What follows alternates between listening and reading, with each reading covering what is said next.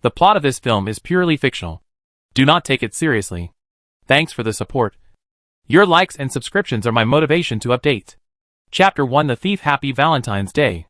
You're dead. When Gene Silence's consciousness returned, the first words he heard were these words. An icy electronic tone echoed in her ears as Gene Silence opened her eyes, only to find that she was surrounded by pitch blackness, where she couldn't see her fingers. She snapped back to her previous experience. That's right. She really was dead. Died on the way to rescue. The helicopter suddenly lost control in midair and plunged straight into the sea. The salty smell of seawater, the rolling waves, the cold, bone-chilling water of winter, the pain of the water pressure on her eardrums in the depths of the sea, the wet clothes that wrapped around her body like seaweed. Everything seemed to have happened just a second ago. And she fell down with the pilot. Is it just 20 young? Scared snot and tears are pasted on the face. At that moment, with a twitch in her heart, Gene Silence gave him the only life jacket that hadn't been washed away by the sea. Anyway, she had no family, no ties. I just didn't expect that after people die, they will actually go to the netherworld. This is the infinite space of the survival expert system. That electronic voice sounded again, correcting Gene Silence. You can hear my heart? Who are you? Hello. Host. I am Survival Expert System 007. Your game guide. Game? Gene Silence was dumbfounded. Aren't I already dead? Is this the rules of the netherworld? 007 is obliged to correct the host again. This is not the netherworld. You died during the rescue mission. And the system mastermind detected that your merit exceeded the average value by more than 100 times, thus granting you the game qualification. Alright. What use is this game to me? I don't see playing the game as a reward. And I can see that you guys should be trying to give me a reward. Gene Silence didn't have much trust in this system. But for now, she could only beat a dead horse. Because she was pretty sure that there was no way she could have survived that accident. Even if the system did have some kind of calculation, she had nothing to lose. All players with the survival expert system had 10 chances to enter the duplicates.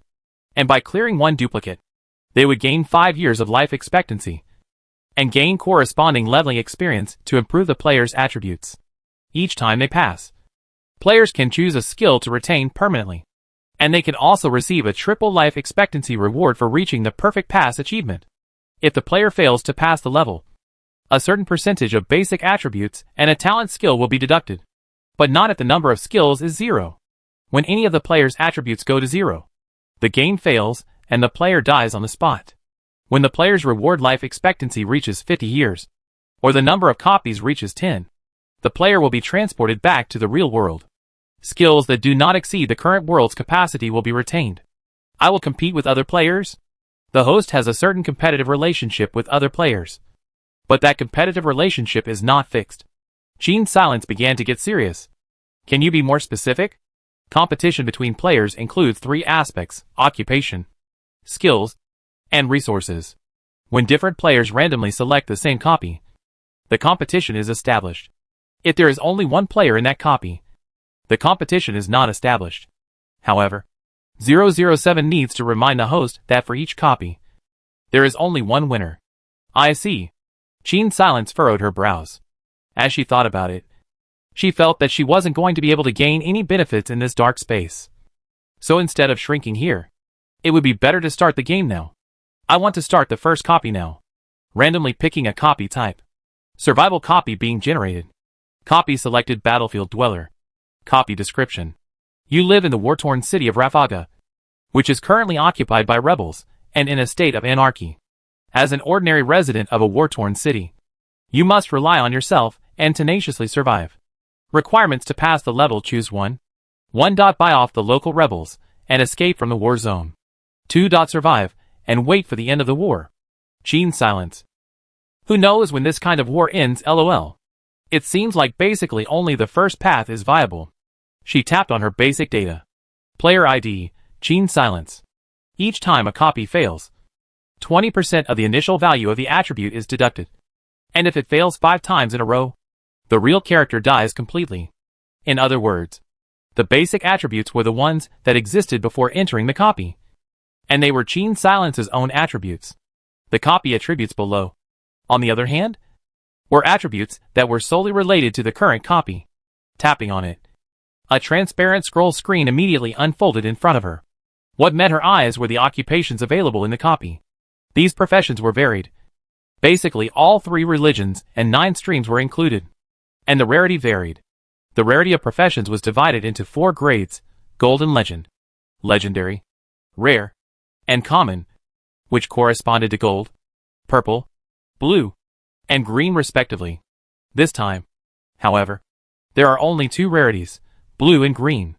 In addition to that, there were also 2 professions with special. There are also 2 other professions with special icons. There was a 60-second countdown on the button, which prevented Chin Sil from looking at all the professions.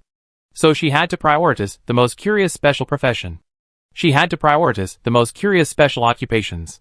The first one was veteran. This profession. The force value of this profession was definitely the highest among all civilian professions. Veteran. You are a veteran with a story to tell. Experienced in combat but scarred. Buff. Attack power x2, attack speed x1.5, shooting expertise. Debuffs.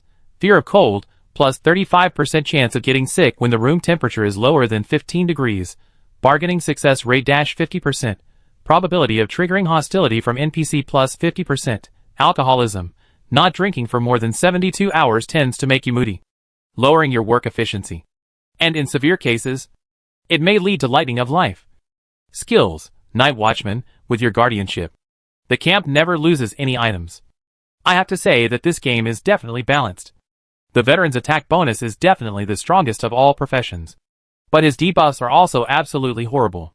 Moreover, from these debuffs, Chin Silence found out that amongst this copy, there should be more frequent transactions, and the number of NPCs should be quite high. Night Watchman. Skill also implied that this lawless land was bound to be chaotic once night came. It was impossible for Chin Silence not to rest in the game. And since the basic attributes of this survival game had an endurance option, it meant that no matter which copy she was in, she would need to sleep. And veteran. This profession, at first glance, was a profession that favored combat and made enemies everywhere. So the possibility of finding a companion was very low. If Chin Silence was attacked by another player or NPC in her sleep, or if this profession had no alcohol for 3 days and chose to commit suicide against her while she slept, then she would be game over for this game. 5 years of life expectancy was no joke. Immediately after that, Chin Silence had a look at another profession: University Professor. University Professor, you are a weak, middle-aged professor whose good upbringing makes you seem very friendly. Buff, bargaining success rate plus 50%. Probability of triggering NPC hostility minus 80%. Pass the level to get triple life expectancy reward. Debuff, attack power minus 50%. Attack speed minus 50%. Backpack grid minus 4. Coffee addiction, will be depressed if you haven't consumed coffee for 72 hours. Compassion, chance to be depressed by others' bad luck. Skills, vegetable growing, can grow vegetables in the camp. There is nothing attractive about this character. And it can even be said that it is the most unappealing of all the professions. Apart from the growing vegetables. Aside from the grow vegetable skill. This character is so full of debuffs that you don't want to talk about it. But University Professor has an attractive buff. And that's the triple reward. In other words, the perfect way to clear this copy was to choose this profession and survive until the end. But Chin Silence was after all a newbie, entering a copy for the first time. If he drew this profession, 80% of him would have to GG. Seeing that the countdown was about to end, Chin Silence hurriedly pressed the draw button. The screen's image scrolls crazily, and finally stops at a profession: thief. After selecting the occupation, Chin Silence's eyes went black. Copy drop-in. Randomly generating special NPC. Wait, why is the NPC randomized after I've selected a profession? Player Chin Silence, you have entered the replica. The mastermind states that during the replica, System 007 will not answer any questions from the host. Good luck. After 007 finished saying this, he didn't make any more sound, and the rest of everything needed Chin Silence to figure it out on his own. Chin Silence opened his eyes and found himself in a small, dilapidated 2-story building. Outside was the deafening sound of artillery bombardment and the whooshing sound of bullets breaking through the air. And the house would occasionally have clods of earth shaking down to the ground from stray bullets. She tapped her panel and glanced at the profession she had drawn. A rare profession. Thief. You are a divine thief with a sense of justice. Buff. Bring your own unlocker, unlimited number of times. Walk silently. No cover backstabbing success rate plus 50%. Running speed plus 50. Debuff. Hard mouth soft heart, bargaining success rate minus 30%. Encounter neutral NPC death. Mood value is easy to drop. Occupational disease, night, and guards head-on encounters. Cause the other side of the alert chance of 100%. Skills, stealing without working once a day. You have a chance to steal other people's goods. The kind of goods is random. Overall, the character is well balanced. And the fact that he walks silently is really conducive to sneak attacks. It was almost impossible for civilians in the land of war to clash head-on with the rebels. Qin Silence carefully stretched out a small section of his head, revealing just a pair of eyes, and looked out from the window. As far as the eye could see, there were all bulky tanks and soldiers running back and forth. One of them wore black uniforms and was obviously better equipped. Qin Silence guessed that they should be the rebels who occupied the city. The other side wore camouflage-colored uniforms and was slightly less well-equipped. So they should be the rebels who had won the hearts and minds of the people. After the fierce alleyway battle, the outside gradually fell silent. Just as a rebel passed by Qin Silence's window, Qin Silence hurriedly retracted her head and unleashed the thief's skill unearned. The soldier dressed in black realized nothing. When he walked away, Qin Silence took something out of her backpack for a second and found that it was a bag of compressed biscuits. This copy was the real world for NPCs. But for Qin Silence, most of the things here had properties and data. This bag of compressed biscuits was no exception. Military rations, satiety plus 50, can be split into 2 meals. Thirst minus 5. With this, Qin Silence's survival problem for the first day should be solved for the time being. Chapter 2: Scouring the camp, gouging for diamonds. Qin Silence looked at what she was wearing and found that the character's body type was her original body type, while what she was wearing was a grayish tracksuit. She guessed that her face shouldn't have changed either. After retrieving the bag of compressed biscuits back into her backpack, and looking at the still bright sky outside, Qin Silence did not intend to venture out. She took a glance at the environment of this small 2-storied building and decided that thieves don't go out of their way to search around the house. After all, during the daytime, the two armies were constantly exchanging fire, and it would be too dangerous for an ordinary person like her to go out. So it would be better to search around at the birth point, and then think about the next step at night. After the baptism of artillery fire, the windows in this house basically only had window frames left, and the glass on the windows had long been broken for who knows how long.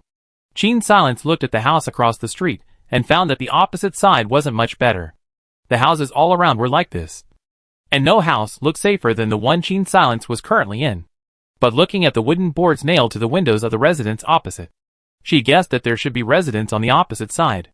Being new to this place, Qin Silence didn't dare to guarantee whether she would be found abnormal by the aborigines here, so she didn't intend to get together with others as soon as she came up. She looked at the old furniture around her and decided to follow the example of others and seal the windows first, but not without tools. There had to be at least an axe or a hammer. Qin Silence headed in the direction of the basement first, trying to find out if there were any such tools in the house. She walked down the stairs and began to search the shelves, cardboard boxes, and cabinets in the basement. In the cardboard box at the top of the shelf, she found a wilted vegetable that looked edible. Other than that, the shelves were empty and as clean as Qin Silence's current backpack. TSK. It's really the Locust Transit. It's true that nothing useful can be left in a war-torn area. Qin Silence pursed her lips and walked towards the innermost cabinet. When she pulled the cabinet door, Qin Silence felt a resistance. It made her eyes light up. A locked cabinet. There should still be leaks inside that haven't been searched. The profession of a thief came with a lock opener, and it came in handy now. She immediately used the lock picker to open the lock on the cabinet. Inside the cabinet was a gag bag. Snap! The mouth gold bag was opened by Qin Silence. What met his eyes were several piles of banknotes with blue-green watermarks. Qin Silence glanced at the panel data and was pretty sure that this stuff was now scrap paper. Where there was no government, the money issued from before was of course scrap paper. She casually piled these banknotes to the side and turned the lipstick bag upside down. Eventually, Qin Silence found a diamond ring and a gold necklace in the inner pocket of the bag. Without hesitation, she pocketed these 2 items. Ding! The system in her head let out an electronic tone. Although gold and precious stones could not be eaten or drunk, they were still hard currency in a chaotic world. Unlike the banknotes issued by the original government, gold and precious stones could still circulate in a war. Thinking about the conditions of this copy, Qin Silence didn't think that food, medicine, weapons, and such things could buy the local rebels. There was no way the army would be short of those things. Only real money that didn't depreciate elsewhere would be able to impress them. But right now, there was no way that these things could immediately solve her immediate needs. Trying to buy off rebel soldiers with a tiny diamond was something not to be thought of. Qin Sil left the pile of useless banknotes where they were and continued to rummage around. More than an hour later, Qin Silence had searched all the corners of the house. The first thing that could be ascertained was there were no tools readily available. Whether it was an axe or a knife, there were none. But just now, Qin Silence discovered that there was actually a mall in the system. Only this mall had no add-on props. Only one thing: blueprints. And the thing to buy blueprints was points. Recalling the electronic sound when he found the jeweler, Qin Silence understood that what triggered the mall to unlock should be the diamond ring and the gold necklace. After the mall was unlocked, all items had a points price tag. Qin Silence appraised the existing items on hand one by one, and eventually discovered that the points that could be exchanged for building materials were very few, almost negligible. The ones that could be exchanged for more substantial points were items that were in short supply, such as food, medicine, and jewelry. Qin Silence didn't have any weapons at the moment, so he wasn't sure of the price. At the very least, there was no way to exchange steel pipes for blueprints. Right now, Qin Silence only had a few items in his backpack. Building materials such as steel pipes, metal parts, and wooden planks were piled up in a corner of the house and were not put into her backpack. The things that could be put into the backpack were all relatively valuable. These included a vegetable, a plate of common cold medicine, a bag of compressed biscuits, and an unopened bottle of pure water. Although their value was relatively high, there was no way they could be compared to jewelry from the point of view of redeeming points. Qin Silence appraised the price of the gold necklace and the diamond ring, and eventually made a somewhat stingy move picking at the diamonds. After a lot of effort, Qin Silence finally gouged down the diamond that looked like it should have a carat with a metal wire, and then exchanged the gold necklace and the ring made of white gold for points. These two items were converted into exactly 10 points, while the diamond that was kept by Qin Silence was worth 50 points. Qin Silence clicked on the mall and browsed through the blueprints inside. The blueprints here were all things that existed in the current world, and there were no surreal items. Most of them were things that Qin Silence couldn't afford. However, there were two things that, from a practical point of view, could be described as good value for money. They were the primary workbench and the water collector. Both items were 10 points, which was considered the cheapest blueprints in the mall. Elementary workbench can be used to make 4 kinds of primary tools: crowbar, knife, axe, shovel. Can make water collector filter. Build method, 10 points to unlock. Looks like we can only buy the workbench drawings first, Qin Silence thought to himself. After all, with a water collector but no filtration device, the collected water wouldn't be drinkable. Having figured this out, Qin Silence immediately chose to buy the blueprints for the primary workbench. The mere 10 points instantly returned to 0, and Qin Silence's mind was filled with an additional method to build a workbench. However, this method had little practical value, because in real life, building a workbench definitely wouldn't require just this little bit of raw materials, nor would it be successful in one go. This was probably what those 10 points were really exchanged for.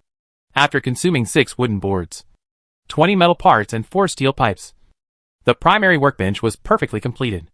Qin Silence immediately crafted an axe and prepared to split the useless furniture around her into planks. First making herself a simple plank bed.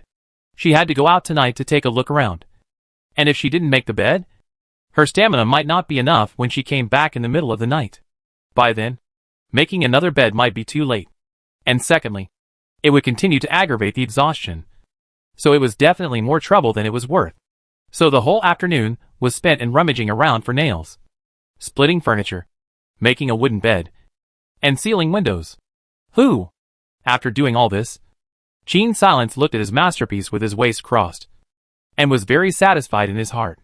However, there are still 3 holes in the roof, and the walls of the first floor are broken in 2 places.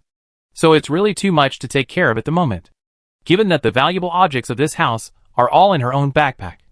Plus the workbench is fixed to the floor and can't be taken away at all. Although this house doesn't even have a burglar-proof door right now, and only has a solid wooden door panel, Jean Silence isn't worried about it at the moment. Even if a thief stole over her head, at most, they would just take away some heavy building materials. She glanced at her status and found that her hunger value had become 1550. So she took out the compressed biscuits and ate half of them, restoring her hunger value to 4050. As the sky darkened, Jean Silence peeked out through the cracks in the wooden planks on the window. Occasionally, a few drunken rebel soldiers with shiny silver wine bottles passed by, heckling. Other than that, it was a lot quieter out there than it had been during the day. Squeak. 2 men emerged furtively from diagonally across the room. Inside the door of the room, a woman with a wary face was still holding a small, cold knife in her hand, supposedly keeping watch for her companion.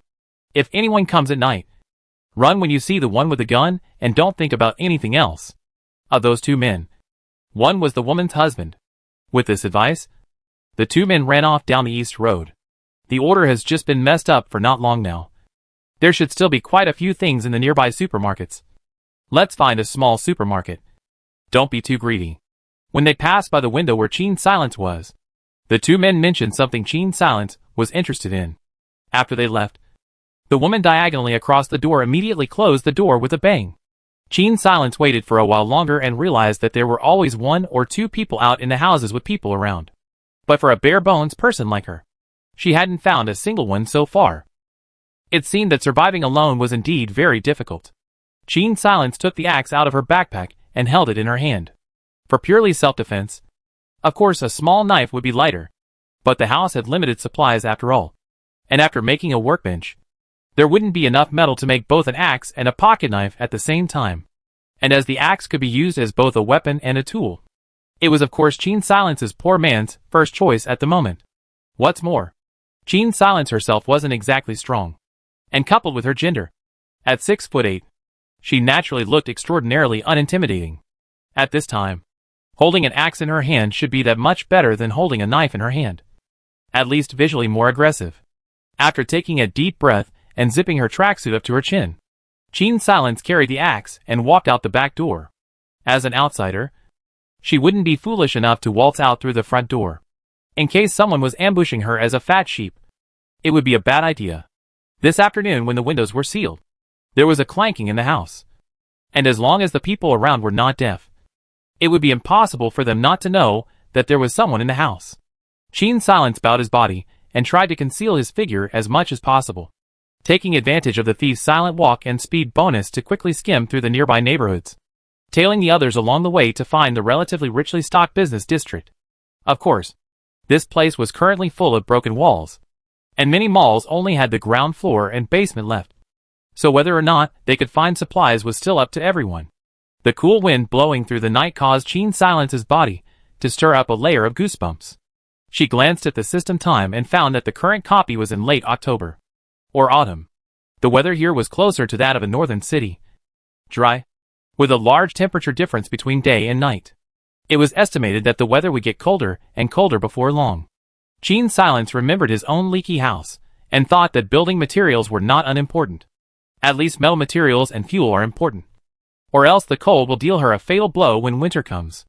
Just as Jean Silence was considering all this, a dense sound of footsteps came from behind her. Chapter 3 Unwelcome Guest Mood Bubbles. Jean Silence hurriedly ducked into the shadows of the surrounding ruins. A tall man ran quickly through the streets, skimming past where Jean Silence was in the blink of an eye. Right behind him was a large string of rebel soldiers. Catch him. If we let him escape this time, everyone will be punished when we return. Shit! Sleeping with a woman and someone is meddling. Kill him. This group of people were all soldiers with loaded guns, and everyone was wearing bulletproof vests on their bodies. They were carrying their rifles, cursing while aiming to shoot at the people in front of them. Jean Silence didn't expect to run into the big prize on his first night out. A group of people started firing at the man in front of him. However, the light in the night was too dark, and the man was unusually agile. Jean Sil was hiding in the dark for a long time, but the group could not catch the tall man. The group of people chased farther and farther away. and eventually completely disappeared from Gene Silence's sight. And the surroundings gradually quieted down, thanks to the group of soldiers who had just set fire to the streets. The people around them had basically run out.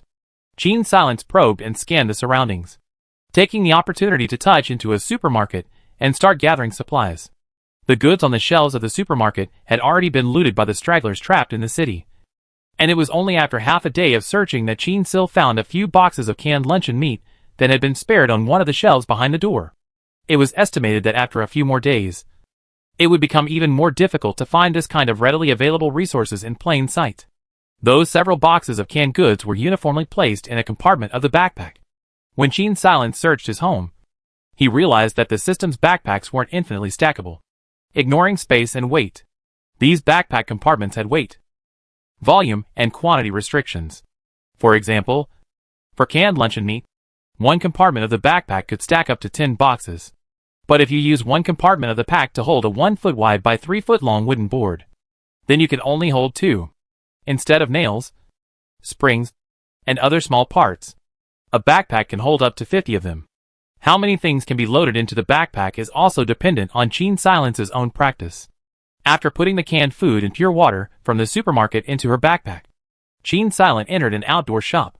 She picked up a large, sturdy and durable hiking bag, then stuffed a set of thick hiking clothes into it, took a sleeping bag and tied it to the top of the hiking bag, and changed into a set of black punching clothes. Anything in the shop that could be used as a weapon was snatched up before Gene Silence arrived. Before Lafarge City went into chaos, civilians seemed to be under weapons control as well. When civilians couldn't get their hands on hot weapons, they naturally ran to cold weapons first. The walking sticks, mountaineering picks, camping axes, and field knives at the outdoor shop were almost the most handy weapons available to the commoners. Not being able to find a weapon, Gene Silence wasn't particularly disappointed. After all, there was still a workbench at home that could make weapons. She searched around and eventually took away another bundle of sturdy hiking ropes and a small set of outdoor windproof stoves. The half a bag of compressed biscuits and vegetables that had originally been placed in the system backpack was placed in Gene Silence's mountaineering bag, freeing up 2 compartments of space. The lock opener was also placed in her carry-on pocket. Right now, the backpack was occupied by 4 compartments, which were cold medicine X1, diamonds X1, pure water X9, and canned lunch meat X7. Gene Silence wasn't sure of the exact value of the medicines exchanged at the NPCs. Plus, it was her first time out. So in order to avoid running into a robbery with no return, she didn't take out the diamonds and medicines. With the remaining 4 compartments of her backpack, Gene Sil chose to bring 2 sets of metal parts as well as 4 wooden boards that were about a foot wide and 3 feet long. There were still a lot of broken holes in the house that hadn't been patched up. And although these planks took up space, they had to be brought. After all, where Gene Silence himself lived, the outside was bare, and everything that could be utilized had basically been picked up and taken home by the surrounding residents. In an area blockaded by war, all resources were being internally depleted, and arable land was basically completely destroyed, with food becoming a non-renewable resource in the short term. What's more, before the war, this was the city, and all the food came from outside transport. The vast majority of supplies were controlled by the armies of both sides, and the local residents who were trapped here could only barely survive by scavenging like vagabonds every day. After scavenging, Gene Silence glanced at the system time and realized that it was already past 3 o'clock in the middle of the night. The journey back would probably take another hour. She had to hurry back as soon as possible while it was still light, or else she was afraid that she would be caught in a firefight when she encountered the army. Gene Silence was carrying a mountaineering bag and was still very agile. With a cat's waist, she hid all the way back, and it was only around 4:30 that she barely made it to her home. By this time, the sky had already begun to whiten. Gene Silence's hand was just resting on the doorknob when her face suddenly changed. At the doorway of the back door, there was a less conspicuous bloodstain. But Gene Silence's memory was good, and she was clear that this place, originally, shouldn't have such a dark red stain. And looking at the shape, it was clearly a dripping blood stain, not a splattering blood stain. Thinking of this, she immediately held her breath, preparing to climb in through the broken hole in the first floor wall to see just what this intruder was. If it was good to deal with, she would naturally drive this guy out. If it was not good to deal with, She could also quietly retreat, because of the bonus of her profession as a thief. Qin Silence's hands were far more agile than she used to be, following a small dirt slope behind the house. Qin Sil climbed up the broken hole in the wall of the first floor in 3 tries, and gently drilled into the room on the first floor. She noiselessly appeared on a broken floor and peeked down. A tall man was sitting on the plank bed she had just made during the day, biting a small branch in his mouth and holding a small knife in his hand, slashing the skin on his other arm. A bullet head clanked to the ground. The man put down the knife, picked up a roll of bandages, and began to bandage the wound. At this time, Qin Silence silently appeared behind him. She picked up the bloodied knife and nimbly pressed it against the back of the man's heart, saying in a chilling voice, "Don't move." The man's bandaging jerked to a halt. "Is this your house?" He seemed unafraid of the knife in his back and continued to wrap the bandage around his arm. "What do you say?" Qin Silence pushed the tip of the knife forward again. "Leave my house." "Not for now." The man pointed out the window. "It's almost dawn." "That's none of my business." Qin Silence glanced at the man's blood-seeping bandages, her tone slowing down slightly. "We don't know each other. There's no way I can trust you. You're only one person. We can work together." The man introduced himself. "My name is Yuan Heng." Unbeknownst to him, Qin Silence had already scanned his values. The first thing that could be ascertained was that this was an NPC. Although Qin Silence couldn't see his life value, she could see that his blood bar had dropped by a small amount. For the other values, she couldn't see a single thing. This person was not lightly injured. At his feet, Qin Silence also saw a pale yellow aura representing neutrality. This meant that Yuan Heng was currently not hostile to her. But he wasn't friendly either. "It's useless to just grab that knife." Not hearing a reply, Yuan Heng gently patted the pocket of his overalls. Qin Silence immediately understood his hint. This dogman had a gun. "Don't move." The knife in Qin Silence's hand directly pierced Yuan Heng's skin. Fortunately, the wound was shallow and not fatal. Yuan Heng drew a breath of cold air. The color of the aura under his feet turned to a deep yellow, but did not turn further into red. "You should be glad that I don't hit women." Qin Silence's eyes flashed, and the knife in her hand came out of her hand. How could this person's stance be? Qin Silence was incomparably shocked in her heart. Her speed had already become half as fast as a normal person's due to her profession bonus. Yet she was still too late to counterattack. However, Qin Silence didn't know that fast speed didn't necessarily mean fast reaction. People who had lived in peaceful times for a long time would find it hard to compare their reactions with those who were conservative and war-torn. Not to mention the fact that Yuan Heng was a practitioner at first glance. Yuan Heng stank as he threw the small knife on the ground with a crisp clattering sound. "Can we talk about cooperation now? If you don't want to, I can leave tomorrow night, but not today." Qin Silence looked at this uninvited guest with a grimace and kept hypnotizing herself. "This is a copy. It's a copy. Be able to flex. Be able to bend and bend. What can I get out of this?" She looked Yuan Heng up and down. "You avoid going out so much. I'm afraid you have some enemies. Right?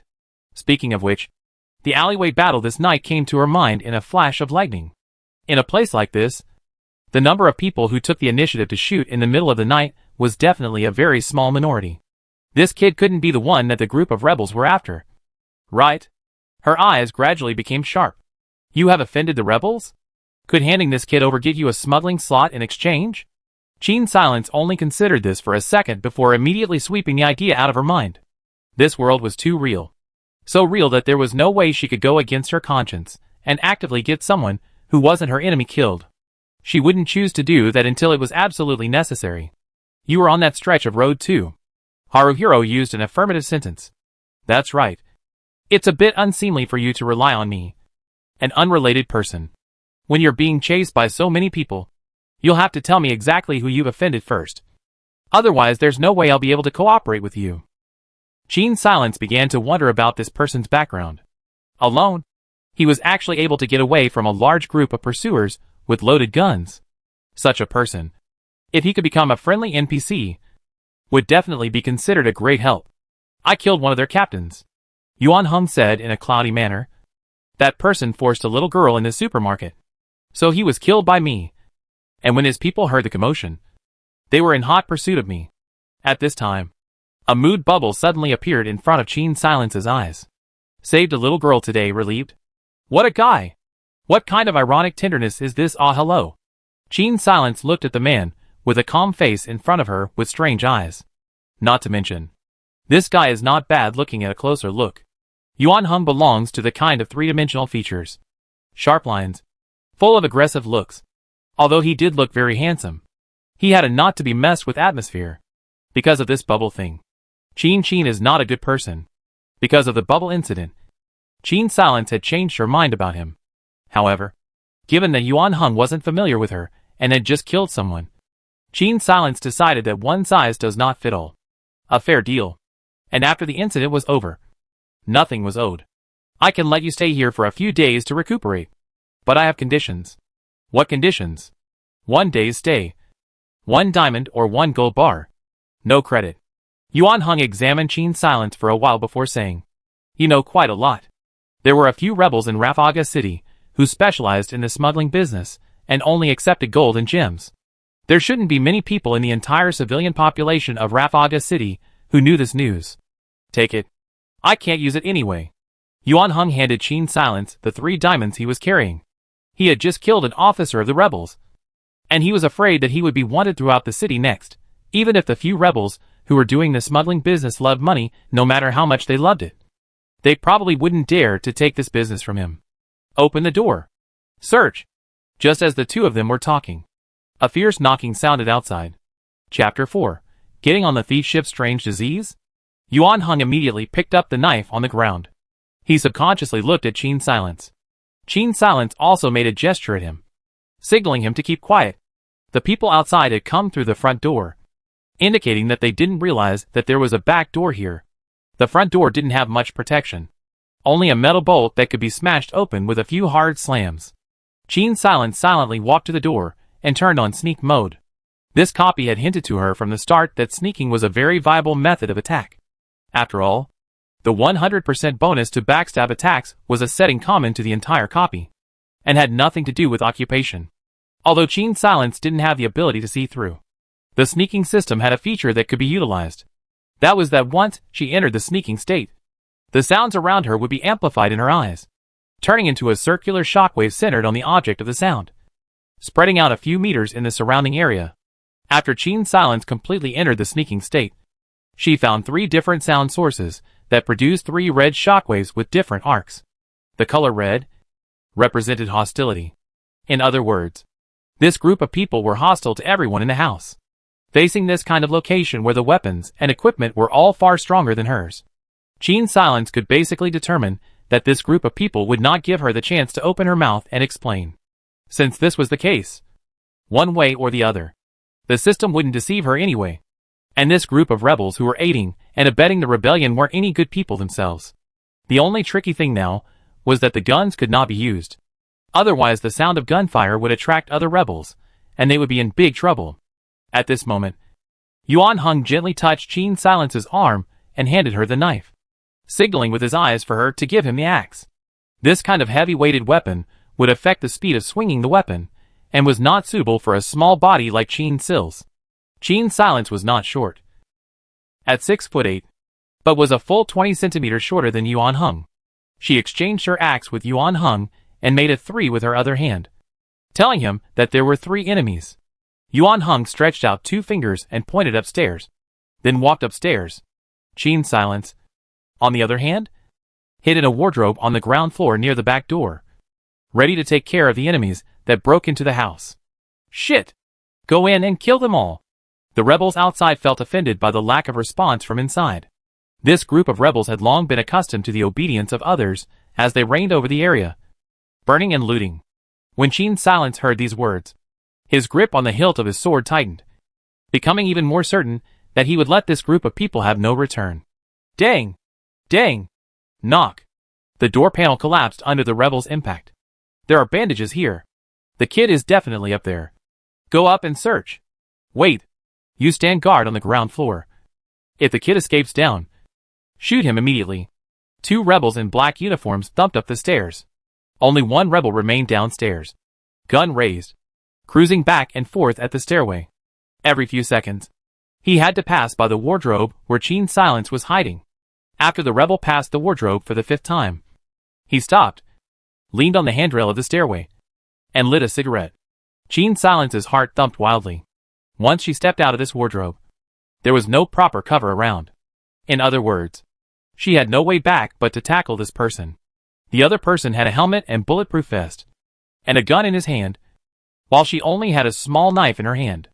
Jean Silence held her breath and entered sneak mode. In this mode, her speed would be a little slower than usual, but she was able to know the wind and grass around her like the back of her hand. Jean Silence's toes gently tapped on the floor without making any sound. One of the thief's professional buffs was walking without sound.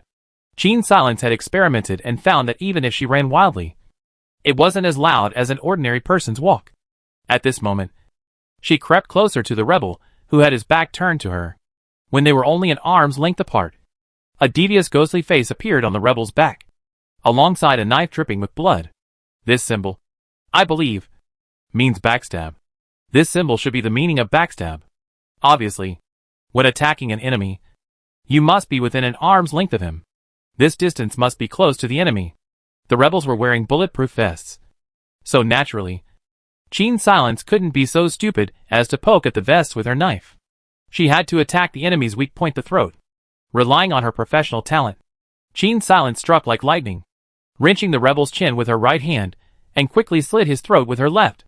The rebel only had time to let out an extremely slight sound of air before committing himself. Jean Silence dragged his corpse towards the back of the stairs. There, it would obscure the sight of the people coming down from upstairs, and make it easier to search the body. After a while, Yuan Hung came down from upstairs, and said in a low voice, "It's settled." He ignored Jean Silence's move to search for belongings on the corpse, but instead walked to the doorway, reattached the door panel, and used a short cabinet, topping it off. Jean Silence had by now scavenged quite a few things from the rebels' bodies. A rifle, 7 rounds of ammunition, a bottle of spirits, a roll of bandages, and a bottle of anti-inflammatory medicine. From this, Jean Silence's previous guess was completely accurate. These rebels were not short of food, medicine, weapons, and other military supplies. The only thing that can buy them off is real money. The good thing is that no living rebel has ever seen Jean Silence's face. And even if Jean Silence handles this person today, no one will be able to find her head immediately. Thinking of this, Jean Silence sighed and looked towards her primary workbench with some reluctance. Her tool bench made out of 6 wooden boards for steel tubes and 20 metal parts was going to give up after 1 day of use. And the bed that had just been made. As if reading her mind, Yuan Hung said, "The rebels are not stationed near here. They don't have many people around here. We should still be safe today." Jean Silence turned her thoughts to the fact that it was about to dawn, and the 2 armies were about to start fighting again. At a time like this, the rebels wouldn't have the time to purposely run over and see if there were any corpses hidden in the houses of civilians like them. But at night, this group of people would still come out to have fun, and that time was when these corpses might be discovered. She didn't notice for a moment that the circle of light underneath Haruhiro's feet had turned a friendly green color. "I'll go upstairs first. Now that it's getting light, we'll have to get out of here as soon as night falls," Jean Silence said and went upstairs. Both of the rebels upstairs had their necks broken by Yuan Hung in a rather clean manner. This gave Jean Silence a new perception of Yuan Hung's skill. At least there was no way for her, a novice, to do this while injured at the moment. But it might be possible in the future. After all, there were experience rewards for clearing a copy. And as the number of battles increased, Jean Silence also believed that she would continue to improve. After scavenging the 2 corpses as well, Jean Silence took stock of his current possessions. Medical supplies, bandages X2, anti-inflammatory medicine X2, cold medicine X1, food, lunch meat X7, pure water X9, vegetables X1, weapons, rifle X2, rifle bullets X7, pistol X1, pistol bullets X13, pocket knife X1, defense, bulletproof vest X1, building materials, wooden boards X4, metal parts X100, valuables, diamonds X4, gold pocket watch X1. Based on these items, Jean Silence estimated that the level of civilization here should be comparable to the developed countries in Europe during World War II. She put on her bulletproof vest and covered the traces with a wide punching bag. Due to the lack of backpack compartments, Gene Silence could only discard some of the unimportant things here. The wooden board was the first to be discarded. It was too large and not particularly rare. So if it wasn't stuffed into the system backpack, there was no way Gene Sil would have taken it with her. However, in order not to waste it, she still redeemed the wooden board for a pitiful 0.08 points. With the 2 empty squares, Gene Sil chose to put her weapon in. One pitiful thing about the system was that weapons and defenses couldn't be stacked. A weapon had to occupy a single grid. Because of its length, there was no way for the rifle to be stuffed into the hiking bag and taken away. If Gene Silence dared to go out with a rifle on his back when he was running for his life at night, once he ran into the rebels, combined with the events of last night and the early hours of this morning, he was afraid that he would have to pounce immediately. But weapons were, after all, valuable and tightly packed goods, and getting Gene Silence to give them up would be almost impossible. So she could only put the 2 rifle guns into her system backpack and had the luxury of taking up 2 squares. As for whether or not they would be discovered by Yuan Hung, Gene Sil didn't care that much anymore. Now that the 2 were grasshoppers on a rope, they might have to work together for a long time in the future. When the time comes, if you need a building material such as wooden planks and steel pipes, Gene Silence pulls these things out of that hiking bag. She would dare to pull out. The problem is that the original balance dared to believe. The gold pocket watch was immediately exchanged for 20 points. Cold medicine, bandages, vegetables, bullets and other small things were all gathered together by Gene Silence and stuffed into the originally full mountaineering bag. The hiking clothes in the hiking bag were taken out by Gene Silence and thrown to Yuan Hung. This set of clothes was originally a men's model.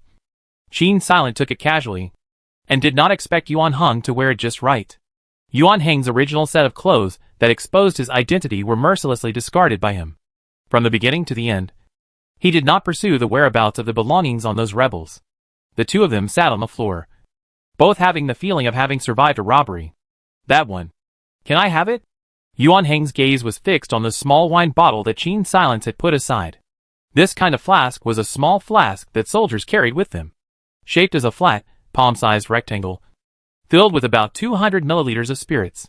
Do you have to drink before your wounds are healed? Gene Silence's expression was somewhat shocked. Yuan Hung had a stern face and did not explain. At this time, a light red bubble floated out in front of Gene Silence's eyes. Damn weird disease, depressed. Is this anger? What weird disease? Gene Silence didn't move and pushed the bottle of wine to him. I don't need this anyway. She picked up her sleeping bag and said, I'll go to the first floor. You rest on the ground floor. The bed is yours. Yuan Hung immediately stood up and followed her. Gene Silence? What does this mean? Yuan Hung runs upstairs in 3 tries and carries a corpse down. I'm not afraid of these, he explained in a raw tone. And with that, he threw the corpse into the basement. Gene Silence looked at this mouthy man and inexplicably felt that he was still a bit cute. The 2 men, one on the first floor and one on the ground floor, rested until 12 noon. Gene Silence shared a portion of lunch meat and pure water with Yuan Hung, and the 2 of them sat on the worn-out chairs, eating while discussing tonight's actions. It's no longer good to find empty houses that work, so we can only go to relatively dangerous areas. There are houses that can be lived in there, but there are also more robbers, Yuan Hung said. Gene Silence sat across from him and always felt a faint smell of alcohol on him. Those weapons of yours? Yuan Hung glanced at Gene Silence. You can sell the extra ones to others for other supplies. There's an underground trading market here? Well, I know a merchant, and if things are sold to him, no one will know the seller's information. You? Gene Silence was just about to speak when the roar of an engine came from above his head. Immediately after that, people in the surrounding houses began to frantically run towards the source of the sound. Everyone's mouths were yelling. The airdrops are coming.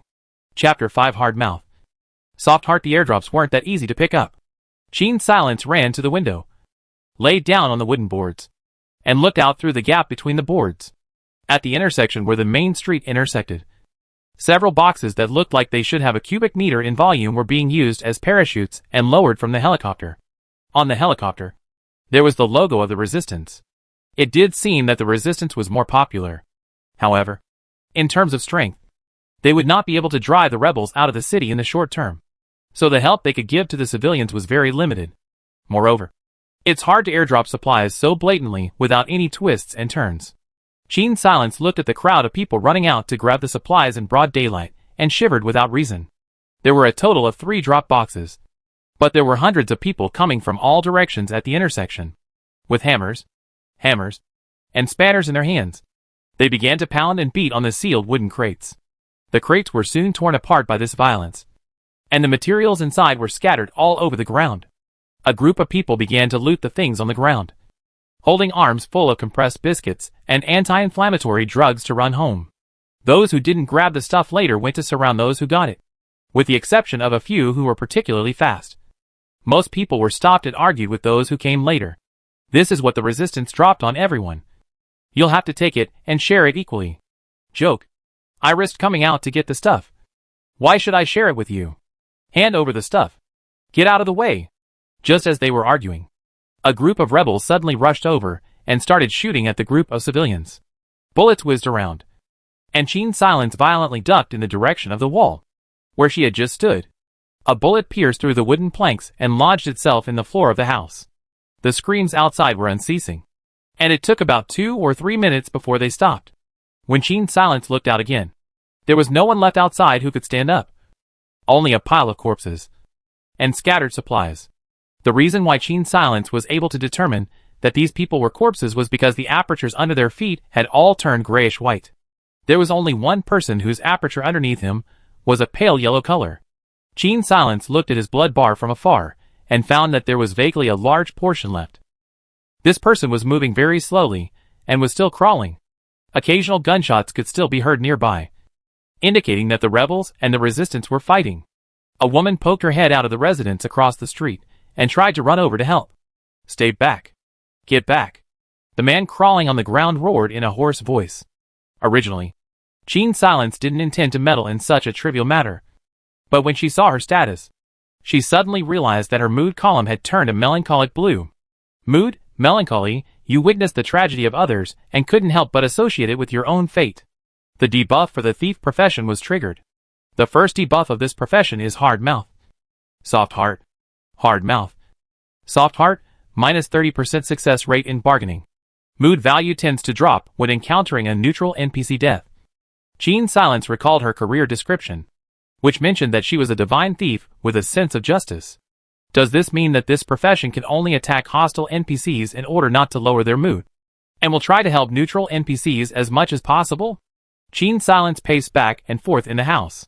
She found that after triggering this debuff, her movement slowed down intermittently. Almost every 3 seconds, the speed would slow down for an instant. This was simply a deadly debuff in combat. Qin Silence was going to run for her life tonight, so it would be too troublesome in case this debuff was going to last for days. She scratched her hair in some annoyance. Bang! At this time, the sound of shells roaring came from outside. Brother! The young woman on the opposite side let out a miserable scream. It wasn't her who was injured, but her brother, the prostrate man. The nearby houses were shaken, and dust poured down. Qin Silence looked at her declining mood value, and knew there was no way she could stand by and do nothing. As a rescue expert, she had some experience in dealing with such accidents. Although explosions weren't common in peaceful times, they weren't completely absent. Qin Silence listened sideways to the pattern of the bombardment and found that there was a 6-second interval between the bombardments of the artillery vehicles used by the rebels. This should be the time for the soldiers to change their ammunition. You're going to save him? Yuan Heng was a bit surprised. We can't just see him die. Those two are obviously brother and sister. If that man dies, his sister will definitely die a worse death than him in the future, Qin Silence said, thinking about how the rebels don't even spare young girls in their teens. This kind of young woman at the right age is all alone and surviving here. Her fate can be imagined. Yuan Heng checked his bandages, lowered his sleeves, and pulled open a crack in the door to look out. There's a bunker over there. We can rush to it in one breath. Wait for a round of bombardment to pass. Then run under that building and wait for another round of bombardment to get close enough to the man, Yuan Heng said as he pointed to one of the remaining stone walls outside. Qin Silence looked at the man with some shock in her heart. He wasn't like her. He was a native of this place. And dead was really dead. Although the price of Qin Silence's failure was not small, there were at least another 9 chances. You don't have to participate, She kindly reminded Yuan Heng. It's better to forget it. In case you die. I feel bad in my heart. How can you let a girl rush ahead? Disgruntled. Another small bubble floated past Qin Silence's eyes. Cough. She touched the tip of her nose in embarrassment. A new round of bombardment began outside. Run! As soon as the bombardment stopped, Qin Silence rushed out. The two of them flew over the potholes and reached under the bunker. But a second later, the bombardment began again. Run! Qin Silence rushed out once again. The two reached a small abandoned 3-story building without any problems. 4 or 5 meters further on was where the man was. The bombardment came once again. The man was hit by debris several times and his blood bar was dropping. When the explosion stopped, Haruhira was the first to rush out and set the man up. However, the man had been shot in the leg, and there was no way for him to walk properly. Most importantly, this person was very big, with an incredible height and a very solid body. Even Yuan Heng was struggling to walk while holding him up. The distance of 4 or 5 meters froze as the two walked out with a thrilling meaning. Hiss. When the two reached the downstairs, Qin Silence tugged at the two as quickly as she could. But there was still a piece of bomb fragment that hit Yuan Heng's calf. In other words, apart from Qin Silence, there was no way for both Yuan Heng and that man to return the way they came. Even tonight's escape plan would have to be postponed. Qin Silence pushed open the door of the abandoned villa. Let's go in first. The very moment she saved the man, the debuff on her body disappeared. Qin Silence looked outside. The supplies that were originally scattered all over the place had been completely bombarded into unpickable debris. Perhaps the rebels' purpose this time was not combat, but to proclaim their authority in the city. It's just that when the King of Hell fights, the little devil suffers. And these civilians have become cannon fodder and stepping stones for the rebels to show off their power. As the bombardment continued, Qin Silence looked back at the man sitting on the ground and realized that his blood bar was still continuing to drop. Yuan Heng had already begun sterilizing his own knife with wine, preparing to help the other man remove the bullet. His own leg had already been given a simple bandage. Thank you. My name is Yu Haiken. I live across the street from you. Bite it. Yuan Heng handed him a twig and interrupted him. Qin Silence's face, however, became a little unsightly. When did this person see the two of them? Was it yesterday during the day? Or was it early this morning? If it was early morning, there was no way to say that he had seen something he shouldn't have. Yu Haiken let out a muffled grunt before the bullet head was cleanly removed by Yuan Heng. Yuan Heng threw him a roll of bandages and told him to bandage himself, turning to his own wound. Bomb fragments usually had lead in them, and if the wounds around them weren't cleaned up, they could easily become inflamed and fester. Qin Silence glanced at him and said, I'll go back first and get my things. Anyway, he was not destined to stay in that house with the corpse tonight. This house was dilapidated, but at least there was no risk of being caught red-handed. Haruhiro didn't look at her, just nodded. You're not afraid that I'll run away? Qin Silence asked, hugging her arms. Yuan Heng glanced at Yu Haiken, the flirtation in his eyes unmistakable. Qin Silence was displeased and darted out of the villa. Your girlfriend used to be a track and field athlete, right? Running really fast. Yu Haiken was a little confused as he watched Qin Sil's nimble figure. Since the two were not familiar, Yuan Heng did not reply, neither affirming nor denying. After a while, Qin Sil carried a large hiking bag and ran back. She took out a bottle of water from the hiking bag and handed it to Yuan Heng. Clean the wound. With that, she gave him another bottle of anti-inflammatory medicine. After all, the beneficiary of this debuff removal was her. Qin Silence. So of course she was too embarrassed to leave Yuan Heng. The injured man? Unattended. Thanks. Yuan Heng's voice was almost inaudible. At this time Yu Haiken took out a slab of cold medicine from his pocket and said, Can I ask you a favor? He stumbled and asked. Still don't know how. How do you call yourself? Qin Silence. Qin Silence leaned against the wall and looked at him condescendingly. You rushed out just for this slab of cold medicine? My sister has been sick for several days. She's not well. Yu Haiken's voice lowered. Give it to me. Qin Silence stretched out her hand. Thanks. This tall, solid man, somewhat unprofessional, rubbed the corner of his eyes with his sleeve. Qin Silence pursed her lips, put the hiking bag into Yuan Heng's arms, and ran out with the cold medicine. on the opposite side of her original house. Yu Haiken's sister was lying in front of the doorway, staring warily at Qin Silence's figure. Your brother gave it to you. Qin Silence handed her the medicine and turned around to leave. How is my brother? The young woman quickly clutched Qin Silence's sleeve and asked in a hoarse voice. He's fine. Just his leg is injured. He should wait for the night. When there aren't that many rebels left, he'll be able to come back. Qin Silence spoke patiently while staring at the hand that was gripping his arm, signaling the other party to let go. Can you take me? Can't. Qin Silence refused the other party's request without listening. The bombardment is so dense. You can't run through it. Then you bring this to him. The young woman took out a piece of compressed biscuit from behind her back and involuntarily gulped as she handed it to Qin Silence. When the bombing stops, your brother will be able to come back. Qin Silence took the biscuit and comforted her. When Qin Silence started running once more, her speed was a whole lot faster to the naked eye. A wounded rebel soldier tried to stop her, and before he could see Qin Sil's face, Qin Sil was gone. Cursing, he slumped back to the ground and waited for his companions to rescue him. Vaguely, he realized that something wasn't quite right with him. Shit! Where did my old bulletproof vest go? Chapter 6 Pleasure Buff Pleasure. On the other side, Qin Silence already had an extra bulletproof vest in his hand. Since there were no extra compartments in her backpack, the bulletproof vest automatically appeared in her hand. When Yuan Heng opened the door, she just happened to see Qin Sil flying in with a bulletproof vest. Which cannon fodder's body armor did this strip? Here you go. Qin Silence dropped the bulletproof vest in Yuan Heng's arms, patting the dust on her hands in the process. She also didn't expect that just now, after casually using an unearned skill, she had actually stripped off that rebel's body armor so coincidentally. However, just now, Yuan Heng had helped a lot in lifting the debuff, and was also injured. So Qin Silence felt that she could still feel better in her own heart if she gave him this bulletproof vest. Yu Haiken, who was sitting on the side, had his eyes glazed over. You? Her? That? The two of you are so blatantly taking the rebel stuff?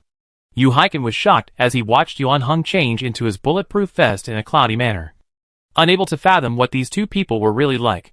The guts are too big. Qin Silence didn't have the time to pay attention to this stupid big guy at the moment. She was staring at a buff on her attribute panel. Right now, her mood column had turned green. Mood, pleasure, you help civilians suffering in the war. Your sense of justice puts you in a pleasurable mood. Base attack plus 30%, base speed plus 30%. Duration 36H. Just now, helping Yu Haiken deliver cold medicine. The reward was actually a buff bonus. Qin Silence suddenly remembered the compressed biscuit. She took the piece of biscuit out of her pocket and handed it to Yu Haiken. This is what your sister asked me to bring here. Just the moment Yu Haiken received the biscuit, the duration of the buff became 48H. In Yu Haiken's current situation, the effect of a biscuit wasn't much. Far less than what a slab of cold medicine would do for a patient. So the rewarded buff duration was 2/3 less. And Qin Silence wasn't surprised. Did you offend the rebels? Yu Haiken inquired hesitantly. Qin Silence's eyes suddenly became sharp. What have you discovered? At this moment, the aperture under Yu Haiken's feet had already turned a friendly green color, and Qin Silence was secretly relieved after discovering this.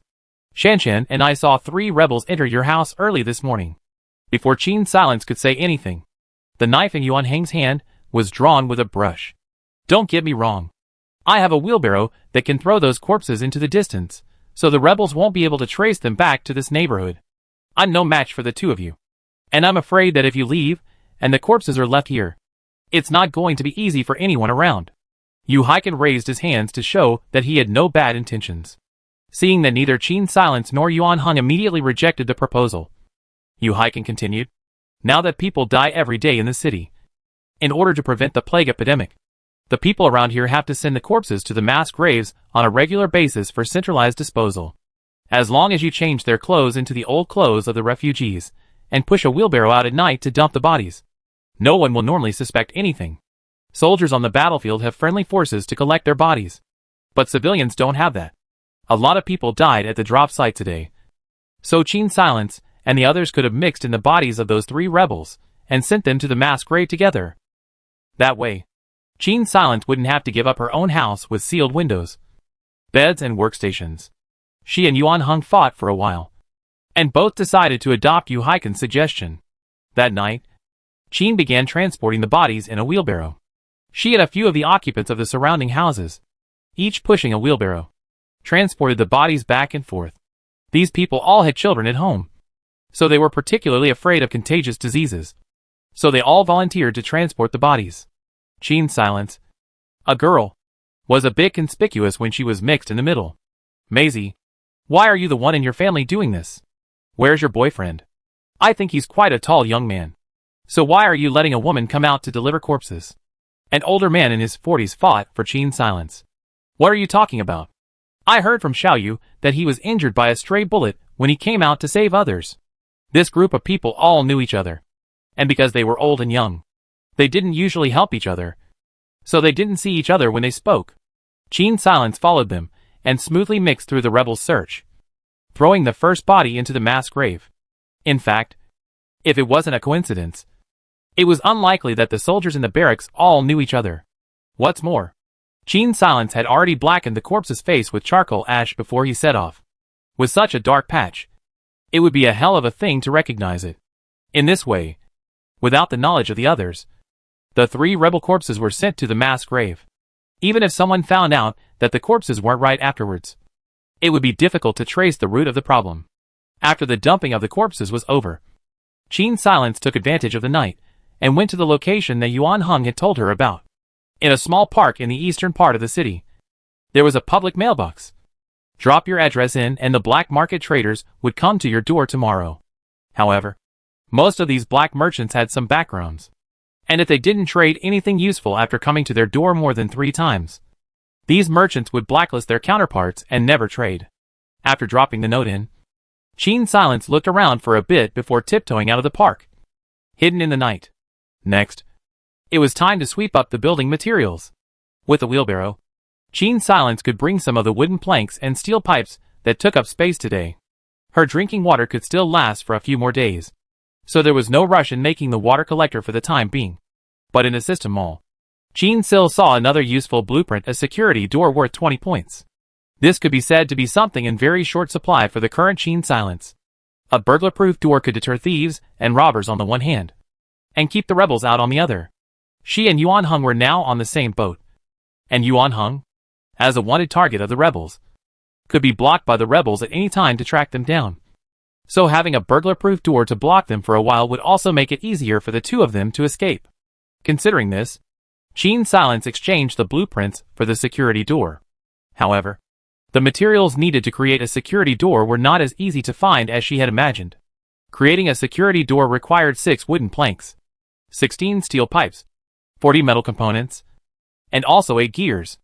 The first 3 materials were only needed in large quantities, but Qin's silence really didn't have a clue where to look for the gears. However, because it was the system's blueprints, and like the workbench's blueprints, some of the designs for the security door didn't conform to reality, so there were no specific requirements for the gears' dimensions. As long as they were gears, they could be used to cobble together the materials to make a security door. Qin's silence decided to collect the first 3 materials while searching for gears.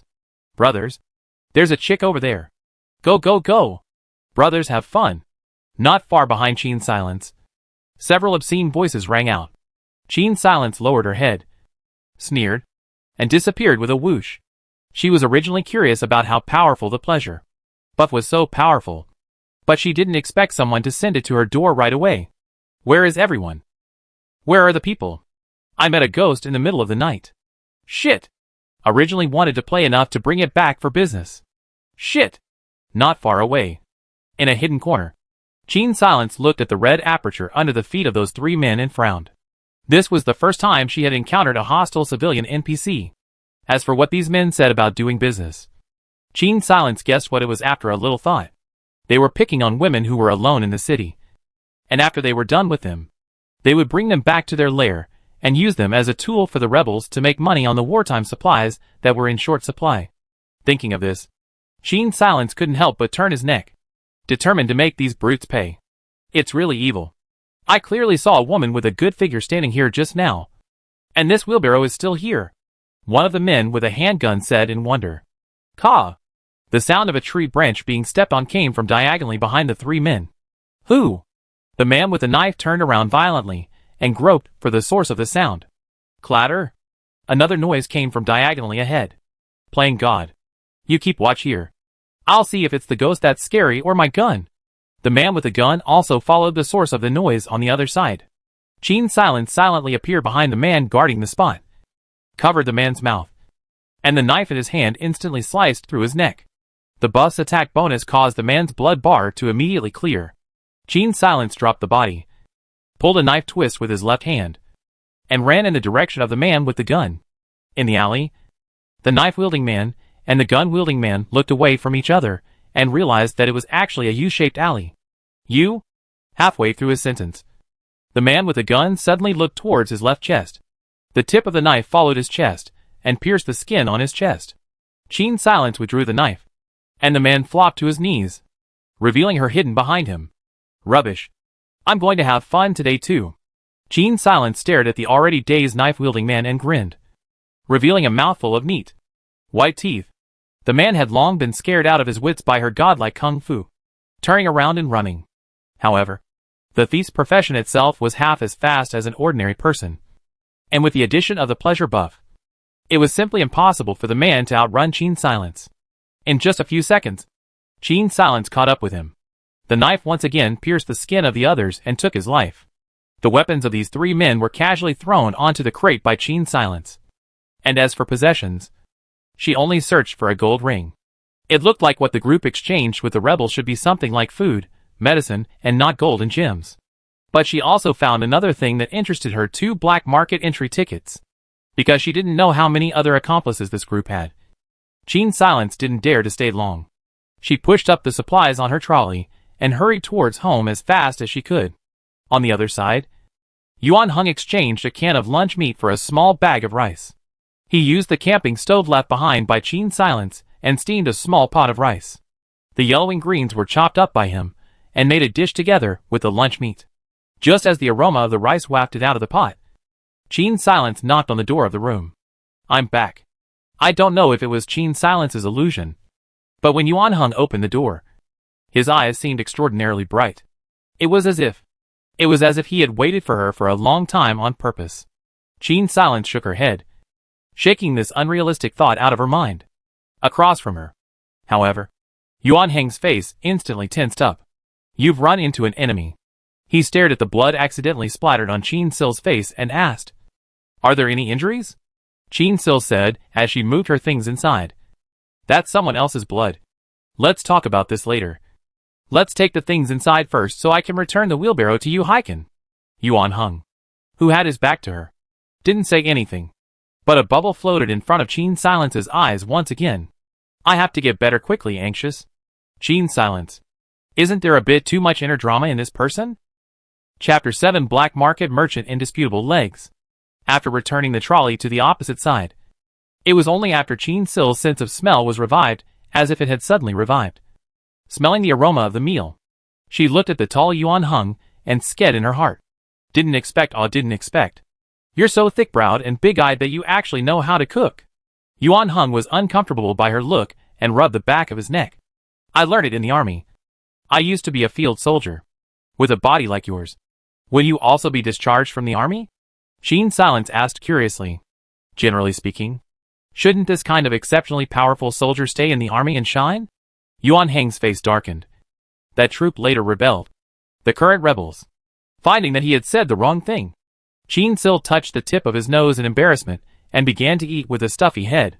After eating, Gene Silence went to the first floor, laid out his sleeping bag, and dug in to sleep. Downstairs, Yuan Hung went to the courtyard of the small building, intending to mend all the fences. The two agreed that each would sleep for 5 hours during the day, and until Yuan Hang's leg healed, Gene Sil would go out at night, and Yuan Hung would keep watch. Gene Silence came back at 5 in the morning, and after eating and going upstairs to bed, it was almost exactly 6 o'clock. Only until 12 o'clock. Yuan Hung did not wake her up. It wasn't until 12:30 when a man on a small 3-wheeled motorbike came over and knocked on the door that Gene Silence jolted awake. She stood on the first floor and looked down. A bearded, middle-aged man was talking to Yuan Hung. Because everyone's houses were damaged and leaking, any sound from outside would more or less reach the house. Qin Silence heard the two men say something like deal. The stuff is in the house. And then the man said something like that. Immediately after that, the man walked into the house with Yuan Heng with a guarded look on his face. Yuan Heng's face looks like it is not to be messed with written all over it. And it seems that all NPCs will be very wary when they see him for the first time. That middle-aged man is naturally the black marketeer. When the black market trader saw Qin Silence coming down the stairs, he breathed a sigh of relief that was visible to the naked eye. Generally speaking, people who have companions, especially women, children, and the elderly, who are usually considered weak, will always let the black marketeer down. In general, people who have companions, especially those who were women, children, and the elderly, who were usually considered weak, would always give people the illusion that they weren't a bad person. After the black market trader came in, another man appeared in the doorway, staring at the surrounding movements with great vigilance. As a veteran of mixing with war-torn lands, the black market merchant certainly could not prepare any backhanders at all. He opened a large bundle he was carrying on his body, revealing the contents inside. The vegetables were exchanged from the munitions wagon. They are all fresh. The medicines are also the army's regular medicines. And there are several sets of precision parts as well. One by one, the merchant introduced the traded items he was holding. Qin Silence swept a glance and confirmed that there were indeed no diamonds or anything like that inside. She was disappointed in her heart for only a split second. Then relieved. Diamonds were, after all, something that could allow one to escape with one's life. And those who took such things out for trade were either local soldiers and outlaws, who were rich as hell, or those who were on the verge of not being able to survive. Black market traders obviously belonged to neither. And if diamonds were really that easy to get, this wouldn't be a survival copy. It would be Battlefield Unchained. What goodies do you have? The black market merchant stared at the two men, always on guard for a sudden outburst of robbery. Wait, the stuff is upstairs. Qin Silence pretended to go upstairs and took the rifle, an extra pistol, and rifle bullets out of her system backpack and carried them to the stairs. When the things in her hand fell in the eyes of the black market trader, the black market trader's eyes immediately became full of deep meaning. Deeply hidden. Brother, he teased, don't worry. The rules of our trade are like this. Don't ask for provenance. But this thing of yours, it's not easy to sell stolen goods, so the price will have to be discounted. Businessman is a businessman. 3 words reveal the nature of the treacherous businessman. However, given that the thief has a hard mouth and soft heart debuff, the bargaining success rate is 30% lower than ordinary people. While ordinary people can in the black market merchants this bargaining success rate, just by thinking about it, I know how low it is. However, Qin Silence still returned the price a few times with a fake bar meaning. In the end, the weapons were exchanged for 2 5-pound bags of flour, 2 small bundles of vegetables, a box of 10 small packets of military rations, and 10 precision parts gears. For black market traders, weapons were not that difficult to get, but proper food was very hard to find now. Even though Qin Sil felt that these things could not satisfy her, the black market trader said nothing and was not willing to raise the price any further. Immediately after, Qin Sil asked about the diamond trade. I don't see that you two look like people who are incapable. It's impossible for you to stay in a place like this for the rest of your lives. Right? The mess here in Rafago won't end without 3 to 5 years. A small merchant like me can't do this kind of big deal. If you guys want to trade for diamonds, you'll have to go to the black market to trade in person. Compared to the boss there, a small merchant like me, it's just not worth mentioning. The black market merchant answered Qin Silence with a mysterious tone. Qin Silence remembers the 2 black market entry tickets in his pocket, raises an eyebrow and asks, Black market? How do I get there? That's not easy. There are only a few entrance tickets. They are issued by the big shots in the black market. If ordinary people want to get their hands on them, how can they get this number? The black market merchant stretched out 2 fingers. 1 ticket costs 2 gold rings. Yuan Heng suddenly touched Qin Sil's arm at this time, signaling her not to fall for it, since Qin Sil said the wrong thing during dinner, and she didn't mention the fact that she ran into the enemy at night. Yuan Heng didn't even know that Qin Sil already had the admission ticket in her hand. Looking for you to buy it? Qin Silence continued to ask the black market merchant. Hey, if I had this ability, where else would I need to come out and walk the streets and take risks? The black market merchant sipped his teeth and glanced at Yuan Heng. If you want to get this, you have to let him go. There is a brothel in the east of the city and a casino in the west of the city, both of which can exchange for that thing. Except that those places are not safe for men to go to, and even less safe for women to go to. What day does the black market usually trade? Can't say for sure. But this time it's on the night after tomorrow. If you guys want to catch up, I'm afraid it's not too easy. After chatting for such a short while, the black market merchant glanced at his old pocket watch. I have to go to the next one. If you have something good in the future, you can still look for me to offer it. After he left, Qin Silence immediately started assembling the security door. After getting 10 gears, she could at least transform the front door into a security door first. Yuan Heng was originally supposed to be sleeping, but now that he was watching her busy, he was also a bit unable to sleep. In his eyes, Qin Sil was assembling the security door bit by bit like a craftsman. This should be the system automatically correcting the world in the eyes of the NPC. It was the first time he had ever stumbled upon a woman like Qin Silence. Not to mention being strong. She would also have a lot of things that others wouldn't think of. Yuan Heng's eyes glanced to the workbench standing on the ground floor, guessing that this thing was also assembled by Qin Sil's hands. Qin Silence had just assembled the door lock with the gears, and as soon as he turned around, he saw Yuan Heng's open eyes. Did I disturb your sleep? Yuan Heng shook his head. There had been many times in the past on the battlefield when it was noisier than this. He was simply unable to sleep now. Not because of the noise. What did you used to do? Me? How should I put it? Qin Silence wondered if there were any search and rescue teams here that specialized in search and rescue. My previous job was to save people. Volunteer? Yuan Heng recalled Qin Silence's act of saving people yesterday. No wonder. It can be said that way too. Qin Silence snorted. That's when she remembered the black market and told Yuan Heng about last night's encounter. I suspect that the brothel house in the east of the city that merchant was talking about is the lair of those three people. Qin Silence had lived here for a few days, and everything here felt incredibly real to her. Perhaps to her, this was merely a copy of the game. But to the others, this was the world they lived in. That brothel was so unscrupulous. Removing them would do some good on the one hand, and on the other.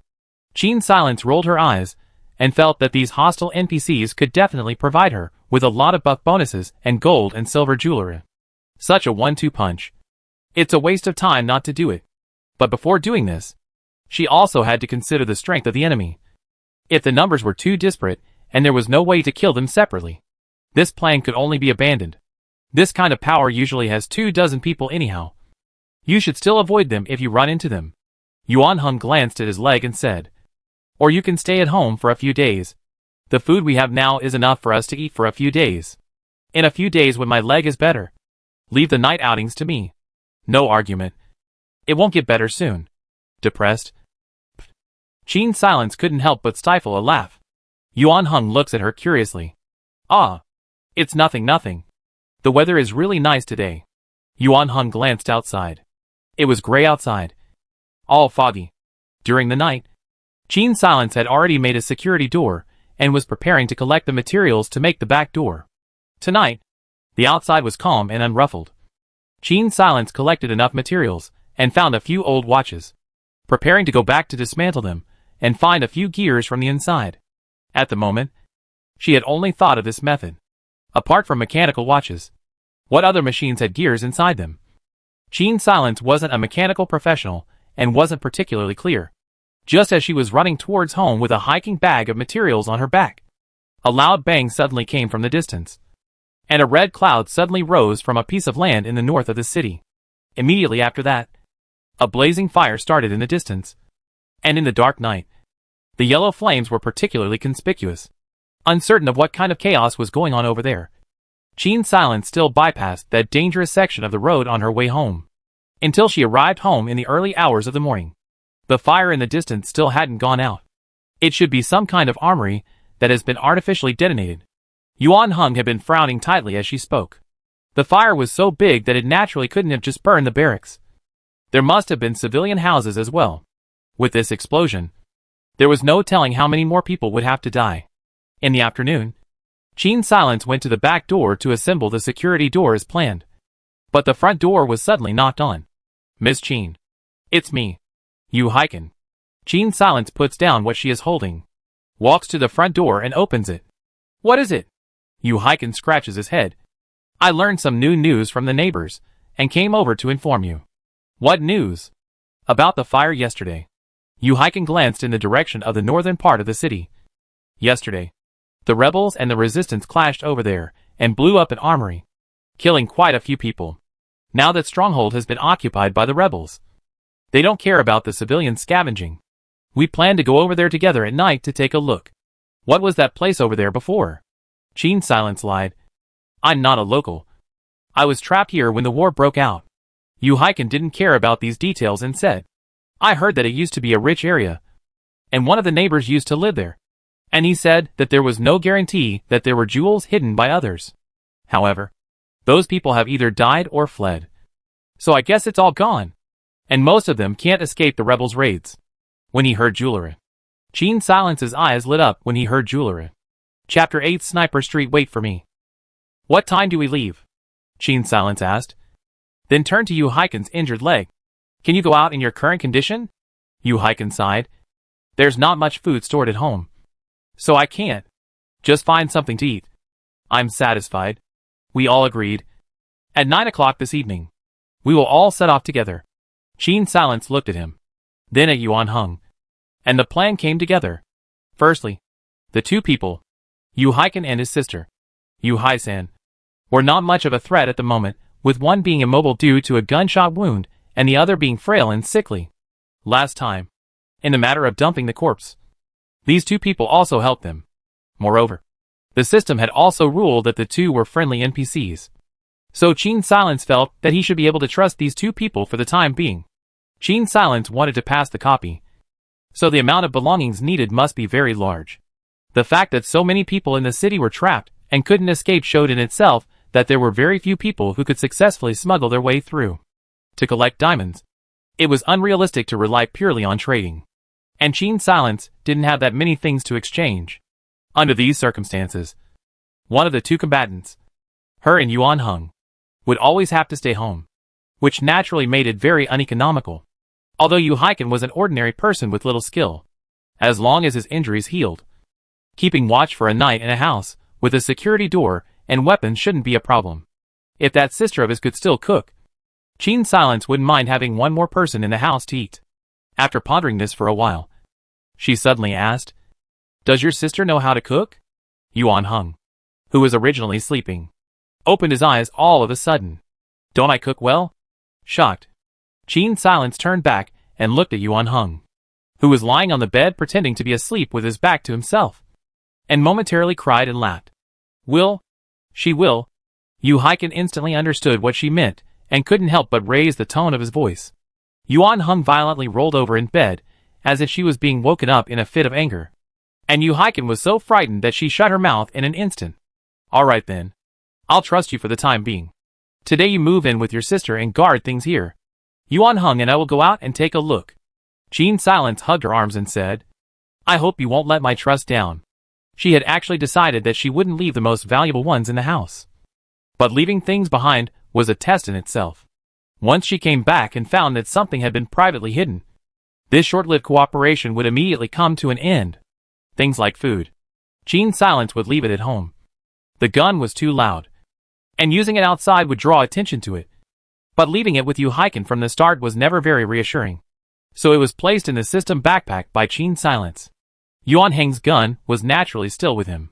His leg had basically healed, so as long as he didn't exert himself too much, walking normally would not be a problem. In this way, Yu Haiken's siblings moved into Qin Silence's house, occupying a room on the first and first floors respectively. There wasn't much food in this brother and sister's house, but there were quite a few building materials.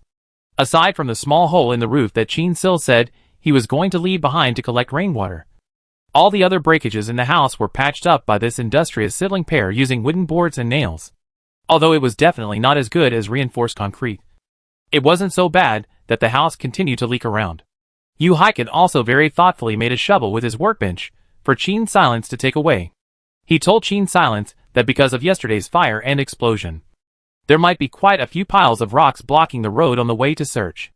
Ever since the war, they people only ate 2 meals a day, And after Qin Silence said that the two of them could take their share of food as they wished, he and Yuan Heng, both of them, pushed a wheelbarrow and followed the others to the ruins of the rich district in the north of the city, watching the others gleefully discussing what they might be able to harvest today. A hint of vigilance rose in Qin Silence's heart. She did not doubt the good intentions of the rebels.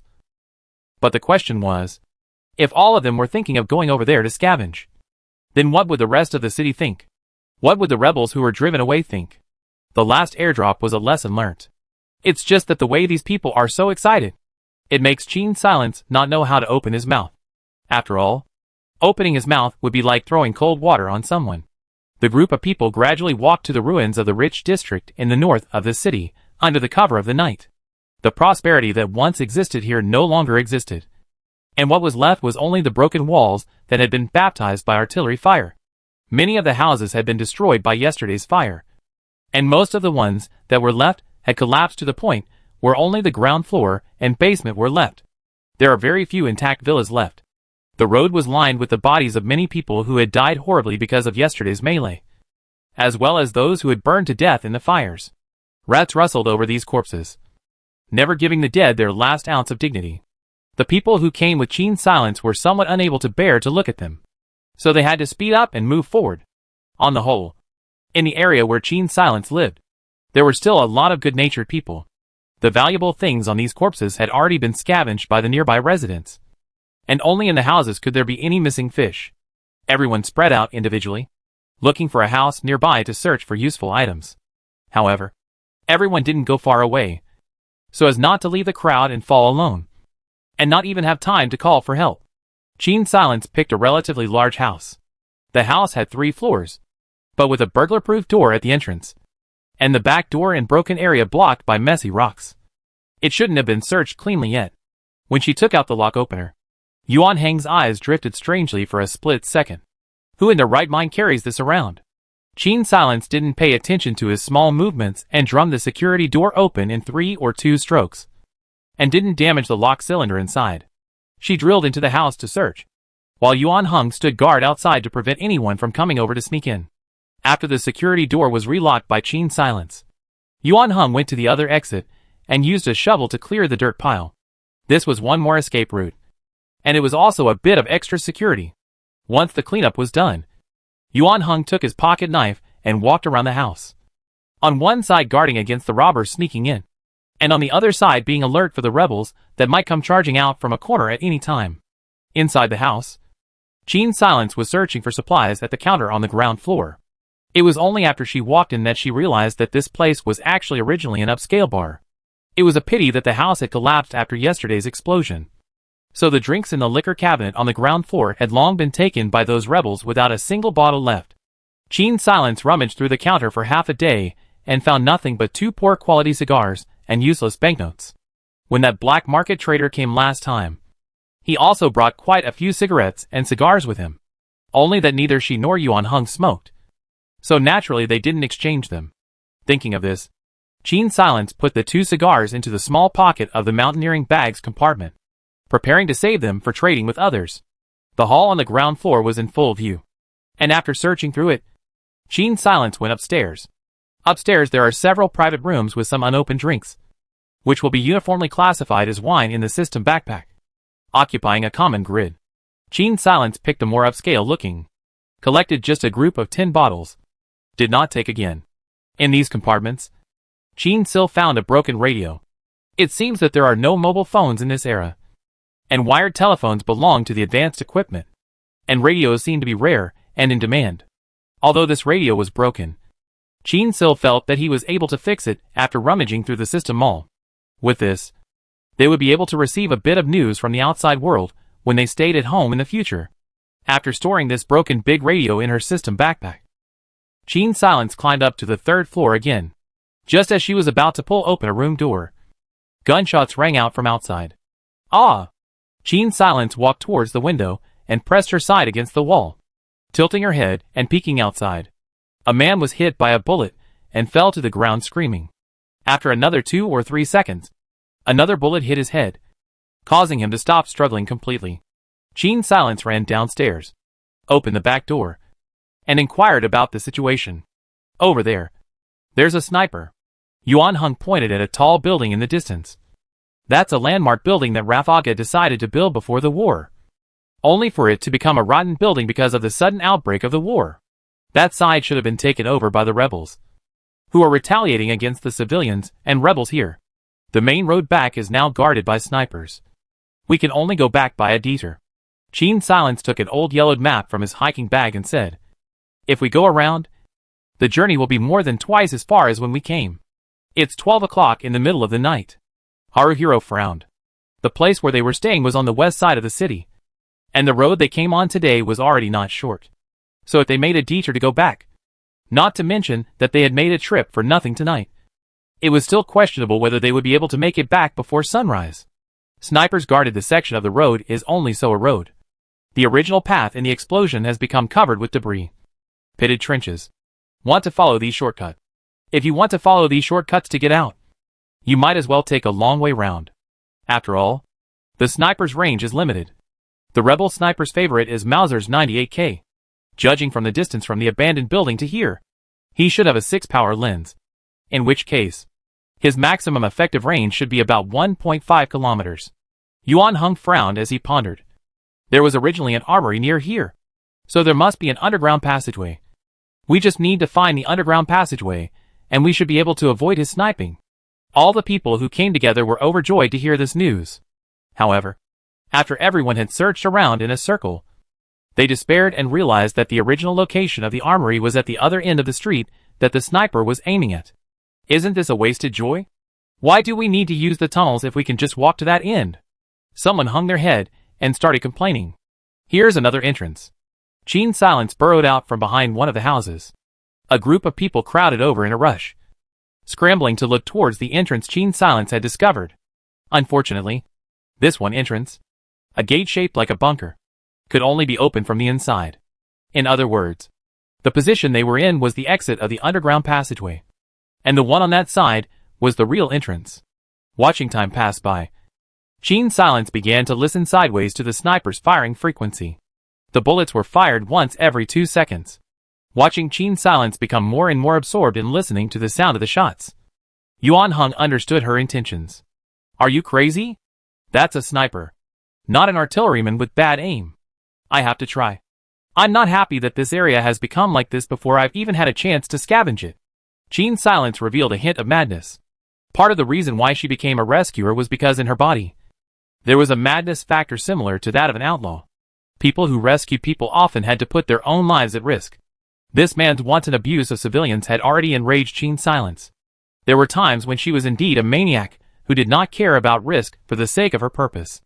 Whoever dared to stop her from getting through, she would make them pay. She looked up to the location of the abandoned building and thought to herself, "Stay there honestly. Wait for me to climb up and get you killed." Chapter 9. The bunker found something good. You guys wait for me here. Find cover and hide. I'll run over and open the exit from the entrance side. Qin Silence didn't give the others a chance to retort. As soon as the gunshot sounded, she ran towards the next bunker. Right now, Yuan Heng's leg injury had not yet healed, and the others were all ordinary people, so it was impossible for them to run smoothly through such a path of death. The thief's career bonus had increased Qin Sil's running speed by 50% to 12 meters per second, which was simply not a speed that a normal person could achieve. Even so, if Qin Sil wanted to not be injured, she had to find cover within 24 meters from where she started to the entrance of the underground passageway.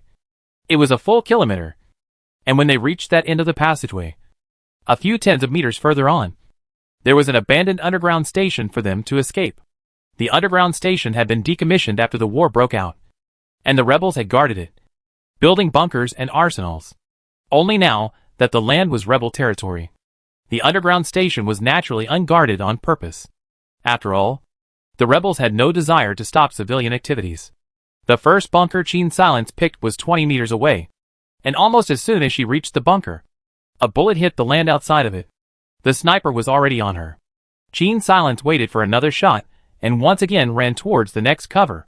A person had their own estimation of distance, but it was often not too accurate, and in order to avoid rolling over, Qin Silence always tried to choose a closer cover. This kilometer of road was exceptionally long, due to the fact that she had been running furiously with her feet. Chin Sil's satiety and endurance dropped very quickly. When she ran to a distance of about 600 meters, the interval between gunshots became 1 second. Yuan Heng jerked her head up and, through the moonlight, saw two reflections. The snipers had actually turned into two. However, he couldn't run fast at all right now. Rushing out was basically sending him to his death. So he could only look in Chin Silence's direction and dry up. Oh no! There are actually two. Shocked, Chin Silence hid behind cover, and a red bubble appeared right in front of her eyes. Hopefully, she's fine. Worried, the bubble turned purple again, and the color remained intense. This seemed to be the only continuous emotional fluctuation Chin Silence had ever seen. What she didn't quite understand, though, was why the system was only displaying Yuan Heng's mood bubbles. Logically, other NPCs must also have moments of great mood swings. Yet she had never seen anyone else's mood bubbles. This matter was really puzzling to Chin Silence. Right now, the bubble was considered a good thing for her, as it told Chin Silence the reason why the frequency of gunfire had suddenly become higher. The interval between the bunkers was going to be shortened to less than 12 meters. Thinking about this, Chin Silence once again approached the edge of the bunker and rushed out once more. At the construction site, on the top floor of the abandoned building, two snipers had rolled cigarettes in their mouths, aiming at Chin Silence's running figure. Where did that crazy bitch come from? She's running pretty fast. Did they have to get dead or not? Where did the person go? Forget it. Do not look for her, since she does not want to deter. It means that in a few days we'll come back. We are here every night to guard. Still afraid of not get killed her?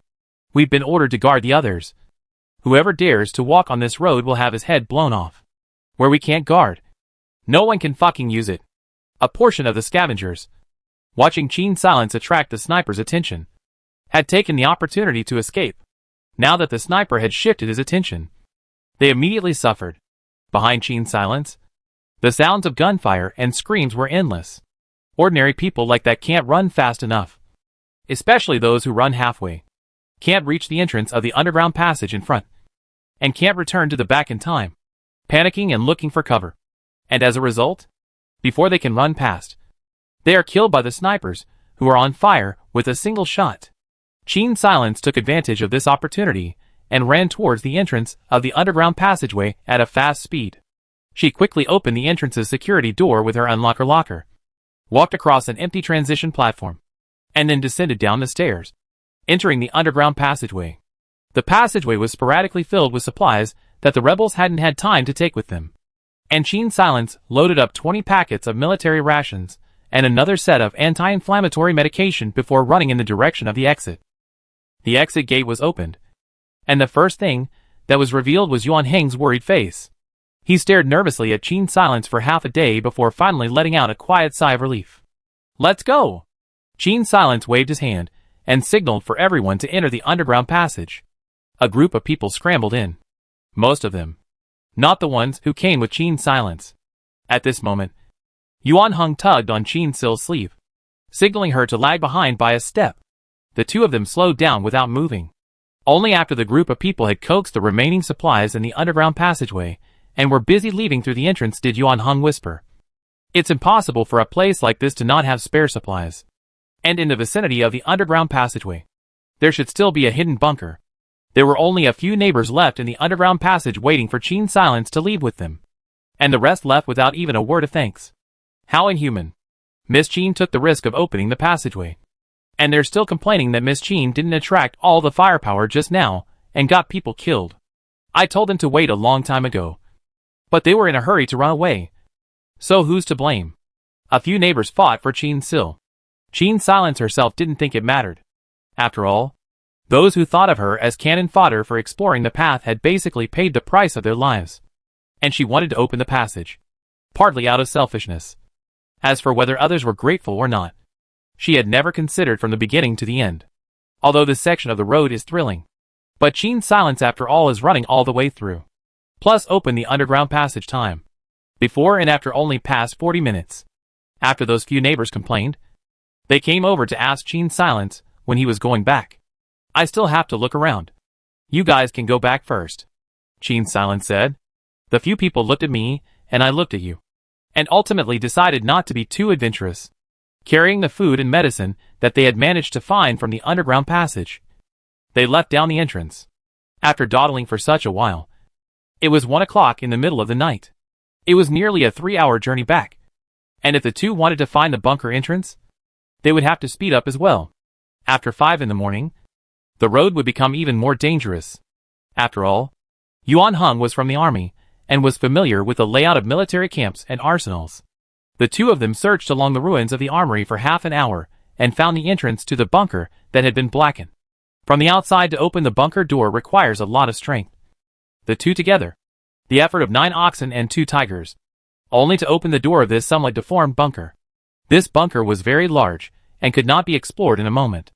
Qin Silence only cursorily swept through the various rooms before continuing inside. Here, there was a laboratory that seemed to be used for large-scale preparation of medicines. And inside were many bottles and jars with complex chemical molecular formula icons attached to them. Qin Silence didn't understand what these things did, so she didn't rush to take them. It wasn't until she saw the label attached to one of the bottles that she was sure it was the antimicrobial drug Prontosil, also known as sulfonamides. Before penicillin was popularized, Prontosil could be said to be a life-saving miracle drug in the army.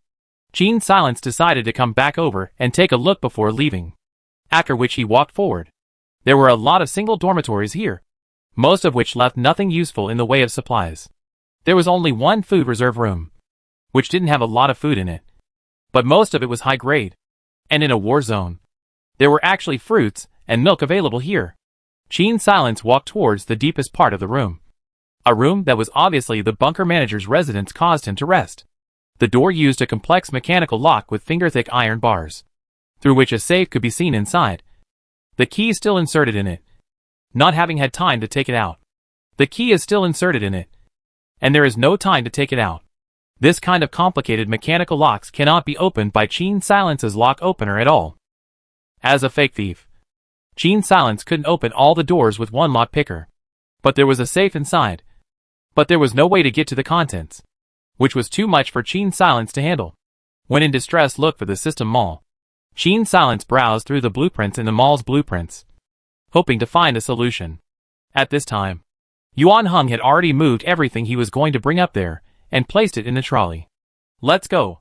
If we don't go, we won't make it home in time.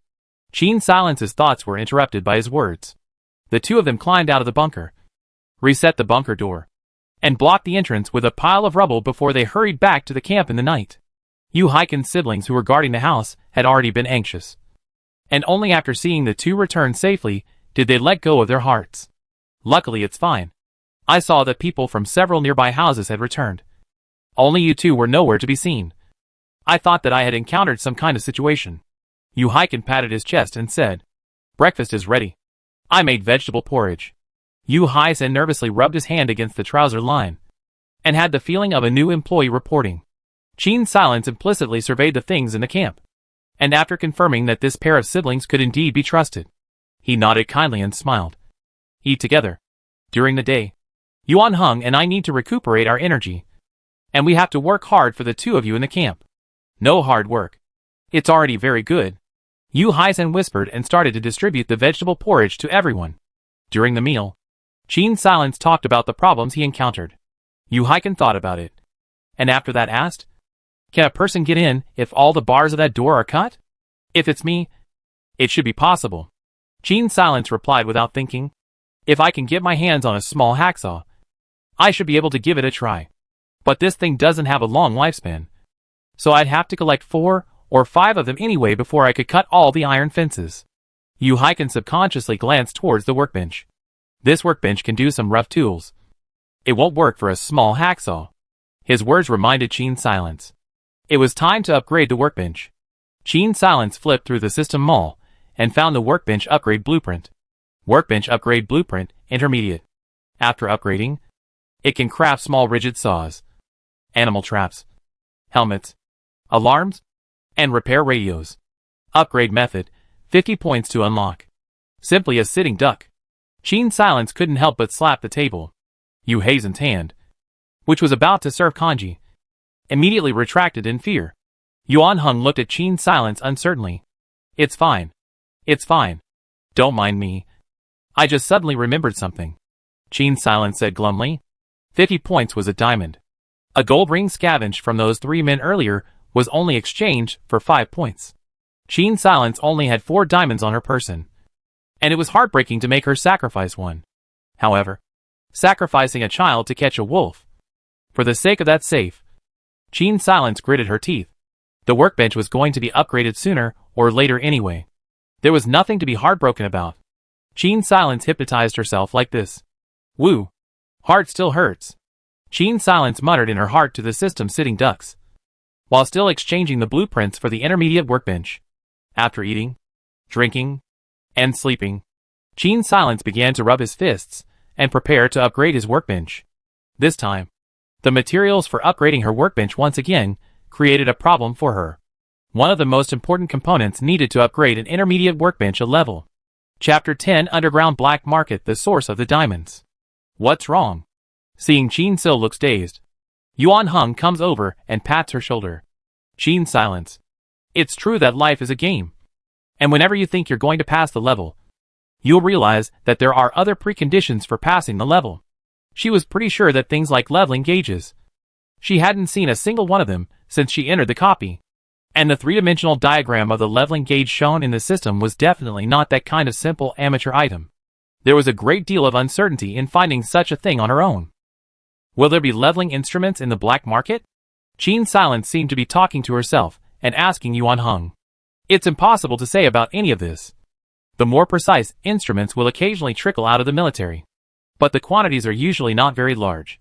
Leveling instruments aren't considered common, and most people don't need them, unless one looks for someone who specializes in reselling these devices to order them. It's very difficult to come across them directly on the black market, Haruhiro said matter-of-factly. We still have to take our chances. Gene Silence's tone was somewhat depressed. Can't waste my 50 points, she muttered in a low voice. What? Yuan Hung didn't hear her and looked at her uncertainly. Nothing. Gene Silence quickly waved her hands, ready to assemble the rest of the intermediate workbench first. There was no shortage of food and drinking water in the camp right now. After all, with what was harvested in the underground passage and bunker today, it shouldn't be a problem for 4 people to live for 2 weeks. However, in terms of building materials, there was a real shortage of supplies. It was about to enter November, and it was not guaranteed that at some point there would be a sudden drop in temperature, so they had to prepare warm clothes and enough fuel to survive the cold winter. Keeping warm was definitely even more difficult in a house that was not sealed well enough like this. Gene Silence considered these issues while rummaging for parts from the material box on one side. After a busy afternoon, the intermediate workbench was only 1/5 assembled. The material box was now basically empty, and for the remaining part, it would need to be recollected before it could be assembled. At nightfall, Gene Silence followed the clues of the entrance ticket and felt his way to an underground mall. The entrance to the mall was guarded by a few wearing bulletproof vests, and it looked like the black market was indeed very powerful behind it. The two of them, Gene Silence and Yuan Hung, covered their faces with triangular scarves folded into handkerchiefs, and put on the hoods on the back of their clothes to cover themselves up. The two were not conspicuous in this attire. It was because some of the people who participated in the transactions at the black market were even more exaggerated than them. Gene Silence handed out 2 entry tickets and was led into the mall by the guards. If he didn't know that this was the world of war, Gene Silence might have been deceived by the sight in front of him. People came and went in the mall, just like in peacetime, only in terms of scale. The number of shops and customers were concentrated in a very small area, so the total number of people was not that large. After all, there were hundreds of thousands of people in the entire city, and these people, right now, didn't even account for 1 in 1,000 in there. Gene Silence decided to look around first. The black market sells real war luxuries, well-made weapons, fine cigarettes, high-grade liquor, milk powder, brand-new toys, fever-reducing medicines, a wide range of things, carrying people's desire for a peaceful life in the past. In a small corner, Gene Silence saw a small jeweler's shop. Only the door of this jeweler's shop. A customer is not there.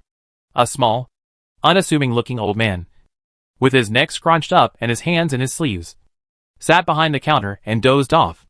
Behind him, 4 heavily armed rebels with loaded guns stood guard.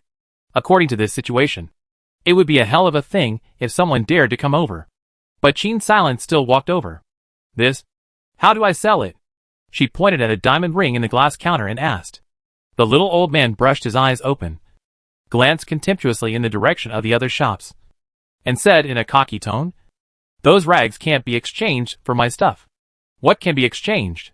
Qin Silence didn't bullshit. Documents? Drawings? What kind of documents and drawings? Qin Silence raised an eyebrow. Unique scientific research. There are quite a few people hidden in the city. Some of them were scientists before the war. How long can these people live with no hands? It would be better to do a good deed.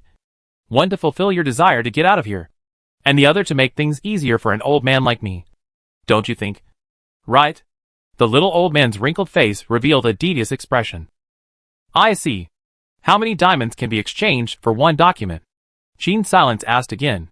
Depends on the value. For medicine and weapons, it's usually 10. For the rest, if it's useful, it's 5.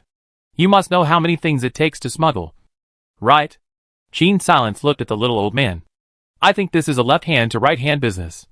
So you can just tell me how much you need, so I can gather it all together and come along. The little old man shot a glance at Qin Silence, and then at Yuan Heng, who was standing in a mortar behind her, revealing a flash of understanding. For the two of you, you'll need 301-carat diamonds. Of course, if you can get the big ones yourself. Another calculation. Although Qin Silence was middling prepared, she was still taken aback. 151-carat diamonds for one person. Even if they went to a bank to rob it, they might not be able to grab so many at once. Right? Thinking about the pitiful 3 small diamonds in his backpack, Qin Silence felt that smuggling was a distant prospect. Most of all, it's not like this stuff can be found everywhere.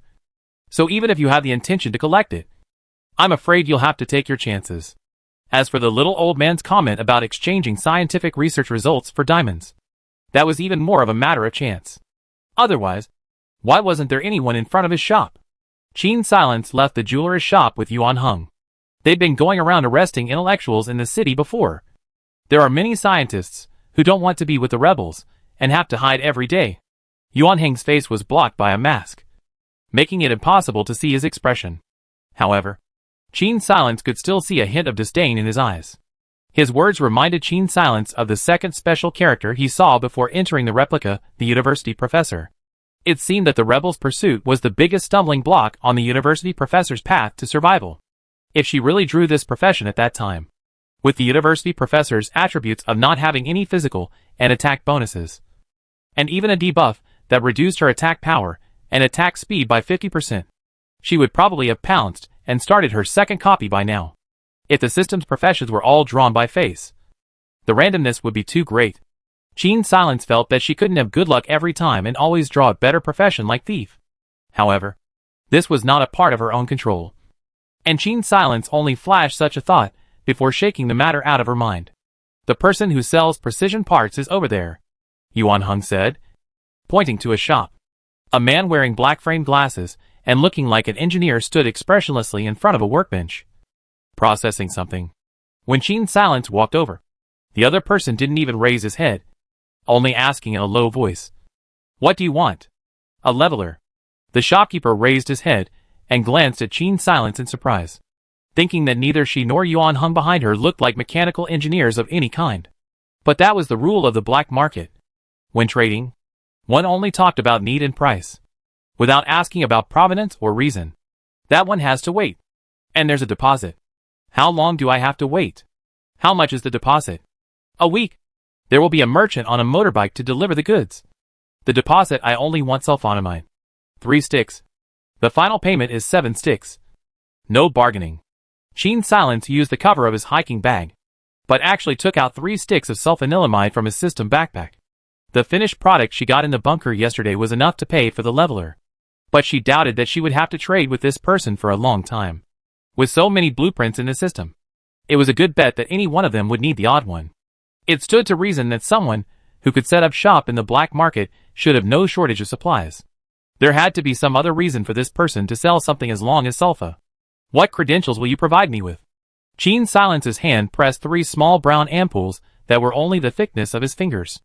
The shopkeeper revealed a palpable eagerness as he looked towards the vials. There will be a black iron plate as a voucher for this kind of scheduled transaction.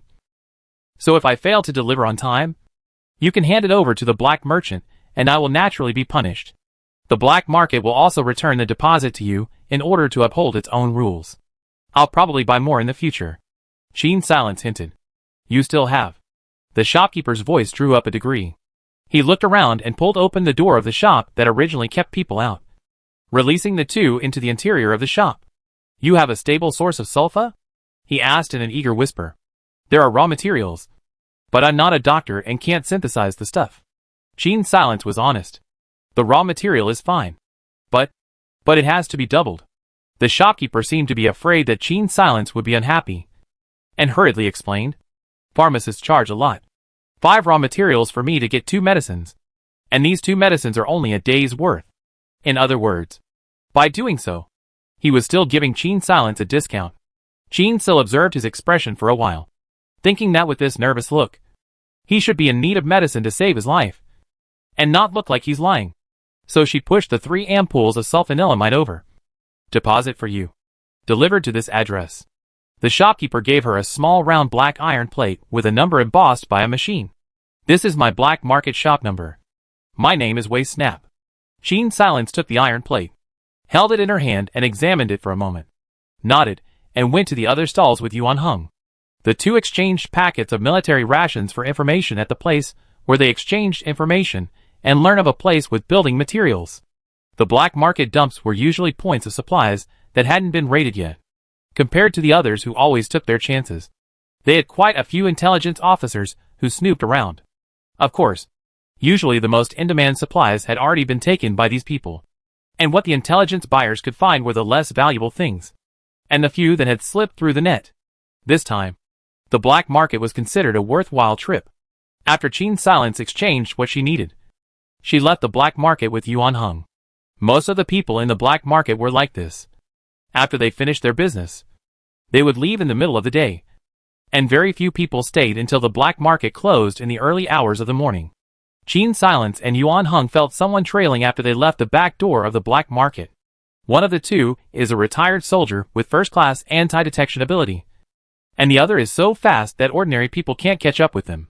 After whispering a rendezvous point, Gene Silence and Yuan Hung separated. In less than half an hour, the two were able to shake off the person they were following, and came to the agreed-upon rendezvous location. Gene Silence ran fast, so he didn't clash head-on with the other party. But Yuan Hung knocked out a man. When he was sneaking up on them, he overheard the group of people talking and realized that they were the people from the brothel house in the east of the city. And seeing that Gene Sil was a woman and only had him as a companion, they wanted to take advantage of the fire. But it was a good thing that they hadn't found out about the black market entry ticket, or else the fact that 3 of them had been killed by Gene Silence might have been exposed. When he told Gene Silence this, instead of being scared, Gene Silence revealed a hint of excitement. It turns out that you can catch the fat sheep that fell at the entrance of the black market. Chapter 11. Radio broadcast Porter's loyalty. You guys come back. When Yuhaiken opened the door to his room, his stomach grumbled halfway through his sentence. Gene Silence. Yuan Hung. The scene could be said to be quite awkward. Even Yuhai-san couldn't help but cover her face. Gene Silence looked at Yuhaiken's block that was twice the size of a normal person, and wondered if the food distribution was a bit unreasonable. In the beginning, for the sake of fairness, coupled with the fact that she had gone out to fight, and had consumed her physical strength very quickly, the food distribution she had given to the 4 people in the camp had been based on the amount of food that Yuan Hung had eaten. But Yuhaisen's food consumption was obviously not that large. Gene Silence thought that the siblings' food just complemented each other, but now it seemed that was not the case. Yuhaiken was currently limping from the gunshot wound on his leg, but still worked as hard as he could every day in the camp without cheating, making him a good teammate. In this case, Gene Silence was not short of food, so of course, there was no need to intentionally let his teammates starve. In the future, let Shan give you an extra meal every day according to the usual standard. It's not a good idea to starve so much, Gene Silence said as she placed her hiking bag on the workbench. Yuhaiken stood still and didn't say anything, but his expression was very complicated. At this time, a ding sounded in the system. Ding from the system. Gain the loyalty of the rare profession of porter. The maximum number of backpack compartments is +2. Only valid for the current copy. Porter data card unlocked. Can be viewed in the occupation collection section. Gene Silence took the time to take something out of his mountaineering bag and clicked on Porter. Profile. Porter, you are a sturdy porter, but your movements are clumsy. Buff, pack size x2, life limit x1.5, stamina limit x1.5. Debuff, clumsy, minus 25% movement speed, minus 25% attack speed, overeating, plus 50% of daily food requirement. Skill, organized backpack, can group some special items into one category and stuff them into the same compartment. Seeing this, Gene Silence sighed a dark sigh of pity. She knew very well that the NPCs here didn't have system backpacks. Which meant that, but any buffs that involved system backpacks, NPCs couldn't enjoy them. As for Yu Heiken's porter profession, the backpack is one of the outstanding buffs. Without this buff, his only role becomes resistant to beating. Originally, this profession and the thief were both rare and should have equal advantages. However, this was only for Gene Silence, a player, and it was a bit unfair for NPCs. You used to work as a transport? Gene Silence set the contents of his hiking bag on the workbench and turned around to ask Yu Heiken. You can see that, old boss. Yu Heiken nervously scratched the back of his head. Don't look at me like this. I'm actually very good at finding supplies. It's just that I always run into people robbing me. Yu Heiken's sighs looked threatening. But at the same time, he was also very conspicuous. The kind of robbers in a group of several people basically had weapons in their hands, and wouldn't be afraid of a big man like him who was traveling alone. As for Yu Heiken, he could scavenge a very large amount of supplies every day, so he naturally became a fat sheep in the eyes of others. Gene Silence narrowed his eyes, thinking of taking him out to try one day. It's time to eat. Yu Hazen's tone became lighter because of Gene Sil's decision today. Gene Sil received a handkerchief soaked in warm water and wiped her face and neck arms. Now that resources are in short supply, unless it's raining and snowing, there's no way to collect water for bathing. And I'm afraid that if it's not a heavy rain, rainwater isn't that easy to collect either. But in winter, bathing shouldn't be difficult. The prerequisite was that there should be enough firewood. For the next few days, the camp was quiet, probably because of the setback in the battle at the armory. The rebel army's recent attacks had been significantly weaker. This period of relative calm would not last long. And once the next batch of arms from outside the city was sent over, it was feared that the war would become as fierce as before. Taking advantage of this period of time, Gene Silence's daily work was to go out and search for those bulky and heavy building materials that could not be transported well, piling up an empty room on the ground floor to the brim. Because Yu Heiken was good at organizing materials, those building materials were divided into categories and placed in a well-organized manner, making the space more fully utilized. A room of building materials. Very considerable. Most of them, however, were firewood collected by Gene Silence to ensure that everyone could survive the cold winter. As for Yuan Heng's most recent job, he went to the casino on the west side of the city, inquiring about the black market entry tickets as well as the time of the black market's next session. As for the brothel in the east of the city, Yuan Heng did not choose to go there because of the risk of exposure. Imagine if Gene Silence's desire to eliminate the City East brothel house was discovered, and he, as a companion, went to the City East brothel house to inquire about the information. This kind of attacking an enemy with his own spear, even if the other groups did not sympathize with the City East brothel house, they would still be guilty of being scornful of the two of them when it came to trading. What if he came to buy my stuff just to destroy me later? This kind of empathy would be shared by anyone. But it would be better to buy my stuff and destroy others. As the saying goes, who would consider the interests of others at a time like this?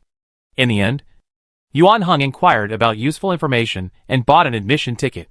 The reason why he only exchanged one was because it was Gene Silence's idea.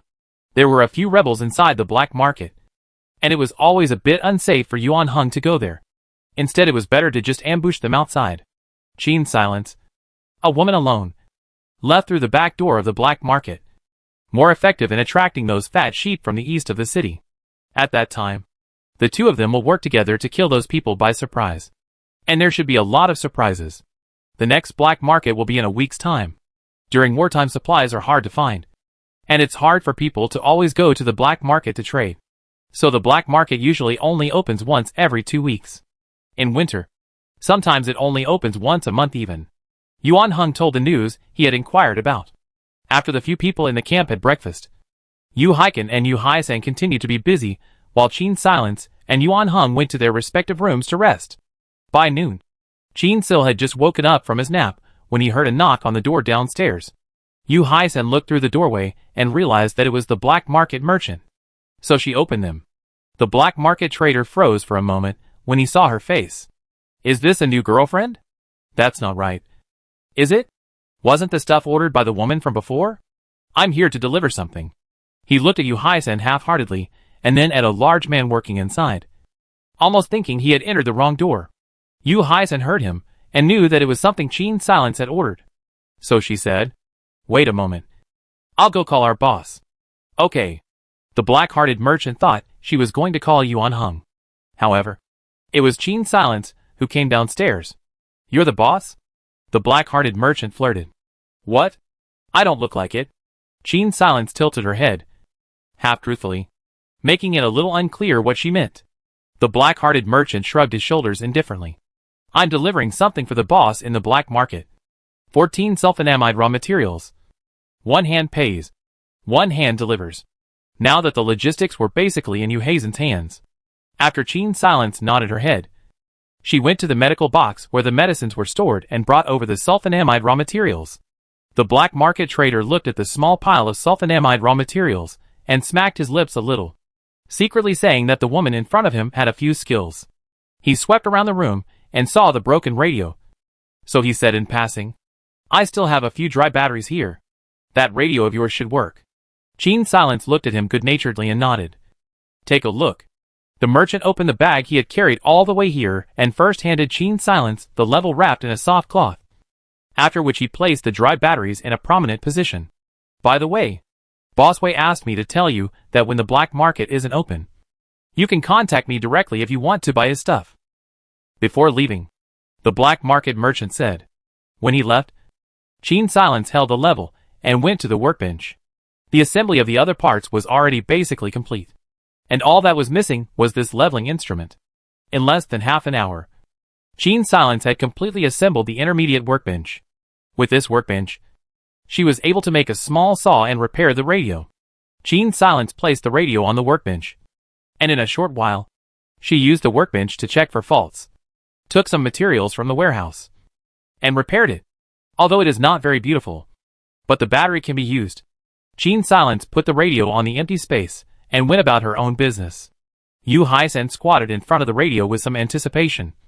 Since Rafaga was in complete chaos, she hadn't touched anything related to entertainment for 2 to 3 months. She hadn't touched anything related to entertainment for 2 or 3 months since Rafaga's complete chaos. As she turned the FM button, the radio made a loud noise that made her nervous that the radio had not been repaired. Luckily, after a while, Yu Haisan found a music channel that played soothing blues. She squinted her eyes with some enjoyment and sat cross-legged on the floor, swaying gently to the beat.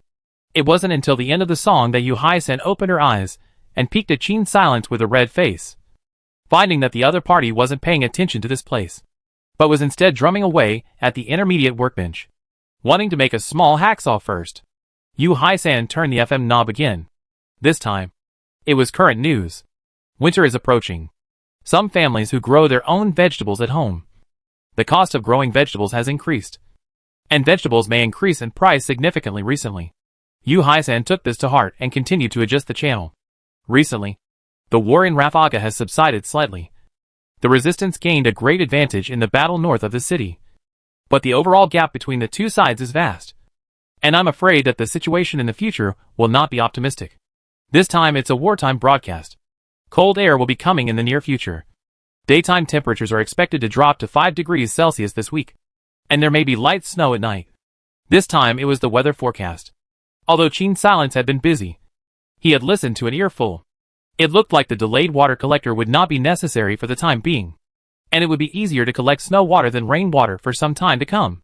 However, Qin Silence looked towards the small camping stove placed not far away and felt that the problem of heating might need to be solved quickly. With a house this big, people couldn't expect to use such a camping stove to keep warm. Could they? There was originally a heater in the house, but the boiler had long since broken down. and the water in the heater had long since run dry. So I'm afraid we'd have to use a more traditional method to heat the house. There is no need to think about the Kong. Firstly, there are not enough bricks. Secondly, there is no drawing. No one will build it. Thirdly, 2 men and 2 women sleeping together is really not like that. You can't build 4 Kangs. Can you? It's not like the family has a mind. In the end, Gene Silence decided to make a fireplace and a fire wall. In winter, everyone lives on the ground floor, and on both sides of the fire wall. Yuan Hung and Yu Haiken live on one side, and she and Yu Haisen live on the other side. Yu Haiken and Yuan Hung were the 2 men who took on the job, and they were prepared to go out together this night and make 2 trips to bring back the bricks they needed to use. The weather forecast was very accurate, and that night the temperature plummeted several degrees. When Gene Silence was on watch, she noticed that there were a lot more people out scavenging and sneaky thieves prying into other people's houses. Apparently everyone realized that a hard winter was coming. Chapter 1298K Don't Let the Girls See It. Gene Silence was wearing a hoodie and a bulletproof vest, and there was a punching jacket outside. So he didn't feel particularly cold for the time being. The time and temperature system that came with the system showed that the current temperature was 3 degrees. The anti-theft door had already condensed a layer of cold water droplets. Right now the time is early morning. Gene Silence yawns, but the knife in her hand is clenched tightly. Yu Haisen was now squatting next to the camping stove to start the fire because she had to prepare breakfast, so she could warm up incidentally. She looked out of the window in alarm and uncertainty, feeling the increasingly cold air, and could not help but feel a vague concern. When it got cold, people would need more food in order to maintain their body temperature, and they always had the aroma of food going out from here, which would inevitably attract the attention of someone with an axe to grind. Gene Silence looked at her hesitant appearance. Her body leaning against the back of the chair straightened up a bit and said, "Do what you need to do. Don't be afraid." Her words gave Yu Haisen an inexplicable bottom. "Hey." Yu Haisen agreed and began to mix the flour. Flour, unlike rice, didn't need to be specially cleaned, so it was more water efficient. And Yu Haisen had already gotten used to being careful with the supplies in the camp after being here for more than a week. Gene Silence rested his own hand back on the back of the chair, but his left hand felt for the handgun in his pocket. Perhaps in a few days, the vigil would not be so peaceful. Yu Haiken was slow to react, not alert enough, so perhaps she should have made the alarm during the day. Gene Silence glanced at the workbench without leaving her seat. Making items in the middle of the night was too loud, and it was easy for her to skim over the voices outside the door. "Duh-duh." The door was knocked on, and Yuan Hang's voice sounded outside the door. "We're back." Gene Silence walks over to open the door, and a wave of cold air hits her face, causing goosebumps to stir up on the back of her neck. "I ran into a bit of trouble on the road today, and only had time to transport a trip back," Yuan Hung said with a displeased expression. "Come in and talk." Gene Silence glanced around and waved his hand for the 2 to enter the house. The wheelbarrow was also pushed in, and the bricks that were built up on it were all selected for their relatively intact shapes. After stacking these bricks on the place where the fireplace was originally intended to be built, several people simply cleaned themselves and sat down to eat. "Tell me, what kind of people did you meet?" Gene Silence asked as he took a bite of the pastry rolled with lunch meat and shredded vegetables. "The 2 of us took a long detour and almost came face to face with a rebel sniper on the way back." Yuan Hung glanced at Yu Haiken in a seemingly unintentional manner and said, "It should be those 2 snipers who guard the top floor of the building every day." It was all because Yu Haiken was too big to hide, so he couldn't even hide and had to take a detour. What did this guy grow up eating? Depressed? Cough. The bubbles in front of Gene Silence's eyes made her almost choke on the water in her windpipe. But the information in Yuan Hang's words intrigued her. "What time was it?" she asked. "Around 12:30. I reckon those 2 snipers get enough sleep in the camp every day before they come out to guard that street. Tonight, you and I will go out together. Yu Haiken will keep watch, and the matter of the bricks will be discussed tomorrow." Gene Silence laughed coldly in his heart. 98K. I'll take it. It would be a real waste to leave such a good thing in the hands of 2 scumbags.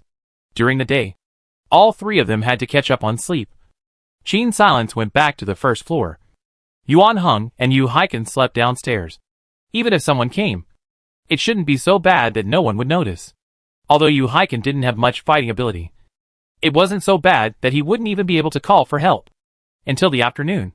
Gene Silence woke up and used the workbench to make enough small hacksaws, wrapping them in cloth and stuffing them into her hiking bag. When it was completely dark, she joined Yuan Hung and went to the spot where the two had stumbled upon the sniper yesterday. Damn. When's this shitty errand going to end? That street is almost deserted. The two snipers walked down the road, each carrying a Mauser 98K. What do you know? Winter is coming, and these civilians have to gather firewood or they'll freeze to death. And in a few days, they'll have to come out and scavenge. TSK. A bunch of pathetic people. Today's competition. I have a bottle of high count vodka there. If you win, it's yours. If you lose, your bottle of brandy is mine. Then you're bound to lose. The two walked past Gene Silence and Yuan Hang's hiding spot without noticing anything unusual. Gene Silence followed the two silently, while Yuan Hung followed her all the way to the direction of the mansion. The mansion was a place where other people wouldn't dare to go, and was the perfect place to take care of these two. Gene Silence had been following the two snipers not far away, not afraid of losing them at all. The destination was already known anyway. The reason why she followed was because if the distance was too far, and she couldn't reach the downstairs in time for the two to climb up to the roof, she risked being sniped. However, according to Haruhiro, these two were sniping passers-by with 6-power lenses, so I'm afraid it's unlikely that they'll pay attention to the near distance. As he watched, these two walked under the building. The building was a rotten building, the upper part of which had not been constructed yet, and there were only various scaffoldings from the construction site, as well as metal ladder scaffoldings for climbing up and down. You go up first. I'll go relieve myself. One of the snipers waved his hand at his companion. The other sniper cursed lazy donkey with a lot of shit, and climbed up the stairs. When the sniper who was relieving himself turned his back to unbuckle his belt, Gene Silence flashed past his back and followed the person going up the stairs. After she went upstairs, Yuan Hung walked behind the sniper downstairs. Ghost weather? Before the sniper could finish complaining, his neck was snapped with a click, and he didn't even have time to make a sound for help. With a disgusted look on his face, Haruhiro kicked his corpse and sent him sprawling to the ground. Don't let the girls see that. Disgusted. Over there. Gene Silence just happened to touch behind the other sniper. Don't let the girls see what? Gene Silence was confused for a moment. Then, she focused on the person in front of her. The small knife that flashed with a cold light swung with a brush. The sniper let out an airy sound of unknown significance, looked back at Gene Silence, stretched out his hand to point at her face, and collapsed at the top of the stairs. He covered his neck, a ho-ho sound escaping from his throat, and after a short while, he fell to the top of the stairs. He covered his neck and made a ho-ho-ho sound in his throat, only to die completely after a short while. Gene Silence looked at the knife in her hand and guessed that this person should have more life value than others because of his stout figure. But cutting the throat was a fatal wound after all, so he was not capable of resisting in the aftermath and died so unwillingly. This unexpected situation caused Gene Silence to break out in a cold sweat. This copy was like a real world where everyone's base stats had subtle differences, and individual differences were sometimes even large. Yu Hiken, for example, should have a life value of around 150, a level that Gene Silence couldn't kill in one hit even with a backstab. His sister, Yu Hai-san, might not even have a life value of 80, plus other effects such as attack speed. Even if it was a head-on fight, Gene Silence wouldn't be afraid of this category of opponent. And what about Yuan Hung? He always seemed to land one hit, and never missed. Did that mean that his base attack power was much higher than hers? With Gene Silence's current attack power, when she came across a man with a large stature, her best option would of course be a sneak attack. Because of a hard encounter, she wasn't sure if she could beat a rebel with her stature. The reason why she had solved 3 robbers at once last time was also because of the extra buff bonus. If it was a normal day, Gene Silence wouldn't have taken such a risk, just as she would never get into a head-on conflict with a rebel, because she knew that a person's flesh and blood could not be tougher than a bullet in any way. The prerequisite for her being able to outrun bullets was the distance, as well as the fact that there was a time interval between a sniper's attack and aim.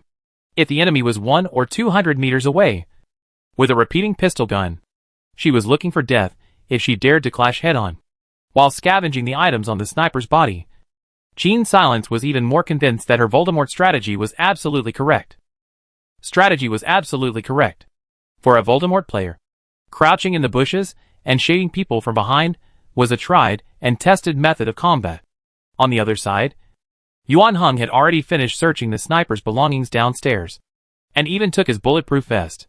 Seeing that Qin Silence hadn't come down for a long time, he couldn't help but go upstairs, wanting to see if Qin Silence had run into any trouble. Sniper gun for you.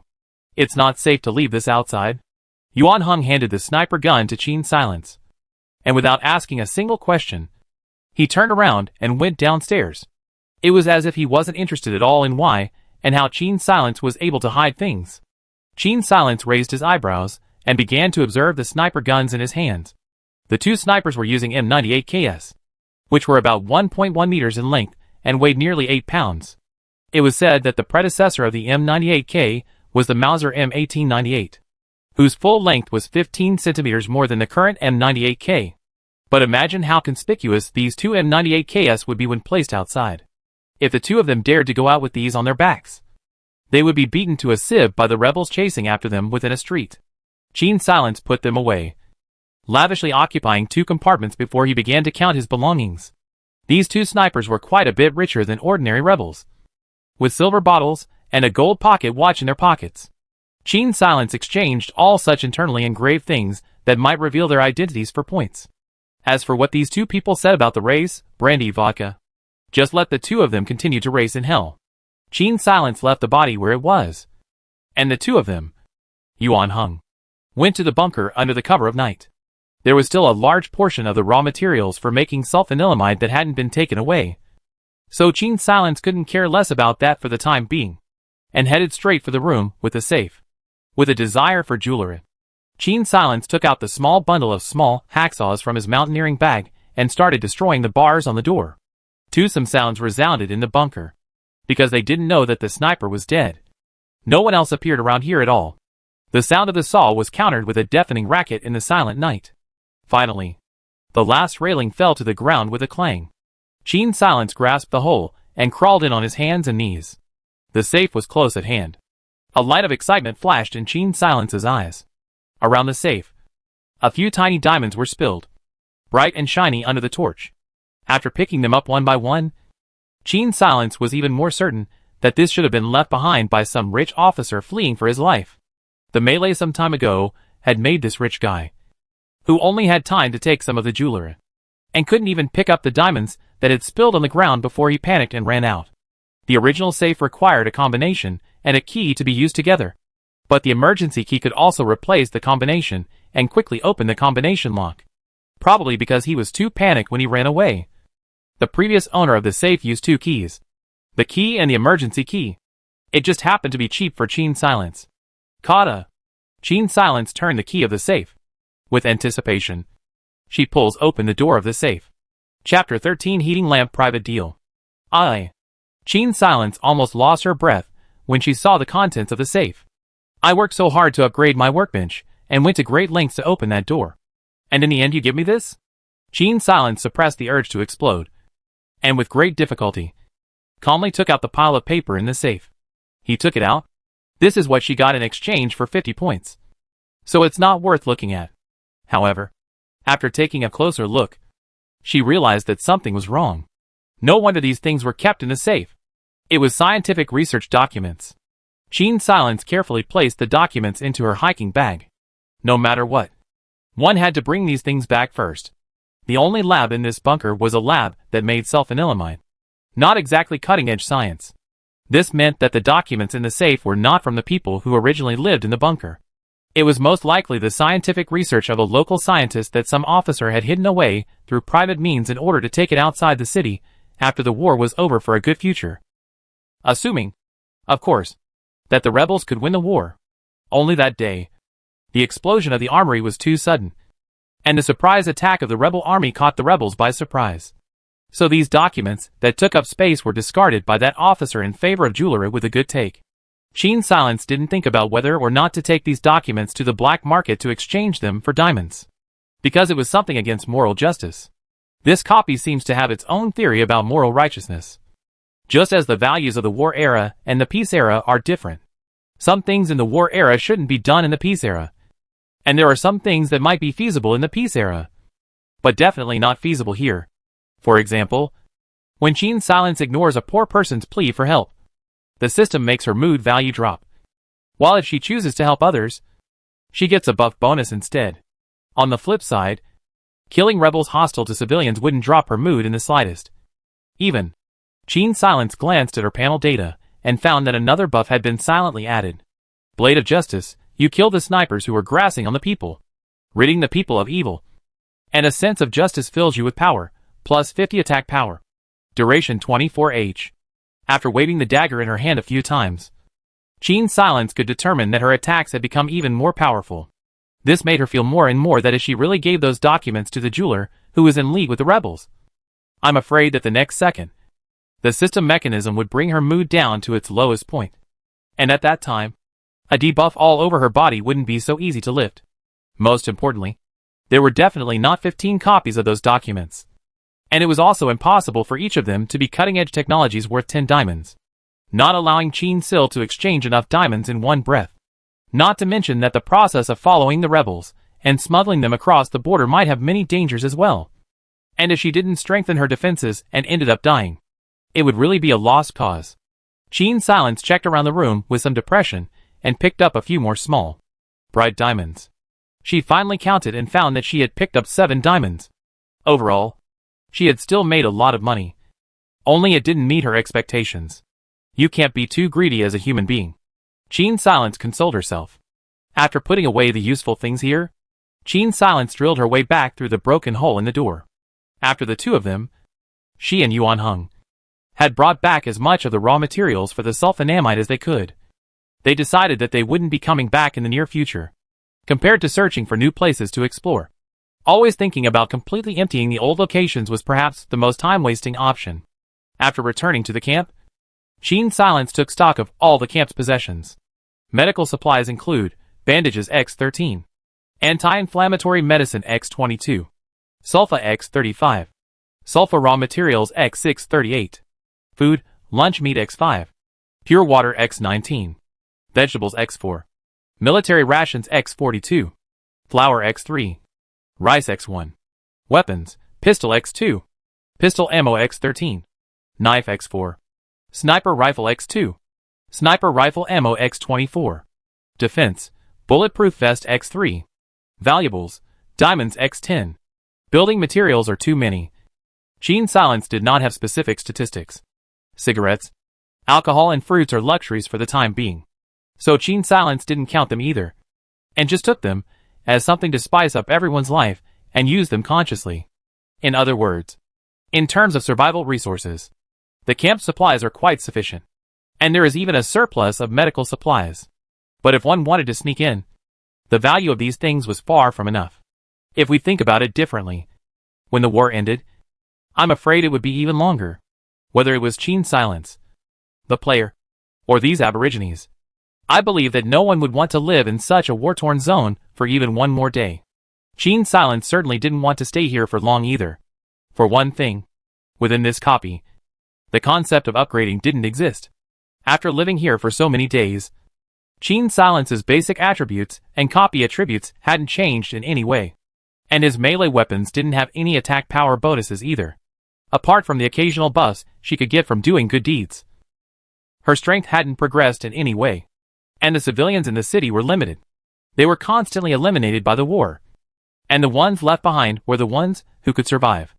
The rebels would not leave supplies for the civilians, and the support from the resistance was very limited. As the war progressed, the competition between civilians would only become more intense in the future, and supplies would become more and more scarce. Because of the current environment, almost all resources can be considered non-renewable resources. They are like a group of beasts locked in a cage, tearing at the limited prey. Once the prey disappears, they can only kill each other. Qin's silence's thinking was not wrong. Not more than 2 days later, when Yuan Heng and Yu Haiken had gathered enough bricks and were planning to build a fireplace and firewall and patch up the wall, the black market trader came to their door. You lazed? Qin's silence glanced towards the doorway and turned back to question Yuan Heng. Yuan Heng shook his head in confusion. It's not like there's a shortage of anything in the camp.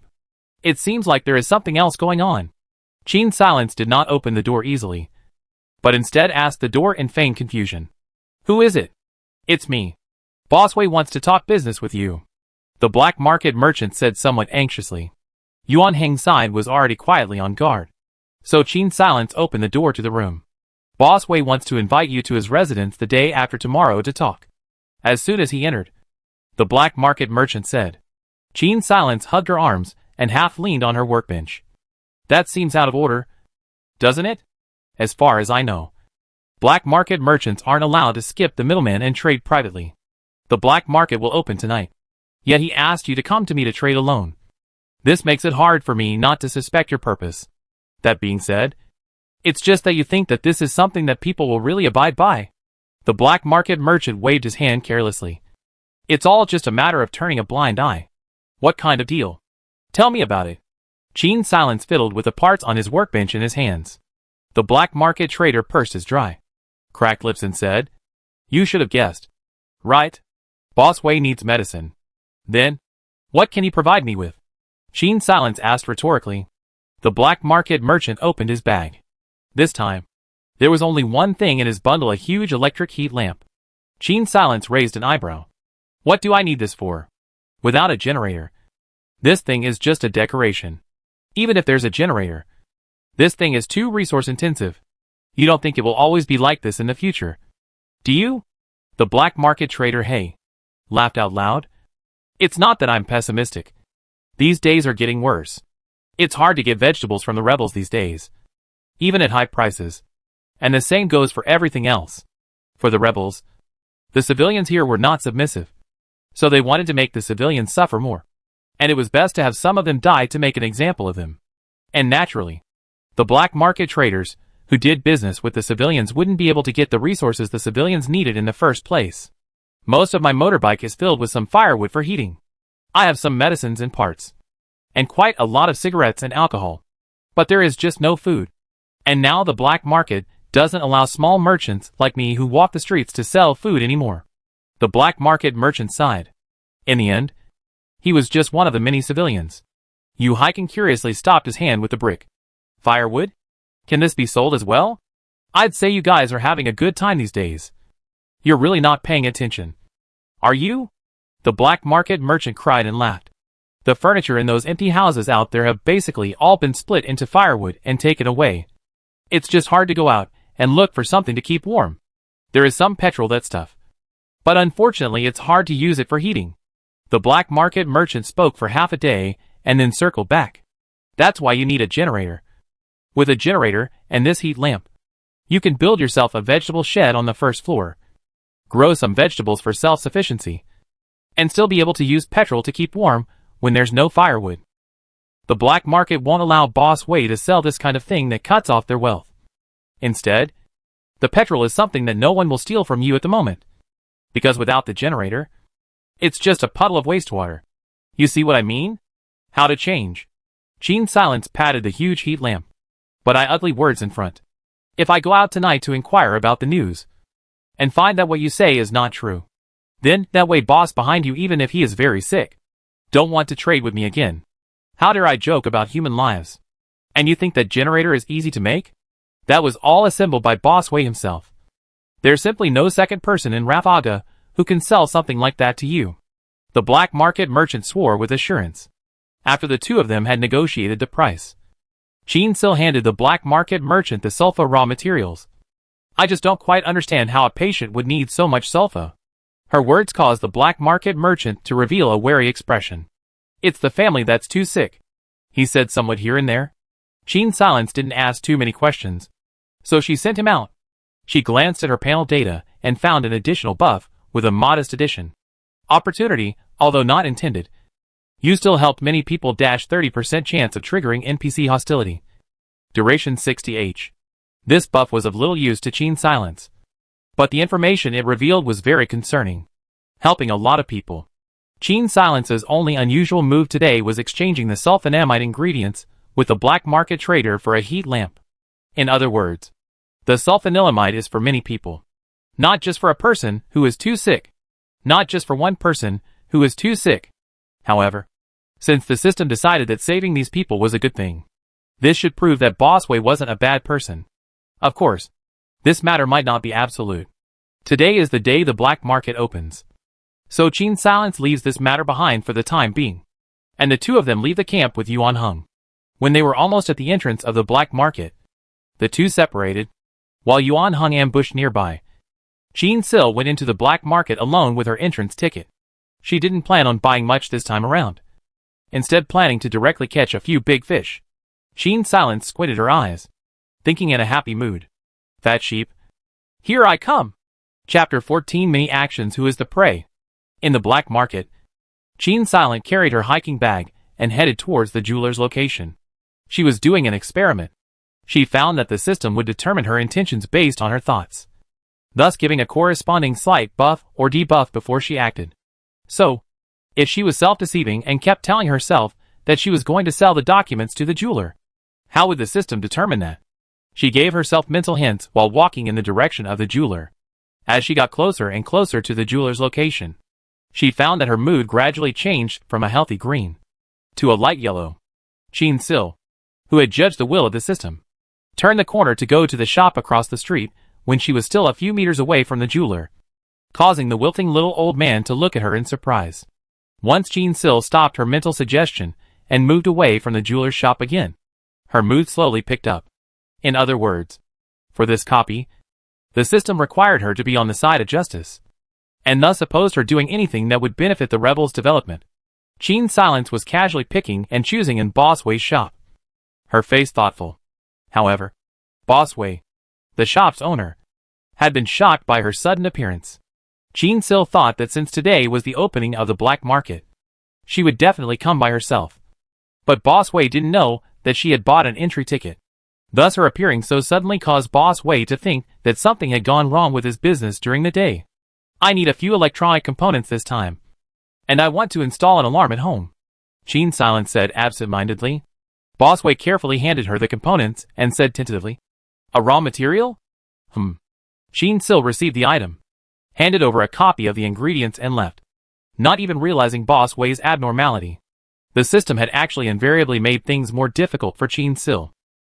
Although it was true that she was a good person once upon a time, but that was because she was facing people from the real world, which was still different from the copy world for her. Just like when a person played a game, they wouldn't feel that the NPCs and themselves were equal.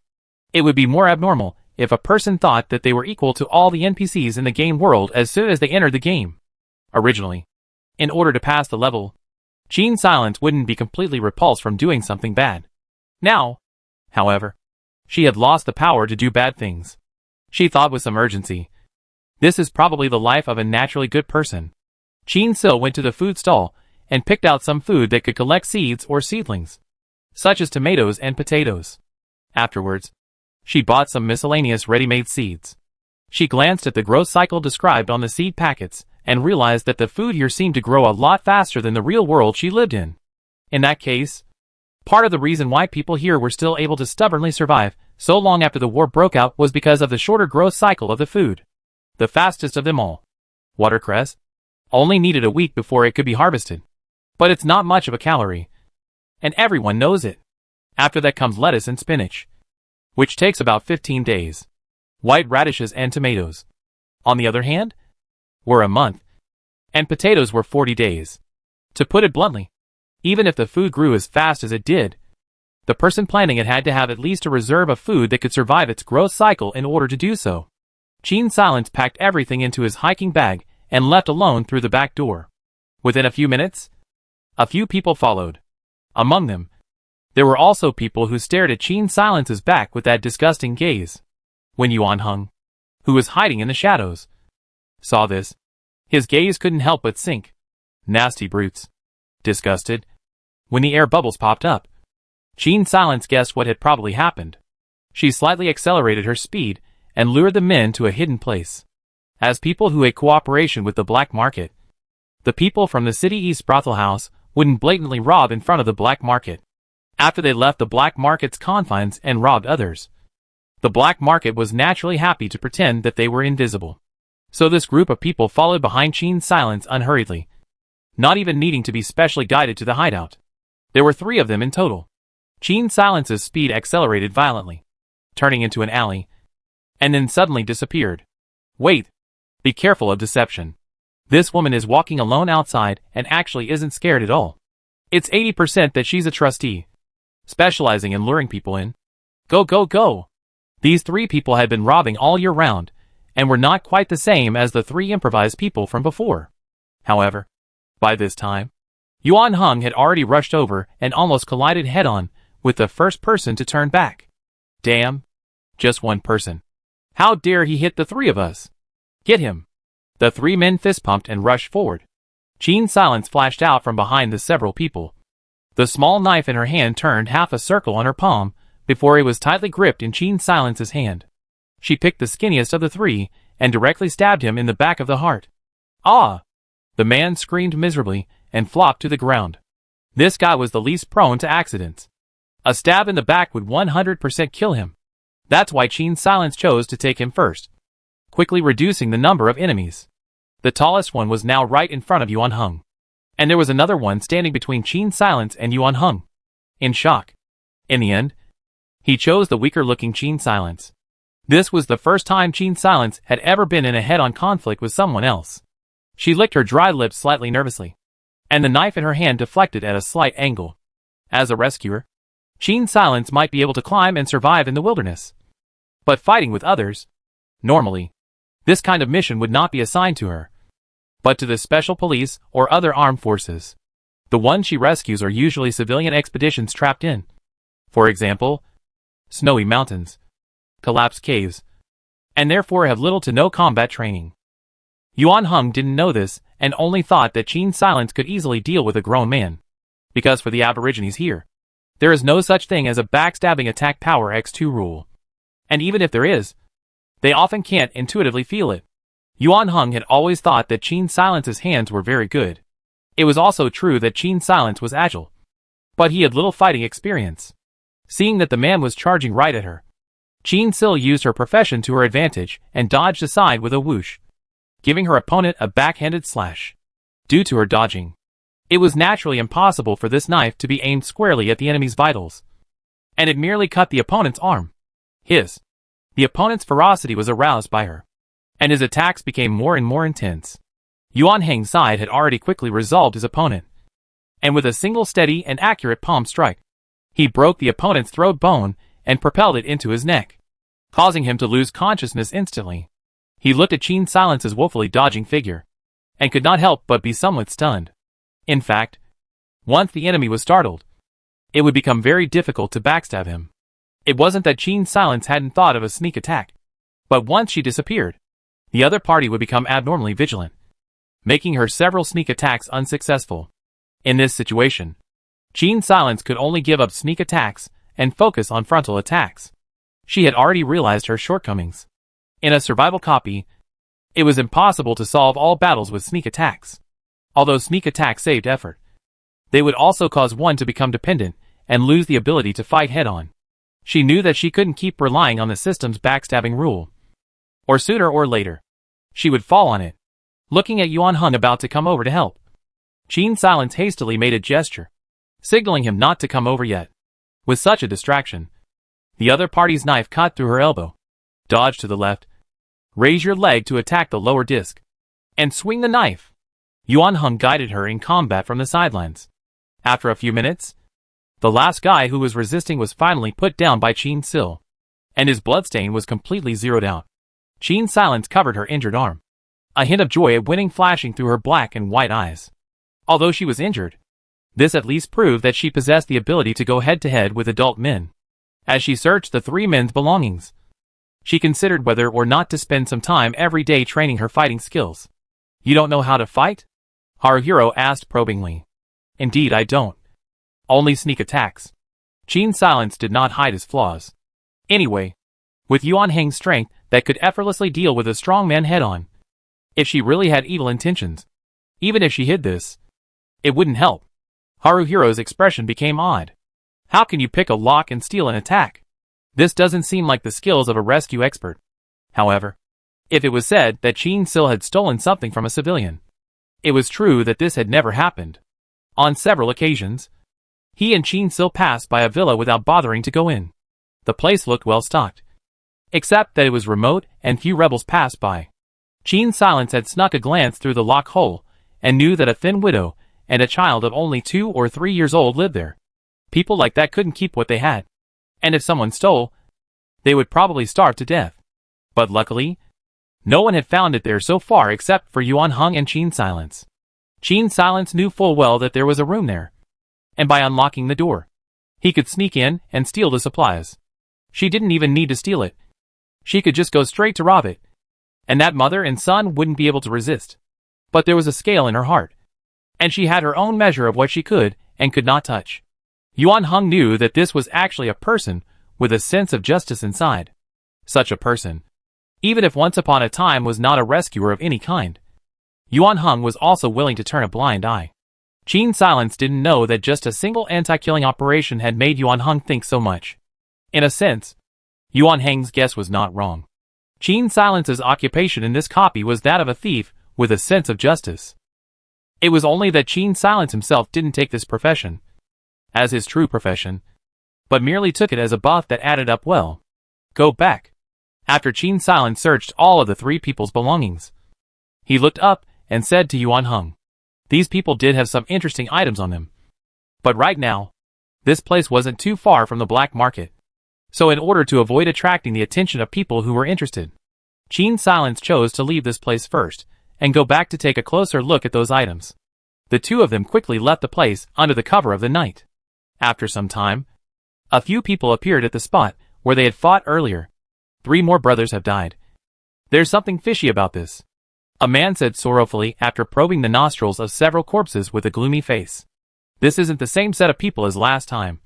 Last time, that person was definitely very strong and easily took care of the 3 of us. This time, it's obviously 3 different people who made the move. One of them is sharp and good at sneak attacks. Another one should be a novice and took a lot of effort to kill. And this last one is definitely a professionally trained soldier, and is so strong that he can shatter someone's throat bones with a single palm. There was a shrewd small man looking at the corpses and analyzing them head-on. This group of people had clearly mistaken Qin Silence's 3 fights for 3 different people. It was no wonder. After all, the first time, Qin Silence still had buffs on his body and was super strong in combat. And the second time, it was another sneak attack that Qin Sil was good at. The third time, it was Qin Silence's shortcoming frontal combat. The combat strengths of the 3 battles were very different, and it was understandable that they were mistaken for 3 different people. And what about Qin Silence herself? She had already returned to the camp and started counting today's harvest. Chapter 15 University Professor Scientists. Once Qin Sil returned to the camp, Yu Hai-san immediately noticed the blood on her. She let out a cry of alarm and hurriedly went to bring the medical kit over and began to bandage Qin Sil's wounds. Qin Sil stretched out one arm while her other hand rummaged through the haul in her hiking bag. Among the belongings of those 3 men, there were 2 things that Qin Silence was most interested in. One of them was a scheduling sheet. It should be something that was manually shared by the brothels in the eastern part of the city. There was only one person that chose to carry it with him. Qin Silence made a mental tally of the names in the roster with interest, and found that there should be 25 guards in this brothel. Removing the 3 killed today, there were still 22. As for the 3 from before, they should have been removed from the roster a long time ago. The 3 guarding the back door of the black market today were naturally scheduled for the same day, and based on the 3 names on it, Qin Silence straightened out the scheduling table. Half a month later, when the next black market opened, 12 people from the brothel house would be sent outside, either to talk business or to look for fat sheep around the black market. All in all, there were only 10 people who stayed at the brothel to keep watch that day. And today, she and Haruhiro had gotten 3 of them killed not too far from the black market. If her guess was right, the next time the black market opened, they should send more people there. Firstly, to deter people from other forces. And secondly, they might also want to pull out the 2 Qin Silence men and make an example of them. In this way, the guarding force at the brothel house that day would definitely be even weaker. Thinking of the people there using poor women to make black money, Qin Silence felt foolish. If they ended their lair and rescued those women, not only would they have done a great deed and get a long-lasting buff, but they would also be able to scavenge the gems they had hidden away in one fell swoop. It wasn't like this kind of place was protected by rebels 24 hours a day anyway. Instead, they could ransack the place and make a false impression that the rebels had committed the crime, and let the group of them dogfight. Ordinary forces might not dare to call the rebels bluff. But this kind of local snake, who had mutual relations with many local forces, might have the guts to bite a piece of meat off the rebels. If it can really be realized, it can be 3 birds with 1 stone. However, this matter had to be considered in the long run. There was also half a month before the next black market opened. So Qin Silence thought about it, and put this aside for the time being. Afterwards, she picked up the second thing, a telescope. This should be a military telescope. The quality was good, and the mirror had no scratches. It was still brand new. Qin Silence looked into the binoculars and realized that this thing seemed to have a night vision function. This thing, perhaps, would be of some use in times of surprise. Qin Silence put the item back into her backpack and let out a long sigh of relief, turning her head to look at the bandage on her arm. Yu Haisen was carefully bandaging her wound, and her mouth kept asking her if it hurt. Qin Silence shook her head unconcernedly. Fortunately, it's not a serious injury. Yu Haisen knew that she and her brother were a tier below Yuan Hung for Qin Silence, so she did not dare to ask more about the whereabouts of the two.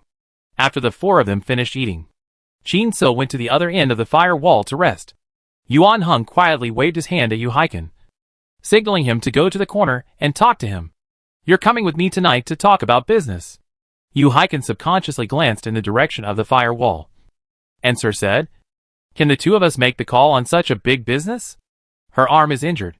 You expect her to use her injured hand to pull the generator back with me?" Yuan Hung asked rhetorically, and later hammered out, "It's settled."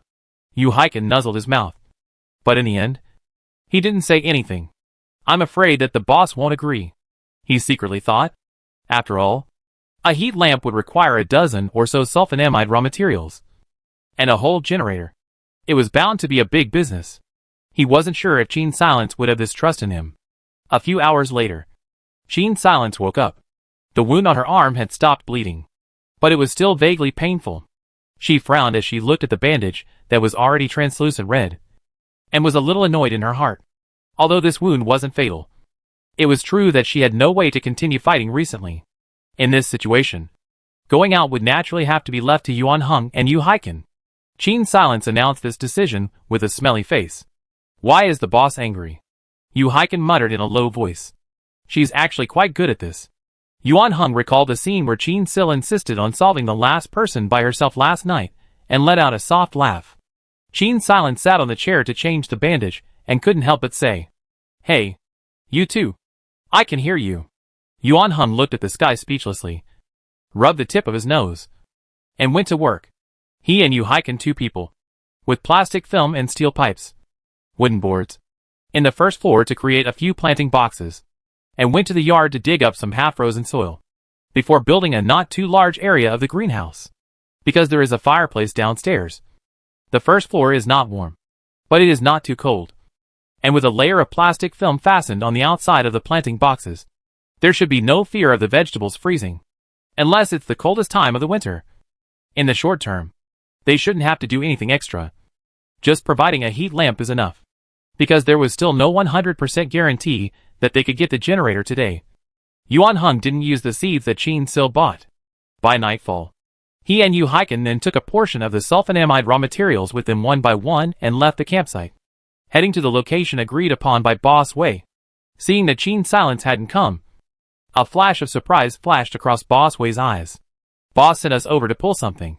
Yuan Hung didn't move to explain why Qin Sil didn't come, thinking that Qin Sil was a woman and naturally not strong enough. Boss Wei nodded in understanding. After a few pleasantries, he got to the point. "I need 500 sulfonamide raw materials." He gritted his teeth and stated a figure that he thought was almost impossible to get. "We need a reason for this much medicine. Otherwise there's no way to explain to the boss when we go back. You should understand that this is not a small amount. Moreover, this transaction doesn't have the black market to act as a guarantor from it. So in case there's a problem with your generator, none of us will be able to fix it." Yuan Hung said matter-of-factly, as if he was really a hitman under Qin Silence's hand. Boss Wei hesitated for half a day, not uttering a single word. "Since this is your sincerity, I don't think there's any way for us to work together." Yuan Hung made a move to leave. "Wait!" Boss Wei took a deep breath. "You guys come with me and see for yourselves." but I advise you guys better not get too close. Yuan Hung promised and followed along with Yu Haiken one after the other. The few people walked for a long time in the alley, turning several corners, before they reached a dilapidated house. The house was empty. Not a single person was there, and the items had all been swept away. However, as soon as Boss Wei opened the door panel of the basement, Yuan Hung saw the crowded scene below. There was a nurse-like woman who was taking care of the others. Most of these people were in their 50s or 60s and looked scholarly and bookish. They are all scientists who were persecuted by the rebels and can only hide here to survive. Boss Wei looked at the scene in the basement with an obscure expression. I have no way to send them out, so I can only settle them in this cramped basement. This place isn't warm in winter, and many of them have heavy colds, and some of them even have lung diseases. So I need a lot of sulfa. These people's conditions were in slow remission because of their harsh existence and inadequate nutrition. Ordinary people with pneumonia caused by a bad cold also need to use sulfanilamide for 7 to 10 days before they can be completely cured. And these old people's physique was even worse, and their recovery would only be even slower. Yuan Hung listened to the suppressed volume of coughing underneath carefully, and his mood also became a little low. Damn war. Agony. Qin Silence had such a string of bubbles in front of his eyes as he guarded the entrance of the camp with his handgun. What had this stumbled upon again? Her doubts were answered when Haruhiro returned. I used to just think the rebels were scary, but now I'm the one who thinks they're really hateful. Yu Haiken was still indignant after moving the generator in. He and Yuan Hung moved the generator to the first floor and hid it before going downstairs to tell Qin Silence about today's situation. Boss Wei has been rescuing a group of scientists who are in hiding.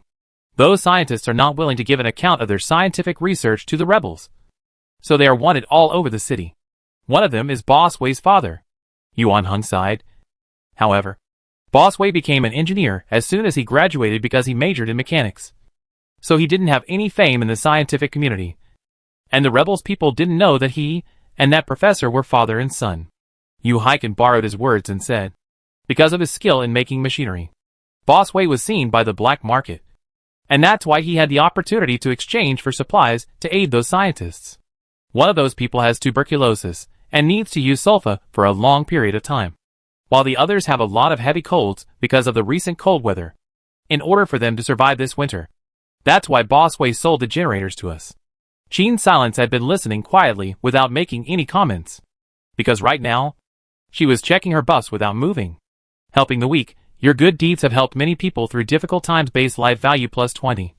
Duration 240H. According to the system's usual reward rules, she should have either helped 10 or 20 people this time. They have a total of 20 patients, all crammed into a basement. Yu Haiken's words confirmed Qin Silence's suspicions. Boss Wei's father will be coming over in a few days. He's a botanist and used to be a university professor. It's rumored that the rebels have been trying to get a piece of literature on improving crops from him. This time, to thank us for our assistance, Professor Wei will come over to look after the greenhouses for us and make sure that all the crops inside have successfully sprouted before he leaves. Yuan Hung said. Right now, the city was so dangerous. Professor Wei personally came over, so it was evident that he was truly grateful. However, this professor's characteristics reminded Qin Silence of the two special professions he saw before entering the copy. University professor, you are illiterate. Middle-aged professor whose good upbringing makes you seem very friendly. Buff, bargaining success rate plus 50%. Probability of triggering NPC hostility minus 80%. Get triple rewards for clearing the level. Debuff, attack power minus 50%. Attack speed minus 50%. Backpack grid number minus 4. Coffee addiction, if you haven't consumed coffee for 72 hours, you will be in a depressed mood. Compassion, have a chance to be frustrated by other people's bad luck. Skill, vegetable growing, can grow vegetables in the camp.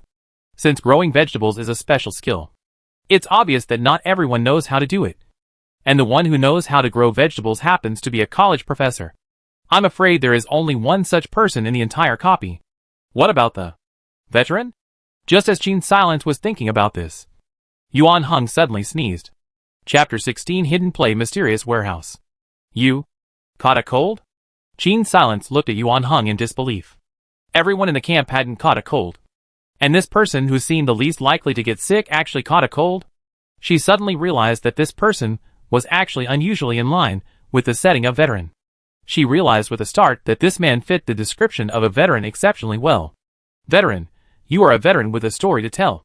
A lot of combat experience, but a lot of wounds. Buff, attack power x2. Attack speed x1.5. Shooting expertise. Debuffs, fear of cold, plus 35% chance of getting sick when the room temperature is below 15 degrees. Bargaining minus 50%.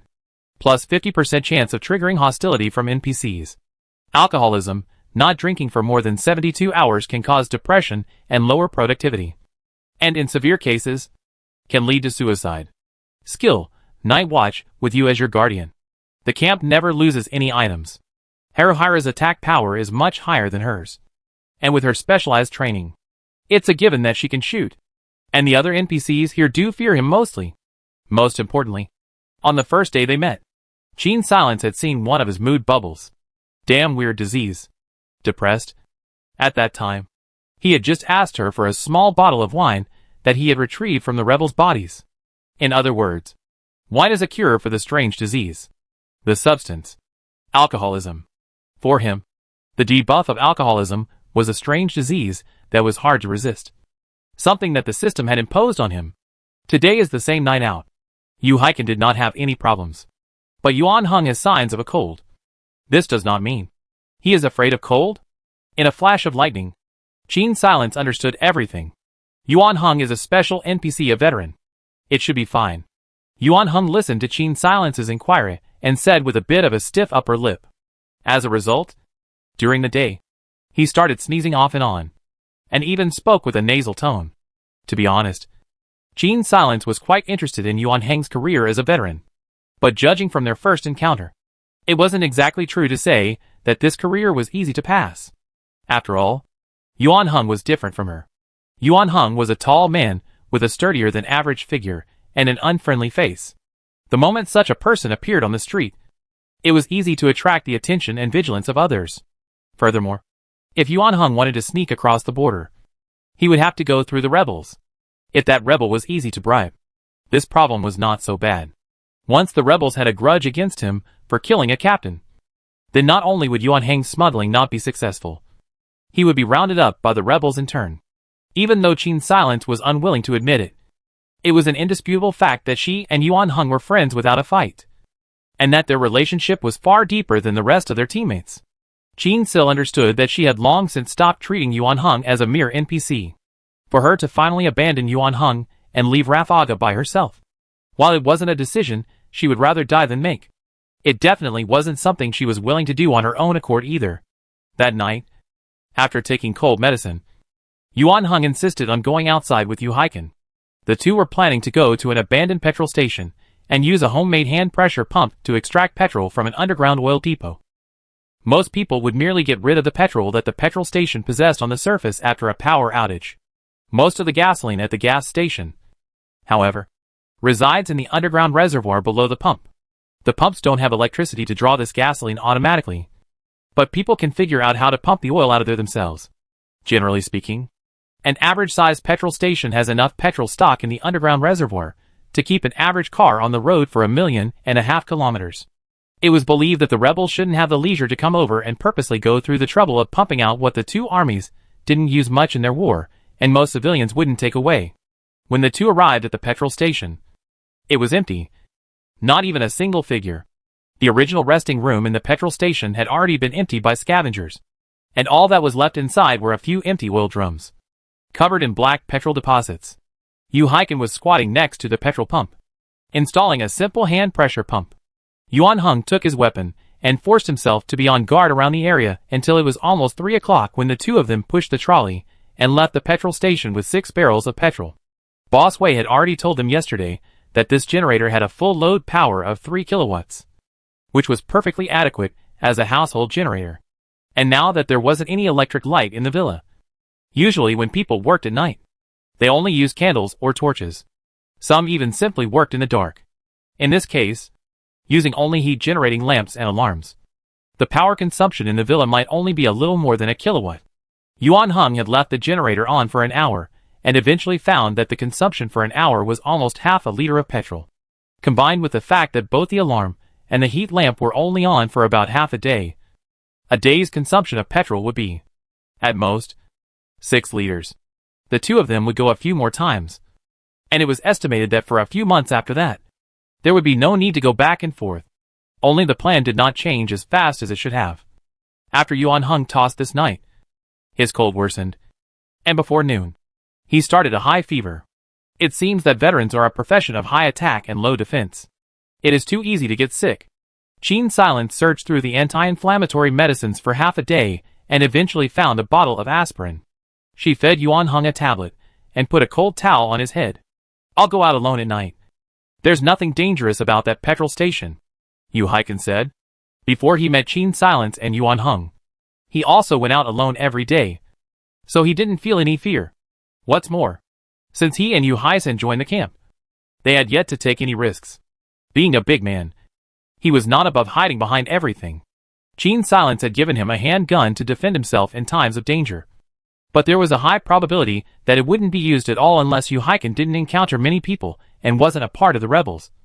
Firing a gun would attract more enemies, which was basically the same as looking for death. However, given that no one cared about petrol at all at the moment, the probability of someone else robbing Yu Haiken, a big guy who didn't seem easy to deal with at first glance, was approximately equal to 0. After all, Yu Haiken's bulk was almost enough to fit 2 Yunhings. He was simply not the size of an ordinary person. Hercules was just like that. After the deal was made, the nightly arrangement of the camp was changed to Yu Haiken going out to carry petrol, Qin Silence keeping watch, Yuan Hung recuperating, and Yu Haisen preparing food. With the petrol, within a few days, Boss Wei secretly sent Professor Wei over. When the two came, Qin Sil was removing her bandages. Her wounds weren't that serious in the first place, and she healed in a few days. Boss Wei leaned on his workbench, looking brisk as he told Qin Silence that the condition of those old people in the basement had been relieved in time. When Qin Silence asked him why he didn't contact the resistance, Boss Wei let out a bitter smile. "If the resistance really had the energy to take over this matter, I wouldn't have to suffer alone.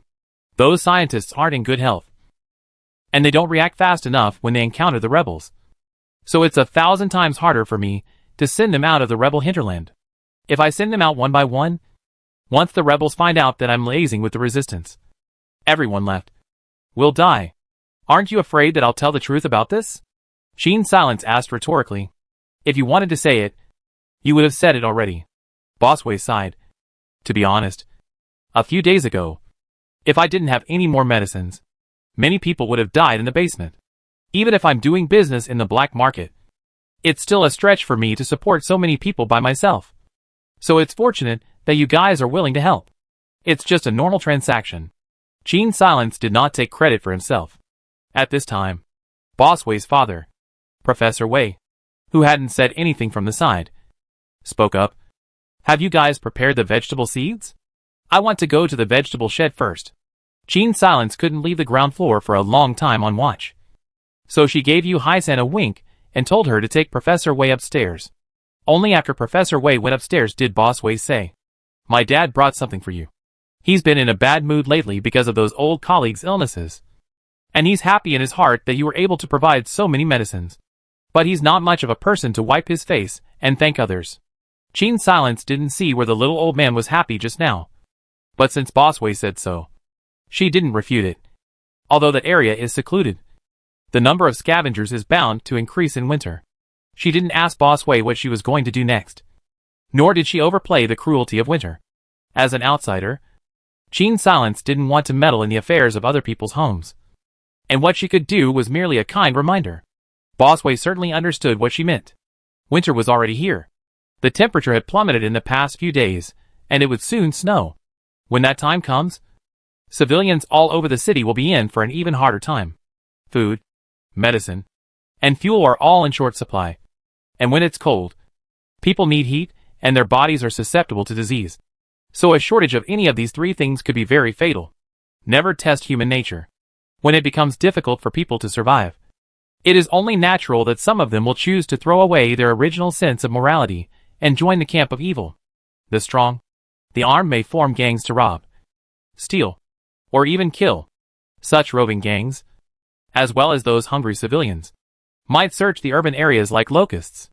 If there was no one to protect them, It was only a matter of time before those old and frail scientists were discovered. And once they were discovered, it wouldn't just be a matter of being robbed. The location of those scientists would be reported to the rebels.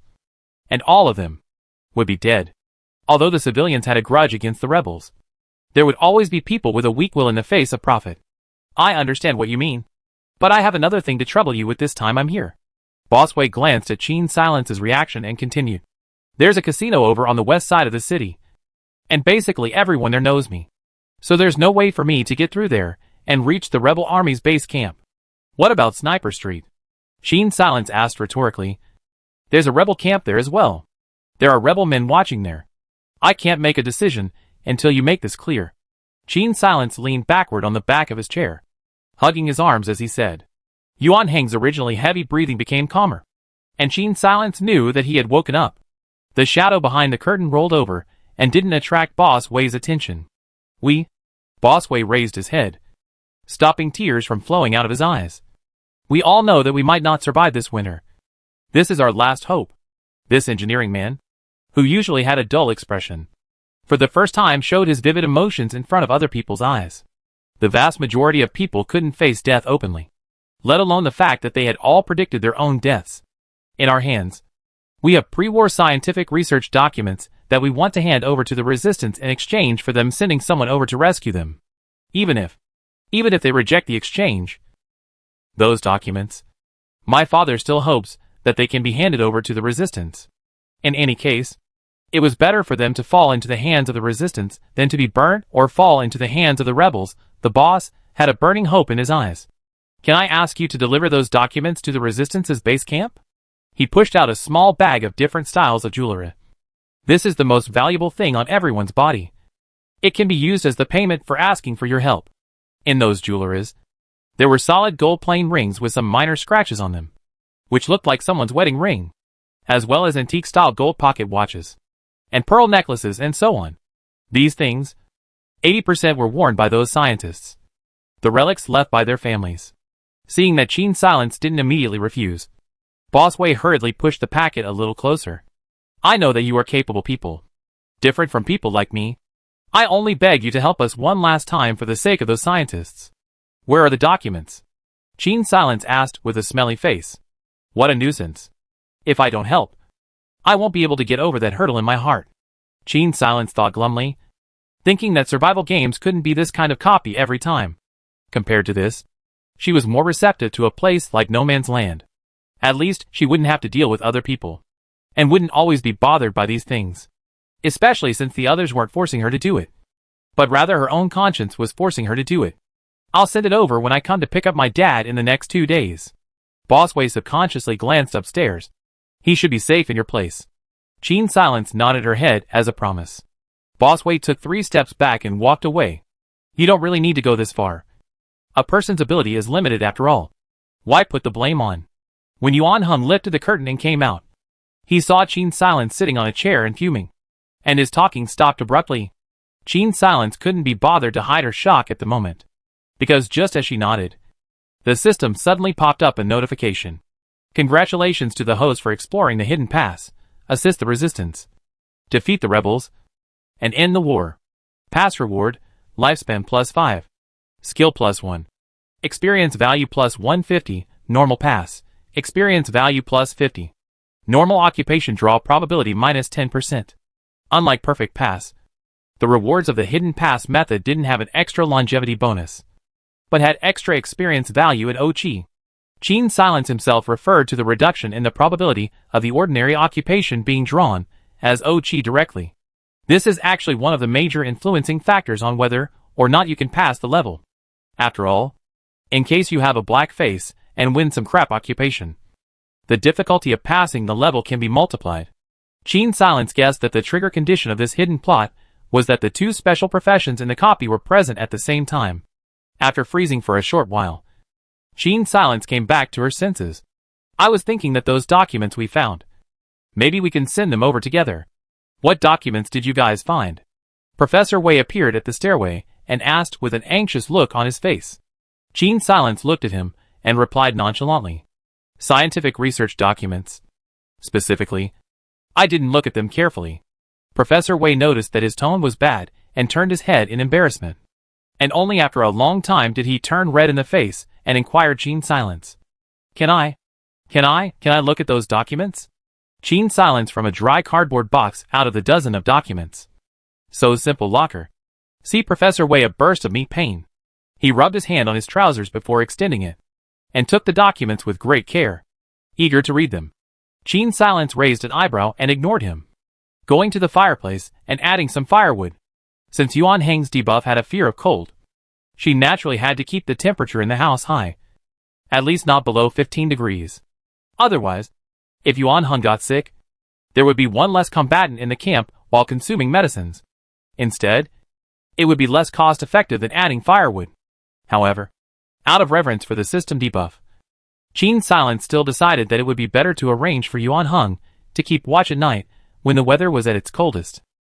During the daytime, Qin Silence went to the vegetable shed to take a look and found that the watercress, which had the shortest growth cycle, was already showing a bit of new green.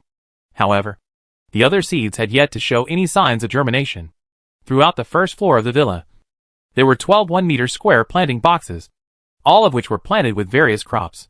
Small wooden labels were inserted into the planting boxes, with the names of the crops written on them with burnt black twigs: watercress, lettuce, tomatoes, carrots, potatoes, each of which occupied 2 planting boxes, with a small number of flavoring plants planted in the watercress box. Only the last 2 planting boxes, which clearly showed signs of soil turning, had nothing written on them. When Qin Silence went to ask Professor Wei, she only got an answer of "you'll know when it grows out." The answer. Professor Wei didn't have time to say much at the moment. The documents in his hand were enough for him to read for many days. The next day, Yuan Heng's cold symptoms subsided. Qin Silence decided to go out with Yu Haiken, leaving Yuan Heng to keep watch for the night, until Yuan Heng was completely well. The next black market should almost be opened. Of course, their goal this time was not the black market, with regards to the hidden way of passing that she had discovered earlier. Although Qin Silence was very interested, she also understood that with such high rewards for this way of passing, it was bound to be harder than the normal way of passing in terms of difficulty. If she didn't have a clear perception of the strength of the rebels and the resistance, she wasn't going to use this type of pass. After all, she currently had no experience in clearing levels, and everything was still prudent. Even if she could only get the rewards of a normal clearance, it was still better than taking the risk of exploring a hidden quest and ultimately failing to deduct attributes. But she should also try to spy on the strength of the rebels. As for the strength of the rebels, I believe that she would be able to get an idea when she delivered the documents. Because of the system on her body, the friendliness of the NPCs was clear to Qin Silence at a glance. From the time she entered this copy, during the daytime, she would occasionally sneakily observe the rebels and resistance forces at war outside. She found that most of the apertures under the feet of the rebels were red, with only a few of them being a deep yellow that represented neutrality leaning towards hostility, while a large portion of the rebels' feet were a neutral bias friendly light yellow color, and the remaining small portion a friendly green color. This meant that given Qin Silence's current position and identity, the resistance was not hostile to her, and a lot of them were even friendly. If not, she wouldn't have dared to easily agree to Boss Wei's request. "Boss, where are we going tonight?" Yu Haiken followed Qin Silence out and scratched the back of his head as he said, "I was injured last time, and on my way back, I found a place that's a bit suspicious. So we're going over there today to take a look. When we're almost at the place, you'll go forward alone, helmet on." After the workbench was upgraded, Qin Silence made a few helmets when he had nothing else to do. These were civilian, with average bulletproof effects, unable to stop sniper gun bullets, but facing ordinary firearms was no problem. For Yu Haiken, it was too difficult to hide his figure. His size was just too big compared to ordinary people. Moreover, ever since his last gunshot wound, Yu Haiken was left with after effects. At a time of material shortage, this kind of serious injury is very difficult to be completely healed. So when Yu Haiken walks, one of his feet is a bit lame, and he can't run fast at all. With Yu Haiken's condition, it would be better for him to hide and expose the two of them together, rather than having him fully armed and strutting around. This way, even if someone has bad intentions, Qin Silence can also sneak up from the shadows and rescue him in time. The two of them agreed on their respective divisions of labor, and waited until they were almost at the place. Then they split up and acted separately. Qin's silence was fast, so she reached her destination earlier than Yuhaiken. She approached the small house that was so sturdy that it didn't fit in with its surroundings. Guessing that this place should be some sort of secret warehouse. That woman was really good last time. When are we going to attack civilians again? One of the rebels guarding the door said this. These women will do anything to keep their families. How lowly. But it's not bad that such a beautiful woman is obedient to us. Another rebel used a disgusting tone. Reliving the scene. If you ask me, you were just too impulsive last time. At least leave that woman behind and play enough before killing her. Qin's silence, who was hiding in the shadows, narrowed his eyes. Really hear the blood pressure Sora. Damn brute. TSK. I wasn't in a bad mood then. Damn. Of a battalion of soldiers. Just the two of us were sent to the shithole of a place to watch others having a good time in casinos and brothels. What's here is important. It's just that it's not the right time to use it yet. The colonel has said that if we complete this mission, there will be no shortage of benefits for us. You believe in this kind of empty check. The two rebels muttered for a while longer.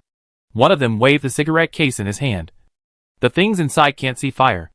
I'll go over there to have a smoke, and come back to replace you later. Go ahead. The other soldier waved his hand carelessly.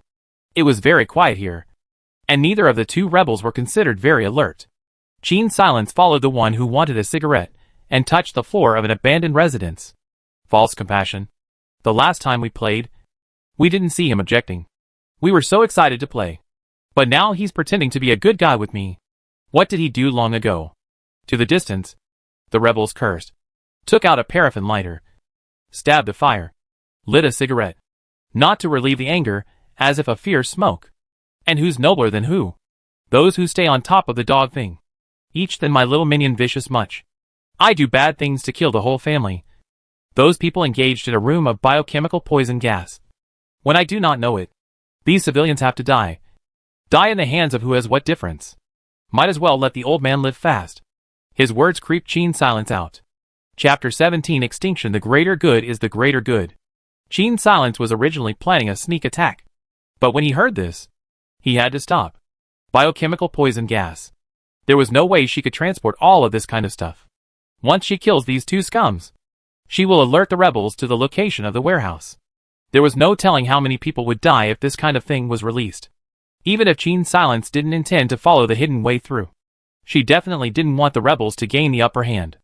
Thinking that Yuhaiken was slowly heading this way, Qin's silence didn't dare to delay and immediately accelerated towards his location. Don't go. There's a change of plan. Qin's silence stopped Yuhaiken out of breath. Then tonight. Go back empty-handed? How could it be empty-handed? Qin's silence grinned, his fingers lifting a key ring. Isn't this a gain? Although he couldn't kill anyone, that didn't mean Qin's silence wouldn't collect interest. Unlike being assassinated, the rebel who lost the key, and couldn't recall the process of losing it, would be his own dereliction of duty. Maybe the rebels will be alerted for a few days, but after a long time, they will think that the rebel himself left the key on the ground unintentionally. If the key to the gas warehouse was lost, the rebel would be severely punished. This was also considered the punishment Qin's silence had given him in advance. As for whether or not the rebels would change the door locks, Qin's silence was not particularly concerned.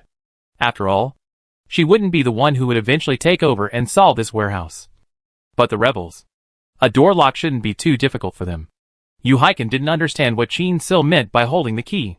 He saw that the knife in her hand was clean and didn't look like she had killed anyone. It wasn't as if those people had been beaten to their knees and begged for forgiveness, and then handed over the key. Right? However, he is not a person who talks too much. So he didn't ask too many questions, and obediently followed Qin's silence back to the camp. Are you saying that the rebels are planning to use gas bombs to focus on destroying the resistance? Yuan Heng asked incredulously after hearing Qin Sil's words. It was not that he suspected that Qin Sil was lying, but he was shocked at the rebels' behavior from the bottom of his heart. After all, he was a member of the army that he had joined. And originally, Yuan Heng had only thought that the rebels only had a different stance from the resistance. So they had treated the civilians, who did not support them, exceptionally badly. However, the act of releasing poison gas was no longer just bad. It was an act against humanity. Even if one really wanted to conquer a place, the act of slaughtering a city, even after thousands of years, would still be reviled, because this was essentially genocide. A cruel, vicious act. We must destroy the rebels' plans as soon as possible, Yuan Hung said. When they release the poison gas, they definitely won't make a deliberate distinction between the rebels and the civilians. This is no longer just a matter of the rebels. If we fail to stop this, we might all die. When we go to deliver the documents in the next few days, we'll directly tell the resistance about this matter. Qin Silence frowned. But the location of that warehouse is also close to one of the rebel army's subcamps. The reason why they put those weapons in the warehouse outside the barracks is probably so that they can defend themselves in a court-martial in the future. No one can prove that those things are theirs.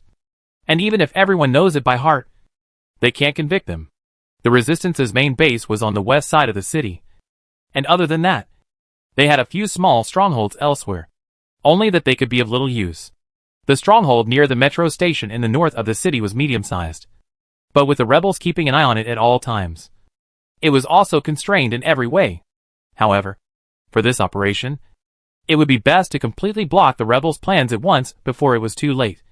Spooking the rebels would make it easy for them to shift their positions. To stop this plan, it was better to turn to the people in the main camp for a higher success rate. The conversation between the several people did not avoid Professor Wei. To put it bluntly, Professor Wei was one of the most unlikely people to leak information to the rebels. He himself was still a wanted person by the rebels, even if his morals were not taken into consideration. If he wanted to inform, he would have to see if there was a chance to open his mouth. Most rebels were murderous in the face of civilians. Some of these documents, I've heard of them before.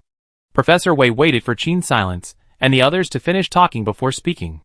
Qin Silence looked towards him, quietly waiting for the following. The scientists in here that I know of, the founders of these scientific achievements, are all dead? Professor Wei couldn't hide his grief as he said. Like me, they all refused to hand over their scientific research results to the rebels, and were then brutally killed by the rebels. And I was just lucky enough to escape. After a long time, he asked Qin Silence, "Where did you get these things, Miss Qin?" "A bunker safe, right after the explosion of the armory in the north of the city. It should be something that some officer of the rebel army didn't have time to take away when he was fleeing for his life," Qin Silence replied. "This means that these documents shouldn't have fallen into the hands of the rebels in the first place. They should have understood, when they slaughtered the scientists in the first place, that there is a price to pay for doing bad things." Professor Wei, as a highly educated man, was clearly not good at cursing at all. Even when he condemned others in a literal manner. There might not be a way to purely discuss right and wrong in a war. But in the course of a war, a certain side's anti-human behavior was a crime that could not be excused in any way. Because the purpose of war is to win, not to abuse and brutalize others. There was a fundamental difference between dying in battle and being abused to death. After a few people discussed for a while, Qin Sil decided that as soon as Boss Wei sent the documents over, she and Yuan Hung would make a trip to the Resistance's barracks. A few days later, the watercress in the greenhouse had grown to the point where it was almost ready to be eaten, and a large section of what looked like cat grass had grown out of those two unmarked planting boxes. On this day, Boss Wei brought over all the documents. Qin Silence and Yuan Hung took advantage of the night and headed in the direction of the west of the city with the documents. "Have you heard? There's an unlucky man who was disciplined today. Near the casino, 2 rebels ran out to smoke for air after losing a lot of stuff. Qin Silence and Yuan Hung hid in an alleyway, ready to sneak past them when they weren't looking, only to hear such a sentence. She raised her hand and signaled Yuan Hung to stay still for now, while she herself pricked up her ears and listened carefully. But this is too insulting. Having someone kneel in the square to receive a whipping. What is this? He lost the key to the armory. He should have been punished in the first place. Besides, when have those well-born officers ever treated us big-headed soldiers like human beings? But that key was probably dropped on the ground without attention. And even if someone picked it up, they wouldn't guess it was the key to the armory. Right? Say so. But it has to be a public punishment. Qin Silence was basically certain that the rebels did not suspect that the key was stolen. After all, the system-given skill, when used, didn't even need to physically touch the other person to get something.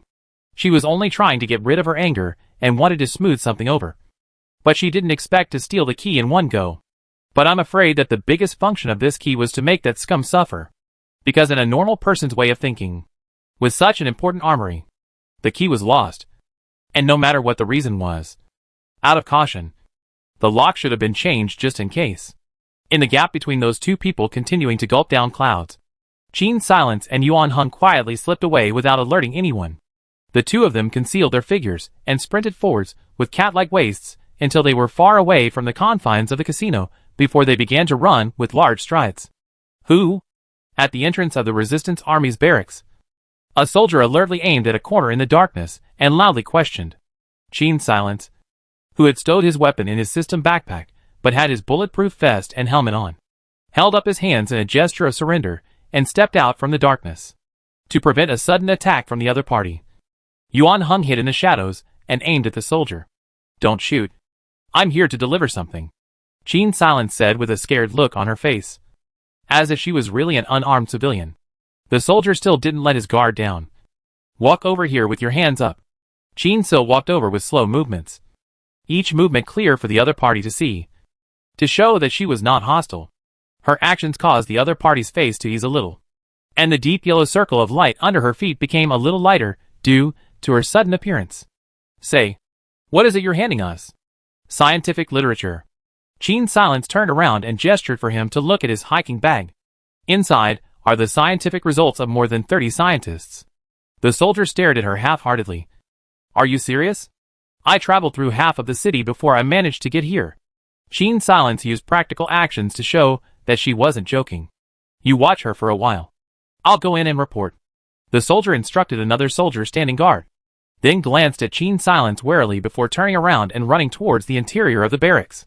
After 10 minutes or so, he ran back out of breath. You can go in, but you'd better not have any bad intentions. Or if something goes wrong, don't blame me for not warning you. As soon as the soldier's words left his mouth, Yuan Hung stepped out from the shadows.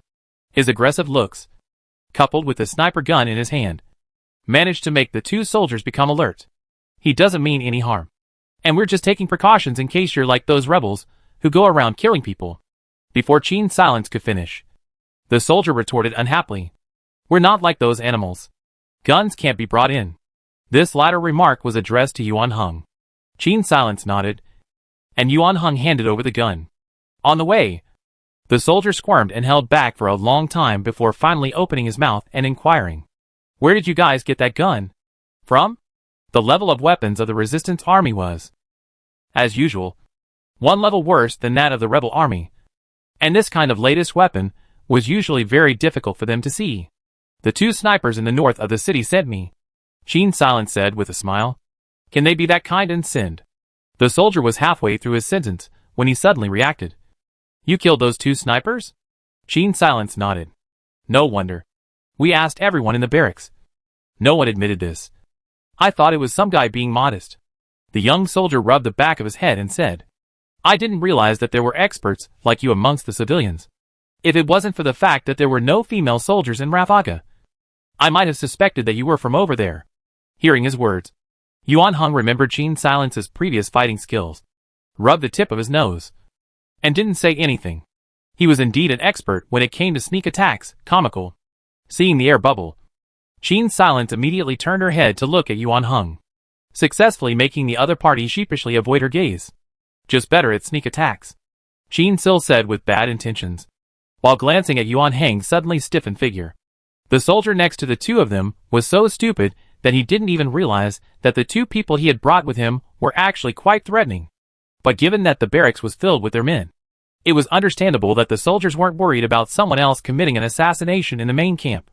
The three of them had a chat and soon reached an officer's office. Report? Colonel. The person is here. Let her come in. A middle-aged man's serious voice came from inside. When Qin Silence went in, she saw a middle-aged man in camouflage-colored uniform, holding a teacup in his hand, checking out the map of the urban area. Noticing that it was not her, but them who came in, the middle-aged man's face showed a touch of surprise. The surprise quickly disappeared when he remembered the content of the soldier's report. You're the one who claimed to have brought scientific research documents? He put down his teacup and looked at Qin Silence as he asked. Qin Silence put the hiking bag in front of him. The stuff is inside. A total of more than 30 documents, all of which the scientists have worked so hard to preserve, now that they are in a precarious situation. In order to prevent these things from falling into the hands of the rebels, they entrusted me to send these documents here. The guards immediately came over and carried the hiking bag outside to inspect it and make sure there was no danger before sending it back to the desk in the office. Towards the end of the day. You mean, they're still alive? A gleam flashed in the officer's eyes. A portion of them are still alive, but they are living a very difficult life right now. More than 24 of them, crammed into a basement, scared every day, and they even have to sneak around to boil some hot water. Gene Silence said bluntly. I'll be honest, they didn't ask for anything in return. But as a bystander, I still hope that you can send someone to rescue them. In addition to that, I have another equally important and very urgent matter to inform you of. Gene Silence's words caused everyone in the office to tense up. Chapter 18. Snowy night in the east of the city. A ready-made scapegoat. Poison gas? After Gene Sil finished her discovery, the atmosphere in the office became unusually tense. After that officer asked a rhetorical question, everyone went completely silent, and the room became as quiet as a pin drop. Well, I originally only intended to get rid of those two scums in the beginning, but I didn't expect that this guy talking to himself would allow him to escape for the time being. Gene Silence felt a little depressed when she remembered the information that those two rebels had revealed during their chat. In the end, she hadn't killed those two scums to rid the people of their evil, but only for the sake of the greater good. If her actions had spooked the snakes, and eventually caused the rebels to release the poisonous gas in advance, then everyone would have to be buried with them. This is not just a matter of 1 or 2 people dying. Gene Silence could not guarantee that those who were poisoned would not include herself. Whether you believe my words or not is up to you. I've already marked out the exact location for you. If you're worried that it's a trap, you can also send a few people to explore the situation first. Gene Silence retrieved her hiking bag and was ready to leave. Wait. Yuan Heng's posture suddenly became taut, his entire body on the defensive. Thank you for everything you've done for the resistance. I'll send someone to help the scientists break out and bring them back to the barracks. We will also investigate the poisonous gas immediately. As the officer said this, he couldn't help but sigh. Their overall strength was inferior to the rebels, so the roads out of the city were controlled by the rebels. And apart from the airdrop supplies, they could only collect the city's original resources to maintain the normal life of the barracks. It is difficult for civilians to find supplies, and there are also reasons for this. But if the rebels didn't collect the supplies, those things would also be destroyed by the rebels, in order to make them run out of food, not even considering whether it was wasted or not.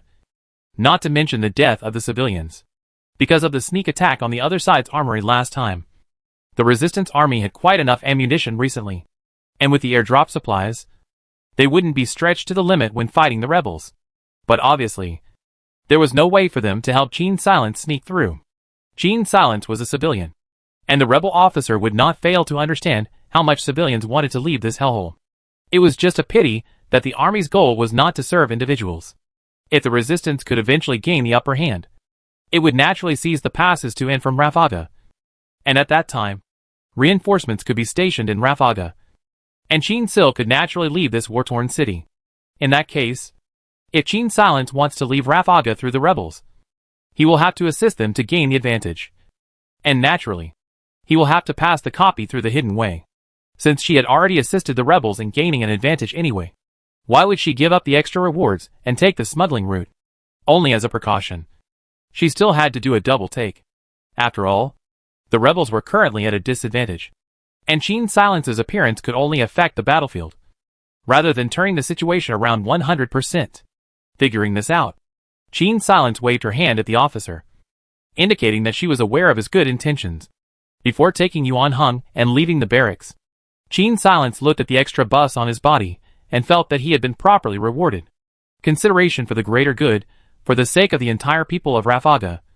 You temporarily put aside your personal interests, and the gratitude of the people fills you with strength life value plus 50. Duration 240H. Because a lot of people were helped this time, the duration of the buff stacked according to the number of people, directly allowing the buff duration to accumulate to a full 10 days. Just based on this buff alone, even if there weren't any other subsequent rewards, Gene Sil felt that she hadn't lost any money. Next, She was going to be busy with her own business, whether it was rescuing the scientists or ending the poison gas warehouse. The resistance should take the lead in the future. Jean Silence didn't think she could play a decisive role in terms of combat. More than that, she was now more concerned about the night raid on the night the black market opened. Seeing that the black market was about to open again the night after tomorrow, Jean Sil and Yuan Hung started discussing the night raid plan for that day as they rushed back to the camp. If the City East brothel house doesn't have extra manpower at the entrance of the black market, then all we need to face is 10 enemies. While eating breakfast, Yuan Hung said in a serious manner. According to that scheduling table Jean Sil found, the City East brothel house would only leave a maximum of 10 people behind the night after tomorrow. And if extra manpower was sent to the black market because of Jean Sil's counterattack from last time, then for this night attack, Jean Sil would run into even fewer enemies instead. But when making a plan, one should definitely plan for the worst first. 10 people all relying on a sneak attack to get rid of them would obviously be very delayed. Jean Silence frowned. Sneak attacks weren't just about seeing someone follow them up and kill them. If that was really the case, then it would be too easy. In fact, before every sneak attack, Jean Silence had to check the surrounding situation, guarding against being discovered by the target, while also paying attention to other enemies. If after sneak attacking a certain person, the body was discovered by another person, then all the enemies would immediately become alert. At that time, the difficulty of the sneak attack would become very high. If they couldn't kill them quickly, the situation would become even more dangerous when the people who were out of the brothel came back. If they were not careful, they would be caught in a trap. In the end, Jean Silence and Yuan Hung planned to split up. For Jean Silence, even if he couldn't beat them, escaping would be relatively easy.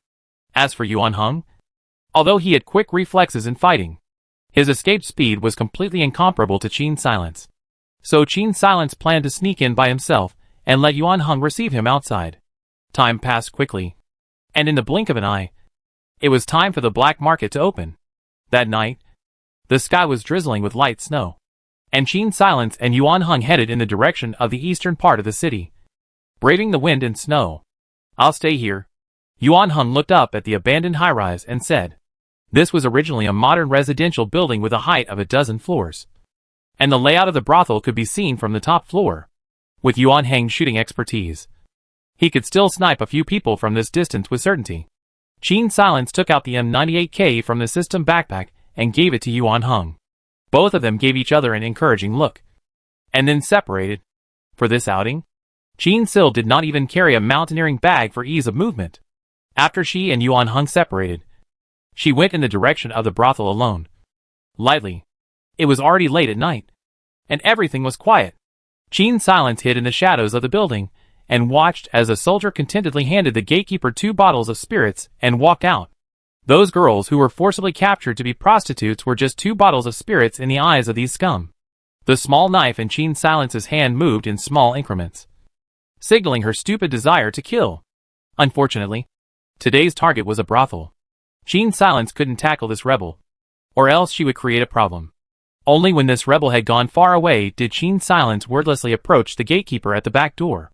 It is funny to say, this group of rebels usually kill without blinking an eye. Evil, to this kind of place, on the contrary, very much to face. Every time is bound to be from the front door into the back door, to leave afraid of others, to see that they have become a limp shrimp. The back door in addition to a gatekeeper, responsible for the usual collection of money, and take care of the door. There is no one else. Jean Silence was already standing behind this guy at this point. Her small knife swung quickly, and under the moonlight, a silver light flashed by, instantly reaping a human life, passing her hands through the armpit of that gatekeeper. Jean Silence took advantage of the fact that no one else had come out, dragging his corpse and hiding him behind a woodpile for the time being. During the daytime, this place naturally couldn't hide anyone, but at night, the light was bad, and I'm afraid it would be hard to spot without a closer look.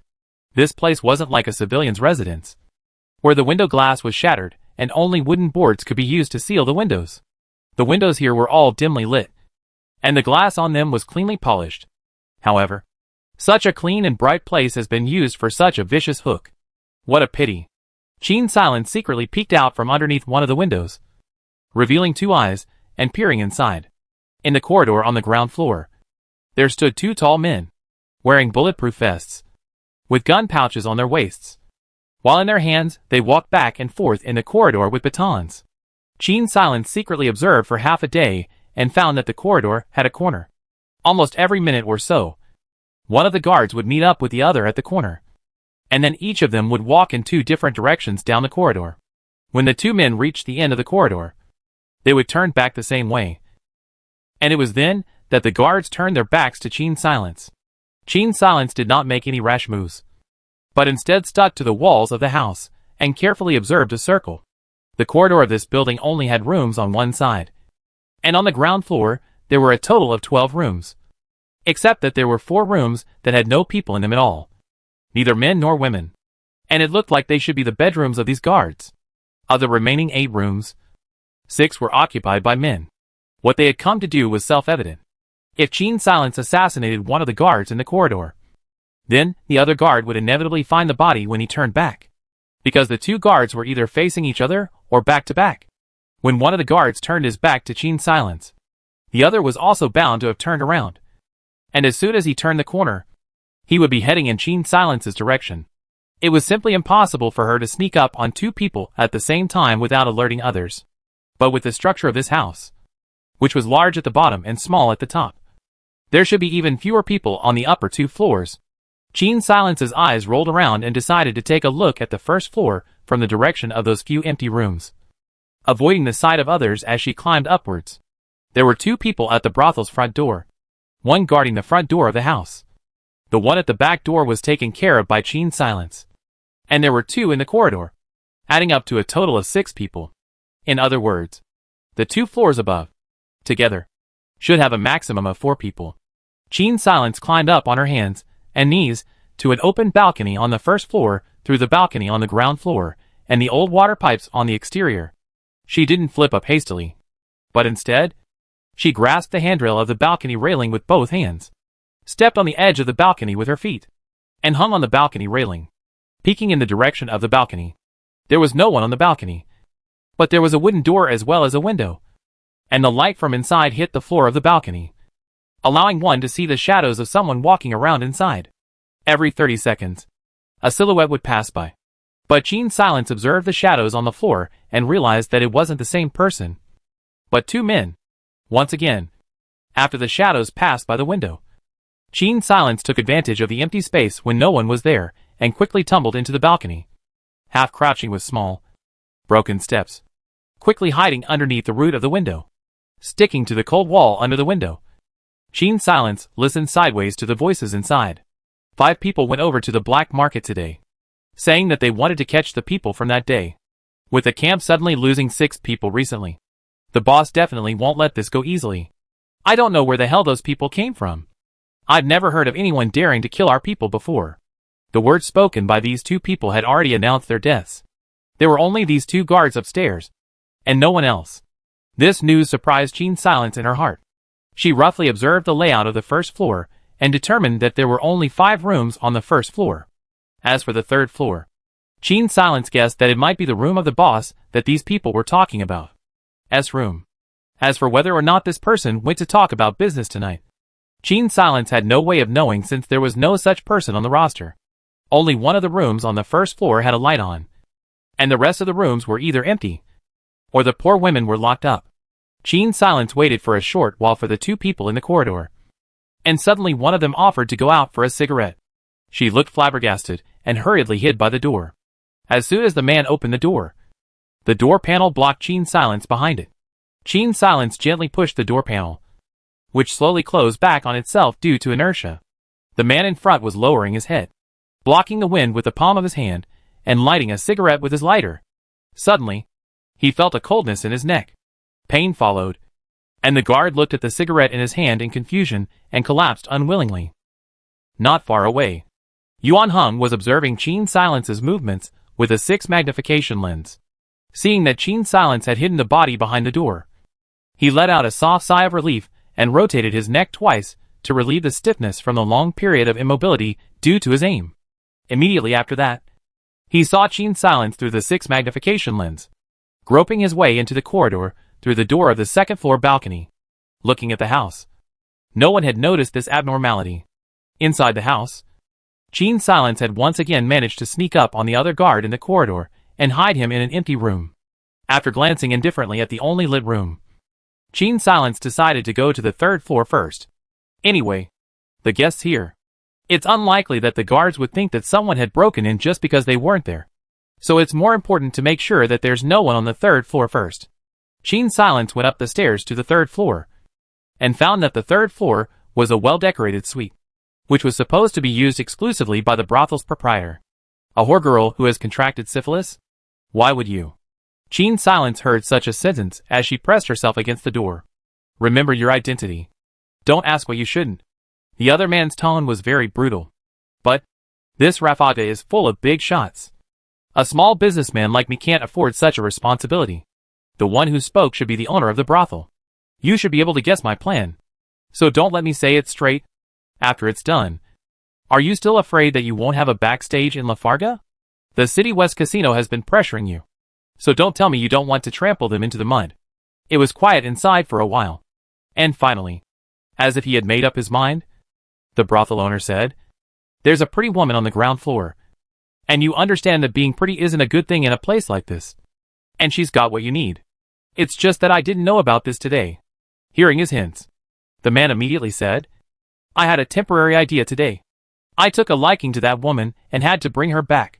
The guards downstairs wouldn't dare to stop me. After saying that, Gene Silence heard footsteps in the door. Her eyes rolled and she couldn't help but plan. Such a good opportunity. It would be a good idea to take the trick tonight. Seeing the footsteps getting closer and closer, Gene Silence hurriedly hid in the other rooms, holding her breath, not daring to make a sound at all. After a while, the sound of military boots stepping on the stairs came from the stairway. The officer who had been talking business with the brothel owner had already gone downstairs. The room that Gene Silence was in right now was an office study, and the place where those two were talking just now should be a tea room. It must be said that this group of scum lived quite a life. Gene Silence searched the study and found that there was also a not-so-obvious secret door on the wall of the study. She tried it with her and found that it wasn't difficult to open. What was difficult was that there was a safe inside. Without a key and password, this kind of safe could not be opened. Gene Silence's lock opener could only open ordinary locks.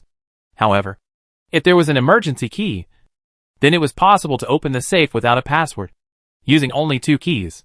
These 2 keys must be in the possession of the brothel owner. This kind of person, who was used to blackmail, would not be able to leave his important things with someone else. She had to get the keys. Otherwise tonight would be considered a wasted visit. Originally, she was still thinking that she might be able to leave that brothel owner alive and let him and the rebels have a dogfight. However, the matter of the key made her realize that the man had to die. Gene Silence knew that in order to avoid suspicion, the brothel owner would not come downstairs anytime soon. She went back to the first floor, found a dagger from the corpse, took it in her hand, and hid behind the door of the only guest room on the first floor. She hid behind the door of the only guest room on the second floor and waited for the guy to come out from inside. After a quarter of an hour or so, a man opened the door in disheveled clothes, with a coat on his body and a belt slowly fastened on his hand. Gene Silence heard the cries of the woman inside. Her eyes went cold for another minute, and she tiptoed after him, waiting for the man to walk to the corner of the stairs. She then suddenly said in a thin voice, "Big brother, do you think I'm okay?" She lowered her head and her voice was like a mosquito, as if she was the whore girl here.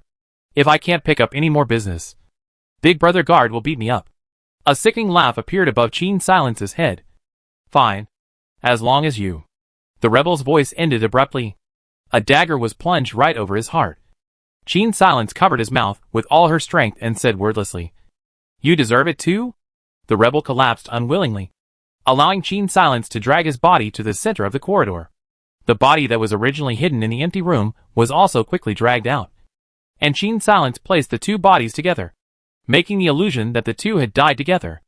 After doing all of this, and making sure that there would be no more people on the first floor to stop her plan, Gene Silence returned to the 3rd floor, ready to make her move on the brothel owner. When she heard the sound of the door opening, her body couldn't help but duck towards the shadows of the stairway. Immediately after, a middle-aged man, who looked to be in his 40s, walked out of the restaurant and headed in the direction of the bedroom. Qin Silence quickly followed him, and without waiting for him to open the door, he raised his hand and opened the guy's throat. The brothel owner collapsed in a pool of blood and stopped breathing after a few convulsions. When he turned over the corpse, a buff was added to Qin Silence's personal panel. Blade of Justice. The Blade of Justice arrives late. You killed the head of the Black Brothel House, allowing the woman who was forced to sell her body to regain her freedom. The sense of justice makes you as helpful as a god plus 50 attack power. Duration 120h. Qin Silence's hand paused. With this buff, did it mean that she could stop hiding all the time this time? She thought about it, but gave up on this dangerous idea. There was no other reason. Her figure was a woman at first glance, a trait that was too conspicuous in this violence-ridden copy, because men were born with an advantage in terms of force. This led to women who solved problems through violence being exceptionally rare in the war years. If the one who broke in today was a man, perhaps running out sideways, relying solely on the man's identity, it would be very difficult for others to find out what happened to him. However, if the one who ran out was Qin Silence, anyone who saw her would realize that she was a woman. There wouldn't be many women in the entire Rafaga with a force value comparable to hers, one would think. Not to mention the fact that she wanted to go along with it, and put it on the head of that rebel officer. Qin Silence rummaged through the brothel owner's body, and found the key to the safe, and also found the emergency key in one of the locked drawers in the bedroom. So without delaying for a second more, she rushed into the dark room in the study, and opened the safe. There were several jewelry boxes in the safe, and just as soon as they were opened, the contents shook Qin Silence's eyes for a moment. A pure emerald, set in a white gold ring, conservatively estimated at 5 carats. In addition to that, there were several jewelry boxes containing several pearl necklaces of very good color, and a brooch made of gold and crushed diamonds. All of these things were definitely treasures that could be passed down from generation to generation in times of peace. Qin Silence estimated their value, and even a black market crook would have counted them as 41-carat diamonds, because that 5-carat gemstone can't simply be taken as 5 1-carat diamonds, but has to be multiplied by a certain number of times. In this way, Qin Silence had the equivalent of 50 of them in her hands, and the cost of the smuggling had already been rounded up by a third. Even if the rebels did not win in the end, as long as Qin Sil did not expose himself to the rebels, smuggling would not be a bad way out. After getting her belongings, Qin Silence tumbled down from the first-floor balcony. At this moment, she had already figured out her next move. As soon as she landed, she quickly sneaked to the back door's location. The 2 guards hadn't yet noticed the abnormality upstairs, and were still dutifully patrolling. Qin Silence took advantage of the guards' backs to him, and killed one of them with a single strike. But after this, she didn't hide, but stood in place, waiting for the other guard to discover her. You? The guard had just made a sound when Qin Silence raised her hand and shot her in the heart. Although she wasn't much of a good shot, she was still able to hit her target from such a close distance. The gunshot caused the people having fun in the room to stop, and they all had to run outside to see what was going on. Taking advantage of this small moment of confusion, Qin Silence ran out the back door without thinking, disappearing into the night in a flash. The people who came out opened the door, and saw only the 2 guards collapsed in a pool of blood. The people at the front door heard the commotion and immediately had to run over to support them. From afar, Qin Silence stretched out an index finger at Yuan Hung from the shadows. The two had worked together so many times that they already had quite a tacit understanding. Yuan Hung understood that this was telling him to leave one alive, so the one at the front door was released by him. 2 poofs rang out in the air as the 2 guards guarding the main entrance were both shot in the eyebrows and fell to the ground. The brothel was in chaos, facing a room full of corpses. The Johns had long been scared out of their wits, and one by one, they ran out in disheveled clothes, leaving the brothel without looking back. The women who were originally forced to sell their bodies took revenge on the only guard. Even if they were physically weak, a dozen women were more than enough to beat up a man. Not to mention the fact that this guy had been scared silly by the sudden change of events. After the women retaliated angrily, they coaxed the remaining belongings in the house, and ran away in 2s and 3s while the night was still young. Qin Silence and Yuan Hung, who had already converged, looked at each other and smiled as they hurried together in the direction of the camp. Not long after they left, a rebel squad came to the east of the city to investigate the situation. These 2 people were killed by snipers, and there's also a person in the house who was shot.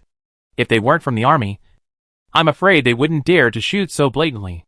A lieutenant said after looking around the brothel house. There's definitely something fishy about this. At this time, the front door guard, who had fallen to the ground and was dying, struggled to crawl forward 2 steps. He wants to silence him. After saying this, he completely fainted. Chapter 19. Haunted Factory Suspected Player. Several rebels looked at each other, not knowing who the phrase, "he wants to kill." They didn't know who exactly they were referring to. After more than an hour, after the black market closed, those who had gone out arrived. They were shocked by the horrors that lay before them. The second in command of the brothel, in a moment of desperation, grabbed one of the rebels and asked, "What happened?" The rebels drew back their sleeves a little unhappily. "We don't know, but there were some shots fired from your house, and we realized what was going on and rushed over here. Only by the time we got here, the inside was cleaned out. The whore girls and Johns had run off, and there was only one man left alive, currently unconscious." "Where is he?"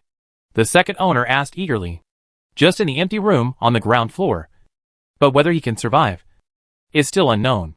How indignant were the hearts of those women who had been captured here, and how serious were the injuries of that sole survivor. If it weren't for the fact that everyone was in a hurry to escape, the guards might have died. The chaos in the eastern part of the city had long been left behind by Chin's silence, and she didn't care much about how these people subsequently dog-eat-dog. After all, she had already got what she wanted. As for the brothel, those people will follow how to develop.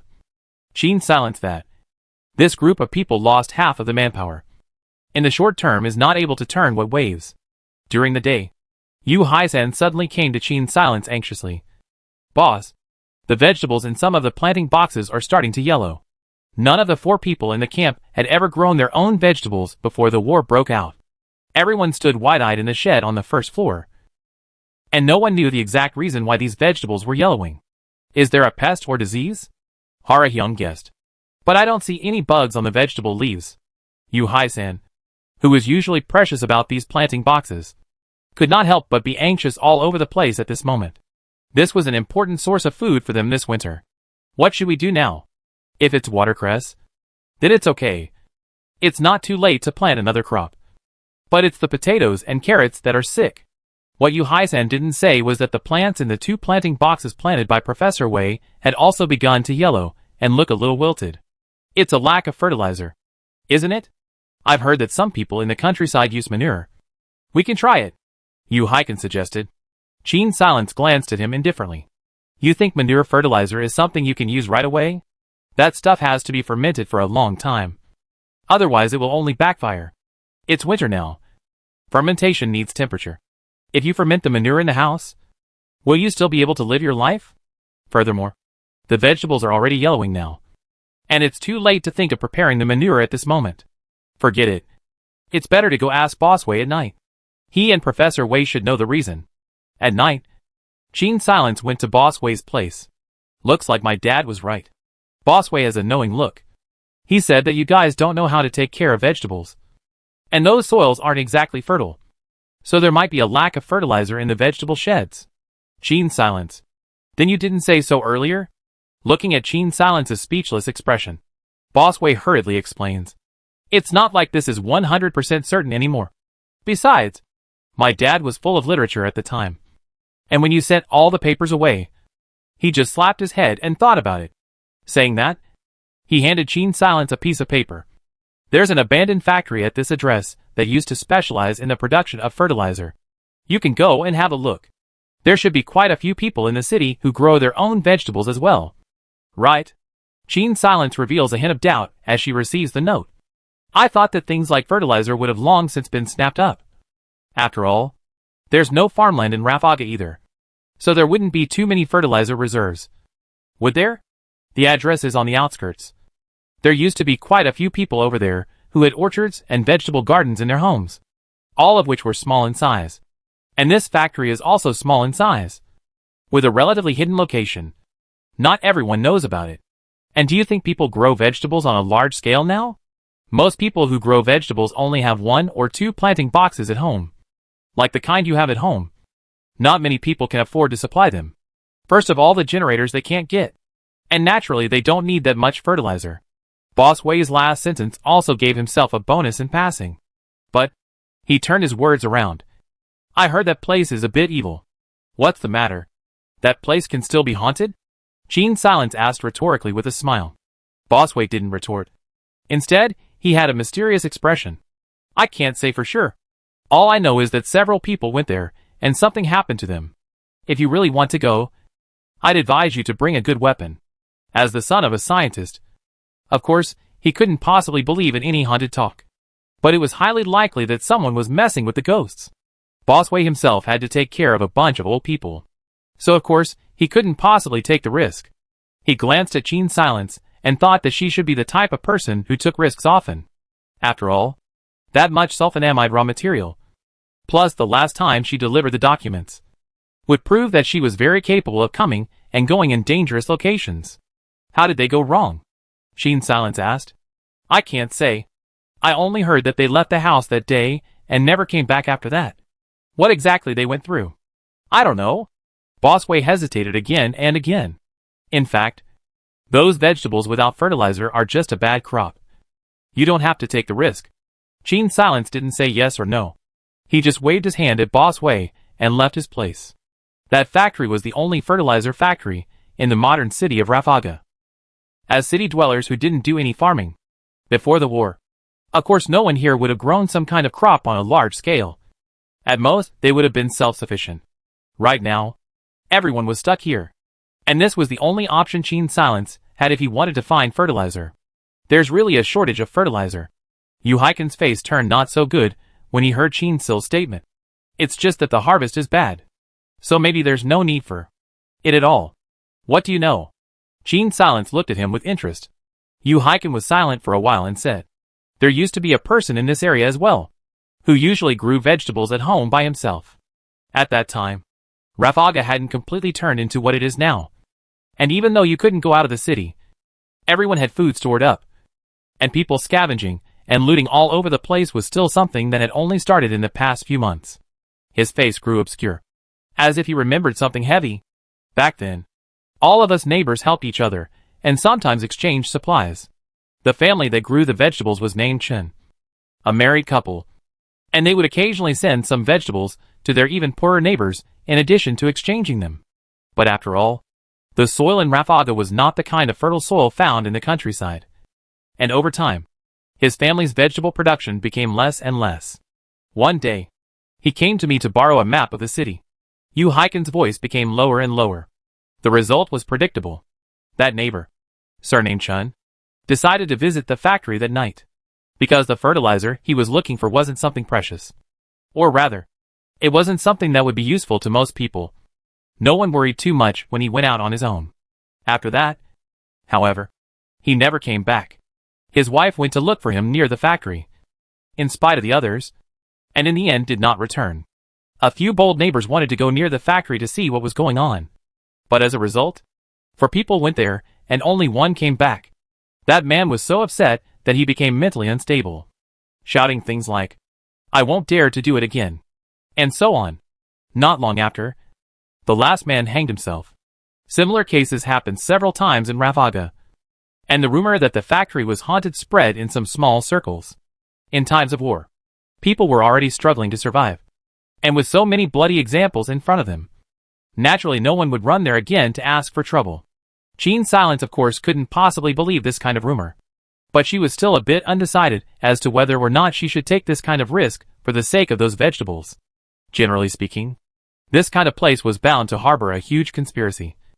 Only then would people make others stop bothering them by pretending to be gods and goddesses. Those who were killed, it was likely that they had seen something they shouldn't have, and so they were silenced. Qin Silence thought about it, and felt very unwilling not to go. Imagine, she used so much sulfanilamide for generators and heat lamps. Yuan Hung and Yu Haiken and painstakingly built vegetable greenhouses, burned gasoline every day, cared for such a long time, and in the end, but harvested this sparse 3 melons and 2 jujube. How to think of how to lose. What's more, Qin Silence now want to find ready-made food. Then before I do not know how many times more difficult. Left and right to risk. Why not go to the factory to see? Once the soil lack of fertilizer to solve the matter?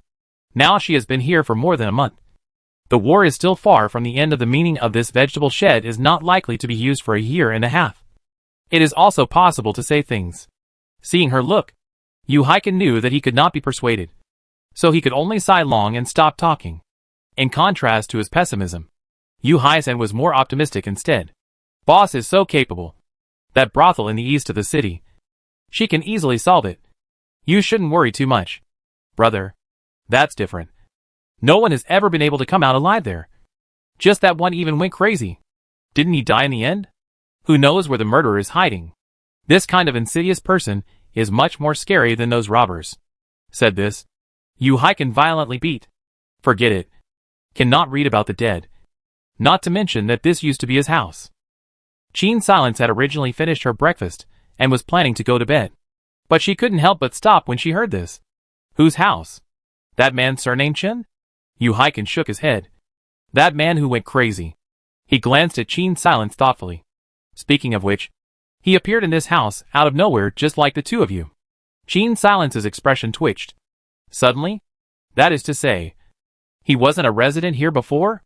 The two of us slipped in through the back door in the first place. With 3 rebels behind us. Yuan Heng said with a straight face. Yu Hiken scratched his head and smiled heatedly. I'm just saying that it looks like it appeared out of nowhere from the outside. Not that the two of you really came out of nowhere. Moving on. What's up with that person? Qin Silence interrupted the two's argument. Hey! That guy. Huh? When he first came here out of nowhere. Xiao Qin and his wife had just disappeared not long ago. This person has surprisingly big guts.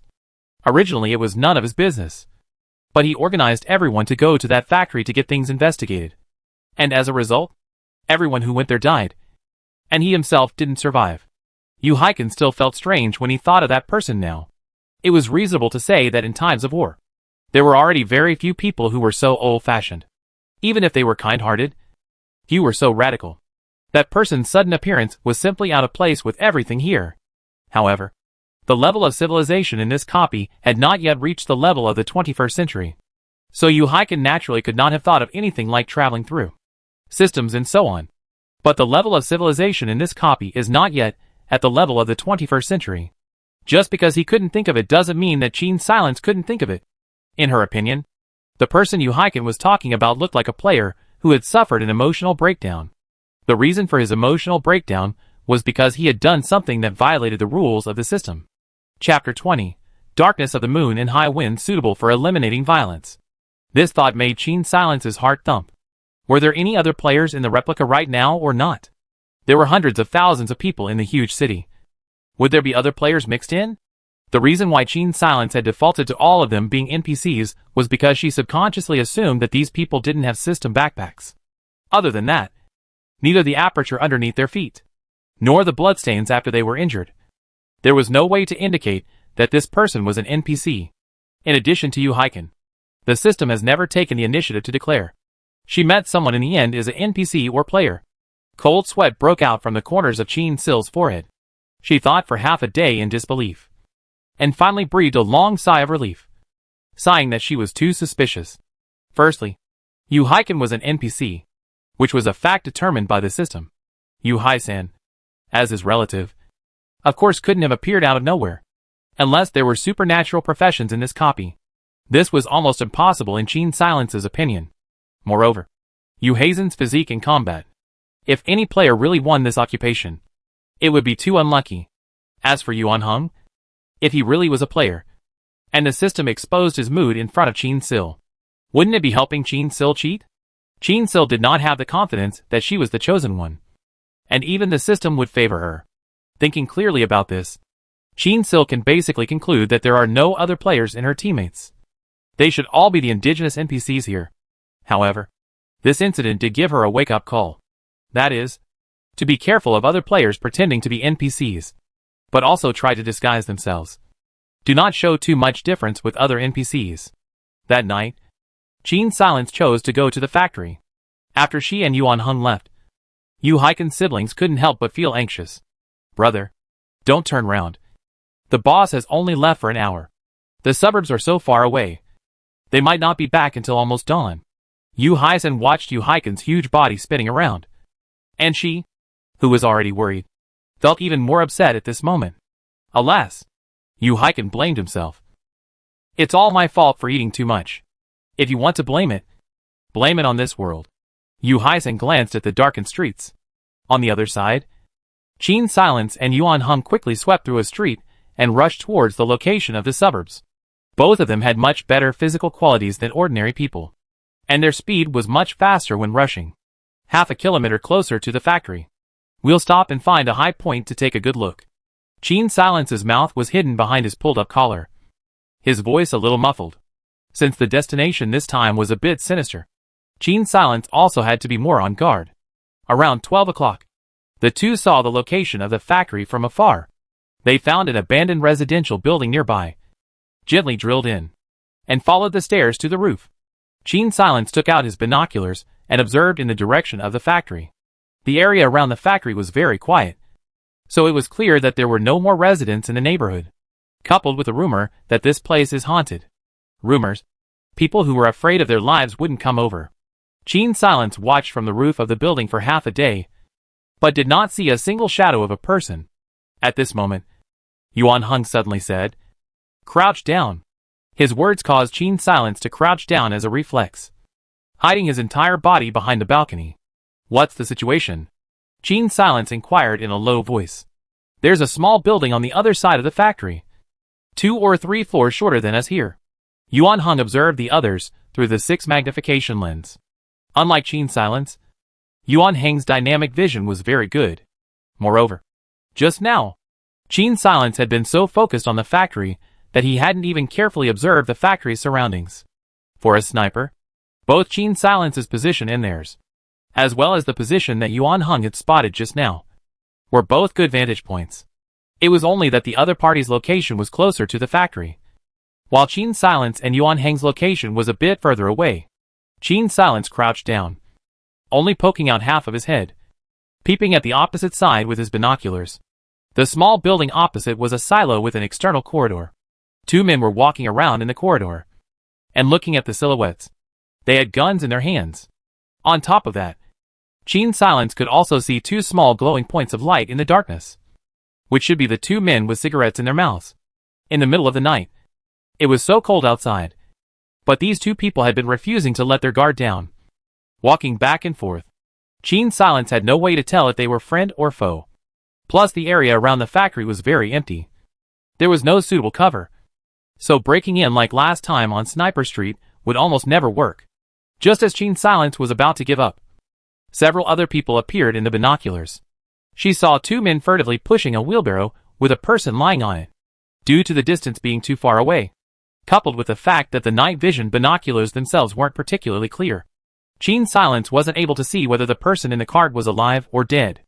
However, one thing was certain, and that was that what she couldn't see. The 2 armed guards on the opposite side of the road shouldn't be able to see either. Since that was the case, there was at least a chance for her and Yuan Hung to blend in downstairs without alerting those 2 men. The 2 of them waited for another half an hour before the people who had pushed the trolley earlier came out of the building, and their trolley was empty. After they passed by the residential building where Qin Sil was, Qin Sil and Yuan Hung followed them unhurriedly. "When will we get enough diamonds together? I don't want to do this job for a day." One of the men's voice trembled. "Doing this is punishable by heaven." Another man lowered his voice and said, "We're sending over a corpse. You must remember this." "What corpse?" "A few minutes ago, that was still alive. A dead person is still a corpse. Anyway, we didn't kill the person. In this world, people who are conscientious will only live a more miserable life. Hold on for a few more days. In a few more days, we'll have all the diamonds. As long as we get on the plane that transports the food, we'll be able to leave this hellhole and never have to come back." The man who spoke at the very beginning spoke with a sobbing voice. "Brother, tell me the exact words. How many more are needed? I can't hold on much longer. I'm having nightmares every night now. Those people are looking for me to claim my life in order to stabilize him." The older man paused and shook his shoulders twice. "Didn't I tell you? It's much cheaper to go from the airport than from the rebels. Let's send it for another week. Just 1 week, and 100 diamonds will make up the difference. Those maniacs have plenty of money." Qin Silence followed behind these 2 and listened to all of their dialogue. Smuggling actually has other routes? And it's still 2/3 cheaper than the rebels' place. This matter intrigued Qin Silence. However, in order not to alert the snakes, neither she nor Yuan Hung acted rashly. The two of them tracked them all the way and noted down the addresses of these two people. After which they returned to the camp. Yu Haiken waited tautly all night. And when he saw that the two had returned safely, he sat down on a chair with a thud. You guys are finally back. My brother scared himself to death. Yu Haisen walked over with breakfast in hand, crying and laughing as she rushed at her own brother-in-law. I said long ago that the boss wouldn't be that careless. Now this isn't back? You're just a horse's arse. I don't know who was secretly wiping tears by the cooker just now. I didn't. Yu Haisen argued with a red face. Boss, you guys went to the factory. Did you find anything? Yu Haiken changed the subject. Qin Silence told Yu Haiken's siblings about his findings. This is obviously not a proper business student. No wonder the people who went there were silenced. They must have seen something they shouldn't have. Yu Haiken asserted. Yuan Hung shook his head. That's not necessarily true. Since this place requires so many corpses and doesn't hesitate to kill living people outright, those who disappeared would probably be arrested even if they didn't find anything. Actually, the point I'm most puzzled about is how those two guards can blatantly carry guns and patrol back and forth. Qin Silence frowned and looked at the others thoughtfully. That factory wasn't like the black market, casino type of place in the city that had the rebels explicitly covering it. In the eyes of most city dwellers, this place was a desolate ghost house. The reason why these people dared to blatantly occupy this land. There must be other forces behind the help. Several people in the camp were inclined to believe that the rebels were supporting these people to conduct secret experiments in the vicinity of the factory. After all, the rebels even dared to use biochemical poison gas. What else would they not dare to do? It was only that whether it was biochemical poison gas or human experiments, even the rebels didn't dare to do it blatantly. They had to sneak around. Qin Silence had already made up her mind to sneakily follow those two guys who delivered the corpses in the past few days, with the aim of figuring out these people's course of action. She did this partly to get the fertilizer, partly to get rid of this genocidal stronghold, and partly to find out the identity of that mysterious stowaway. If it was really like what those two people said, that 50 diamonds could be smuggled across the border, Qin Silence was of course willing to try and contact that smuggler. So that night, as soon as it was dark, Qin Silence and Yuan Hung left the camp. They arrived early at the home of the two brothers who had transported the corpse earlier. They arrived early and waited for the two brothers who had transported the corpse before to go out. In fact, the dialogue between these two men yesterday had made it clear that what they were delivering were not corpses at all, but unconscious living beings. This time, she and Yuan Hung would have to find a way to replace these two people and blend into that unseen institute. Qin Silence hid in the shadows and waited for about a quarter of an hour before the door in her line of sight creaked open, seemingly knowing that what they were doing was hurting the heavens. The faces of those two brothers were covered very tightly, and when they looked around, the two of them had a rather furtive gaze. Like two melon thieves, these two people tiptoed out of their place. They didn't know that they were followed by two ill-faced killing gods. Brother, can we? Don't you say another word. It's come to this. We'll be free in another week. And you're going to just stop halfway? Let me tell you. That plane carrying supplies. There are only two places in one trip. Bao Bao will hide us in the plane's cargo bin. After this village, there won't be the shop anymore. But, this time those crazy people want the newborn child. Old 4. We couldn't care less. Whether other people's lives are good or bad has nothing to do with us. As long as we get out of here, everything can start over. Qin Silence looked at these two people who sent others to their doom just so they could smuggle themselves across the border. His gaze was ice cold. These two people. The older brother was unscrupulous. The younger brother had a cowardly character and aided and abetted the evil. Neither one of them were good. However, in order to blend into the research institute, Qin Silence had to temporarily put his killing intent at bay and quietly followed behind the two. It was only when the two walked to a hidden place that Qin Silence gave Yuan Hung a wink. Yuan Hung immediately rushed to the front and covered the mouth of the stronger of the two men. That is, the older brother, and dragged him to the corner. Qin Silence, on the other hand, directly put the knife on his brother's neck and threatened with a suppressed voice. Don't move if you want to live. The two brothers were thus brought to a secluded place. Who are you guys? with their hands tied by mountaineering ropes. The two could only cower on the ground, not quite having the courage to ask Qin Silence about his purpose. Qin Silence looked down condescendingly at the two men. What time did you agree to meet? You shut up. The younger brother was just about to speak when he was loudly stopped by his brother. This older brother was clearly more astute than his cowardly younger brother, and he knew in his heart that if he told Qin Silence everything she wanted to know, the two of them would have no value in existing. It was just that Qin Silence wasn't that patient. She directly and ruthlessly kicked at the man's belly. I'll give you two choices. Say it and die in pain. Don't say it. I'll make you beg for your life and beg for your death. What time to meet? Yuan Hung yanked the man's hair and forced him to look at himself. 1 o'clock in the middle of the night, the man said, showing his teeth. The stowaway. How do I get in touch? Haruha's words made the man's pupils shrink. He had understood at this moment that the man and woman in front of him were very clear about their details. I'll tell you everything. Please spare me and my brother. The two of us had no choice. We didn't kill anyone. It was all those crazy people in the lab. We were just responsible for getting the people there. He immediately received a gun, butt to the head. Cut the crap. I ask. You answer. Stowaways. How do we get in touch? We don't know. Wait. What I said is true. That man called himself Boss Bao. Seems to know the people at the airport. He has a way to hide us on the plane and smuggle us outside. It's just that the return time of the plane carrying munitions is irregular. So we can only wait for him to take the initiative to contact us. If we don't have enough diamonds when he comes over to contact us, we'll have to wait for the next time.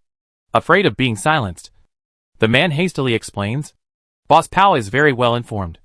If he finds out that my brother and I are dead, he won't come over to contact us again. Qin Silence stared at him with a look of looking at livestock for a while before saying with a smile. You'd better not lie. It looks like we have to keep the two of them for now. Haruhiro whispered. You take him to that building yesterday to keep watch. And as soon as you find something wrong, take out those two patrolling immediately. Halfway through his words, Qin Silence turned his head and began to ask the two brothers. How many people are guarding there? I'll take one of you over there. If I'm discovered, both of you will be buried with me. Understand? Both of them were taken aback. One person is impossible. However, Qin Silence's eyes immediately made them change their words. There are two people guarding the entrance. One of them is responsible for checking out the people we transported over there, and the other is responsible for guarding. Qin Silence listened intently for half a day. In this lab, besides the two guards upstairs, there were 8 other people guarding different locations in the lab. 2 of them were at the entrance of the building, 2 at the exit of the building, and the remaining 4 patrolling back and forth around the inner lab, showing the importance the rebels attached to this lab. Qin Silence of course wouldn't really send anyone there tonight. She placed a few tiny rag packages on the crate and covered them with a white cloth before pushing the wheelbarrow and heading to the lab's location with the younger brother of the two. Don't play tricks. Qin Silence glanced at the cowardly man. When you go over there in a while, you'll use ethyl ether to mesmerize the person checking out the crate. And the other person, I'll take care of it. I don't dare. Dare not. Why do I think you do this kind of thing very skilled at? If you can't do it well, you and your brother will die together. Qin Silence knew very well that this guy didn't know how many people he had turned over with anesthetic. Yesterday, that guy was lying on the crate like a dead man. It was the effect of the anesthetic. Only this time, the guy would have to dogfight with the plainclothes rebels guarding there. Qin Silence was now carrying 2 buffs on his body. His base attack power had temporarily risen to 100. And his life value had also temporarily risen to 150. So he wasn't afraid of clashing with the rebels head-on at close range. Moreover, the 2 rebels at the building's exit, as well as the rebels patrolling upstairs, had Yuan Hung in charge of solving them. So the number of people she needed to solve away became 6. In fact, as long as she didn't alert the others and blended into the lab, Qin Silence was already considered halfway there. The reason why she had picked the younger brother of the two to follow was because this person had neither principles nor opinions, and was better controlled than his brother. Sure enough, with his own and his brother's lives threatened, the younger brother chose to take the risk. I'll cooperate with your plan. The two pushed the crate and headed in the direction of the building. Here's today's shipment. For babies. The voice of the brother called Lao Si was slightly shaky. Only the weather was cold at the moment. and the person guarding the door didn't notice his abnormality. Wait, how come there's a new woman? Where's your brother? The guard looked at Qin Silence and asked vigilantly. This is my sister-in-law. My brother went back yesterday with a fever. Qin Silence kept her head down, looking timid and scared. The guard's eyes glanced indulgently over her body before he waved his hand in a less than respectful manner. Go in and be honest. Don't look around. At this moment, the other guard had already lowered his head and lifted the white cloth covering the crate. Qin Silence struck like electricity. The guard only felt a flash in front of his eyes. His mouth was already covered by Qin Silence, and his chest was stabbed twice in a row. Old Four also very skillfully used a handkerchief soaked in anesthetic to put down another rebel. Qin Sil went up to make up for it with 2 stabs, and this rebel's blood bar also instantly went to 0. The corpses of the 2 guards were righted by Qin Sil, and from afar, it looked as if the 2 were sitting in the doorway chatting. Qin Silence was also very mischievous, and stuffed a pipe in the corpse's mouths. The 2 men entered the interior of the building in such a dignified manner, because the 2 men had even spoken a few words to the guards at the door before. No one inside suspected that the man at the door was dead. Qin Silence watched these 4 people patrol around the lab 2 by 2, knowing that she hadn't alerted the other party at the moment. Only, once she killed one of them, the other 3 were afraid that they would immediately find out. Hide, she said to Lao Si in a voice that only the 2 could hear. After saying those words, she immediately launched a sneak attack on one of them, with a base attack power of 100. It was simply impossible for Qin Silence's backstab to miss. Because of this, the first target she chose was the strongest of the 4. Immediately after that, she immediately drew her handgun and aimed a shot at the nearest rebel. The other 2 rebels also began to counterattack. Qin Silence dragged the rebel's body as a shield with one hand while continuing to shoot with the other. Yuan Heng, who was waiting outside, heard the gunshot and immediately aimed at his target and pulled the trigger. The lab was already in chaos, with 4 researchers inside, cowering together, watching Qin Silence circling the 2 rebels. Bullets whizzed in both directions, and due to Qin Silence's extreme speed, the 2 rebels on the opposite side of the room couldn't touch her at all, and instead, they were repeatedly injured themselves. Shit! Are the others dead? Don't come over to help yet, one of the rebels yelled loudly. But this time, he was really right. The ones outside had all been taken care of by Yuan Heng. Yuan Heng had rushed in and ended the final battle in just a few seconds. We were also forced to do this. It was the rebels who forced us to do this. A few fellows cowered in the corner, desperately trying to defend themselves. Qin Silence dug her ears with her little thumb. TSK. That's really hard to hear. Unrepentant people, at the last moment of their lives, still chose to put all their mistakes on other people's heads. The knife pulled a knife twist in her hand. Qin Silence decided to send them on their way one by one. Don't kill me, please. My home isn't in Rafaga. I'm just here to do a scientific exchange. I know I'm wrong, but I want to go home to see my wife and daughter. There's no way I can. The last middle-aged man shed tears and begged the approaching Qin Silence. Suddenly, a ferocious light flashed in his eyes as he took out a syringe from his back and rushed towards Qin Silence. A black hole wound appeared in the center of his brow. It was Yuan Heng who had fired. I'm sorry. I don't care about Jianhu morality and have to fight you one-on-one. Qin Silence indifferently glanced at the fallen body on the ground, squatted on the ground, and began to search the body. After putting all the scavenged items on the crate, Qin Silence found a bucket of petrol from the lab's distribution room and began to splash it around on the ground. In her opinion, nothing here should ever get out, even if those few scumbags really did achieve some medical success. She was bound to let everyone know that doing something like this that was condemned by the heavens would be a basket case in the end. This was also the only way to let the deceased rest in peace. No one had the right to use this kind of medical achievement that relied on mountains of corpses and seas of blood. After Qin Silence left, the building went up in flames. Not far away, the fertilizer factory returned to its original calm and peacefulness. After everything was over, Qin Sil returned to the camp with a crate of fertilizer. You just let them go? Yu Haiken couldn't help but question after hearing the whole thing. With his understanding of Qin Silence, there was no way Qin Silence would let such people go. It was all forced upon him. To put it nicely, those 2 brothers wouldn't have died immediately even if they didn't save those diamonds. Harming people is harming people. Why talk in such a grandiose manner? Qin's silence revealed a hint of a bad smile. You said the two of them, ah? She recalled the scene before she came back. The faces of those two brothers were quite wonderful. There was no other reason for this. Qin Sil had left them with a problem. Tonight's action would inevitably require an inside man. And it was believed that the rebels would be able to know who the inside man was after searching the fire scene, as long as they weren't fools. Those two brothers, as the insiders, were in no position to give up Qin's silence and Yuan Heng. And even once Qin's silence and the others left, these two would escape overnight, never giving the rebels a chance to find them. They understood very well that the rebels would not let the two of them go. And what did Qin's silence do after that? She took a portion of the diamonds that these two people had saved and took away just enough to leave the two with 50 diamonds. In this way, the two had to face a dilemma. There was no way for them to leave together. Under these circumstances, how long can the brotherhood? How long can it last? Time is a good thing. It can make a strong bond fade away. After Qin's silence and Yuan Heng leave, the two brothers have plenty of time to discuss what to do. They could no longer do business with the rebels. And it wouldn't be so easy to get another 50 diamonds. With these two, either they would both stay here, or one of them would have to go. Would they kill each other for grabbing the diamonds? No one knew what these two would do. Compared to all this, Qin's silence preferred to count his gains. That institute was, indeed, very rich.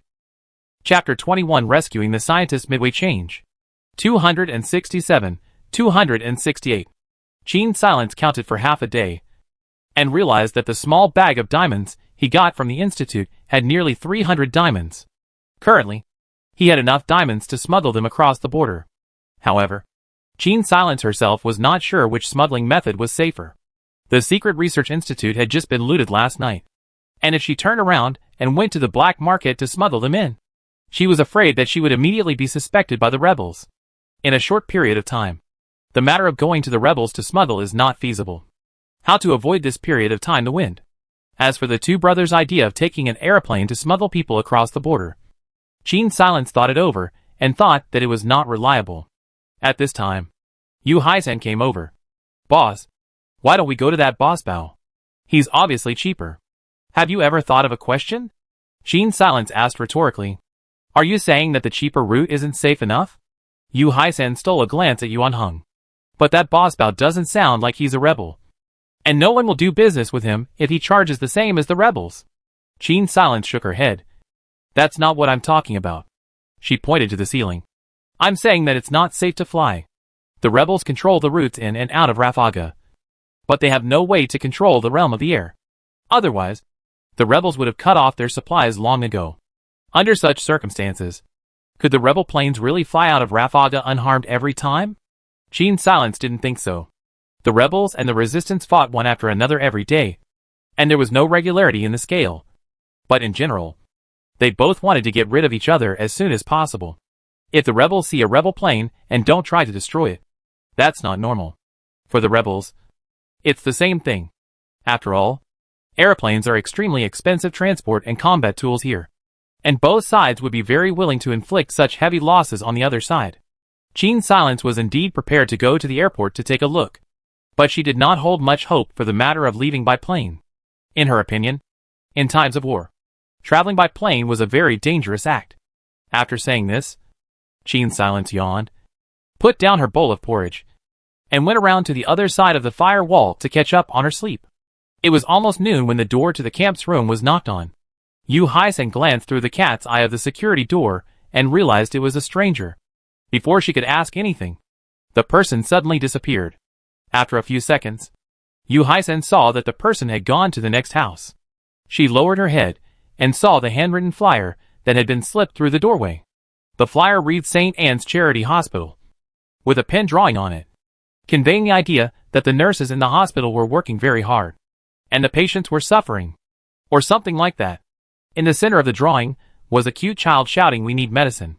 Yu Haisen placed the flyer on her workbench. She had never gone out to search for supplies herself, so she would never dispose of the things Qin's silence had brought back. Right now, everyone was having a hard time, and it was thanks to Qin's silence's acceptance that she was able to live like this without worrying about food or clothing. So there was simply no way she would take the initiative to bring up this matter and annoy Qin's silence. The last time they changed the generator had already used a lot of medicines, and there were still dozens of medicines left in the camp, which were also quite a lot. But they definitely couldn't withstand the consumption of a hospital. When Jean Silence woke up, she passed by the workbench and saw the flyer on it at a glance. It reminded her of the bunker that hadn't been emptied before. It was also unknown if the medicines that hadn't been taken away in time were still there. In reality, the extra medicines were currently of little use to Jean Silence. If it could be used to exchange buffs, it would be a beautiful thing. However, at the moment, this wasn't the first thing that mattered. It should be said that Jean Silence's compassion when facing NPCs wasn't sufficient to this point. She certainly gave more priority to rescuing the scientists than these patients she didn't know.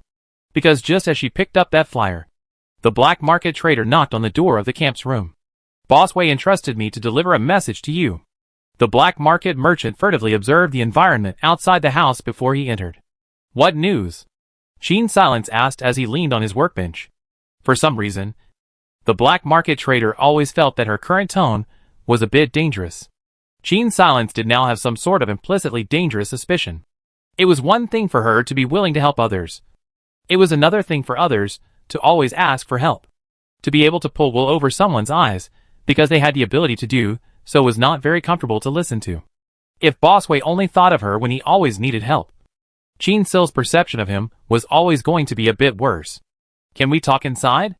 The black market merchant looked at the leaky outer wall and pointed to a small room inside. Jean Silence nodded indubitably and walked into the room with him.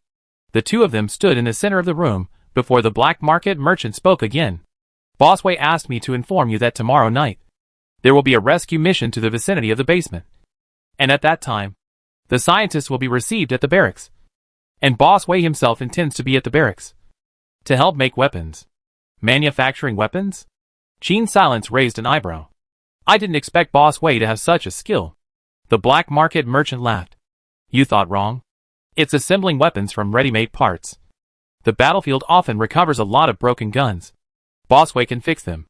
After saying this, the black market merchant got serious and got back to the point. Bossway asked me to ask you guys if you're willing to go together. It's safer in the barracks after all. I believe that with your previous contributions. Jean Silence stared at him for a moment and shook her head. I knew it would be like this.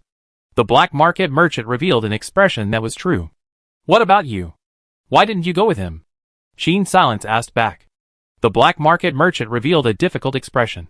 I'm not like Bossway. I can't go.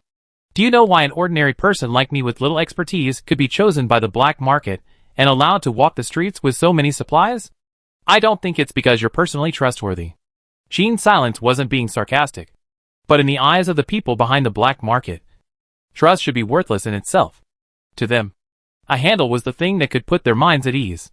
They have my daughter. The black market merchant sighed. That's why I don't dare to act rashly. It was a good thing that the black market merchant was supposed to run business for the bosses in the black market in addition to selling necessities. So him entering someone else's house wouldn't cause any special attention from the black market. And judging from the fact that Bossway had asked him to deliver this kind of news, the friendship between the two should be quite deep. Jean Silence didn't ask any more questions, but just asked him to tell Bossway that she appreciated the good intentions, but that moving to the barracks would be more than inconvenient for her. Everyone else in the camp understood that Jean Sil did not want to take sides so early. Of course, they didn't know that Jean Sil had 3 different routes of passage. Only that smuggling would allow them to leave Rafaga. Since the rebels' planes were unsafe, the Resistance's planes were just as unsafe. Both ran the risk of being destroyed. They didn't go through all the trouble just to end up dying on a plane. After the black market trader left, Jean Silence discussed with Yuan Hung about going to look around the basement where the scientists were hidden tomorrow night, without seeing the group being rescued with her own eyes. She always felt uneasy in her heart. For one thing, she had made so many sacrifices for this matter, and she always hoped that the scientists would have a good ending. For two, helping these people could lead to a buff of extremely long duration. She was such a good person. Relieved, Jean Silence was handed a card without noticing. Her eyes fluttered for a moment. As usual, you're on high ground, ready to snipe, and I'll be close by, improvising. After discussing all this, that night Jean Silence took you hiking to the bunker once, and brought the remaining sulfonamide raw materials back to the camp. The next night, leaving Yu Haiken's siblings to guard the camp. Qin Silence and Yuan Hung each changed into grayish clothes. And in the night, as if they were stealthy, they quickly traversed between the streets. Qin Silence perfectly hid his figure amongst the ruins. It wasn't long before a group of people crept closer to the basement. The people have all been lured to another street. We have to move fast. The rebels are afraid that if they realize that we are not targeting the new armory, they will come over immediately. It looked like the rebels were playing a sound bite. One of the rebels exchanged a complicated code word at the basement door before the basement door creaked open. Under the moonlight, a group of pale and thin scientists crawled out one after another from that sunless basement. Qin Silence watched all of this and didn't rush out. The resistance soldiers covered the scientists and moved forward as fast as they could. This place was all intricate alleys where cars couldn't drive in. There were several military vehicles on the main road in the distance, waiting to pick them up. At this moment, Yuan Hung stood on the top floor of an abandoned building and saw another group of people. He glanced through his binoculars and noticed that the men were wearing rebel uniforms. They seemed to be heading in the direction of the basement with a purpose. It looked like someone should have leaked the information. Haruhiro's eyes darkened for a moment. There were rebels and insurgents shooting at each other right on the street in the distance. And in this situation, no one else should be able to distinguish between Haruhiro's position except for those in close proximity. Seeing that the rebels were about to reach the place where the basement was located, and that the footprints on the snow would surely lead them to catch up with the resistance and the scientists, Haruhiro's gun was aimed at the leading officer, and he pulled the trigger. The scientists, who had already run halfway to the basement, heard the gunshot and immediately quickened their pace. Qin Silence's body flashed and hid in a half-collapsed house, clutching his own knife tightly in his hand. "There's a sniper!" The rebels immediately went haywire. That shot just now had hit that officer squarely in the center of his brow. Without a backbone, the rebels scurried around like a bunch of monkeys in the snow for a short while before they remembered to counterattack. "Shit! You guys come with me. The kid is in the building across the street." 4 or 5 soldiers pressed themselves against the wall and headed for where Haruhiro was hiding. There were more than 24 rebels in this group, and after removing these few, the rest were still very threatening to the resistance. After all, the rebels were carrying so many unarmed scientists with them, restraining them at every turn, and they were bound to be very unfavorable in combat. The remaining nearly 20 rebels quickly discovered the footprints. That peddler was right. They were saved by those miscellaneous troops. "Let's chase." A group of big-headed soldiers clattered past Qin Silence's hiding place. When the last rebel passed by, Qin Sil reached out her hand, precisely covered his mouth, and using a short burst of strength, ripped him into her hiding place. Chapter 22, Charity Hospital. The knife pierces the rebel's throat, robbing him of his last chance to call for help. Qin Silence left him in the shadows of the ruins and slipped out silently herself. When these rebels ran in the alley, someone was bound to be left alone. The alley is narrow, a group of people and loaded. In order to avoid bayonet accidentally wounded friends, they cannot be too close to each other. So Qin Silence had a flash of insight, and her mind flashed back to the Pac-Man game she used to play. To her, the person who sees her from the front is the little ghost that can kill Pac-Man, while the person whose back is to her is the bean, and she herself is the Pac-Man. Qin Silence doesn't have to wipe out all the rebels, as long as she acts like a ghost, silently removing a few people. The others will soon realize the anomaly and disorganize themselves. But the premise is that she can't expose herself. She had to be careful with every move she made. Qin Silence walked under the eaves of the abandoned house as much as possible, so that she could leave fewer footprints. She stayed close to the wall, the soles of her shoes touching the dry ground without making any noise. There was a narrow alley, the exit of which was directly opposite to the alley where the rebels were. Qin Silence hid at the exit of the alley and took a deep breath. Immediately after, she heard the sound of military boots on the snow. In order to prevent the white breath she exhaled outside from alerting others, Qin Silence held her breath. The rebels were oblivious to the fact that there was a person hiding on their left side, and ran in their heads in the original direction. Qin Silence repeated the same trick, once again sneaking up on the last rebel. After hiding the body in a dark alley, she drew back her own knife and continued to take a shortcut, preparing to launch a third sneak attack. The attack bonus buff from killing the brothel owner had already expired, but the life bonus buff from the last time she delivered the documents to the rebels was still there. So Qin Silence was now enjoying Yu Haiken's strongman's physique in a young woman's body. No one would have thought that a woman would actually have the physical strength to forcefully take two strong rebel soldiers captive. At this time, someone in the rebel army had already noticed that something was wrong. Why do I feel like there's someone missing? Someone stopped and counted the remaining number of people. There are 2 missing. There's an ambush. As soon as that rebel called out like that, everyone immediately went into a state of alert. Qin Silence, who was hiding in the shadows, wiped his sword less than happily, stuffed the small knife back into its sheath, and left the area. On the other side, Yuan Heng had wiped out the number of people to only 3 before those few soldiers arrived. He went down early and hid in the middle floor of the building, keeping watch. The end of these rebels was predictable. The rebel side realized that there was help and immediately put the scientists on the bus as fast as they could. You guys go ahead. We're going back for support. A captain from the resistance army instructed the driver to say a few words and let them rush off.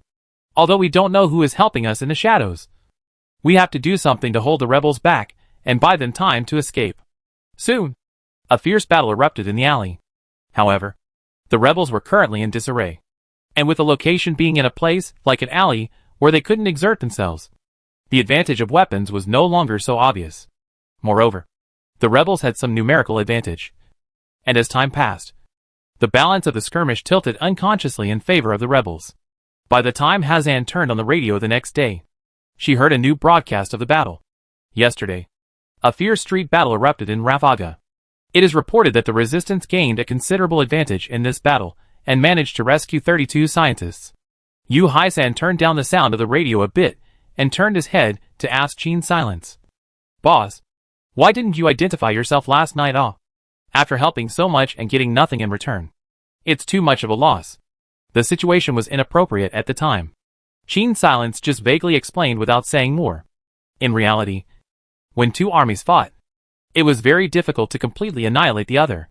The reason why Qin Silence didn't stand out was naturally because she didn't want any of the rebels who had escaped to life to see her and attract unnecessary trouble.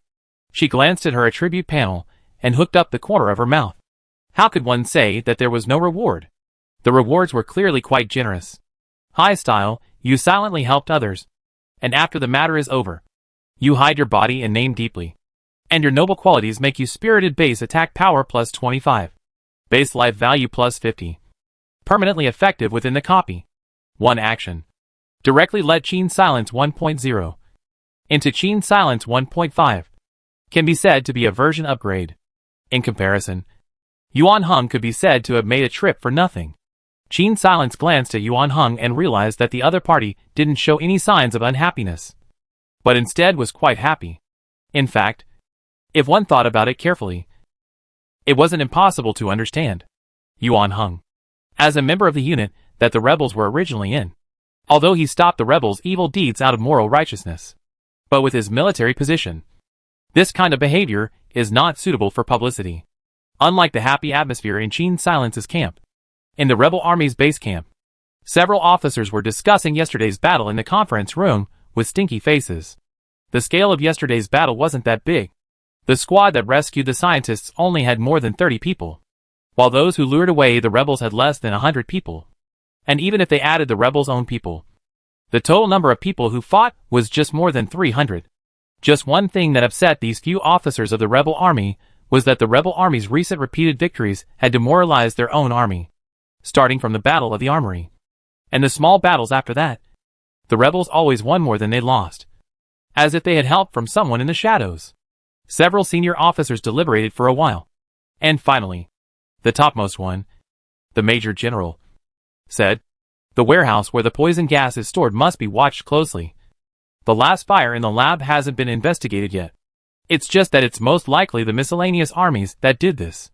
You guys should also supervise the people below and tell them that those on night duty must abstain from alcohol that day." "All right. Disperse."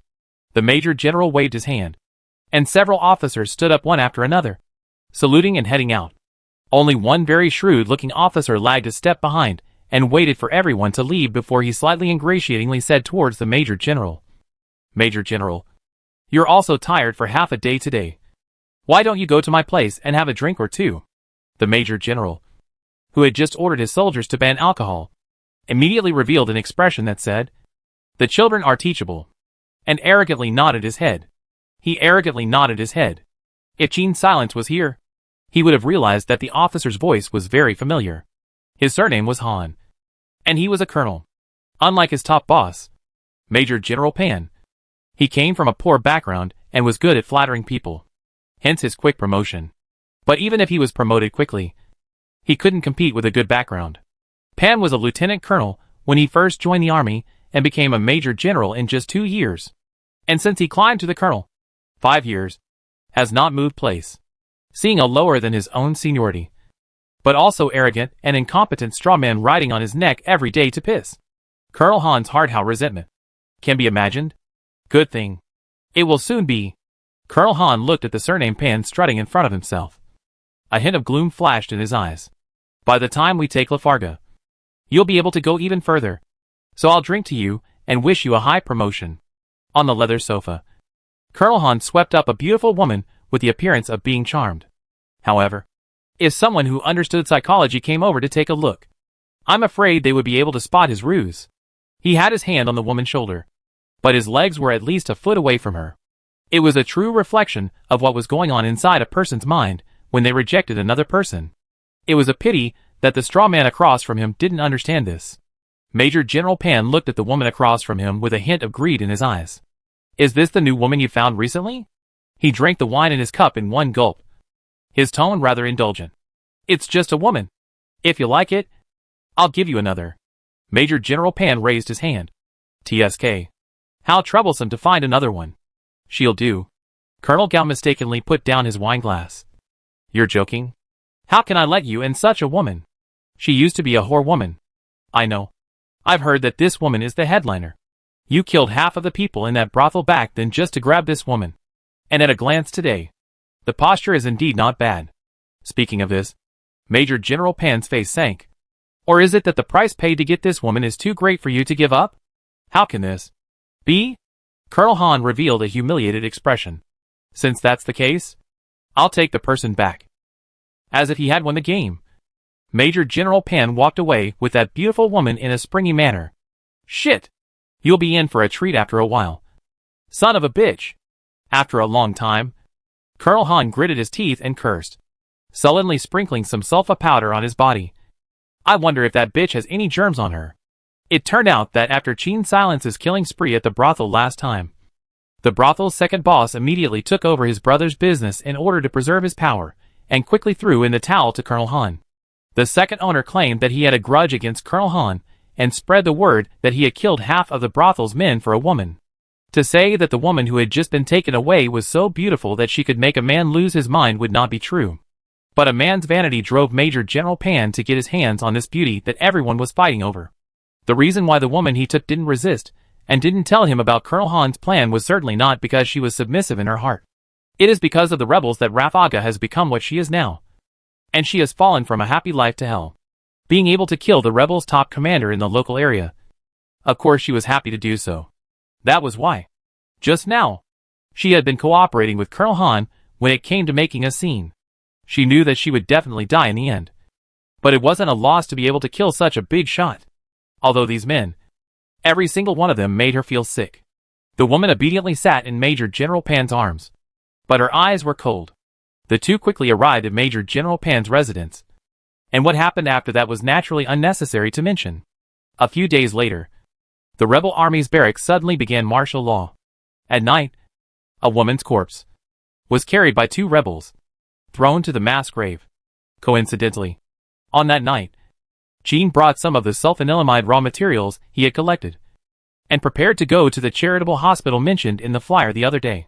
On his way to the hospital, he was about to pass by the mass grave.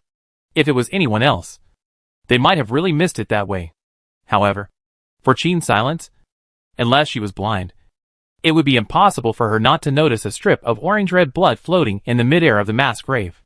Standing not far away, Gene Silence endured the stench and took a look, noticing that only about a fifth of the man's blood was left, and it was slowly declining. In a few more hours, if no one found out, this person would basically have to die, because today's weather was unusually cold, and she wasn't going to scavenge for supplies.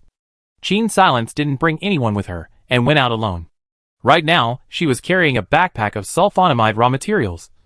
pursed her lips and stared at the bloodstains in the air for a short while, and finally walked past the stinking corpse to that person. Looking closer, she realized that it was a woman.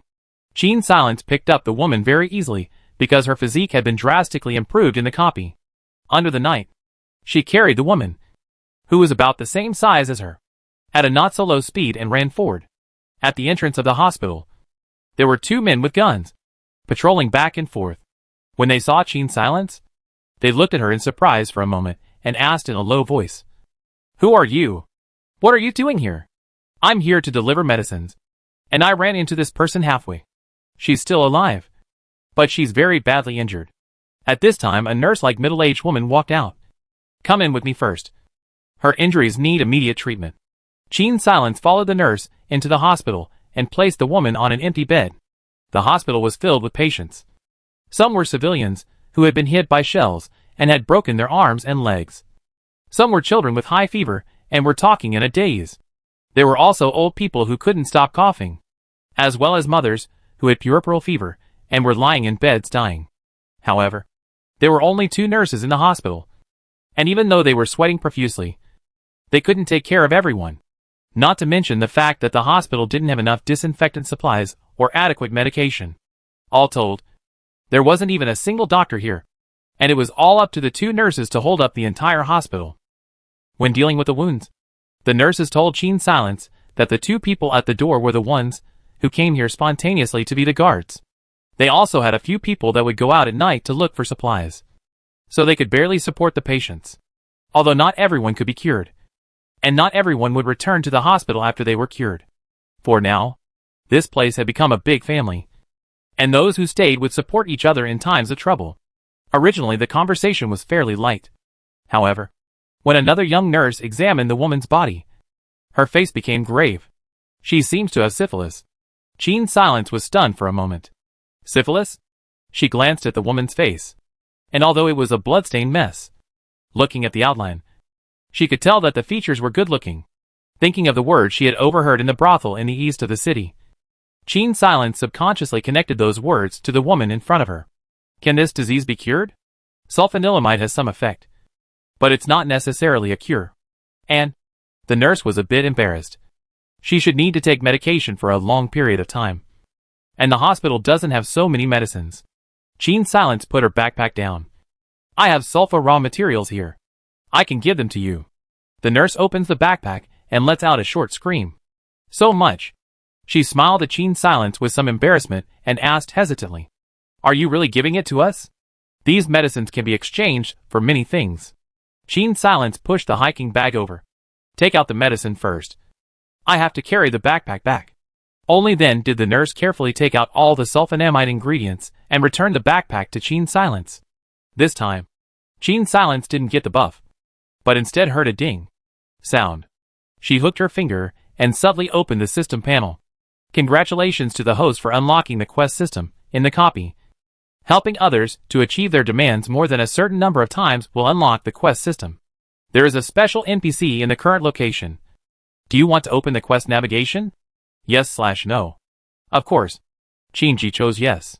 The next moment, Jean Silence saw a golden circle of light appear under the middle-aged nurse's feet. Not only that, a prominent golden arrow appeared in the direction of the middle-aged nurse from her position, and a question mark appeared on the nurse's head. Jean Silence walked over with interest. The middle-aged nurse had her back to her at the moment, standing in front of a filing cabinet, not knowing what she was looking at. When Jean So walked over to her, she found her holding a thick book, the paper inside already yellowed. Seeing Jean Silence, the nurse raised the book in her hand and explained, "This is a diagnostic record left behind by a previous doctor. I remember that there was a case of curing syphilis, and there was a special medicine mentioned in it. But this medicine is so rare that I couldn't recall its name for a while." After speaking, she sighed with a bitter smile. "However, even if I know the name, I'm afraid that there is no way to obtain this medicine. I remember the previous attending doctor saying that this medicine is more expensive than gold." Jean Silence guesses that her mission is related to this kind of medicine. "Let's look through it first. Knowing the name of the medicine will make it easier to figure out what to do." The nurse nodded, glanced at the clock on the wall, and resumed lowering her head, flipping through the diagnostic records left by the doctor. After half an hour, she breathed a sigh of relief. Ah! Found it. It's penicillin. As soon as the words left her mouth, her face darkened again. This kind of medicine may not even be available in the army. Do you accept the mission? Find penicillin? Yes/no. Gene Silence chose yes without hesitation. Leave this to me. I'll do my best to find this medicine. The nurse didn't hold out much hope for her to find this medicine, but only advised her. It's not easy for you to live as a girl, so don't take too many risks. Sulfa antibacterials may not necessarily not be able to cure syphilis. Gene Silence coped and nodded, then carried the empty hiking bag and left the hospital. Penicillin? Of course she knew about it. In her world, this thing was a life-saving medicine during World War II. However, penicillin is actually a phonetic translation. This kind of medicine is actually the famous penicillin. Before penicillin, sulfa is really a good antibacterial drug, but this kind of drug is prone to side effects. Long-term use will also have drug resistance, and will even damage the kidneys. And while sulfa could be mass-produced, penicillin was a rare drug that could not be manufactured. But curing syphilis, why penicillin is more effective. Gene Silence is not a doctor, so he does not particularly understand. But the system should be completely unnecessary, allowing her to find a useless drug. Gene Silence was pregnant with preoccupations all the way, and before she knew it, she was back at the camp. When Yuan Hung opened the door, she saw Gene Silence enter the room straight away, not even giving a glance to the others during that time. Where do you think we can find penicillin? Gene Silence sat on the chair, as if talking to himself, but also as if asking Yuan Hung. Yu Haiken listened to an ear and asked with a foggy head, "What is penicillin?" It's a special effect medicine. This kind of medicine is hard to get hold of. I take. Yuan Hung paused for a moment. Even the rebels, if they want to get this medicine, they can only rely on imports. The country that first discovered penicillin covered up this technology very tightly. He looked curiously at Gene Silence. Why do you want to find this drug? Even in military camps, it's rare to have penicillin on hand. Sulfonamide is more than enough. Gene Silence told Yuan Hung what she had encountered this evening. At the end, she said, I suspect that woman was retaliated against by the rebels after being used. Incompetent men always like to put the blame on women. What woe to the country? Demon princess. Red face. Woe to the water. Basically are incompetent men to throw dirty water on women. Even if the officer in the brothel really used the woman to kill one of his rivals. His rival's men. I am afraid that the first reaction is not to kill the officer, but to take it out on the woman. As if the matter of contracting syphilis could be accomplished by a single person. Gene Silence reckoned that penicillin could not be found in a day or two, and there was no use in being anxious. After eating, she got into the quilt to make up for her sleep. Bang! Bang bang! A fierce knock on the door pulled Gene Silence out of her sweet dreamland. Open the door. Routine search. An arrogant voice appeared outside the door. Gene Silence sat up violently from the bed, pulled back the curtain of the partition, and made a wink at Yuan Hung standing in the doorway. Yuan Hung immediately understood and slipped out through the back door. Only then did Yu Haiken limp over and open the door. Of course, his legs just couldn't run fast enough, so he wasn't limping so badly. This stupid big man was thick and thin, and the reason why he did so was merely to find an excuse for opening the door slowly. Shit! Why are you so slow? Yu Haiken was pushed and stumbled, almost falling to the ground. The rebel snorted when he saw his legs with an unnatural stride. Dead cripple. Yu Hazen's purposely dirty face twisted, clearly enraged. Gene Silence did not come out, but instead sat on the bed and coughed violently, as if he had tuberculosis. The fruitful rebel looked disgusted and didn't go over to pull back the curtain. Behind him, another rebel shoved a man with a swollen nose in. This man was no other than the black market merchant who often did business with Gene Silence. Let's see if there's anyone here who's done business with that way Snapdragon Kid. This man came in and kicked at the things in the house. His mouth still not clean. What the heck is this? Did you buy it from that way Snap Kid? The rebels pointed to the workbench in the house and questioned loudly. Someone even went upstairs to take a look and came down with. There's a generator upstairs. Gene Silence coughed even louder. That was, ahem, assembled by me. Yu Haiken immediately understood. That's right, Master June. As you can see, this woman is a sickly one. If she didn't know how to do these crafts, How could we have raised her as a sickly one for nothing? And every day she takes medicine for I don't know how much. You shut up.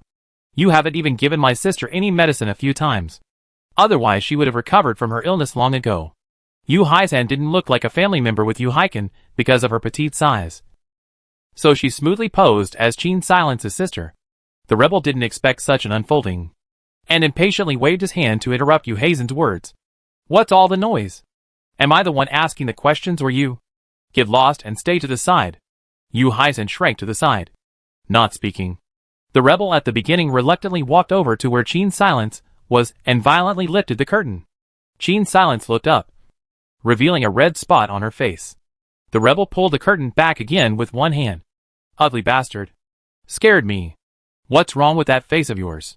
Sulfa allergy. The black marketeer glanced in her direction, and suddenly saw a flash of cold light at a crack in the window. He shivered and lowered his eyes. Question for you. Have these people ever done business with Wei Snap? The black market merchant shook his head. No. They did buy dry batteries and vegetable seeds from me. This was half true and half false. The rebels couldn't pinpoint it. They could only rummage around the house again before leaving. When they left, Yu Haisan immediately ran to the first floor. My vegetables. This group of bandits. It's good to have escaped. Just step on it and break it. Yu Haiken comforted her from the side. Downstairs, Qin Silence used a towel to wipe down the red medicinal powder on her face. Her mood a little heavy.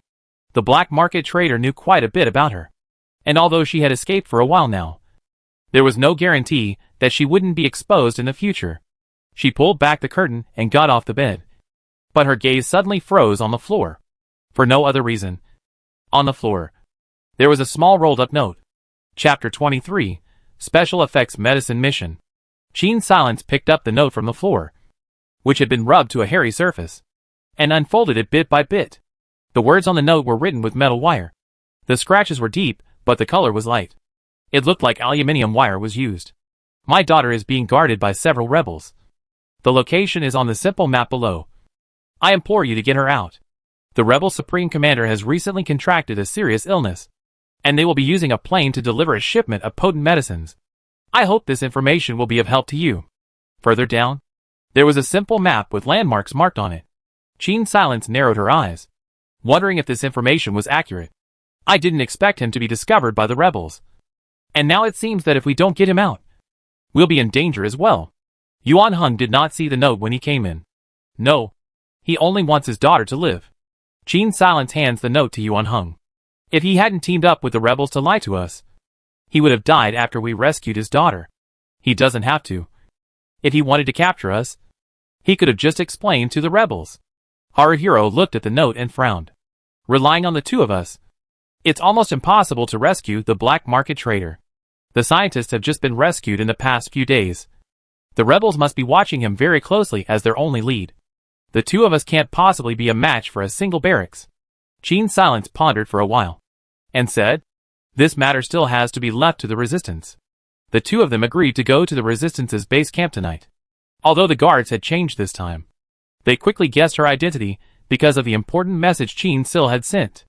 The two met the same officer from last time without any problems. We'll keep an eye on the rebel airfields these days, and we won't let them successfully deliver the medicine to the rebel barracks. The officer pondered for a moment and added, Wei Snap has also been looking for that merchant lately, and it seems that he has indeed been discovered by the rebels. I will try my best to rescue him out. In my opinion, it would be better to rescue the rebel transport immediately after stealing it. When something happens at the airport, their first reaction must be to rush to help. At this time the defense in the barracks is bound to be laxer than at other times. At that time we will rescue at the same time. Your people will go to rescue the merchant, and my companion and I will go to rescue his daughter, and split up the action. The three conferred for another half hour or so before the final plan was finally finalized. And apart from some of the details, Qin Sil's proposals were basically adopted. In the days that followed, Qin Silence had been waiting for news from the resistance. She easily wouldn't go out in the daytime, so the news she got always had a certain lag, and the latest news could only wait for the rebel army to bring it to her. It was a good thing that the one who was sick in the rebel barracks was the supreme commander. In this case, the matter of sending medicine was bound to be very urgent. Qin Silence's mind had long been speculating on what kind of potent medicine the sick person was using. But she just couldn't conclude at the moment. Not more than 2 days later, people from the resistance knocked on the back door just as night fell. We basically snooped around. The rebels should have some problems inside, so they have no time to care about what's going on outside. That merchant is being held in a cell on the outskirts of the barracks, and it's not too difficult to rescue him. We've already destroyed 2 of their planes this afternoon, and the road that transports supplies from the airport is currently occupied by us. The face of the rebel who came in became a bit odd after he said the basics. However, there's something very fishy. Qin Silence raised an eyebrow. What is it? Our occupation of the main airport transport road this time was very easy. The rebels' resistance was very feeble, and the other side's barracks didn't seem to have any intention of sending additional manpower over at all. It seems that someone within the rebels doesn't want their supreme commander to get well, Qin Silence said playfully. In fact, the officers' hints had been very obvious the last time they were at the brothel in the eastern part of the city. The one who was able to support the scene behind the brothel and allow him to overpower the casino in the west of the city was bound to be of a very high military rank. That officer was, if not the mastermind, then the mastermind's right-hand man. Inside the rebel army, it seemed that the sky was about to change. This was definitely a good thing for the rebels. Right now, the rebels are betting on infighting. So naturally, they're not as focused on other things. With this in mind, Qin Silence discussed the exact time of the sneak attack with the rebels, who had come to notify him of the news, and left the camp. On the way, Qin Silence looked at the streets that were quieter than ever and became even more convinced of the fact that there was something fishy going on within the rebels. Since that's the case, those potent drugs are bound to be penicillin. Qin Silence's voice was swallowed up in the night wind. If we can't get penicillin for a long time, Pen Nonsung's illness will get worse and worse. Yuan Hung, after all, used to come from the rebel army's predecessor unit, and he knew the identities of several of the rebel army's leading officers clearly. These aborigines might not know, but Qin Silence, a modern-day person, still had some understanding that even in the 21st century she lived in, a disease like syphilis, once it dragged on to the middle and late stages, there was almost no possibility of a cure.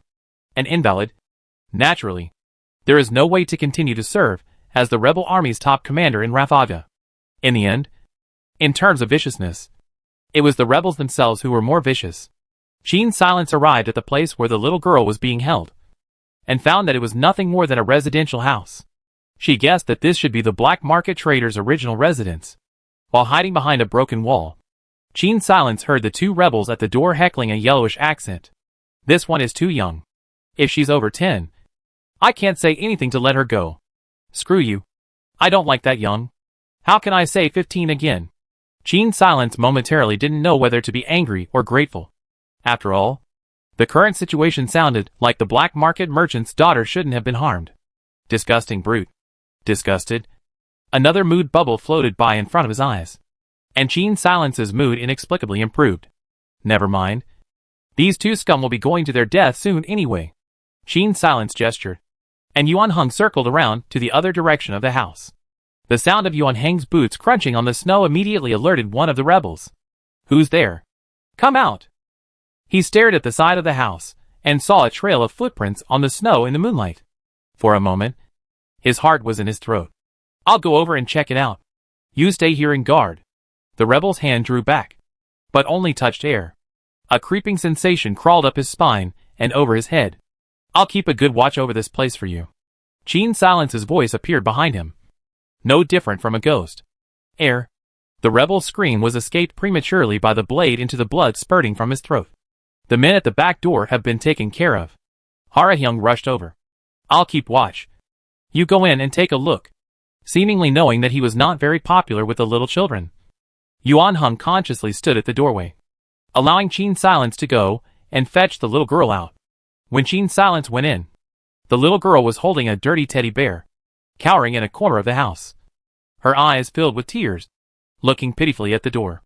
Qin Silence half kneeled on the ground and stretched out her hands. Come over here. Your father asked me to come and pick you up. Where is my dad? I want to find my dad. There's Uncle Resistance to save him. Are you in the Resistance too? The little girl looked innocent. I'm not, but I'm an enemy of the rebels. Qin Silence moved a little closer to her and eventually picked her up. The little girl didn't struggle and allowed Qin Silence to carry her out. Not long after they left, the rebel army's barracks came under a sneak attack. The rebels' artillery shells had forcibly blown open one of the barracks entrances, drawing more troops here. On the surface, this looked like a ride-along after capturing the airfield. Although the rebels were in chaos internally, the officers were not willing to lose face to this extent. So they sent troops over to stop the resistance from entering the barracks. They didn't know that the reason why the rebels blew up this entrance was because it was the furthest away from the location where the black market traders were being held. And with the rebels' grassy nature, I'm afraid they wouldn't have thought that the resistance would go to such lengths to save one person. The black market merchant might have his own selfishness as well, but he had made a considerable contribution in the last few operations of the rebel army, and it was impossible for the rebel army to leave him unattended. The battle between the two sides appeared to be intense, but in reality, no one was launching a charge, and were only shooting at each other from medium to long distances. Combined with the cover and poor night vision, the casualties on both sides were almost negligible, taking advantage of the fact that the people were all lured over. A small detachment of the rebels managed to sneak into the barracks and save the black market traders. By the time the rebels realized what they were up to, everything had long been a foregone conclusion. Several victories in a row had boosted the morale of the rebels, and even the civilians of Rafaga had more smiles on their faces. Unfortunately, this euphoric scene didn't last for a few days before the rebels began a fierce counterattack. According to the radio, a rebel officer named Han had been ordered to lead the rebels into battle at a time when morale was at its lowest. The airfield itself was a wide, flat expanse of land with few bunkers and a concrete floor that made it difficult to dig trenches. It was here that the rebel superiority in weaponry came into play.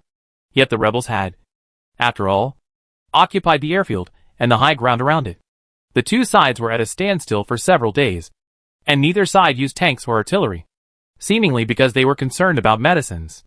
Until one night, a rebel army, the rebel Colonel Han only endured the pain when he used artillery to attack the rebels' temporary camp. He chose to return fire. All in all, the airfield was left in ruins, and the potent medicine that Major General Ban had been waiting for was nowhere to be found. However, the news that the civilians had heard was not the same as the news Qin Silence had received from the resistance. At least the officer of the resistance, who had met Qin Silence twice, had firmly denied that he had used artillery shells to sneak attack the rebel temporary camp. Qin Silence believed that the incident was probably the treacherous Colonel Han's attempt to catch a thief, directing a sneak attack with the aim of destroying the medicines completely. This guy's calculations had been so well thought out that in just one battle, he had built up prestige for himself in the army, and at the same time completely cut off that Major General Pan's possibility of being cured. Moreover, after the airfield was destroyed, the rebels ignored the ruins there, with no intention of rummaging through the leaked potent medicine for Major General Pan. It's just that they didn't have the intention. But Qin Silence was very interested in the special effects medicine. It just so happened that she still had the task of searching for penicillin on her body. And this time, going to the ruins of the airport to search for penicillin was also considered imperative. Not 2 days after the army withdrew from that position, Qin Sil carried a mountaineering bag and came to the devastated ruins. When Qin Silence came to the ruins of the airport, it was already a scorched earth. The wreckage of the plane stood out from the burnt metal frames, and occasional crows landed on them, searching for rotting food. The ground of the airport was blown into a pile of rubble, mixed with all kinds of broken rebar, broken glass. Walking on it, you must be very careful. The blown-up aircraft was far more than just one. Originally, when the rebels occupied the airport, they captured 7 rebel planes that were temporarily unused, together with the rebel planes transporting important supplies and medicines, as well as the 1 plane destroyed by the resistance during the battle. There were a total of 10 plane wrecks, resting on the original site of the airfield as well as on the land near the original site. Qin Silence hid behind a pile of rubble and took out her binoculars to peek for a moment before spotting several scavengers elsewhere on the airfield. She handed the binoculars to Hara Hung and gestured for him to take a look. Spotted 6 so far. None of them look like they have any power, Haruhiro said as he put away the binoculars. After taking a look at the situation, the 2 of them also stepped out from the shadows. The other scavengers only glanced somewhat warily in the direction of the 2 before busying themselves with looking for supplies once again, seemingly with no intention of coming over to look for trouble. Qin Silence chose one of the planes on the outskirts of the airport and went in to search for supplies. In her judgment, since the rebel plane carrying the medicine was destroyed from the air, the wreckage of the plane could not have been neatly arranged on the ground of the airport like the other planes. There were 3 aircraft wrecks parked crookedly around the perimeter, and penicillin must have been on one of those 3. The original door of the plane had been completely deformed and buried under the rubble, but the head of the plane had been blown through a large hole during the battle. And in the middle section of the plane, there was also an opening that had been cracked open after the crash that could allow one person to pass through. Qin Silence climbed in through the hole and was greeted by the pungent odor of burnt bodies. A pilot wearing goggles and the black uniform of the rebels had his head lolling on the driver's seat, and half of his body was charred. Fortunately, it was winter and the temperature was very low, so although the corpse had a faint rotting odor, there were no disturbing flies flying around in the end. Qin Silence's eyes scanned around for a while and didn't find anything of value, so he pushed open the door leading to the back of the plane and walked in. Yuan Heng, on the other hand, drilled through the opening in the middle section of the plane, just in time to meet up with Qin Silence. The two of them searched the front half of the plane, and the other searched the back half of the plane, with a clear division of labor. To be honest, the plane was very badly damaged, and in addition to the traces left by the artillery bombardment, the interior of the plane was burnt to a crisp. Qin Silence found a lot of charred what looked like brushes and other things on the plane, and Yuan Heng, on the other side, also found a lot of round paint buckets. All of these things burned easily, and when they saw fire, naturally nothing would remain. It should be the plane that carried tung oil and hog bristle brushes. On top of that, they found a familiar body in the plane's toilet, the younger brother of the pair of brothers who had assisted the rebels in their secret experiments. It looked like his brother had died before him. Otherwise this guy wouldn't have been on the plane. As he left this plane, Yuan Heng explained to Qin Silence, "Weapons in the army require regular maintenance, and both of these things are now scarce supplies. We can only take our chances on the other 2 planes." Qin Silence said. The two of them stood by the other plane for a while, and noticed that there were resistance markings on the plane, so they didn't climb in and headed in the direction of the next plane. Just as Qin Silence was rummaging around to find penicillin, Yuan Heng suddenly rushed over. "Hurry up! There are rebels coming!" At the same time, several gunshots rang out outside in response. Qin Silence collected a box of penicillin into her system backpack, then hurriedly followed Yuan Heng as she climbed out of the wreckage of the plane, using the cover of the rubble pile to trot some distance into the distance. Immediately after that, there was a string of dense footsteps that appeared near their hiding spot. It was 4 rebels. "Move fast, all of you. If we don't burn the penicillin completely before the others react, we'll have lost everything." One of the rebels had a different shoulder patch than the others, the rank of lieutenant. The other 3 rebels carried buckets of petrol and drenched the plane inside and out. At the end, the trail of petrol drenched all the way to a distance of 50 or 60 meters outside the airfield. One of them took out a paraffin lighter and, after striking a spark, threw the lighter on the petrol-drenched ground. The fire started with a whirring sound, and with great speed, it quickly ignited the entire plane. The interior of the plane emitted a beeping sound, and the bright light from the flames illuminated the surroundings. Qin Silence and Yuan Heng hid in the shadows, not daring to breathe a single breath. The few people who were originally searching for supplies at the airport had been silenced by these few rebels. The gunshot just now was the best proof. Right now, the 4 rebels were very alert, and I'm afraid that Qin Silence's sneak attack wouldn't come in handy. Moreover, neither she nor Yuan Heng were sure if there would be other rebels outside the airport to receive them. At the very least, it was unlikely that these 4 rebels had come on foot. The 2 hid behind the rocks and waited for a full hour, until the plane had burned down to just a frame, and the rebels were content to leave the area. Only after waiting for another 10 minutes or so to make sure that no one would turn back, did Qin Silence and Yuan Heng carefully step out from their hiding place. Within the rebel army, there should be a big change soon. But right now, what Qin Sil was more looking forward to was the reward for the mission. In her haste just now, she had put away a box of penicillin in her backpack.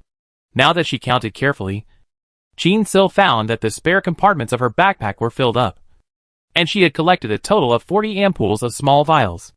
It was estimated that the rest were left in place due to the insufficient capacity of the system's backpack, and were torched in the fire. Qin Silence took out 10 vials and loaded them into her hiking bag before she and Yuan Hung rushed in the direction of the hospital together. This time, the state of the woman, who was saved by Qin Silence, was awake. She looked at Qin Silence with somewhat complicated eyes. This woman's name was Song Jin. Originally, she was in the rebel army's barracks, already determined to die, seeking nothing more than to pull the rebel army's supreme commander as a cushion for her back. The group of rebels didn't kill her in the first place, but instead tortured her and forced her to ask who sent her. She was already seriously ill, and after being abused by this group of soldiers for such a long time, she soon couldn't support herself. Song Jin guessed that she was afraid that her state at that time was no different from being dead. So this group of rebels threw her into a mass grave. It was just unexpected that she was actually saved. In this world, there were actually people who were willing to go through the trouble of curing her, especially after Qin Silence took out penicillin. Her surprise became even more intense. "Why did you save me? Seeing that you were dying, I sent you to the hospital," Qin Silence said rightfully. Qin Silence handed the penicillin to the nurse. "I've already found the penicillin needed for the cure. Heal her first."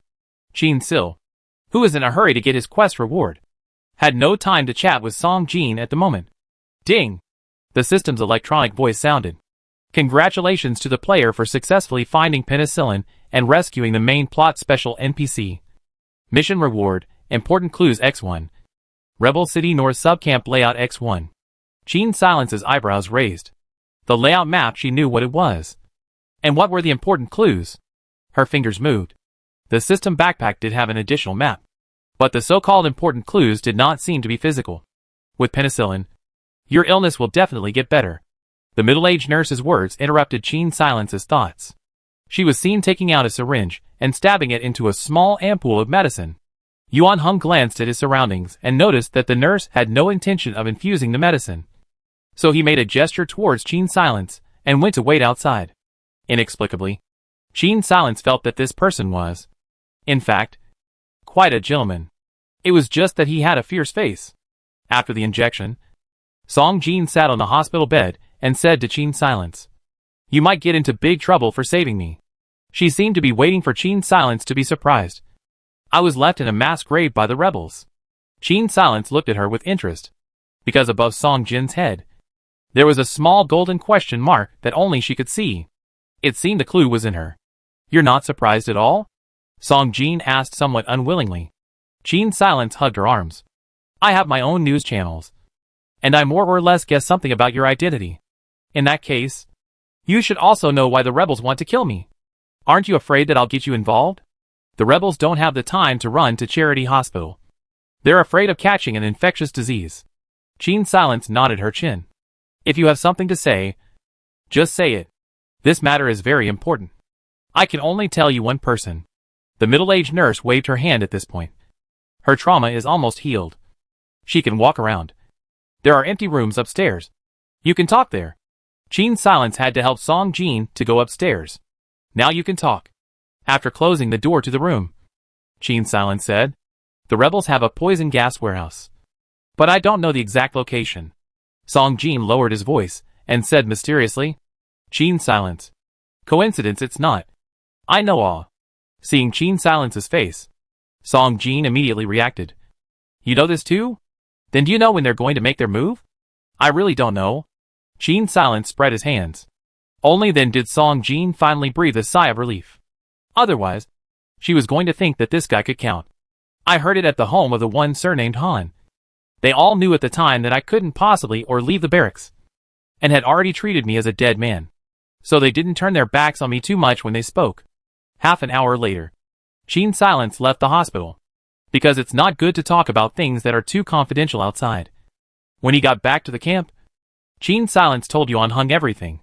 It turns out that Colonel Han in the rebel army is preparing to do a big job. This guy used a trick to make the rebel major general get syphilis. Not to mention that he also intends to make the surname Pan become 1,000 years of sins. The night after tomorrow, the rebels will use poison gas on the orders of Major General Pan. The night after tomorrow, the rebels will use the gas bombs from the gas warehouse on the orders of Major General Pan to massacre the soldiers of the rebel base camp in the western part of the city, as well as the residents of the western part of the city.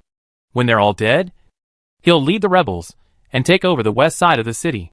In this way, the credit would go to his surname Han. And in the event of a court-martial in the future, there would be a scapegoat for his surname Pan. Qin Silence estimated that if this ploy succeeded, as soon as the battle in the western part of the city is over, I'm afraid that the rebel Major General Pan will immediately die of illness. Colonel Han will also take advantage of the prestige he has built up in the army to take over the command of the rebels in Rafaga. But with Qin Silence around, this operation is bound to be unsuccessful. After all, if the rebels were allowed to succeed, the advantage Qin Sil had gained in assisting the resistance during this time would immediately disappear. She hadn't stayed here for so long just to leave Rafaga through the rebels in the end. After going through so much trouble, Qin Silence of course wanted the triple experience reward even more. Tonight, I'm going to make a trip to the military camp. Chapter 24. Night attack on the military camp. Due to the recent severe cold weather, and the constant practice of going to -20 to 30 degrees Celsius, robberies and thefts are also very rampant. Last night, Yu Haiken was on night watch by himself, holding a hot weapon, and suffered a little bit of traumatic injuries.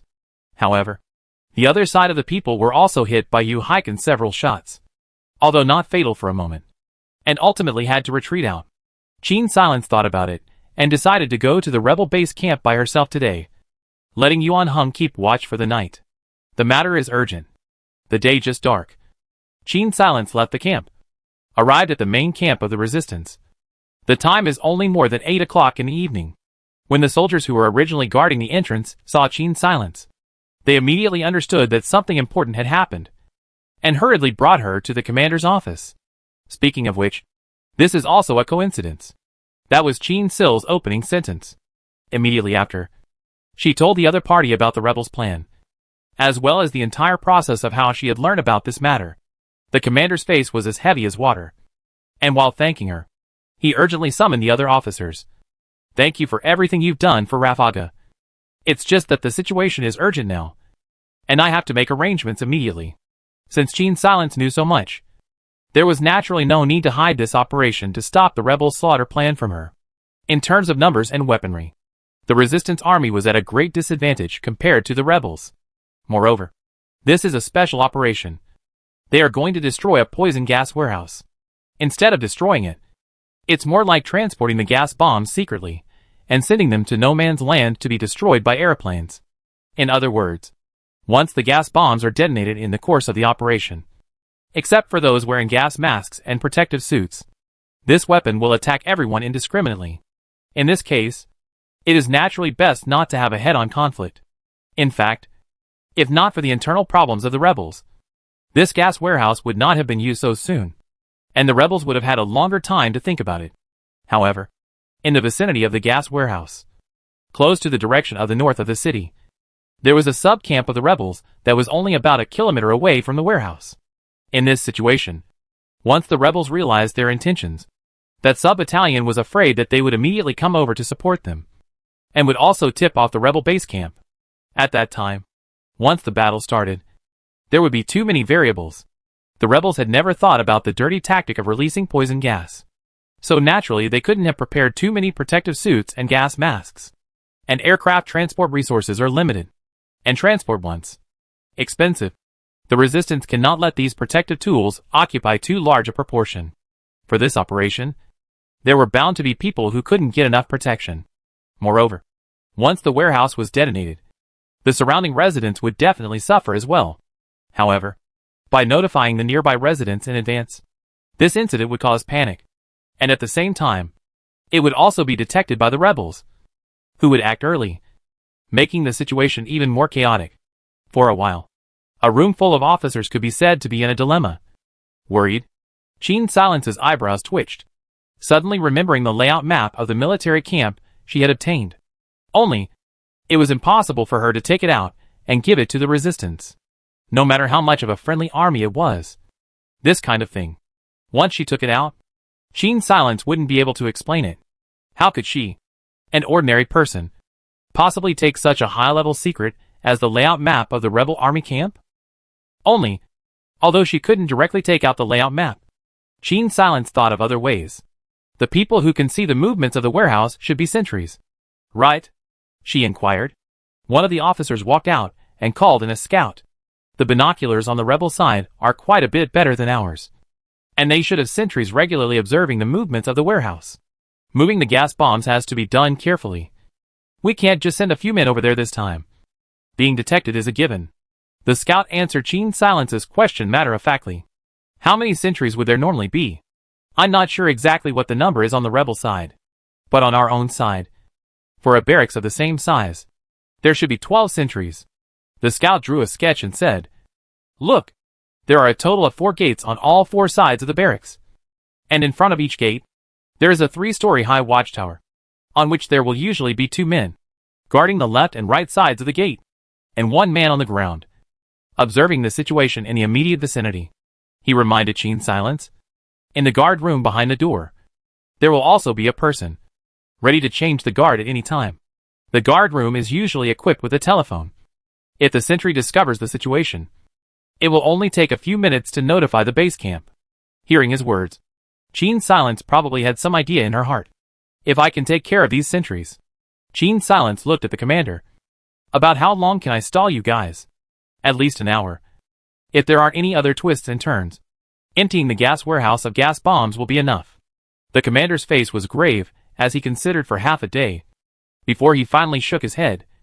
Miss Gene, it's better if you don't get involved in this matter. You've already done enough for Rafaga.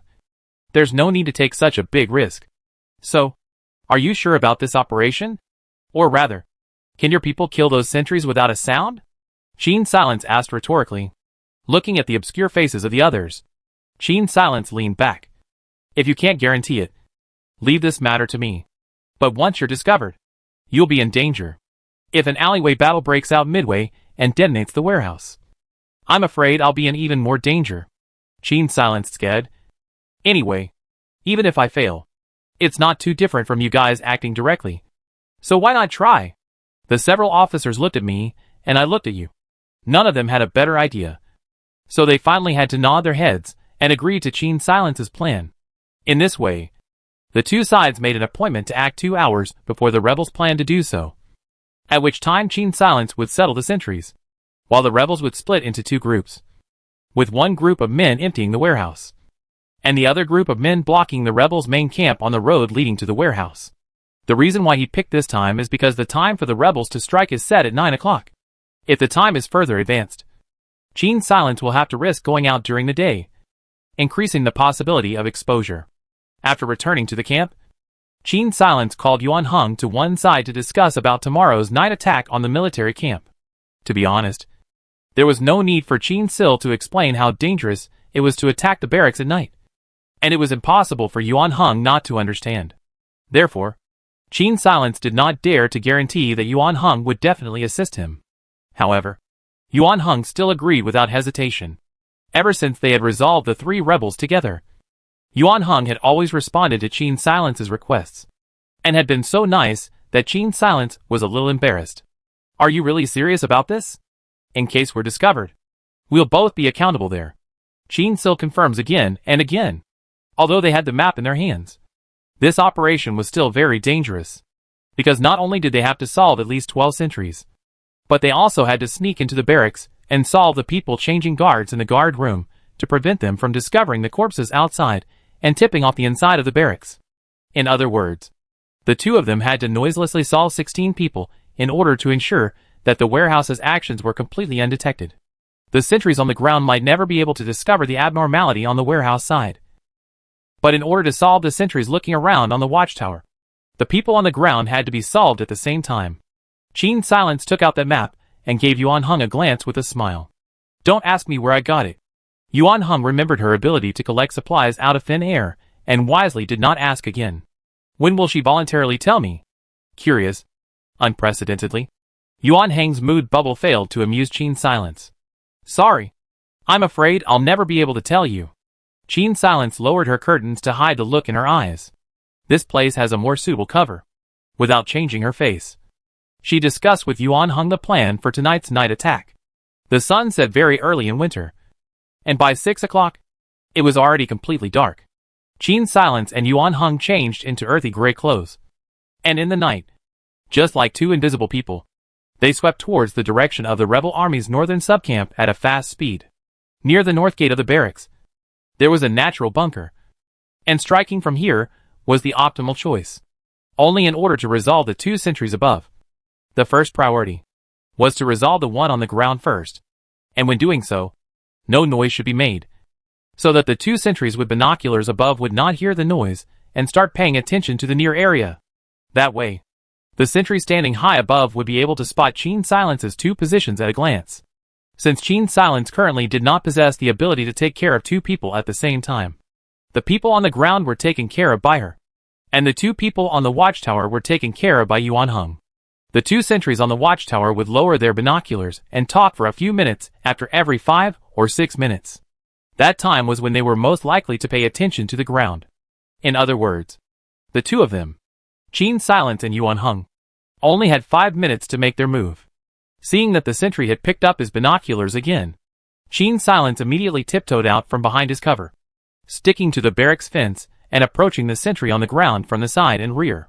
The sentry's position was just 2 meters in front of the gate, and Qin Silence's earthy gray figure did not attract his attention. She looked at the shadows of the gate shining from the streetlights in the barracks, hid her entire body in the shadows, reached out from the side, covered the sentry's mouth with one hand, and used her strength and physique to forcefully use brute force to rip the sentry to the edge of the fence. Just as she did so, Haruhiro had already lightly climbed the watchtower, making only a slight noise as he resolved the sentries. The 2 corpses were supported by him, sitting on the platform of the watchtower, looking like the sentries were slacking off. From this point on, he and Qin Silence were separated. Qin Silence had to take care of the soldiers in the 4 guard rooms from the inside, while Yuan Heng needed to act on the outside at the same time as she took care of the soldiers and ground sentries, taking care of the corresponding watchtower sentries. After killing the first ground sentry, Qin Silence felt her way into the barracks through the gate. There were a few soldiers sporadically in the barracks, and most of the rest were either standing guard for the officers or in the dormitories. Only after these few soldiers passed by did Qin Silence, now behind the door of the guard room, reach out his hand and knock twice. "Who is it?" the soldier inside inquired lazily. Qin Silence knocked twice more in response. The soldier had to get up and open the door. The door was empty. He walked out and cursed twice. "Who the hell is making fun of your old man? Tired of living?" The door slowly closed, revealing Qin Silence with a murderous face behind it. The soldier only felt a coldness in the back of his heart, and a warm hand covered his mouth at the same time.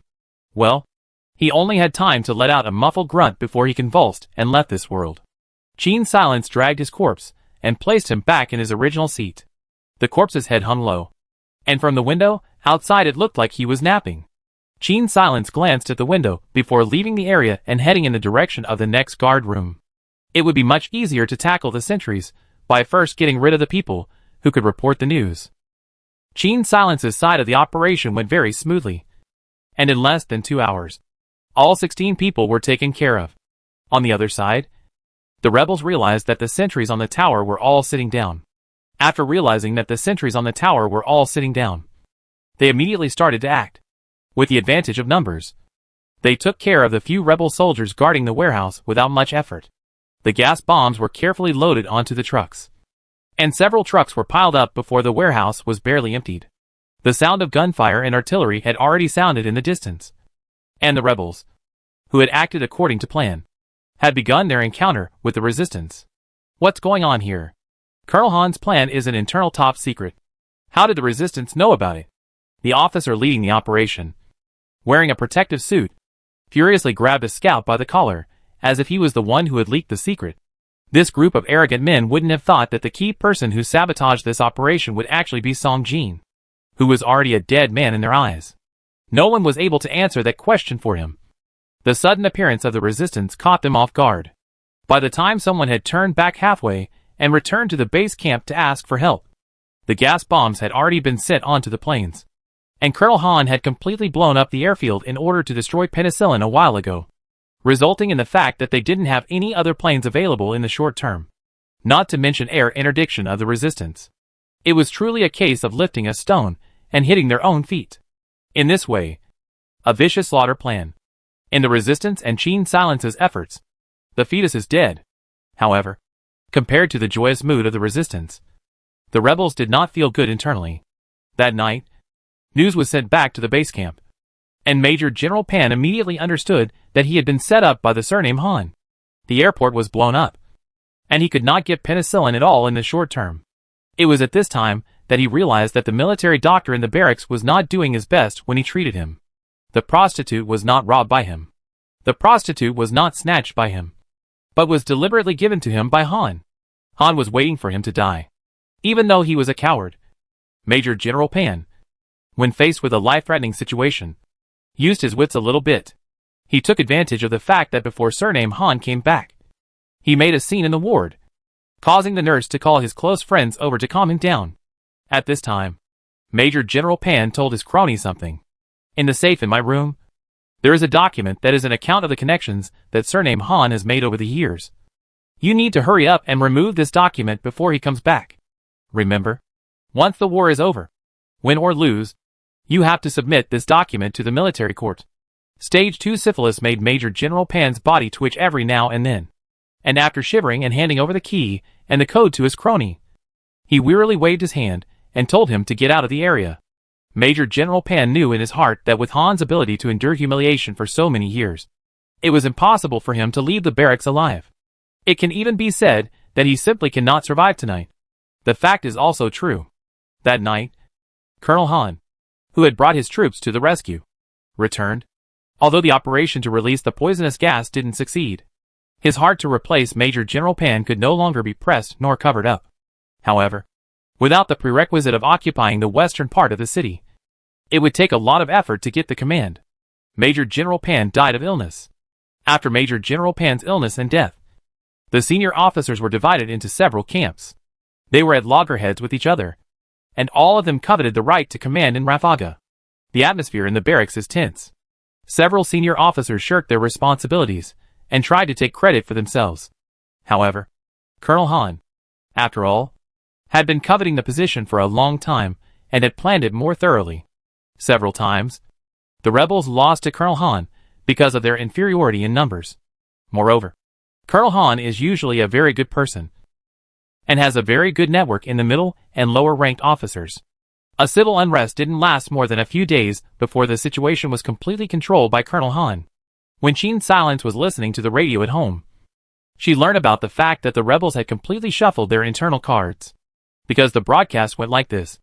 A few days ago, there was a mutiny within the rebel base camp. It was reported that Commander Pan died of illness in his barracks after the battle in the north of the city. Several high-ranking officers in the rebel army tried to seize power, and they have now been wiped out one by the newly appointed commander, Colonel Han. According to incomplete statistics, this internal mutiny of the rebels has resulted in as many as 1,500 casualties. There were originally hundreds of thousands of civilians in Rafaga, and including the garrisons of both the rebels and the resistance, the combined number was only 20,000 people. This number of people didn't sound like much, but in fact, using the city as a unit, this scale of combat was already considered considerable. Because for the current productivity, the number of soldiers in a country or region is maintained at 1% of the total population, which is a relatively good value. Once more than this number, military expenditure will affect the economy to a certain extent. More than 2% can basically be said to be militaristic. After all, the grain acreage at this time could not be compared to Qin Silence's era. For a city with a population of several hundred thousand, the rebels could send over 10,000 soldiers to suppress it, which was already considered very important. Now, after the advantages gained from several battles, coupled with the casualties caused by the rebels' internal strife, the numbers of the resistance and the rebels had gradually evened out. With another opportunity, perhaps the rebels would be able to completely turn the situation around, while the outside was in turmoil. With the rebels fighting for power and killing each other, Qin Silence's camp was warm and welcoming. It turned out that Yu Haiken had picked up a broken guitar when he was out a few days ago. Yuan Heng had fixed the guitar somehow. Yu Hai-san, the youngest, was clamoring to hear Yuan Heng sing. Right now, he was sitting on a chair, talking about the guitar and singing popular songs from the old days, while the others were sitting next to him, beating to the rhythm. Yuan Heng's voice was beautiful, and if it wasn't for the war, maybe he would have been a street singer as well. Qin Silence looked at his fingers that were focused on playing the guitar, and his eyes traveled all the way up, gradually reaching his untamed face. This face revealed a hint of softness that was usually hard to see. Don't look away. Alarmed? Cough. Qin Silence awkwardly turns his head. The music in his ears seems to have messed up the rhythm. It's a good thing the song is nearing its end. At the end, Yuan Hung puts away his guitar, puts it next to his chair, and gets up to go busy with other things. Qin Silence looked at his back and shook her head, losing her smile. On the other hand, the atmosphere in the brothel in the east of the city was low. Boss, so many of our brothers died in the hands of Surname Han. This matter can't just be left alone. A burly fighter stood behind the brothel's second boss and said, ever since the last time when they lost half of their manpower and let all the prostitute girls go, the status of the City East brothel in Rafaga was in tatters. If it wasn't for the second boss enduring the humiliation and defecting to Colonel Han, they might have been annexed by other forces. However, the second owner and the former first owner were brothers from the same mother, and their relationship was deep and unusual. He hadn't forgotten a single word of the words of the only surviving guard left in the brothel. It was this Colonel Han, who said he wanted to cooperate with his elder brother, and after taking away the woman with syphilis, he immediately killed him and sent people to slaughter the brothers in the brothel in a bid to silence them. The one surnamed Han wouldn't know that he was holding a scattergun in his hand. I won't let him off easily. Does Surname Han think I'll bend over backwards for power? He's dreaming, the second boss said, sweeping the water glass on the table down with one hand, the glass falling to the ground with a crackling and shattering sound. The people around were silenced. I don't know what came to mind, but the second boss's furious expression tightened a bit, and he took a deep breath. Tomorrow, I'm going to meet with Colonel Han for a meeting, so you guys should also tighten up a bit. So don't make any mistakes. I'd like to see if this strong dragon of his can overpower this local snake of mine. Yes, boss. The crowd replied in unison. In fact, ever since Major General Pan's death, Colonel Han had been more than a little distant from the people of the brothel in the eastern part of the city, wanting to completely clear the air. Some people were like this, no matter how sordid the means of achieving success. They had to be extremely glamorous when they succeeded, and even topped it off with the reputation of being a good person. So much so that when they saw their former co-conspirators, they felt uncomfortable. Colonel Han is such a person. He deceives himself and others, thinking that by disconnecting from his former allies, he can completely clear the air with the past and make everyone forget about his black history. It was a pity that his allies could not only be his allies, but also his enemies. At least second boss thought his enemy was Colonel Han from the clues he knew so far. Never in his wildest dreams could he have imagined that the people who actually made the move were actually Qin Silence and Yuan Hung, two people who had barely crossed paths with him at all.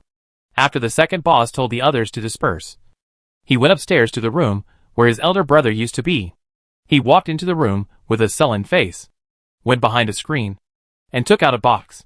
Inside the box, there was a tape, a recording of the conversation between his big brother and Colonel Han that night, when his big brother had spent a lot of money to acquire a tape recorder. He had not thought it was a good idea. Unexpectedly, this tape recorder ended up playing such a role. The next day, he met Colonel Han as he had hoped, only that the other party did not seem to be willing to have any contact with him. I think I've made myself clear enough. As soon as they met, Colonel Han said with a cold face, you assisted me in making this happen, and I helped you gain a foothold in Rafaga. Now that the deal is over, I'd be sensible if I were you. The second boss was filled with smiles. You misunderstand, Colonel Han.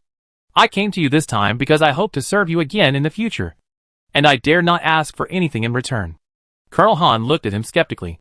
Really? Of course it's true. That place of mine is the most convenient for prying information. The second boss came closer. You just control Rafaga. I think there must be people underneath who have dissenting views. If you trust me, why not invite those officers to my place to have fun? This wine after 3 rounds, coupled with the pillow wind. What you want to know? There is still a worry about not asked out of it. Colonel Han, this person, was originally counting on the boss only on the position. The heart has a ghost. The people, under the natural lack of trust. After the people sow a fling, test the subordinate's mind immediately. Some cannot be pressed. Look at him, some intention. The second boss is of course to strike while the iron is hot, and counted many benefits.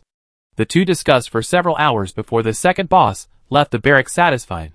2 days later in the evening, Qin Silence stood in front of the window, looking out through the gap in the sealed window. She looked odd at this moment, staring outside in a daze. There was no other reason. Just now, she saw several military vehicles running in the direction of the east of the city. There were no rebel barracks in the east of the city, so it was almost impossible for the rebels to go there to fight. Moreover, the several military vehicles just now were not military trucks. Normally only officers traveling would take this kind of car. A large group of officers running towards the east of the city would be going to have fun. Qin Silence rolled her eyes, and a plan came to her. It would be a shame not to take advantage of such a good opportunity to wipe out the rebel senior officers. Chapter 25 Passing Reward. Seeing that the rebels were gradually turning from a disadvantage to an advantage, Qin Silence was naturally happy to add another handful of firewood to maximize the rebels' advantage. In this way, she would be able to pass the level faster, and she would also be able to get additional experience rewards. Thinking of this, she decided to make another trip to the brothel in the east of the city. It wasn't enough for these people to plague a group of women, but after she and Yuan Heng took care of half of their manpower, they actually slowly opened the brothel again. They really don't shed a tear until they see the coffin. When it was completely dark, Qin Si could not wait to leave the house.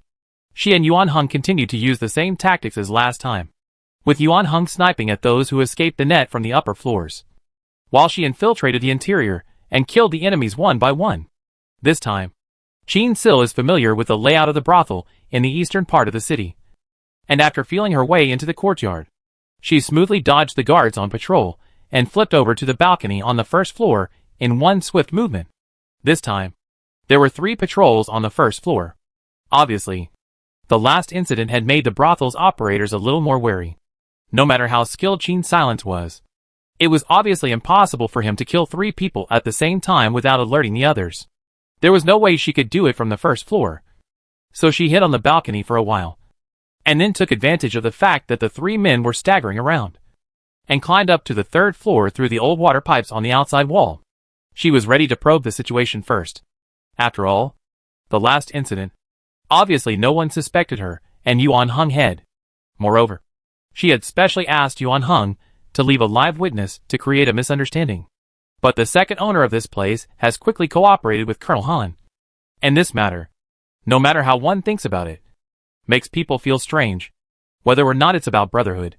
The new leader of this place shouldn't be working with someone who's ready to die at any time, because such a person, there is no telling when he will stab his allies in the back. Qin Silence thought about this in her head, but her movements were very cautious. However, tonight this place was full of officers, and in order to protect their safety, many guards were arranged on the periphery of the brothel. So much so that there wasn't much on the 3rd floor. After all, no one would have thought that there would be someone who walks without any sound at all and easily sneaks into the 3rd floor. Arriving here, Qin Silence climbed up to the 3rd floor, and using metal wires, pried open a loose window bolt, opened the window, and quickly climbed in. As she turned back to close the window, footsteps came from behind her. Qin Silence immediately hid in an empty room, sticking to the wall, not daring to make a move. "Tell me, what exactly is your purpose in going to great lengths to lure me here?" An unfamiliar voice appeared on the other side of the wall. Qin Silence raised her eyebrows. She was certain that this was not the voice she had heard the last time she was here, and judging from the footsteps, this person should be wearing military boots. In other words, he was an officer. "Don't you want to avenge your old boss?" The other man's voice Qin Silence hadn't heard before either, but for someone who could speak so assuredly and boldly on the 3rd floor, other than the new boss here, Qin Silence didn't think otherwise. "I don't understand what you mean. Colonel Han is right downstairs. If you want to slander me, you have to come up with tangible evidence as well," the officer snapped, as if he was truly loyal to Colonel Han. "What if I can produce evidence of Colonel Han plotting to kill Major General Pan?" The sinister voice seemed like a sharp sword, stabbing at the other member of the conversation. The 3rd floor suddenly fell silent. Both seemed to be waiting for the other to speak first. Finally, the officer couldn't hold back. "If you dare to lie to me, I will make you pay. I'm sincere. As long as you're willing, I can take you to see the evidence now. Follow me." The sound of the 2 men's footsteps grew farther and farther away. Qin Silence emerged from the room he was hiding in and tiptoed after them. There was no one else on the 3rd floor. It was thought that this matter was so secretive that a third person could not be left to listen in. Jean Silence pressed herself against the door, eavesdropping on the movements inside. Kata! She heard the sound of a machine running. Immediately after, a recording mixed with murmurs came out along the door panel. Died with syphilis. The dialogue Jean Silence had heard the first time she came here played out once again. There was actually a tape recorder here. Recorders were still very expensive equipment at this point in time. And Jean Silence didn't expect that there would actually be such a surprise. Since this was the case, it would be impossible to do anything immediately. There was no other way. Jean Silence could only leave the brothel the way it was and join Yuan Hung at the building outside. Why didn't you make a move? Yuan Hung asked curiously. Jean Silence had been learning fighting with him during the day recently and had made a lot of progress. So it was reasonable to say that she couldn't have backed down so easily. There was an unexpected discovery that led to this group of people that we must keep for the time being and not act rashly. A trace of excitement flashed through Jean Silence's eyes. How could it be more interesting to fight with all one's effort than to watch the rebels dog-eat-dog? Right now, it was not too late. So Jean Silence and Yuan Hung diverted to the rebel army's base camp and told the commander about this matter. I'm guessing that officer won't act too quickly, but he'll definitely picket the officers who privately dislike that Colonel Han. If it weren't for the lack of supplies, Jean Silence would have wanted to take the melons. Yuan Hung looked at her like this and inexplicably felt amused. It's just that this kind of thing is bound to take a long time to think about. We might have to wait for a while. Fighting in winter is not favorable to either side. And since it's already hard for ordinary people, it's better not to have a major war. The commander said this. Then asked Jean Silence. Now while the rebel air support is still in place, if you guys want to leave Rafaga now, I can arrange for. Without waiting for him to finish, Jean Silence refused. And the refusal was quite righteous. Rafaga is in a time of crisis. How can I leave? If you leave, you won't get the extra reward. Why does it feel a bit fake? Doubtful. Yuan Hang's mood bubble almost made Jean Silence break. After glaring at him, Jean Silence continued, I'll watch Rafaki return to peace with everyone. As things stood, it was only a matter of time before the rebels fell apart. And Haruhiro was certainly in no hurry to leave. In fact, if the situation in Rafaga hadn't been so dire, as the aboriginals here, none of Rafaga's civilians would have wanted to leave their homeland. After refusing the commander, Jean Silence and Yuan Hung were walking back to the camp when Jean Silence asked, Why don't you leave here? I have other reasons for staying here. You actually don't have to stay. I also want to watch Rafa aggravate the return of peace. There was nostalgia in Yuan Hang's eyes as he looked at the devastated city. What came back to his mind was the prosperous scene before the war. In the end, Yuan Hung was still a soldier with his family and country in his heart. A month later, the actions within the rebels were becoming more and more frequent. According to the information sent by the scouts, Jean Silence learned that Major General Pan's former subordinates, as well as a portion of the officers who wanted to take advantage of the opportunity to seize power, had been making small moves recently and were already on the verge of making a move. Colonel Han himself, however, had been successfully kept in the dark by the second owner of the brothel and the officers. Today, a month after the rebel forces had been building up their strength, the largest mutiny within the rebel forces since the occupation of Rafaga finally erupted. Major General Pan's inner circle sent that recording and Colonel Han's accounts of corruption and bribery to the military headquarters the first time air support arrived. The headquarters also immediately sent people to arrest Colonel Han and go to the headquarters to be tried by a court-martial. However, when the general is out, the king's orders are not to be taken. Colonel Han naturally could not be captured with his hands, but instead detained the man and prepared to embrace the military. For a while, Major General Pan's old men, the officers who had been fishing in the water, and Colonel Han's men were divided into three factions, attacking each other. The battle gradually developed from within the barracks, to the perimeter of the barracks, then to the sub-barracks, and finally spread to the entire city. The civilians were simply confused in the face of this sudden situation. But to them, this was considered a good thing, because the more rebels died, the greater the chances of the resistance winning. And from the corpses of this group of rebels, a lot of precious supplies could be found. With so many people dead, the rebels had no time to collect the corpses for their teammates. By the time the battle was over, the number of rebels had plummeted by 2,000, and the remaining people were completely split into two factions. in order to avoid a court-martial. Except for the officers who had already stood their ground. The rest had chosen to cut their seats with Colonel Han. Colonel Han's men occupied the sub-camp on the west side of the city, numbering roughly 2,000, while Major General Pan's inner circle occupied the main camp, numbering nearly 5,000. By this point in time, the total number of rebels had outnumbered the rebels by nearly 2,000. The perfect time to charge had arrived. Raffaga was completely plunged into a world of war. Only this time, the hearts of the civilians were filled with hope. In the camp, Qin Silence's 4 men were getting together to eat hot pot at one time. The vegetables in the vegetable shed on the first floor were basically all ripe. The mysterious plant planted by Professor Wei. The mysterious plant planted by Professor Wei had finally been harvested. It was fast-growing spring wheat. At the table, Qin Silence pulled the boiled potato slices out of the pot, dipped them in the sauce, and took a bite. There should be a truce outside in the next few days. The rebel men can't hold out for too long. And if the casualties continue any longer, they're bound to surrender. Qin Silence thought prettily. These 100 days, or so hadn't been in vain after all.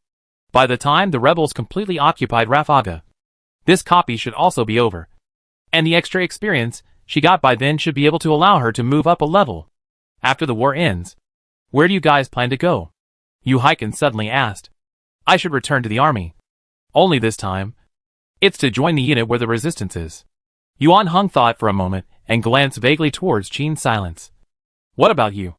Qin Silence? Qin Silence's hand that was holding the food paused for a moment. I might be traveling. She pulled the easiest reason to explain her disappearance. After all, after the war in Raffaga was over, her mission would be complete. So naturally it was impossible for her to return to this small world. Traveling? Yu Haisen said with some longing. That must require a lot of money. She then reacted. But boss, you have so many diamonds. The money matter shouldn't be a problem. It was only when Yu Haisen mentioned this matter that Qin Silence suddenly remembered that there was still a large pile of diamonds in her system backpack. It was impossible for her to take this stuff out of the copy. And there was no point in keeping it. So she might as well share it with the others. However, in order to fulfill the lie of traveling around the world. But in order to fulfill the lie of traveling around the world, of course she couldn't give away all the diamonds. Otherwise, she would be exposed. Before Qin Silence could come up with a solution, there was a knock on the camp's gate. Miss Qin, the battle is over. The commander asked me to inform you. A gray-headed messenger soldier grinned with joy. The war is over. The civilians who had been hiding in their homes all ran out into the streets and began to revel. The harsh winter had passed, and the warm spring had come. Compared to the joy of the others, a 24-hour countdown appeared in front of Qin Silence's eyes. In other words, by this time tomorrow, she would have left this place completely. Qin Silence returned indoors and took out the diamonds from her system backpack, placing them on the camp's workbench and preparing to distribute them evenly. Boss, Shan Shan and I didn't help much. We can't take these. Yu Haiken repeatedly excused himself. However, this stuff was no longer of much use to Qin Silence. Leaving it to the Aborigines was where these diamonds belonged. Those scientists' belongings are still with me. So if any of you are free, help me send them back. Qin Silence glanced at the others and said, I'll be leaving Raffaga tomorrow morning. So urgent? Yu Haisen immediately asked out loud. Well, I'm stranded here alone. My family must be anxious. Qin Silence told another well-intentioned lie. It's also. Anyway, the war has stopped. So we'll all meet again in the future. However, Yu Haisen's words were not echoed by Qin Silence or Yuan Hung. She didn't want to come back. Despondent, Qin Silence looked at the bubble in front of her with some shock. Before this, she never thought that Yuan Hung would be so perceptive. It was only that she was destined to leave. And it was good that Yuan Hung had figured this out instead. The next day, Qin Silence looked at the countdown of 3 hours left and had no choice but to say goodbye to the others and leave the camp where she had lived for over 100 days. Yuan Hung sent her to the pass north of Raffaga City. Before she left, Qin Silence gave the emerald she had left behind to Yuan Hung. I'll give it to you. I don't have much use for keeping this. I actually had other important matters that forced me to leave here. But I can't tell you the exact reason. Will we meet again? Yuan Hung asked as he looked at the emerald in his palm. Qin Silence originally wanted to tell him that she wouldn't be coming back. However, looking at his drooping eyelashes, Qin Silence ghostly said, Who knows about fate? She turned around. Dashingly turned her back to Yuan Hung and waved. Goodbye. Bye. I will miss you. Unwilling to let go, Qin Silence didn't turn back and walked forwards with a hardened heart. Following the system's guidance, she walked to a hidden alley. In the next second, her eyes went black and she returned to that pitch-black system space. Player Qin Silence, congratulations on successfully clearing the level. Qin Silence was in a trance for a moment. Please receive the reward for clearing the level. Longevity +5, experience value +150. Optional skill +1. This should be the voice of the system's mastermind, as 007 would usually address her as the host. After the mastermind finished its notification, 007 appeared. Congratulations to the host for upgrading. Changes appeared in Qin Silence's base panel. Player ID, Qin Silence. Lifespan, 5. Level, 2, 50/200. Life, 150/150. Stamina, 150/150. Spirit value, 150/150. Luck, 10% lower probability of drawing a normal profession. Skills, to be selected. Each time a copy fails, 30% of the initial value of the attribute is deducted. And if it fails 5 times in a row, the real character dies completely. It seemed that as the attributes increased, the price paid for each failure would be greater. All in all, the system stipulation was that one could not fail more than 5 times in a row. Qin Silence clicked on the skill bar and found that the skills available were all from the profession of thief. These included walking silently, mastery of lockpicking, and thieves don't run away. 3 of them. Qin Silence chose walk silently according to his combat preferences. This skill, because the other 2 skills had to be used in places where there were humans. There were some limitations. After selecting the skill, Qin Silence remembered that 007 had suddenly disappeared when he had just entered the copy. At that time, the reason given by 007 was that the system mastermind prohibited it from answering Qin Silence's questions within the copy. This time, when he finally got out of the copy, Qin Silence, of course, had to let it properly answer his doubts for him. 007. Now I can ask you questions. Right? Yes, host. Because there is a relationship of interest between the game guide and the player, in order to avoid the game guide helping the player cheat. After entering the copy, the host brain will automatically block the player's ability to communicate with the game guide. Relationship of interest? Every time the host passes a level, the game guide will receive a corresponding reward. Only that the reward only applies to the game guide and not to humans. However, in principle, the game wizard and the host were a community of interest during their cooperation. In other words, you can answer all the questions I ask, on the premise of not violating the mastermind rules. Yes. What are the mastermind rules? Qin Silence asked rhetorically. This question violates the mastermind rules, and 007 cannot answer it. Well, it sounds like a condom. Qin Silence took a deep breath. I remember hearing the electronic command to generate special NPCs after I selected my profession, and before I entered the copy. And I did run into 2 special NPCs in the copy. And those 2 special NPCs seem to appear in the career extraction options.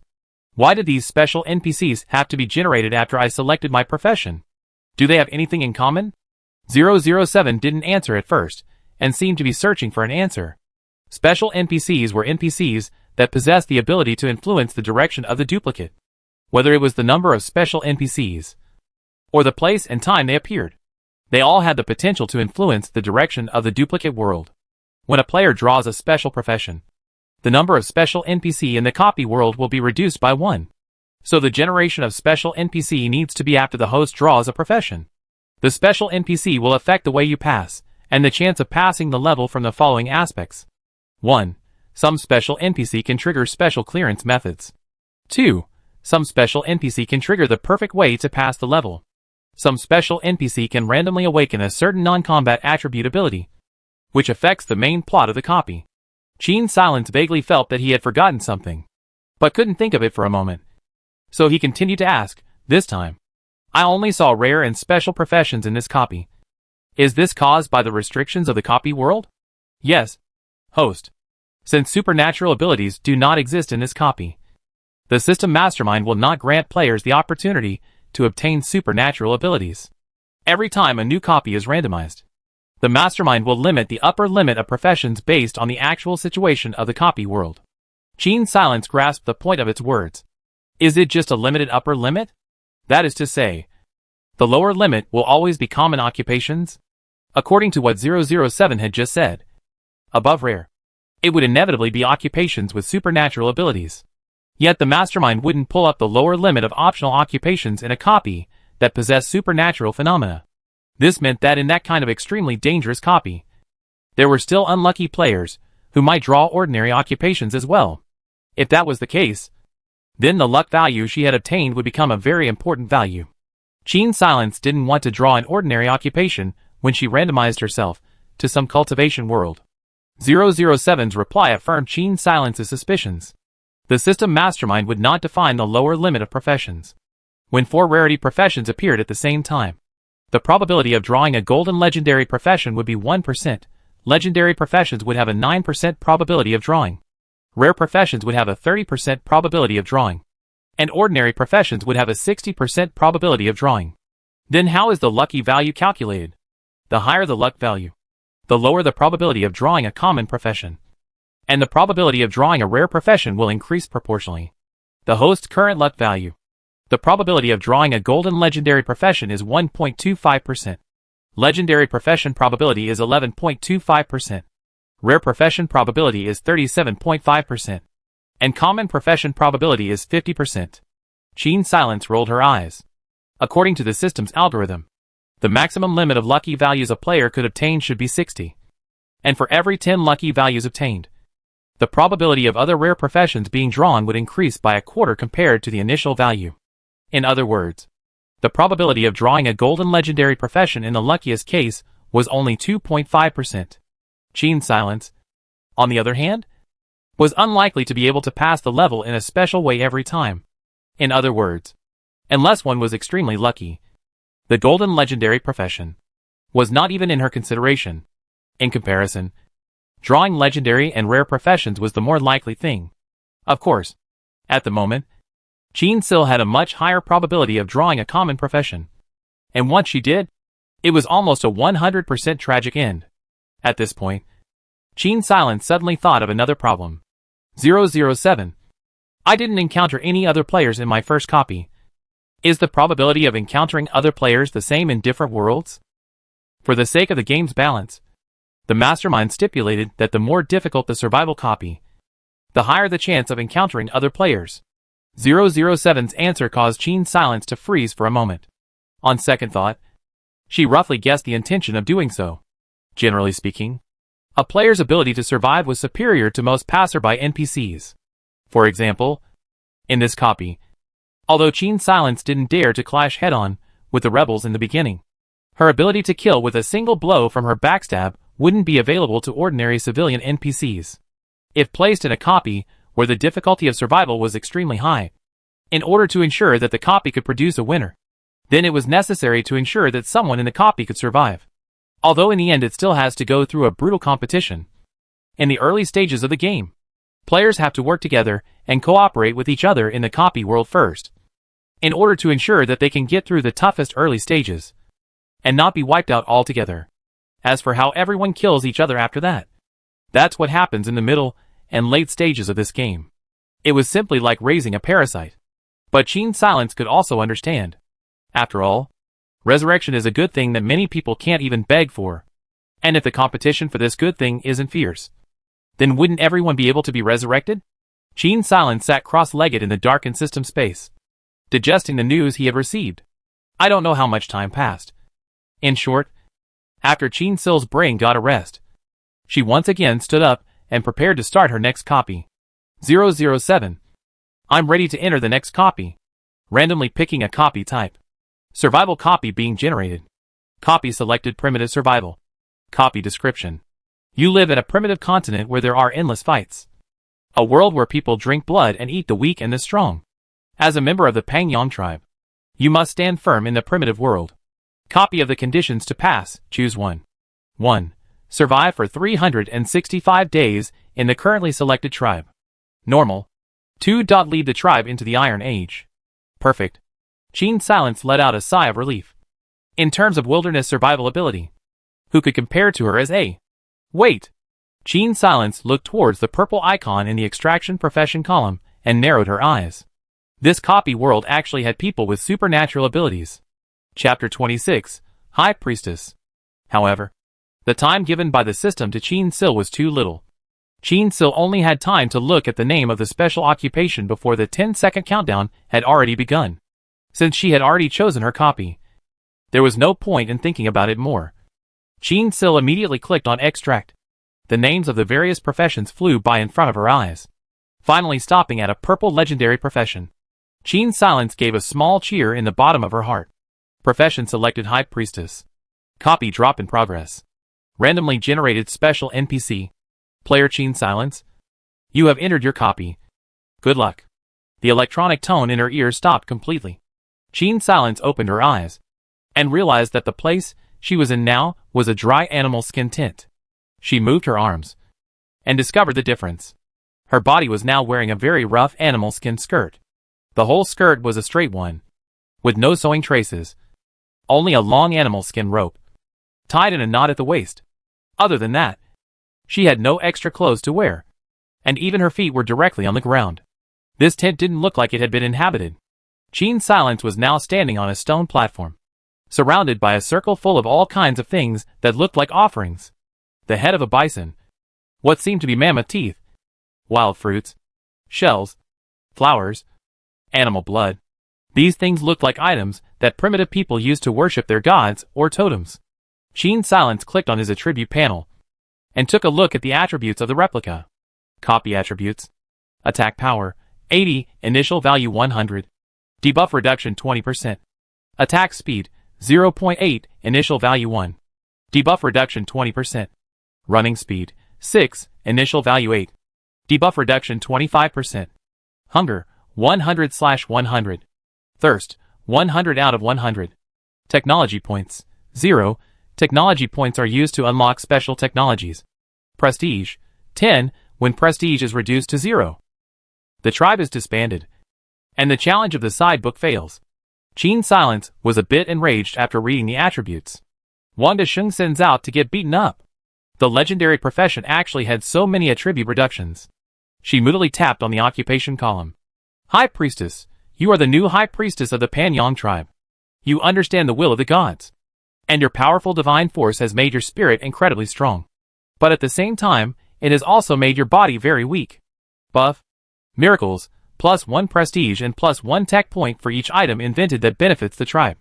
Children of the gods, unlock new abilities as the tribe progresses through the different stages of development. Oracle, predicts. Weather. War. Cooldown, 7 days.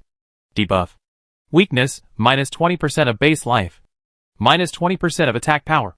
-20% of attack speed. +50% chance of getting sick from eating raw food. Lack of exercise. Running speed -25%. Base endurance -25%. This occupation left Qin Silence baffled. Firstly, the system's explanation of the specific uses of the prestige value and technology points could be said to be ambiguous. However, these two values could obviously be grown. This profession had so many mitigating effects that even Qin Silence's life value limit and stamina limit were lowered. As for Child of God, the system didn't even mention what abilities this buff would unlock. While Qin Silence was thinking about this, a group of people rushed in with excited colors and dancing hands. It's the Pan Sheep God manifesting. The Pan Goat God has sent us a new priest. The tribute we offered to the Pan Yang God has impressed him. If Qin Silence had a mirror, he would be able to see that on his brow. There was a small golden totem with an abstract triangular goat face totem. It was this symbol that made the natives here realize that she was a new priestess given to them by the Pan Sheep God. The people in front of him, both old and young, bowed and worshipped Qin Silence as if she was a goddess who had descended to earth. As a matter of fact, the Aborigines here did think just that. While Qin Sil was in disbelief, an old man with a wrinkled face chased away the others and told them to get busy with their own work, while he himself stayed behind to explain the current situation to Qin Sil. Although the old man in front of him was old and decrepit, he could vaguely see how tall and powerful he had been when he was young. The old man told Qin Silence that he was the servant of the previous priest and the former first warrior of the tribe, who was responsible for protecting the safety of the priest in normal times and in times of war. He would lead the members of the tribe, following the priest's orders and charging into battle. In the Panyang tribe, the priest was the highest position. In this world of the weak and the strong, the first warrior of the Pan Sheep tribe was not the supreme leader, but only the second in command, which made Qin Silence somewhat surprised. The old man also told Qin Silence that it had been 3 years since the last priest died, and he himself had grown old, making the Panyang tribe often bullied by other tribes, and their territory getting smaller and smaller. They have been looking forward to the moon and the stars, and every full moon night, they would put the best offerings in the priest's tent, praying to the Panyang god to give them a new priest. And it was not until yesterday that the runes on the altar finally manifested themselves. It was for this reason that Qin Silence came here today. There was a hint of sadness in the old man's eyes, and a hint of anticipation. The new priest came to the tribe, and within 3 days, he will be able to summon the warriors who will guard them. And at that time, I will be able to retire in peace, just like the other old guys. Qin Silence, the false cleric, decided to take a step and see what happens. Feeling out the play first, she walked out of the tent. The sun's position outside was high. It looked like it should be noon. According to the system introduction, the level of civilization here was very low, still in the era of drinking blood and hair, so naturally it was impossible to have arable land. However, Qin Silence saw a sheep pen in the tribe, in which several creatures that looked like sheep and disc sheep were kept.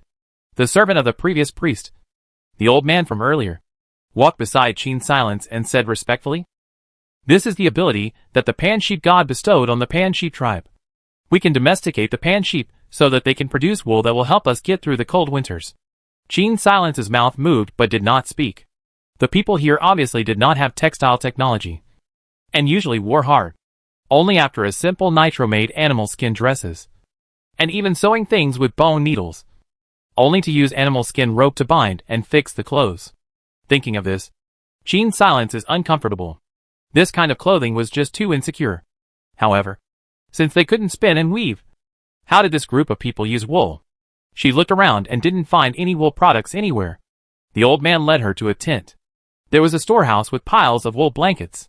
It turned out that people here would use natural tree glue to stick wool to the inside of smooth animal skins to make tents to keep out the cold in winter.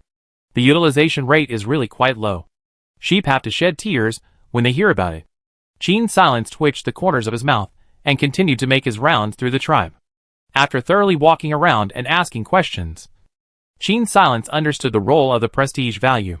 There were a total of 10 adults in the tribe, which just corresponded to the prestige value's value. As for the old people and children, there were 6 in total. It was only that in the primitive tribe that drank blood and hair, these people couldn't provide help in hunting, nor could they collect berries and starch-containing plant tubers as quickly as the adult women. So their laboring ability was almost negligible. Qin Silence looked at her debuff and understood that for this survival, she had to rely on the strength of her tribe. In other words, her value lay in leading and commanding, rather than personally going into battle. There were 5 adult women in the tribe, who also seemed to be strong and fit, and were good at their jobs. Qin Silence's body, which originally had a bit of a fitness base, was a weakling when placed here. As for the adult men here, there was even less to say. I'm afraid that their physique is even better than Yuhaikan. Of course, the blockhead is not that exaggerated. Just give people the feeling. But in every muscle, there is amazing explosive power. Put in the 21st century, one punch could probably send a fitness instructor flying. The Aborigines here should have a high overall physical quality, not comparable to the humans in the world where Qin Silence was originally from. Unfortunately, there were only 5 such hunters in the tribe, so it was no wonder that they were always bullied. As soon as she entered the copy, Qin Sil became the high priestess of such a disadvantaged tribe, so she naturally had to learn about the situation of the other tribes in the neighborhood. In the face of her inquiry, the old man meticulously explained a few of the surrounding tribes. First of all, each tribe has its own fixed territory, and the prey in the territory can only be hunted by people from the corresponding tribe. And for people from other tribes to rashly hunt other people's prey is a blatant provocation. In the surrounding tribes, the most belligerent tribe is the Frost Wolf tribe. The Frost Wolf tribe worshipped the totem of the forest wolf, and their hunters were naturally warlike and specialized in group combat. The leader of such a warlike tribe naturally couldn't be a priest, but the first warrior of the tribe. Frost Wolf Tribe's first warrior is through the battle competition. Honored first warrior will become a berserker. The priests of the Frost Wolf Tribe would petition the Frost Wolf god before a battle, granting the berserker unrivaled fighting ability, making him exert 3 times his usual fighting power in battle, from which the name berserker was derived. In addition to the Frost Wolf Tribe, there are 3 other tribes around the Panyang Tribe: the Brown Bear Tribe, the Stag Tribe, and the Crow Tribe. Although these tribes occasionally invaded the territory of the Pan Sheep Tribe, they were not as frequent as the Frost Wolf Tribe. They didn't fight with the Disc Sheep Tribe many times, so the old man didn't really know the specifics of their tribes either. He only knew that the priest of the Brown Bear Tribe was accompanied by a brown bear of extremely terrifying size. The hunters of the Stag Tribe were fast runners, as well as the people of the Crow Tribe, who would make something called a canoe, which would allow them to cross a piece of the ocean and exchange things on the distant opposite shore. How often does the Frost Wolf Tribe usually come over to pick a fight? Gene Silence asked with a frown. Every 10 days or so. They will come over, the old man replied. Gene Silence walked around and didn't find any decent weapons here, other than sticks made of tree branches. There wasn't even a single spear here. What a guy! Going out to fight with bare hands. This will never work. At this moment, a woman holds a piece of raw meat and respectfully says, "This is food specially reserved for you, High Priestess." Looking at the woman's expectant eyes, Gene Silence stared at the blood-stained piece of raw meat in horror. Eating raw directly? It wasn't as if Gene Silence hadn't eaten raw meat before when he received wilderness survival training. But usually speaking, unless in extreme circumstances, eating raw meat was an option that the trainers would not recommend. The parasites and bacteria on it alone are a problem on the road to survival. Not to mention the fact that Gene Silence is now suffering from a weak and sickly debuff. The chance of getting sick from eating raw food was 50% higher than the others. There are no decent medicines in this copy world. So if he gets sick and can't be cured, he'll be dead in a few days. No. There must be a bonfire. Gene Silence took the piece of meat under the woman's eager gaze. For this copy, she didn't have a system backpack. This meant that no matter what she wanted to do, as long as there were people around, she would immediately be discovered. And in this short while, the people around her were already paying very close attention to her as a priestess. Gene Silence had to receive the baptism of the clan's gaze every time she walked past. She placed the piece of meat in a shady place, while she herself came under a tree. It was good that it was currently autumn, and the trees were dry. Gene Silence only searched for a short while before finding a suitable dead branch. When she entered the copy, the system didn't give her any initial tools. In order to light the bonfire, she could only choose to drill wood for fire. This method was laborious, but Gene Sil had been professionally trained after all, and it wasn't difficult to start a fire. The difficulty of drilling wood for fire varied from person to person. When Gene Sil received her training, the trainer who led them could successfully light the flint in 10 minutes. However, for those who were at the bottom of the list in the training camp, it could take 5 or 6 hours to start a fire, and sometimes they didn't succeed even once a day. Gene Silence was neither a godly figure like the trainer, nor was she at the bottom of the pack. Her best performance in drilling wood for fire was 1 hour. It was just that the tools she used in the beginning were all prepared in the training camp. Now, she needed to do some pre-preparation on her own. The clansmen who were originally gathering wild fruits watched Gene Sil with curiosity and awe as she busied herself. And from time to time, they had to turn their eyes over and steal a few glances. Gene Sil found a relatively straight branch and raised her hand to draw her knife from her boot. Her hand hung in midair, and she suddenly reacted. She didn't have a knife. Seeing that the tribe was penniless, Gene Sil also had nothing herself. And with a bunch of debuffs, she was a bit skeptical as to whether or not what she had extracted was a legendary profession. At that time, there were no golden legendary professions in the card pool of professions. That is to say, her profession should logically be at the T1 level. This was too weak. Gene Silence noticed that her stamina was dropping much faster than the last copy, which was obviously also an effect of her current occupation. Sighing secretly, Gene Sil followed the old man's guidance and found the tribe's safe water source, a clear stream. In order to make the stone knife, she needed to find a suitable stone. Generally speaking, the best stone for the pursuit of sharpness was obsidian, the natural glass produced by volcanic eruptions. But there was no volcano around here, so Gene Silence could only settle for the next best thing, looking for flint. Luckily, some flint could be found by the stream. The next step was to make stone tools.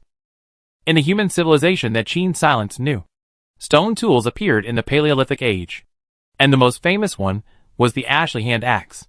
The biggest difference between the Paleolithic and Neolithic was that the Paleolithic used beaten stone tools, which were made by striking stone cores, while the Neolithic saw the emergence of polished stone tools, which were more beautifully shaped and lasted longer. However, Qin Silence didn't have the time to sharpen a stone into a knife now. That would take too long. Making stone tools was obviously more time efficient.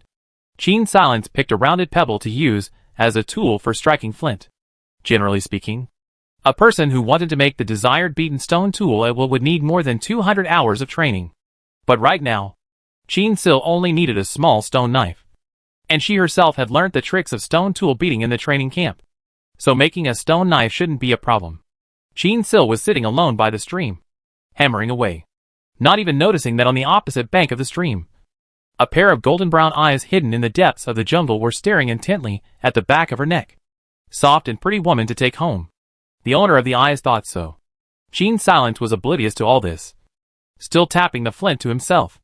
Qin Silence glanced at his bleeding fingers and didn't stop. The pair of eyes on the other side of the river, their pupils shrinking violently, turned and flew away. On the other side, after Qin Silence had made the stone knife, she returned to her tent and started scraping the selected branches. She sanded the burrs on the branches smooth and sharpened one end before she began to build a fire. The trick to drilling wood for fire was to move quickly, and with the force directed downwards. Qin Silence's hands were rubbed raw until her palms developed several blisters. And only then did a small spark appear on the piece of wood. She carefully picked up the small palmwood piece of wood, poured the spark onto the flint needed from bark and dry moss, and blew gently. Poof! The fire finally sprang up. Congratulations to the player for making a new item campfire. +1 tech point. +1 prestige. Campsites with campfires. 10 life points can be restored to the clan at night. The people around revealed looks of awe. That's something only a god can make. A child thought so. He had seen lightning strike down trees and start forest fires during thunderstorms. To these primitive tribesmen, thunder and lightning and heavenly fire were miracles, things that could not be created by human hands. Just as everyone was looking at Qin Silence in awe, a tiger's roar suddenly erupted outside the tribe. There's a fierce beast. It's a tiger. Only the old man accompanying Qin Silence looked calm. It's the high priest's guardian, summoned by the Pan Yang god. Qin Silence raised his head, thinking to look in the direction of the voice. Against the light, a tall bronze-colored figure slowly walked over. Qin Silence's expression started to become odd, although more muscular and taller. But this walking posture is still a bit familiar. As the man walked closer and closer, Qin Silence saw the totems on his body, as if they were fierce tiger patterns. Immediately after, she saw his face. Qin Silence. Isn't the production team of this survival game a bit poor? Is the NPC modeling various copies strung together? If this wasn't the original Heng's model, she would have pulled her head off and kicked it as a ball. But obviously, the person in front of her didn't remember her. The first warrior, getting closer and closer to Qin Silence. His golden brown eyes, with the unique wildness of a large feline, looked at Qin Silence slightly greedily.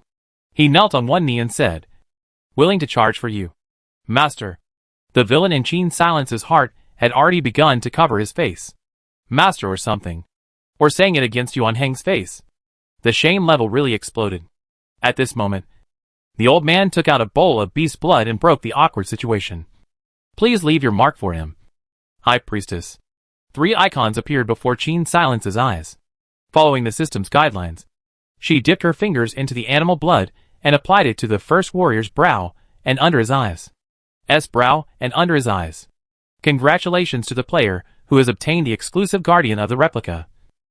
You will know the guardian's heart and make him your most loyal eagle dog. You can view the guardian's profile on your personal panel. Qin Silence wanted to tap on the system panel, but found that her hand was fixed by something. She lowered her head and saw the first warrior was grabbing her wrist and gently planting a kiss on the wound left by the flint knife. "Please give me my true name, Master." Qin Silence's face flushed red, and she cried out in some exasperation. "Hara Hung. The guardian has been named Yuan Hung. By mistake." This person who wore the same face was once again called Yuan Hung. Having been given a name, Yuan Hung stood up and dutifully stood behind Qin Silence. The old man excitedly told Qin Silence that Yuan Hung was a warrior who had been recognized by the king of all beasts and possessed the fighting strength of a fierce tiger, an ability that could not even be matched by a berserker. It looked like the new population summoned by the little bit of prestige value Qin Silence had just received was Yuan Hung. How many people are there in the wolf clan? Qin Silence asked with some interest as he heard the old man say so. A flash of embarrassment flashed across the old man's face. The wolf clan has at least 50 hunters. Oh! Qin Silence instantly had a cold face. Even if Yuan Hung was even more powerful than a berserker, it was impossible for him to solve 40 enemies by himself. Right now, the most important thing was still increasing the population, as well as unlocking new technologies. That night, Qin Silence set up a bonfire in the center of the tribe. The clansmen danced a primitive dance full of wildness around the fire, and Qin Silence was finally able to eat roasted food, and didn't have to worry about getting sick for a while. However, as she was preparing to rest, another embarrassing thing happened. Yuan Hung actually wanted to live with her. It is customary for the first warrior to be your guardian, and the mate you need to prioritize, the old man said. Of course, if you are not satisfied, we have other hunters. Qin Silence shivered violently as he looked at the group of strong, tendon-fleshed men by the campfire. No need to be so polite. Just by looking at them, I feel like I'm going to lose track of my nutrition. But one couldn't just live with Yuan Hung either. People here live in tents, not two-story villas, rounded up to almost a comforter. Okay. Qin Silence belabored on one side, while crowding that he was now worried about the future of the tribe and had no intention of thinking about his mate. In the end, everyone could only build a new tent for Yuan Hung next to Qin Sil's tent. For this reason, Yuan Hung remained sullen until he went to sleep. This guy had peeked at Qin Silence for a while on the other side of the river this afternoon, and finally couldn't help himself, following her footsteps to the Panyang tribe. With the mentality of a primitive inhabitant like Yuan Hung, the person you like should be brought home immediately, even if you have to rob them. It's just that the other party is the high priestess, so robbing won't work. Yuan Hung did not know how to describe this feeling, only knew that this woman was very precious, just like that green stone that he had carried on his body since he was born. No, even more precious than that green stone.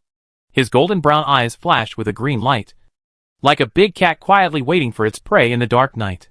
The Discordian sheep tribe was in a state of laughter tonight, but the An of the Frostwolf tribe, which was adjacent to them, was in a state of disbelief at the moment. The hunters of the Frostwolf tribe looked at the distant fire and couldn't help but mutter. It didn't rain today, a hunter said suspiciously. There's no thunder either, another hunter chimed in. But there is a heavenly fire. The two rushed to find the high priest to report this situation. The high priest of the Frostwolf tribe was an old man who was blind in one eye and had a very gruesome face. After he heard the news, he took out a piece of animal bone and recited words under his breath. In the darkness of the night, the high priest of the Frostwolf tribe danced a dance similar to that of a shaman mage with a mouthful of beast blood in his mouth. And only after the dance was finished did he puff out that mouthful of beast blood at the beast's bone. Go back. We will know the result tomorrow. He waved his dry hand twice, driving away the two hunters. The next day, the one-eyed priest looked at the blood spots distributed on the beast's bones with a grave expression. It's a threat. The Discordant Goat tribe has a new priest. The leader of the Frostwolf tribe's face was grim. High priest, give me the ability of a berserker. I will lead 20 warriors and step on the Pan Sheep tribe. The territory of the Disc Sheep tribe had already been eaten up by 2/3 of the Frostwolf tribe, and he was determined to get the remaining third, and would never allow this high priestess, who suddenly appeared to ruin his plans. Chapter 27, Stone Weapons. The one-eyed priest had a hint of hesitation. I have already petitioned the Frostwolf god once for you a few days ago, and to do it again. The period of weakness will be as long as 6 days, and the sacrifices will have to be more. As long as we take down the Pan Sheep tribe, it will all be worth it. The leader of the Frostwolf tribe waved his hand. Speak. What do we need to prepare this time? The one-eyed priest's eyes began to lose concentration, and after a while, he replied, the Frostwolf god needs a young mammoth. After receiving the reply, the leader of the Frostwolf tribe immediately took his hunters out of the tribe and went to the territory to hunt. The people of this continent apart from the Raven tribe, did not know how to make tools. The tools they used were just stones and sticks. Just like the apes. To put it bluntly, this group of barbarians rely on their physical fitness, using simple natural tools to catch enough prey to feed themselves. Of course, without civilization, the quality of life was not good. On the other hand, Qin Silence was sitting in her tent, checking the information she had on hand. The first thing she checked was Yuan Hang's information. Guardian, Yuan Heng, First Warrior. Lifespan, 400/400, initial value 200. Buffs add 100%. Stamina, 400/400, initial value 200. Buff bonus 100%. Attack power, 225, starting value 150. Buff bonus 50%. Attack speed, 1.5, initial value 1. Buff bonus 50%. Running speed, 10, initial value 8. Buff bonus 25%. Hunger, 150/150. Thirst, 150/150. Buff. Tiger God's Blessing, life cap plus 100%. Stamina cap plus 100%. King of Beasts, attack power plus 50%. Attack speed plus 50%. Trapper, run speed plus 25%. Debuff. King's Loneliness, unable to live in a pack until drafted by a priest. Primordial Bestiality, prone to loss of sanity under special circumstances. King's Nemesis, Fear of Mate. After reading this, Qin Silence felt a rush of blood to his head. Is there any justice in the world? Those debuffs can be called debuffs? Fear of Mate. Isn't it the meaning of a male tiger being afraid of a female tiger? What a mess. However, Qin Silence's heart has long been psychologically prepared. Because before choosing his profession, although he didn't have time to read the specific information, Qin Silence remembered the names of the special professions. There were a lot of special professions in this copy. 7 of them. One of them is the First Warrior, which is also the occupation of the original balance. If there was any difficulty in clearing this profession, it would probably be the loneliness of the king. This debuff. The condition to pass this copy is to survive in the tribe. The High Priestess summoning the Guardian is very uncertain. Once the person who drew this profession wasn't summoned, then this copy would be 100% impassable.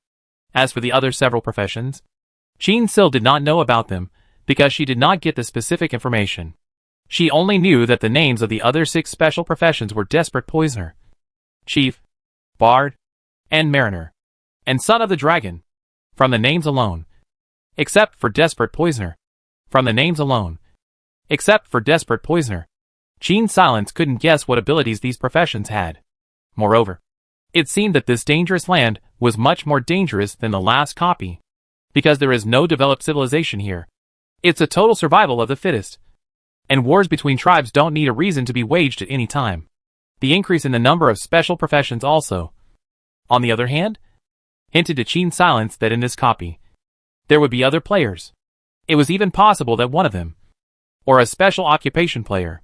She recalled what the old man said yesterday. The people of the Crow tribe will make something called a canoe to go across the ocean and exchange things. In other words, there were other tribes on the other land across the sea from this continent.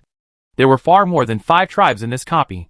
In order to avoid competitors she hadn't met yet from completing the quest before her, Qin Silence had to know about all the tribes. At the very least, she couldn't let the other tribes reach the Iron Age earlier than the Panyang tribe. But the Iron Age were something. Qin Silence looked at the poorly made stone knife in her hand and thought it would be better to enter the Stone Age first.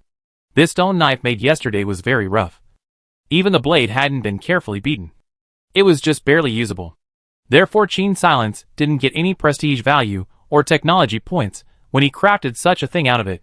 But currently, Qin Sil didn't know what the tech points were for. This was because the branch corresponding to technology had yet to appear on her system panel. It should be that the tech points weren't enough to unlock new functions. Considering that the Pan-Sheep tribe was now a pathetic little thing in the eyes of all the tribes that were being bullied, Qin Silence felt that she should settle the matter of weapons first. Last night, those hunters who went out brought back a small black-skinned boar that hadn't yet reached adulthood. Coupled with the fact that Qin Silence had observed the animal bones left behind in various parts of the tribe, she could conclude that with the current number of hunters in the Panyang tribe, it would be very difficult to hunt large prey. The bison head on the altar yesterday was the only relatively large prey they had hunted recently. And as for the mammoth's teeth, they were things left behind before the tribe's decline. The former priests of the Panyang tribe were similar to those of the Frost Wolf tribe, both of whom strengthened their warriors in a short period of time by praying to the gods. When it was Qin Silence's turn here, it was naturally impossible to do so. This was because she currently had no corresponding skills at all. The system's hint to Qin Silence was obvious. It wanted her to brush up on her tech to get started. And as for how she would develop after that, it would depend on God's child. As for how to develop, it would depend on what skills would be unlocked by this buff. In order to arm the tribe and unlock the technology branch, the most important thing Qin Silence needed to do now was to create new items. Given that the Frostwolf tribe was strong and could invade the Pan Sheep tribe at any time, Qin Silence decided to first craft some weapons that had considerable power, and at the same time didn't take too long to craft. She chose spears and throwing ropes. As for why she didn't choose bows and arrows and knives, it was because bows and arrows took too long to make in order to correct their accuracy. The knives, on the other hand, were because stone knives were too brittle to be made into long knives, while daggers had too short of an attacking distance. And the warriors of the Coil Goat tribe were inferior to the Frost Wolf tribe in terms of physique, and didn't have an advantage in close-quarters combat. Having figured out her next course of action, Qin Silence walked out of the tent and went straight to yesterday's stream, broke off a fragrant willow branch and started cleaning her teeth. Yuan Hung, who was following her, cocked his head and looked at her for half a day, and also followed suit, breaking off a willow branch. When Qin Silence turned around, she saw this person with a droll face brushing his teeth with a bitten open willow branch. It was inexplicably a bit cute. The women of the Panyang tribe liked to be clean. Thinking, the familiar bubbles popped up in front of Qin Silence's eyes again. And right after that, she saw Yuan Hung jumping into the water and then undoing her animal skin skirt. This action scared Qin Silence so much that she immediately turned around. Amitabha Buddha. Indecent exposure. Do not look at me with impudence. What kind of brain circuits do these primitive people have? Qin Silence muttered, turned his back to the stream, and began to search for a suitable flint. In order to increase the power of her spear, she needed to equip it with a flint spear tip. This time, she couldn't do all the work by herself, but had to lead the others in making the weapon. The adult men had already gone to the territory of the Pan Sheep tribe early to hunt for today's food. The women were also collecting the precious wild fruits and starchy tubers of autumn, doing their best to prepare some reserves for this winter. Qin Silence couldn't possibly delay these people from gathering food, so naturally he found a few old men in the tribe, as well as children with mobility. Luckily, this wasn't a heavy physical job, and under Qin Sil's tutelage, the old men and children soon began to make small stone knives with double edges. Initially, everyone wasn't very efficient, but because of the large number of people, by the afternoon, they had also managed to produce more than 24 spear points. Qin Silence waited for half a day and did not receive any new notifications from the system. This indicated that this simple stone blade was not considered a new item to the system. Qin Silence still needed to do additional processing. She started working on preparing the other parts of the spear. A straight spear shaft, animal tendons. These were the things Qin Sil needed. Congratulations to the player who has crafted a new item, the spear. Prestige value +1. Technology points +1. Spear, attack power +20. Attack distance +10. After a busy day, Qin Silence finally crafted another new item. By the time the hunters returned, Qin Silence had already led his clan and crafted over 24 spears. Counting, including Yuan Hung, each warrior could be assigned 4 spears. As for the throwing ropes prepared for the women, they could only be talked about tomorrow. The hunters put down their prey and excitedly gathered around Qin Sil, waiting for her to reveal the power of the spear. Qin Silence took the spear in her hand and threw it in a javelin throwing position. The tip of the spear poked deep into the earth, and a child ran over and pulled it out with some effort. Hunters, it seems like they don't see any power, but it's best to keep quiet in order not to make the high priest angry. Qin Silence doesn't even know she's being despised, only seeing another bubble float out in front of her eyes. She's so cute. Obsessed. Qin Silence's head is full of questions. I'm such a powerful weapon, and you actually only see cuteness? At this time, Yuan Hung drew out a spear, mimicked Qin Silence's posture, and threw it into the distance. From afar, Qin Silence saw the spear fly out over 30 meters before it ruthlessly pierced into the trunk of a tree, piercing the tree, which was as thick as a thigh, right through. Hiss. The crowd sucked in a mouthful of cold air in unison. The contrast between everyone's two performances before and after. Qin Silence saw it all in her eyes. She turned her face in depression, ignored someone's expression of inviting credit, and turned around to go back to the tent, leaving the hunters staring at each other in disbelief. After a while, Yuan Heng entered the tent holding roasted meat. "Priests are like this," he said seriously, as he placed the plant leaves wrapped around the roasted meat in front of Qin Silence. Qin Silence looked at him uncertainly. "Little strength," Yuan Heng explained. "This is the price one must pay to gain the power of a god." "Oh!" Qin Silence responded with little interest, and nibbled on a mouthful of roasted meat. "You're the leader of the tribe." "I'm your..." Yuan Heng pondered for a moment, remembering Qin Silence's words. "I am your weapon." The words were quite nice. Yet Qin Silence always felt that this was very insecure. Qin Sil had never relied on anyone else. And now that she was suddenly placed in such an environment, it was quite disconcerting. The debuffs of this profession made it impossible for her to fight off the adult men here even when she had a weapon. It's just that she doesn't know if she'll have life-saving skills in the later stages. Just as Qin Silence was pondering all of this, the leader of the Frost Wolf tribe, as well as a few of the tribe's best hunters, returned to the tribe with a young mammoth. When tomorrow dawns, the one-eyed priest will communicate with the Frost Wolf god and grant the Frost Wolf tribe's leader the ability of a berserker. Chapter 28, Eagle Eyes. The people of the Panyang tribe did not know at this time that a great battle was waiting for them. Right now, Qin Silence was sitting on her knees in the tent, making bark rope in the light. Just now, she had used animal fat and wick grass to make an oil lamp. And once again, she had received prestige and technology points. However, the system still hadn't notified her that the new function had been unlocked. In a moment of impatience, Qin Sil decided to make a stone-throwing rope first. And if making 4 new items didn't unlock the new features, then she would have to work harder to brush up on her tech after that. To make a stone-throwing rope, you need to roll the thin layer of elasticity of the inner layer of the green bark into a rope, so as to make a stone-throwing rope that will have enough elasticity. The production of this thing is not difficult. Accordingly, its accuracy naturally cannot be compared to the bow and arrow. But compared to a bow and arrow, dozens of hours of labor. Stone-throwing rope can be made in an hour or 2 out. Used for emergency is the best. After all, in the primitive society, the difference in physical strength between men and women was huge.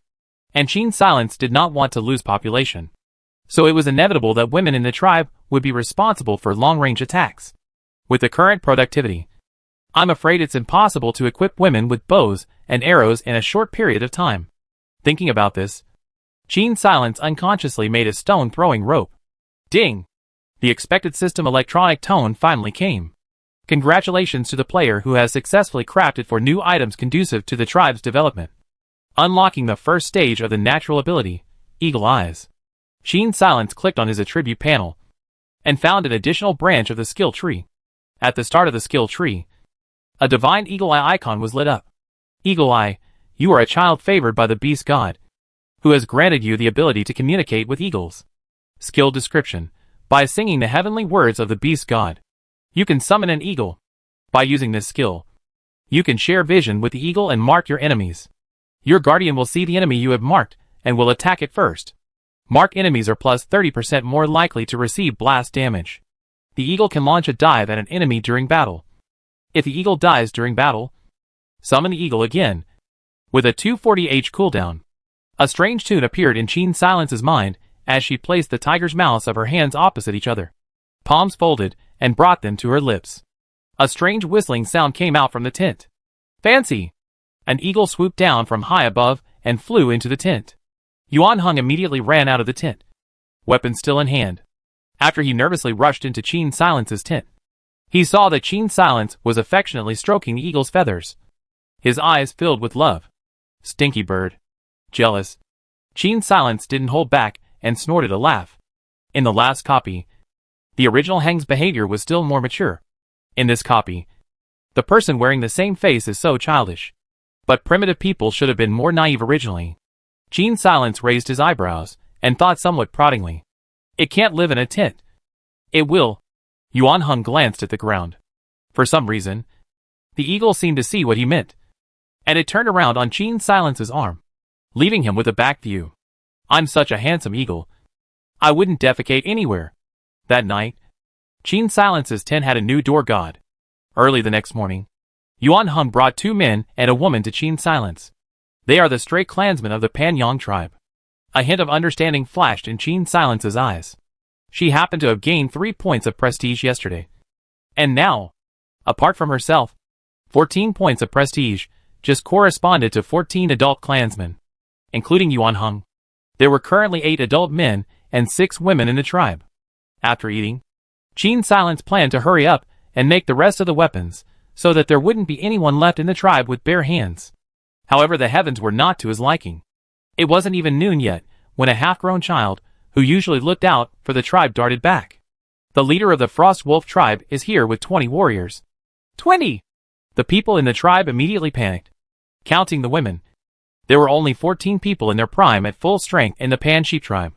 The Frost Wolf tribe, however, had brought 20 strong warriors, not to mention the fact that it was their leader, the Berserker warrior, who was personally leading the group. Go get the hunters who went out. And move fast. Qin Silence tugged on the boy and ordered, since everyone wanted to try out the new weapons. Except for the 2 new men who didn't get a share of the spears. The other 5 hunters had all gone out to hunt. Adding to the fact that Qin Silence said that he would teach everyone how to preserve meat tonight to keep as a reserve for the winter.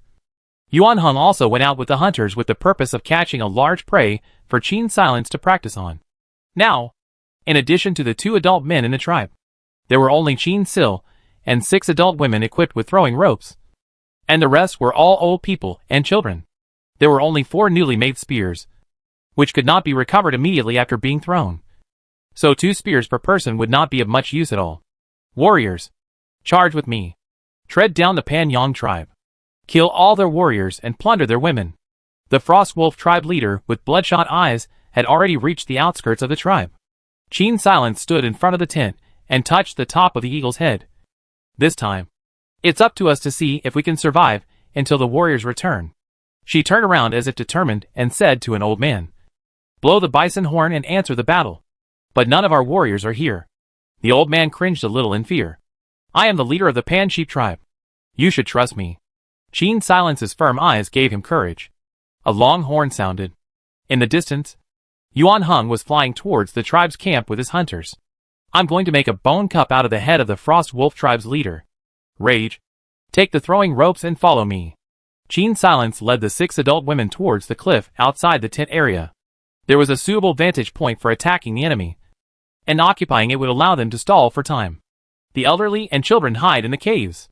After arranging everyone's respective positions, Qin Silence finally said to the only 2 adult men, don't fight head-on.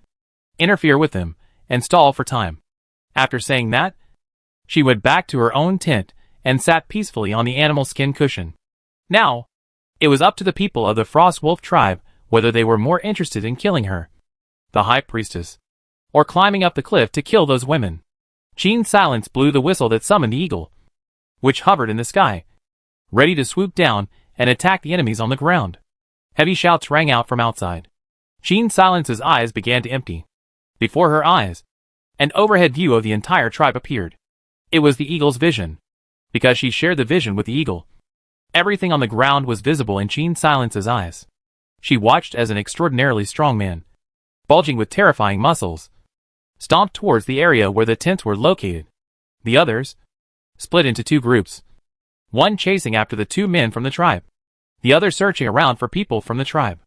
Immediately after, Qin Silence heard screams. It was the women attacking the people at the bottom of the cliff with throwing ropes, because they had the advantage of the terrain. The attack of the throwing ropes achieved some success. However, thinking about the men's physique, Qin Silence suppressed the fear in his heart and ordered the eagle to start its first dive. The eagle with a wingspan of more than a meter swooped down, its sharp claws aiming at the eyes of the Frost Wolf tribe leader and grasping down fiercely. The opponent raised his hand and blocked the eloquent blow. Looking at the scratches left on his elbow, the Frost Wolf tribe's leader's eyes showed a fierce light. It was impossible for an ordinary person to tame this kind of raptor. And the only explanation was that there really was a new priest here. As the leader of the tribe, he often dealt with priests. The one-eyed priests in the tribe had once told him that there were strengths and weaknesses in the power of the priests. The Sky Whisperers, who were able to tame beasts that were not their tribe's totems, were the favorites of the beast god. Although they were extremely weak physically, their power to communicate with the gods was incomparably strong. Unlike the goat god and the frost wolf god, the beast god is the leader of all the gods on this continent. Only when the priests learnt the heavenly language of the beast god could they communicate with the beasts and make them follow their orders. It seemed that the new priest of the Pan-Sheep tribe could never be retained. The berserker dodged the eagle's attacks while frantically rummaging through the tent area. Seeing that he was about to approach the high priest's tent, the two men who were originally dodging around to avoid the enemy immediately gave up on distracting the other enemies, and threw their spears at the berserkers. One spear deflected off its target and lodged in the clearing, while the other barely slashed the opponent's calf. Without training, the accuracy of these two was not good. However, seeing blood twice had completely enraged the irascible and belligerent chieftain. His movements in search of Qin Silence became more and more rapid. Qin Silence had already seen how terrifying this man's force value was through the eagle's eyes. If she couldn't make it through today, she would inevitably fail in this copy. Qin Silence remembered that she still had a walk silently skill. Qin Silence remembered that she also had a walk without sound skill. So before the berserker came to her tent, she slipped out of the tent with a cat's waist and began to circle around the dense tent area with this savage. She chose the most dangerous and safest place behind the berserker. The women hiding on the cliffs, watching their high priestess, not far behind the berserker, tiptoeing around, were surprised to be unnoticed for quite some time. However, the good times didn't last long. The Frost Wolf tribe soon had other warriors rush over and join the search. Their priestess is here. Catch her. A wicked light flashed in the berserker's eyes. Woman, I'm going to capture you back and make you my slave. Just as he lunged towards Qin Silence, a terrifying air-breaking sound came from behind him. Yuan Hang's spear reached the horde one step ahead of him. A strong sense of crisis made the berserker choose to dodge for the time being, and the spear whooshed into the land where he had just been, with a third of the spear shaft piercing into the land, and the remainder, due to the tremendous inertia, humming. Qin Silence took advantage of the opportunity and hurriedly fled towards safety. The High Priestess's debuff made her speed even slower than an ordinary person, and it could be said to be a world away from her speed in her last copy, driving the eagle to interfere with the pursuit of the Frost Wolf tribe warriors. Qin Sil ran up and down to the tent where the old man and the child were hiding, and fell to the ground in a sorry state. After such an incident, Qin Silence no longer dared to let the tribe's entire warriors go out to hunt. It looked like she had to make the tribe's weapons more refined and allow fewer people to catch more prey before she could leave a portion of her people behind to exclusively guard the tribe's safety. In other words, Qin Silence had to differentiate between hunters and warriors and raise the tribe's first army. If he hadn't entered this copy, Qin Silence wouldn't have believed that he would actually have this experience of fleeing in distress. However, it was useless to complain. Facts were facts. The occupation that the system had bestowed upon her this time around just wasn't suitable for combat. Taking a slight breather, Qin Sil immediately unleashed her skills, and once again shared her vision with Xiong Ying. Yuan Hung had already been fighting the berserker back and forth for a while. Qin Silence immediately tagged the berserker, as well as the several fighters who were surrounding Yuan Hung with him. Because of their weapons, Yuan Hung alone drew the firepower of 5 more people, and the hunters of the Disc Sheep tribe barely fought the Frost Wolf tribe to a standstill, letting no one take advantage of them. The Disc Sheep tribe's new weapons played a key role, and every time the Frost Wolf tribe's men would be attacked by spears before they could even get close, coupled with the interference of the throwing ropes from above. After a few charges, more and more people from the Frost Wolf tribe were incapacitated, while those from the Pan-Sheep tribe retrieved their spears and were still able to continue fighting. Yuan Hung was alone, surrounded in the center by the 5 men led by the berserker, and the only spear left in his hand was not thrown, but was used as a lance. Now in his eyes, the bodies of these people showed shades of red halos that were the enemy's weaknesses. He understood in his heart that it was Qin Silence who had helped him in the dark. Yuan Hung moved his neck, and his bones made a rattling sound. Immediately after, he stabbed viciously towards the berserker's weak point with lightning speed. The surrounding Frost Wolf tribe warriors swooped in with a brain, ready to bring Yuan Hung under control. At this time, Qin Silence drove the eagle and launched a dive towards the crowd. Yuan Hung took the opportunity to make a sweeping move, picking his enemies out with his spear. The 3 warriors instantly fell into a sitting position outside the encirclement. As time passed, Yuan Heng's terrifying physical strength finally revealed itself. Qin Silence saw the cowering in the berserker's eyes through the eagle's eyes. His ability originated from the priests, not the approval of some god, and naturally had a time limit. Right now, as his power drained away and weakness came in like a tidal wave, the berserker also developed a desire to retreat. In order to make an example out of him, Qin Silence did not intend to let this person go. Her strong heartfelt voice resonated in Yuan Heng's mind. My warrior, remove his head for me. The High Priestess and the First Warrior's heart connection allowed Qin Sil's heartfelt words to reach Yuan Heng's mind perfectly. However, Qin Silence didn't even know that the words in Yuan Heng's head were so shameful. Because of the voice in his head, Yuan Heng's attacks instantly became overwhelming. The Frost Wolf tribe, who had originally relied on their numbers and could barely suppress him, were immediately put at a disadvantage. Seeing that Yuan Heng's was like a tiger pouncing into a flock of sheep, unstoppable, the Frost Wolf tribe's intention to retreat grew stronger. Finally, the berserker staggered a bit, showing the fatigue of a period of weakness. The Frost Wolf tribe was instantly demoralized. Only Yuan Heng had no intention of letting him go, and his spear came out of his hand, nailing the Frost Wolf tribe's leader, the berserker, to death on an ancient tree in the center of the tribe. Once the leader was dead, the Frost Wolf tribe immediately collapsed and ran away. The warriors of the Pan Sheep tribe took advantage of the situation and left a few more people behind. Afterwards, the members of the tribe cleaned up the battlefield and counted the bodies left behind, finding a total of 12. Of the 21 people from the Frost Wolf tribe, including the leader, only 9 had actually escaped alive.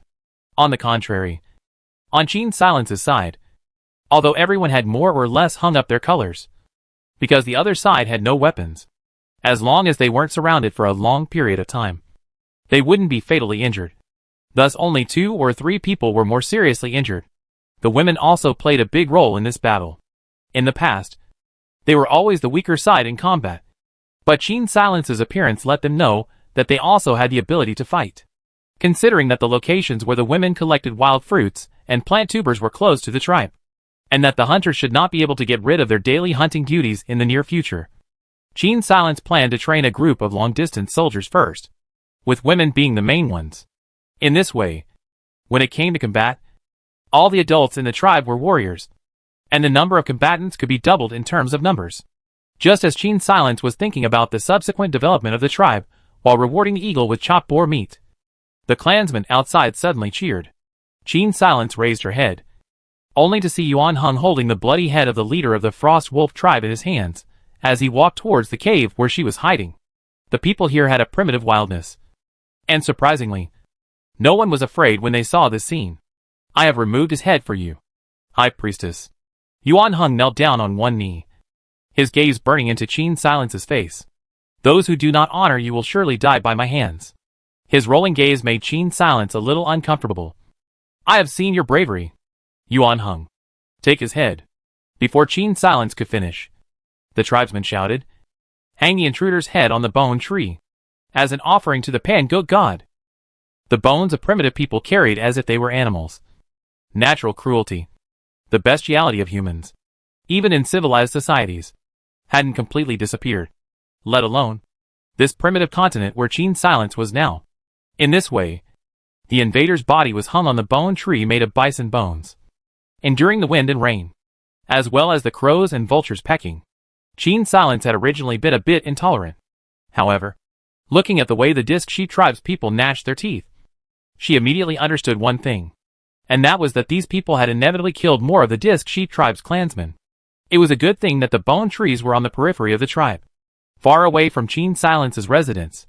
The reason why these bone trees were placed at the periphery was so that they could deter enemies from afar. Qin Silence couldn't see or hear them, so he naturally went along with these people. Having just had a new priest, the Pan Yang tribe was able to defeat the strong with the weak in spite of the disparity in numbers, and everyone's hearts were filled with excitement. That night, the tribe held a bonfire party. The clansmen sang and danced in front of the bonfire, their bronze-colored arms and calves waving, full of exuberant vitality. And Qin Silence had already started working on the smoked meat rack. Rather than relying entirely on the power of the original balance, Qin Silence felt that she still needed to salvage herself. It wasn't allowed to say that she would have life-saving skills when her natural ability was unlocked later. Chapter 29. The Usefulness of Technology Points. In order to unlock her new innate skills, Chin-sil began the road of painstakingly brushing her technology. Holding a torch dipped in turpentine for illumination, Chin-Silence found some pliable twigs and 4 sturdier branches, preparing to make a 4-sided structure of a bacon rack. According to the theory, to make bacon, it is best to have salt, so as to prolong the preservation time of the meat. However, Chin-Silence had just arrived here, and had no chance to go out. And the people in the Panyang tribe had never even heard of salt. The people in the Panyang tribe had never even heard of salt, let alone finding salt for her. Chin-Si had no choice but to settle for the next best thing, making salt-free bacon. While making the bacon racks, Chin-Sil asked the tribal elders, "Does our tribe have any territories near the sea?" The old man answered her with some distress. "Before the death of the last priest, we used to have a territory near the sea, but there wasn't much prey on the land there. There were only some shellfish and crabs that didn't feed everyone. Then the Crow tribe seized that land. We were fighting the Frostwolf tribe at the time. So the Pan-Sheep tribe has no territory by the sea at all now. In the early stages of the game, population was very important, if not as a last resort. Chin-Silence didn't want to make any decisions that might lead to population loss. And naturally, she wouldn't be able to take the initiative to go to war with the Crow tribe. In this case, if she wanted to find salt, she could only look for natural salt mines, not sea salt. But the good thing is, extracting salt from mines is faster than sea salt. Finding mineral salt is not that difficult. In fact, as long as you follow the herbivores, you can find that they will regularly go to a certain place, licking some strange stones. Those rocks, that's mineral salt. However, in order to extract edible salt, Chin-Silence had to have corresponding implements. For example, a pot that can be heated, since the condition for a perfect pass in this copy was to lead the tribe into the Iron Age. Finding the iron ore was bound to not be easy. So of course, Chin-Silence couldn't possibly think of an iron pot from the start. What's more, whether it was refining copper or iron, both required furnaces. Especially refining iron required a higher temperature blast furnace, and burning bricks was an unavoidable precondition. Since this was the case, Chin-Silence would inevitably have to unlock pottery first before he could do so. Thinking about the shortage of weapons, for a moment, Chin-Silence hated that he couldn't have 3 heads and 6 arms to work together. Still, things had to be solved one by one.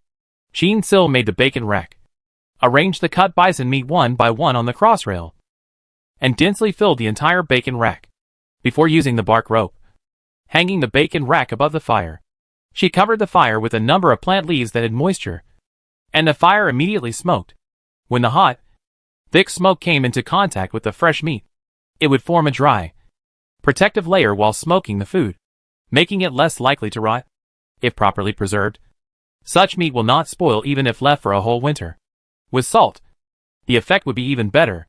The people in the tribe watched Chin-Si fiddling with the barbecue grill in disbelief, expecting to see well-preserved, non-perishable jerky in a few days. It's not that they don't trust Chin-Silence, but there's never been a precedent on this continent where meat can be preserved for months. Even the dried fish from the Crow tribe can't be preserved for such a long period of time. In the past, when they prepared their winter reserves, apart from the fruits and wild taro collected by the women, only the prey caught in the month just after winter could be preserved partially. The method of preservation was to freeze the prey in the ice and snow, and also to post guards every day so that no wild beasts would steal the frozen meat. Since there were not enough warm clothes or campfires in the past, the people guarding the frozen meat would always get frostbite. And there were even clansmen who had their toes frozen off. Right now it was early autumn, and in previous years, the prey they caught at this time of year could not be preserved until winter. And after late autumn, many animals would migrate, leading to a great reduction in winter prey. So naturally they couldn't talk about accumulating much reserve food. Not only was this the case with the Pan-Sheep tribe, other tribes were no better. Even for the Frost Wolf tribe, which had many warriors, there would be a portion of weaklings who would die of starvation and freezing to death because they couldn't get food and animal skins in the winter. Tribes like the Pan-Sheep tribe that respected the old and loved the young, on the contrary, were relatively rare. The smoked bison meat became very firm. Wrapping a small handful of it in a clean animal skin was enough to be used as food to fill up the hunger during the hunting process. And ever since the tribe began to use fire to cook their food, the tribesmen had discovered that cooked meat, when roasted, was more resistant to hunger than raw meat. In fact, this was because cooked proteins were more easily absorbed and could reduce the waste of energy. Because of this great battle, Qin Silence, the high priest, was almost captured by the Frost Wolf tribespeople. And the next day, Yuan Heng stayed in the tribe and merely hunted in the nearest territory. Qin Silence thought that the Frost Wolf tribespeople wouldn't come back in the short term, and this period of time was just enough for her to seize the time to increase the tribe's population and strength. For this reason, she decided to make her bow and arrow first. Qin Silence had only learnt one type of bow-making method in her wilderness survival course, and that was the English longbow. As for the recurve bow, which required a high level of arm strength, Qin Silence would not be able to make it, nor had she ever considered making such a weapon. This was because although the power of this type of bow was great, it would take at least a few months to craft one by hand, unless the tribe had developed professional craftsmen. Wasting so much time on a bow was too much of a luxury for a tribe that had just entered the Stone Age. Not so with the English longbow. This kind of bow had good power, and the labor time to make it was short. If the same instructor who had taken her in the first place were to do it, they could even make one in 10 hours or so. However, such a person was usually extremely knowledgeable about wilderness survival, and might even be a wilderness survival expert in the wilderness that he or she lived in all year round. Qin Silence, as a rescuer, certainly couldn't have honed such a skill to such an extent. Moreover, she herself was not proficient in archery, and I'm afraid that a well-made bow would have to spend quite a bit of time in calibrating its accuracy before it was strung. The best wood for making English longbows was the purple shirtwood. But this kind of tree was so precious that in Qin Silence's world, it was already forbidden to cut down such trees. Moreover, Qin Silence herself had never seen a purple shirt, but only knew that it was a tree that bore red beans. She asked the elders in the tribe, and they all had no impression of this kind of tree. So Qin So went for the next best thing, choosing oak, which also had a very hard texture. At least in the forest, the oak, a tree that would bear acorns, was still very distinctive in autumn. Of course, before that, she had to prepare another thing, a stone axe. Unlike stone knives, stone axes were more suitable for sharpening. The thin, brittle edges of stone tools make this technique suitable only for scraping. Chopping requires many repetitions of the same action, so the lifespan of the axe is more demanding. Qin Silence finds a suitable stone by the stream and prepares to sharpen a stone axe. The children of the tribe followed suit and also squatted by the stream, sharpening the stone pieces in their hands. The ground stone piece was embedded into the handle and reinforced with animal skin rope. And then it was an axe that could be used for felling. In the afternoon of that day, Qin Silence led the men to an oak forest, cut down many small trees as thick as an arm, and began to make longbows. Before the English longbow was strung, it looked like a long wooden board with two thin sides and a thick center. In order for the bow to be powerful, it needed to be corrected by the maker with his own experience. Generally speaking, it is best for the bow to follow the grain of the tree's annual rings, so that it will not crack easily during use. Moreover, the bow body should be as symmetrical as possible on the top, bottom, left and right in order to ensure accuracy. By the time Qin Silence actually made a good bow, it was already 3 days later. In the face of the new weapon, everyone was eager to try it out. However, when they met the gaze of a certain first warrior, the hunters flinched in unison. It was really quite intimidating. A weapon made by her own hands. Mine. Bully. This pounding sense of shame. Qin Silence couldn't help but cover her face. However, she still chose to give the longbow to Yuan Heng, probably because of his professional talent. Yuan Heng was naturally outstanding in combat, a bow and arrow that was difficult for others to get the hang of.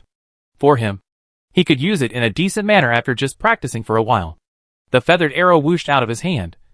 The bowstring made a buzzing sound, and the crowd watched as the small, insignificant arrow branch pierced through a small tree in the distance. The distance was surprisingly farther than the spear.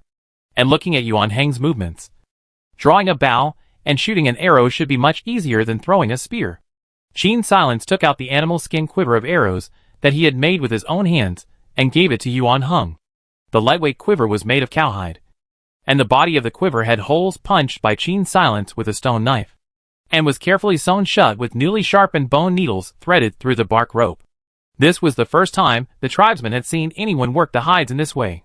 A portion of the women who were dexterous had already begun quietly grinding bone needles in preparation for making themselves a comfortable outfit.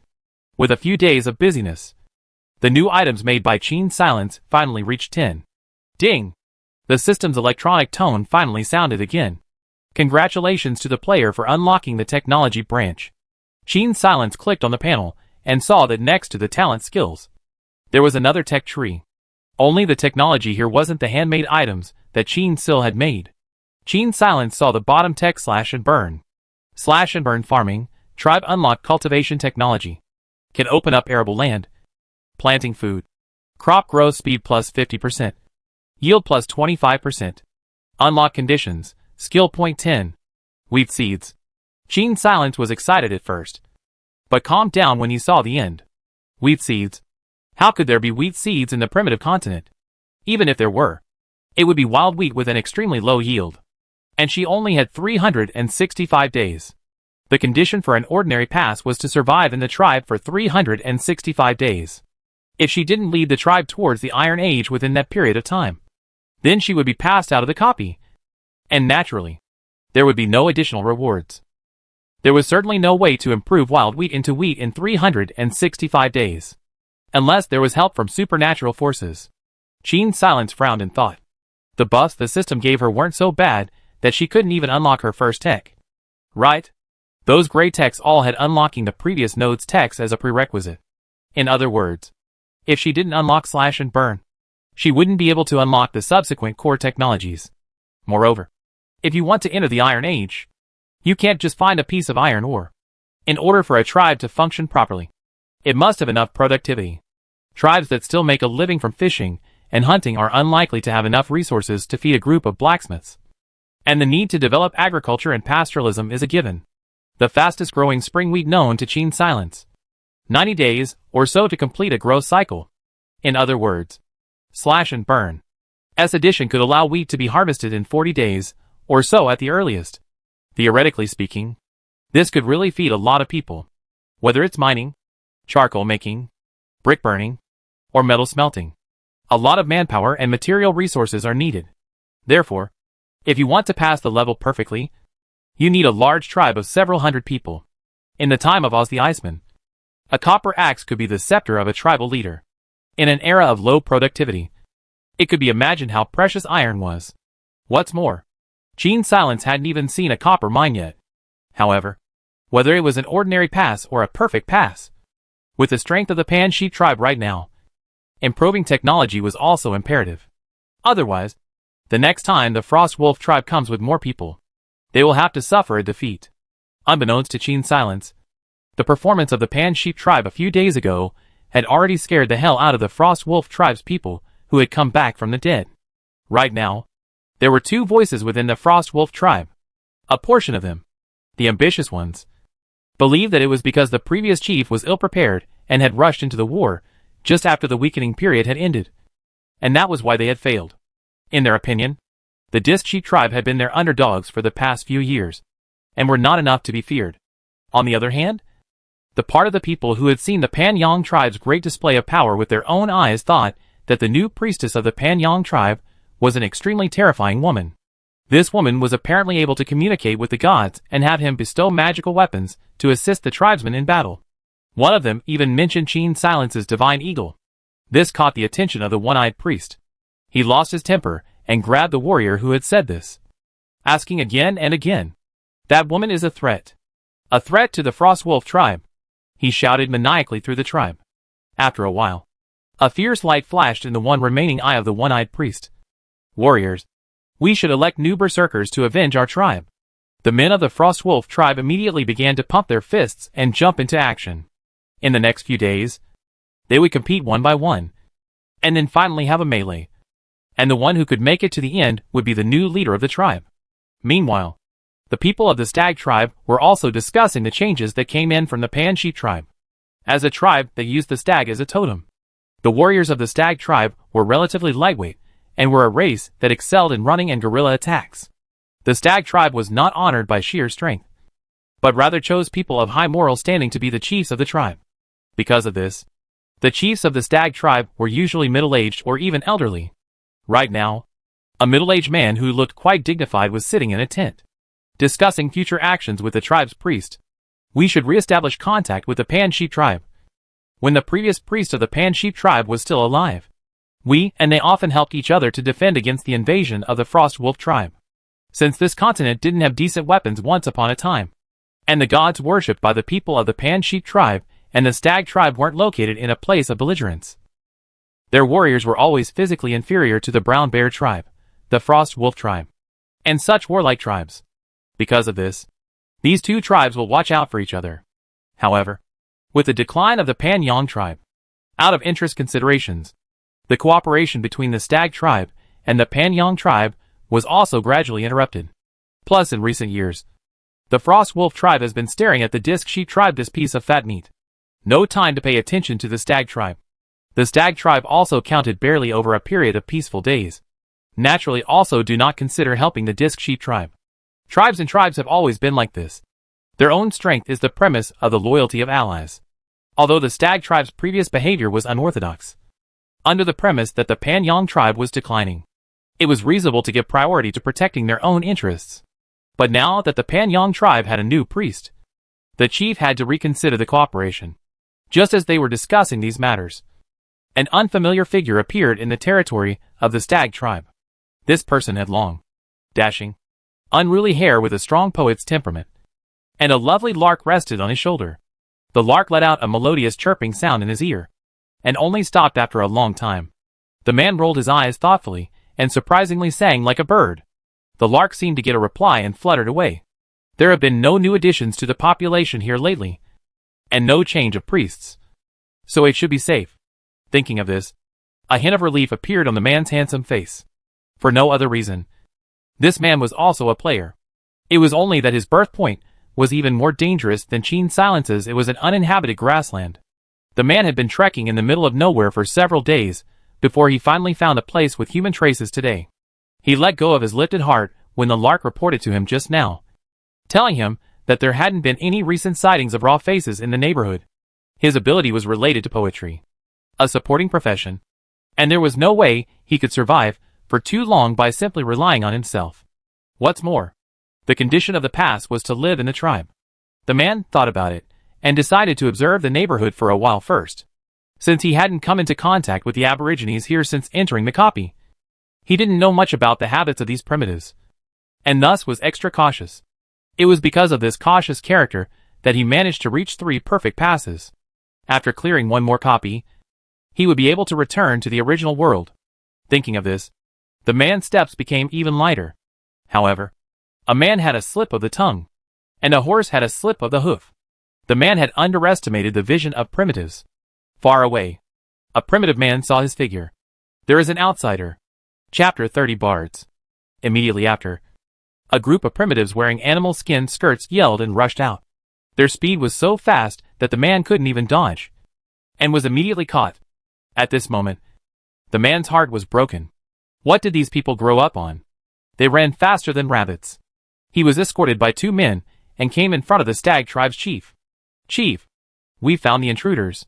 Misunderstanding. The man immediately retorted. Who knew if this group of primitives would eat the captives? If he admitted that he was an intruder, he was afraid that he would be dead. The man glanced through the crowd, and remembered that the people just now had called that middle-aged strong man a chief. So his plan came to life. This is the first time I've seen such a powerful tribe, so I've come here to join them. The primitive people don't have so many twists and turns. Even if they lie, there are few who don't change their colors. The chief looked at him for a while, and said, "You don't look like a believer in the stag god. Where do you come from?" "I come from far away in the steppe, and have no god to believe in. Stag tribes don't raise useless people. You don't look strong enough to be a good hunter." The man lifted his head with a confident smile. "But I can help you find your prey, and I can make your warriors braver." The priest with the heavy antler hat on his head narrowed his eyes. "You are recognized by the other gods?" "Yes, High Priest." On the other side, Sheen Silence summoned everyone in the tribe, announcing his plans for the near future. "Clansmen, the Frostwolf tribe is the most vindictive. They will still attack my Panyang tribe one day. Qin Silence looked at the clansmen who were mobilized and said, "Therefore, I have decided to train a regular army for our tribe." Yuan Hung stepped forward at this time. Those who are selected must be the bravest and most diligent warriors of the Panyang tribe, and will be given priority to receive new weapons made by the High Priestess and the tribal smiths. Since Qin Sil had already received 10 prestige values, there were now a total of 20 adults in the tribe plus Yuan Hung who could run for the election. Qin Silence himself naturally couldn't be counted amongst the warriors because of the limitations of his profession. When the tribesmen heard that they could get the latest weapons, they were all very excited and couldn't help but whisper to the people around them. At this moment, a woman raised her hand. "High Priestess, can I also sign up?" "Of course. Both men and women can sign up." The crowd looked at each other in disbelief. "High Priestess, if we compete together, women won't be able to win against us." Qin Silence revealed a hint of a bad smile. "That's not necessarily true." She unfolded an animal skin, revealing the sketch she had drawn on it with ochre. "This is the criteria we use to screen our warriors. Those who are selected can reduce their labor time by 2 hours a day, and will be personally taught by our first warrior." There were 6 sketches drawn on the animal skin, which corresponded to the 6 categories of spear throwing competition, archery competition, wrestling competition, long-distance running competition, melee weapon fighting competition, and group warfare. Each of these competitions was graded on a 10-point scale, and the scoring was done by Qin Silence, Yuan Hung, and the previous first warrior. In the end, the top 10 with the highest total scores will be selected. Qin Silence believed that as she unlocked more new items, the tribe's population would become more and more prosperous. By then, with every certain increase in population, she would make new selections, and the army of the Panyang tribe would grow stronger and stronger. Moreover, for hunters, hunting itself would increase their combat skills, and adding 2 hours of extra training every day would already be enough. When she unlocked Slash and Burn. After she unlocked Slash and Burn, the women could also engage in farming during the day and serve as long-distance soldiers in times of war. So they could do both. But 2 hours of training every day was necessary, because soldiers not only needed to be strong, but also needed to cultivate the spirit of cooperation and establish strict discipline. This was something that mere labor could not replace. After Qin Silence explained the rules of the competition, everyone was eager to try. The women who originally thought they had no chance of winning also gained some confidence because of the archery competition and the group match. The competition started soon after. During the course of the competition, there was a very clear gender difference in the people who got high scores. Among the men, the high scores were generally those where the body was strong and the strength was greater. And among the women, the ones with flexible movements and extremely fast running speeds were the best. In the end, out of the 10 people officially selected, there were 6 men and 4 women. This was also in line with the rule that there were more melee soldiers than long-range soldiers. After the selection was over, Qin Silence assigned the strong bows that required greater strength to the male warriors, and the small bows that were lightweight but had a fast attack speed were prioritized to the female warriors. At the current rate of the old man acting as an artisan, the other clansmen would have weapons sooner or later. Only this kind of priority would still spur everyone on, competing for the warrior slots. After a flurry of work, the day had already passed. Qin Silence sat alone in her tent, pondering about unlocking the skill tree and technology tree. She was now wearing sewn animal skin clothes, and there were many more fresh gadgets in the tent. Overall, the tribe had completely entered the Stone Age. The next thing to consider was how to enter the Bronze Age. The Bronze Age actually matched the agricultural society. Because of the manpower and material resources consumed in smelting metals, it would inevitably require greater productivity, which could not be afforded by mere fishing and hunting. Thinking left and right, Qin Silence felt that unlocking agriculture should have something to do with the Crow clan. "I'm afraid that if you want to get anything that's not available in this continent, you can't get away from shipping and trade." Both of these points, the Crow tribe fit the bill. The question was, would this tribe really do business with the Pan Sheep tribe peacefully? Qin Silence was skeptical. She clicked on the still gray technology tree and looked at the technology inside. Since she already had the authority to unlock the bottom layer of Slash and Burn, the 2 upper layer technologies associated with Slash and Burn were already unlocked. She could see the 2 upper level technologies associated with Slash and Burn. The 2 technologies that require Slash and Burn are Windmill and Thatched House, and Thatched Roof. Windmill. Uses wind power to grind wheat into flour. Output, flour. Bran, can be used to make winter fodder. Requirements, unlock slash and burn. 40 skill points. Thatched hut. A thatched hut that is better at keeping out the cold than a tent, with a minus 50% chance of the occupant getting sick in winter. Unlock conditions, unlock slash and burn farming. 40 skill points. If there was no other reason, Gene Silence would have preferred the windmill. If there was no other reason, Gene Silence would have preferred windmill. After all, 40 technology points are not that easy to unlock. In the early days, when there was nothing in the tribe, Gene Sil could easily think of new items to make. However, as the tribe developed, the items she was able to craft would inevitably become more and more difficult and fewer and fewer. In this situation, accumulating 40 tech points wasn't that easy. It was not likely that by the time she collected all of them, winter would be over. But as long as she unlocked slash and burn as soon as possible, she should be able to harvest a batch of wheat before winter. Just thinking about how difficult and wasteful it would be to strip the wheat into grains by hand, one could see how difficult and wasteful it would be. Windmills were naturally a necessity. However, when Gene Silence tapped on her natural skill tree, she discovered something else. That was the only thing she could see in advance. Eagle eyes. The next skill after that required the prerequisite of unlock thatched cottage. This item. And it was an indispensable skill. The description of this skill is like this. Priest's hut. As the high priest of the Pangolin tribe, you worry about the tribe's wounded, and the loving beast god has given you the ability to heal others. Skill effect. In the priest's exclusive hut, the tribe can be healed quickly. Chant the heavenly words of the beast god to continuously restore blood to the wounded 50/H. Skill unlock condition. Prestige value greater than 30. Unlock thatched hut. Make priest's exclusive scepter. The only thing Gene Silence was currently able to restore blood for others was the bonfire. However, the amount of blood restored by the bonfire each night was only 10 points. Considering Yuan Heng's 400 points of life value, a conservative estimate would be that the other adult men should have 200, while the women should have around 150. If it is a light injury, it is okay. If someone is seriously injured, how can it take 10 days and half a month to heal? In the primitive tribes, every fighting force was very important, and at the end of a battle, a part of the people would have to lose their fighting force for a long time, which was quite fatal to Gene Silence. What's more, in her skill tree, there was currently only this one option. Natural skills weren't like the tech tree, where one could choose to branch out. If she unlocked windmill first, she would have to accumulate another 40 tech points before she could unlock thatched cottage. Accordingly, priest's hut. Even if the prestige value was enough, it would be forcibly delayed for a long time before it could be unlocked. For a high priest, having talent skills unlocked so slowly could not be conducive to building prestige amongst the clan. Gene Silence looked at the various items placed in the room and thought to himself that it was time to make pottery.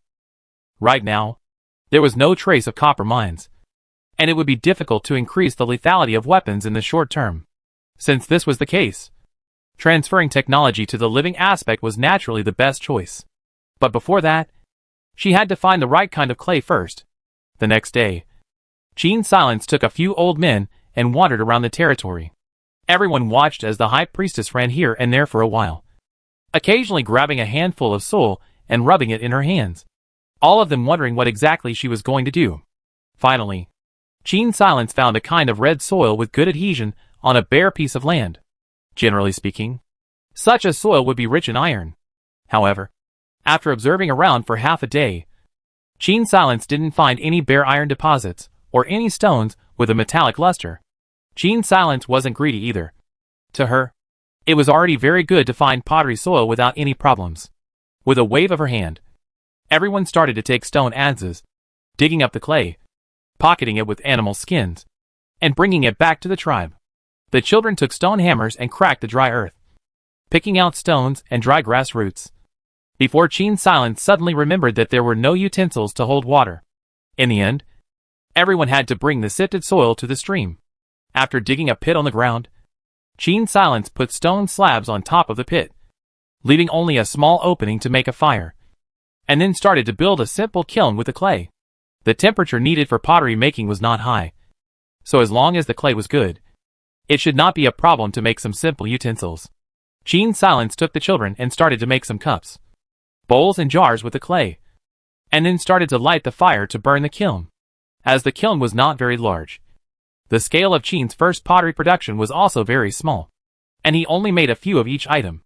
As for mass production, Qin Silence was only responsible for unlocking the technology, and the craftsman would take care of the rest. When Yuan Heng returned with his prey, he heard excited shouts coming from the tribe. Kiln opening. Qin Silence's first batch of pottery was made quite roughly, and the only ones that weren't cracked were a pottery jar, 2 pottery cups, and a pottery bowl. However, this kind of utensils, which could hold drinking water and preserve food, were already enough to surprise the tribesmen, because the craftsmen worked in the tribe every day and seldom went out. The pottery was given to them as a priority. In contrast, since pottery could not simply be treated as an item, the system decided to give Qin Silence 5 prestige and skill points at once. This caused the Panyang tribe to grow once again. High Priest. At night, as people sat in front of a bonfire and roasted meat, an old man found Qin Silence. The autumn gathering is coming up. The old man's eyes concealed a vengeful pain. This year, we, the Panyang tribe, must participate in the rally, so that the other tribes will know that the Panyang tribe has a new priest, and our tribe will become stronger and stronger. The old man told Qin Silence that every autumn, this continent would hold a grand trading rally.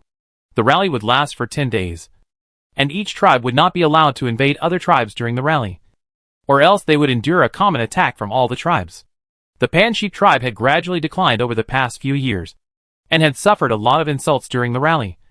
And this time, the clansmen all hoped to get back at it, and now that the tribe had excess supplies, they could absolutely use them to trade with other tribes for other precious necessities. The old man also mentioned something that interested Qin Silence. That is, during the gathering, the Crow tribe would invite people from the other side of the sea to bring things unique to the other side of the sea and trade with other tribes. Accordingly, if the tribes reached a deal with those merchants, they would have to pay the Crow tribe as a middleman. When Qin Silence heard this, he couldn't help but tsk. I didn't realize that primitive people had already learned to speculate. When is the gathering usually held? She asked the old man. The next full moon. High Priestess. Qin Silence subconsciously glanced at the clay tablet where she had recorded the shape of the moon. The next full moon should be just 5 days from now. Would wheat seeds appear at the autumn gathering? A glint flashed in Qin Silence's eyes. In the blink of an eye, the time came to the autumn gathering. On this day, Qin Silence and Yuan Heng brought several of the tribe's most outstanding warriors to the location of the rally. For the sake of fairness, the location of the rally was roughly the same distance from each tribe every year, so that once the tribe was invaded, everyone could return to the defense at any time, which was equivalent to the second insurance of the rally's war-free agreement. Qin Silence had just walked to the tent area of the assembly when she felt a pinprick of eyes staring at her. She turned her head to look over and found that it was a pale, one-eyed priest who was looking at her with hatred. He's the high priest of the Frost Wolf tribe, and his eyes were blinded by the previous priest. A warrior explained in a low voice next to Qin Silence. Qin Silence withdrew her gaze, as if nothing had happened, and continued to walk forward. If she was scared by a single look from others, then she wouldn't be Qin Silence anymore. What about over there? Who is it again? Qin Silence looked towards a group of piercingly built, dark-skinned men. Those are people from the Wild Boar tribe. Wild Boar tribe. Qin Silence frowned. Why haven't I heard of this before? The people of the Wild Boar tribe aren't good fighters, but their warriors have thick skin and flesh, so the Frost Wolf tribe can't do anything to them at all. However, the Boar tribe's relationship with the other tribes is very general. Neither will they cooperate for a long period of time, nor will they take the initiative to invade. And we, the Panyang tribe, don't have much dealings with them. Qin Silence nodded thoughtfully. It seemed that the Wild Boar tribe was a neutral tribe. They continued to walk forward and saw several men with kind faces. Qin Silence originally thought that these men should be on good terms with the Pan Sheep tribe, but the warrior next to him gritted his teeth and said, "That's the Stag tribe. A bunch of cowards who turned their backs on their allies. We've worked with them before." Qin Silence looked at the few people over there and asked in a low voice, "We have cooperated for many years, but unfortunately, once the last high priest died, the Stag tribe alienated us. Our high priest had helped them many times." Seeing the warrior getting more and more agitated, Qin Silence patted his shoulder. You have to remember that only your own strength is the most reliable. At this time, the chief of the Stag tribe walked over. High priest of the Panyang tribe. I am the chief of the Stag tribe. For 3 years, we have been worrying about the Panshi tribe. The warrior next to Qin Silence sneered and was about to speak, but was stopped by Yuan Heng's stern look. Idiot! How dare you try to speak in place of the chief? Angry, Qin Silence looked at Bubbles with one eyebrow raised. This guy is quite coarse and subtle. She looks at the leader of the Stag tribe without being condescending. Your worries can end here. Leader of the Stag tribe. The Panyang tribe already has a new priest. The wind of Qin Silence's eyes swept over a long-haired man behind him, his lips straining into a straight line. That man had been sizing her up since just now, and his eyes were very uncomfortable, considering that High Priestess was a legendary profession. Qin Silence guessed that the other players who came here shouldn't be stronger than her. This man's figure could be considered a weakling when placed here. It would be a hell of a thing if he wasn't a player. After all, the man with the antler hat behind the Stag tribe leader was a priest at first glance. It was always impossible for a tribe to have 2 priests. Right? Qin Silence had no intention of hiding his identity at all. After all, the Panyang tribe had a new priest, and this matter had already spread to all the tribes. There was no chance for her to hide herself at all. The Panyang tribe was the 4th to arrive at the gathering place, and Qin Silence chose a satisfactory spot and had the warriors set up their tents. In these 10 days, the tents here are equivalent to shops. Anyone who wants to buy something from the Panshi tribe has to trade in the tents, so that no one will see what's inside and come over to compete with them in bad faith. One of them was hesitant to speak, but could not refute Qin Sil's decision, so he went to discuss with Yuan Heng. That place might cause dissatisfaction among the other tribes that came later. Dissatisfied with what? Yuan Heng grimaced. If you're dissatisfied, you should have come over earlier. Thinking of the humiliation he had suffered over the past few years, the warrior clenched his teeth and returned to the group as well, going to pitch his tent with the others. Qin Silence and Yuan Heng glanced at each other, both seeing the determination revealed in the other's eyes. This time, they had to regain their former majesty in front of the major tribes. Thinking about what good programs he had prepared, the corners of Qin's mouth couldn't help but curl up. It wasn't long before the leaders of the other tribes came one after another with their people. First came the Crow tribe, whose leader was a man with a scar on his face and a somewhat sinister look. This group of people carried a faint scent of seawater as they walked by, and on their necks, they carried jewelry strung with shells. Without speaking to the people of the Panyang tribe, they went ahead and found a place to accommodate the guests invited by the tribe. When Qin Silence looked at one of them, he noticed that he had a pair of vertical pupils like those of cold-blooded animals, and that pair of pupils turned into a narrow straight line under the scorching sun, carrying a 12% sense of coldness when he gazed at others.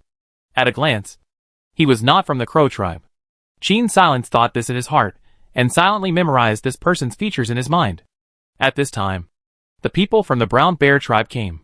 Beside the high priest of the Brown Bear tribe, there was a bear whose body was covered in scars and looked very ferocious. Beside him, there was also a young girl who looked to be only 15 or 16 years old, carrying a big stick made from a mammoth's leg bone in her hand, strutting forward. It was just that they were the last to come, and the entire good part of the meeting place was occupied by other tribes. You guys, move over there. The young girl walked up to Qin Silence and said savagely. Qin Silence looked at her expressionlessly and didn't say anything. Call your high priest over here. You're not worthy to speak to the leader of our Panyang tribe. Yuan Heng said grimly. You seek death? The young girl's eyes rounded as she swung her bone hammer and rushed over. The people from the other tribes were watching. However, in a single fight, how could a brown bear be a match for a tiger? It didn't take long for the young girl to be seized of her weapon, and together with the person and the bone hammer, she was thrown back to the place where the Brown Bear tribe's priests were by Yuan Heng. Qin Silence saw that the old priest was about to drive the brown bear to attack Yuan Heng, and was about to summon the eagle when the leader of the Crow tribe suddenly came over. During the gathering, there should be a truce between the various tribes. Priest of the Brown Bear tribe. This time, it was you who took the initiative to provoke this matter. So this matter, let's stop it right here. Given that the people invited by the Crow tribe could possibly have something that the Brown Bear tribe needed. That old priest angrily put down his hand and led his people to pitch their tents. Qin Silence nodded at the leader of the Crow tribe in greeting before turning back to her tent as well. She was waiting for the other clansmen to arrive. Regarding this trade, Qin Silence had started making preparations since 5 days ago. During these 5 days, she'd barely rested, and she had lost weight. But Kung Fu was not a blessing. And these few days of busyness had allowed him to find quite a few useful things. One of them was a salt mine. And the other, rubber. In a little while, a clan member would bring 3 precious things as the highlight of this gathering. Only, all but one of these things would be covered by animal skins. So unless someone entered the tent, they would not be able to take a look. High Priestess, our people are here. A warrior walked into the tent and informed Qin Silence. Qin Silence walked out. From afar, she saw the other people's mouths wide open. For no other reason than the fact that the tool used by the clansmen of the Pan Sheep tribe to transport their goods was no longer wrapped in animal skins, but rather a wheelbarrow. As they passed in front of the Stag tribe's tent, the man who had defected to the Stag tribe only 2 days ago couldn't help but have his pupils shrink. It was Rubber Tires. He suddenly remembered the strange feeling he had when he saw that priestess today. And now that he thought about it, the strange thing, wasn't it the fact that the woman was wearing shoes? This woman was 100% a player. In that case, in order to survive the quest, there was absolutely no way she would do something that wouldn't be beneficial to clearing the level. This woman was even delusional enough to want to pass the level perfectly. The man was shocked beyond words. When he entered the copy and learned that the condition for a perfect pass was leading the tribe into the Iron Age, he was completely shocked. When he entered the copy and learned that the condition for a perfect pass was leading the tribe into the Iron Age, he completely gave up on the idea of a perfect pass. In principle, the last copy, the final reward life value overflow, more than 50 years. The mastermind will not deliberately cut the reward. This is the system 001 told him. He had originally also thought about passing the level perfectly and enjoying the rest of his life for 60 years, which was of course a beautiful thing. But relying on one person's strength, skipping tens of thousands of years of history, and directly pushing the era of drinking blood and hair to the Iron Age. This was simply not a task that could be accomplished by a human being. Even if his profession was a bard, he couldn't. He looked at Qin Silence and thought to himself that he hadn't seen such a reckless newcomer in a long time. Chapter 31, Autumn Trade. Qin Sil did not know that because of a tire, she had become the most reckless newcomer. She was not aware that because of a tire, she had become the most reckless newcomer in the world. Her search for rubber, of course, is not simply to make tires. To put it bluntly, without a mechanical foundation, Qin Sil couldn't make a car or a motorbike, or even a bicycle, so tires weren't her main purpose. The reason why she made that wheelbarrow with rubber tires was just to show off the strength of the Panyang tribe and to deter other tribes. For her and the Panyang tribe, vulcanized rubber is waterproof and wear-resistant is the biggest advantage. With rubber products, the people of the Panyang tribe had rubber-soled animal skin shoes, Macintoshes, slingshots, water warmers to keep warm in winter, and tents that could be waterproofed. In addition to that, Qin Sil could even use rubber to make lichen to keep the land warm in the early winter and spring. And if she could get wheat seeds, she could make full use of the land and plant as many crops of wheat as possible to feed more people. The other tribesmen watched as the Panyang tribesmen pushed the magical object into the tent where Qin Silence was, unable to see the specific items being traded inside, making them look forward to seeing it. On the wheelbarrow, there are many pottery bowls and small jars filled with snow-white salt, as well as a freshly slaughtered young bison. Tonight, Qin Silence intends to invite the chiefs and deputy chiefs of various tribes to dinner, so that they can see the power of salt roast beef. As for the interest, I believe they will soon take the initiative to give it to her. At night, the priests and the first warriors of the tribes came to the open space in front of Qin Silence's tent, wanting to see what Qin Silence was selling. At this time, the warriors of the Panyang tribe carried firewood and fire mushrooms and lit a bonfire in the clearing. It's heavenly fire. The high priest of the wild boar tribe let out a strange cry. Qin Silence sat on the animal skin blanket and smiled very divinely. This is something that the beast god gave to the Pan Sheep tribe. Anyway, you guys won't believe me if I say it's friction that generates heat. After saying that, she clapped her hands, and a warrior came over carrying a cleanly washed and skinned young bison. A whole gutted and skinned young bison was set up on the fire. And as time passed, The grease from the meat dripped onto the coals of the fire, making a nuisance sound, and the aroma of the beef poured out of their noses, drawing the people gathered in front of the fire to sniff. Qin Silence drew out a small stone knife, sliced off a few thin slices of meat, and gave everyone a slice each. The leader of the Boar tribe didn't find it enjoyable and couldn't help but complain. High priest of the Pan Sheep tribe, this small slice of meat isn't enough to stuff your teeth with. Qin Silence did not think it was disobedient, but just smiled and asked, "Is it tasty?" "Of course it's delicious." The Boar tribe's leader glanced greedily at the whole small bison on the fire, and secretly sighed that this Panyang tribe's high priest was really good at enjoying himself. "This isn't even the most delicious." Qin Silence took a small clay pot from the warrior's hand and opened the lid, revealing a small wooden spoon and snow-white salt inside. "What is this?" the young girl from the Brown Bear tribe asked. Qin Silence handed the jar over. "Do you want to taste it?" "Just taste it." The young girl scooped a small spoonful of salt and poured it into her mouth. Qin Silence stifled a smile and looked at her. "Blah blah blah." The Bear Clan maiden furiously pointed at Qin Silence. "Bad woman. You dare to count on me."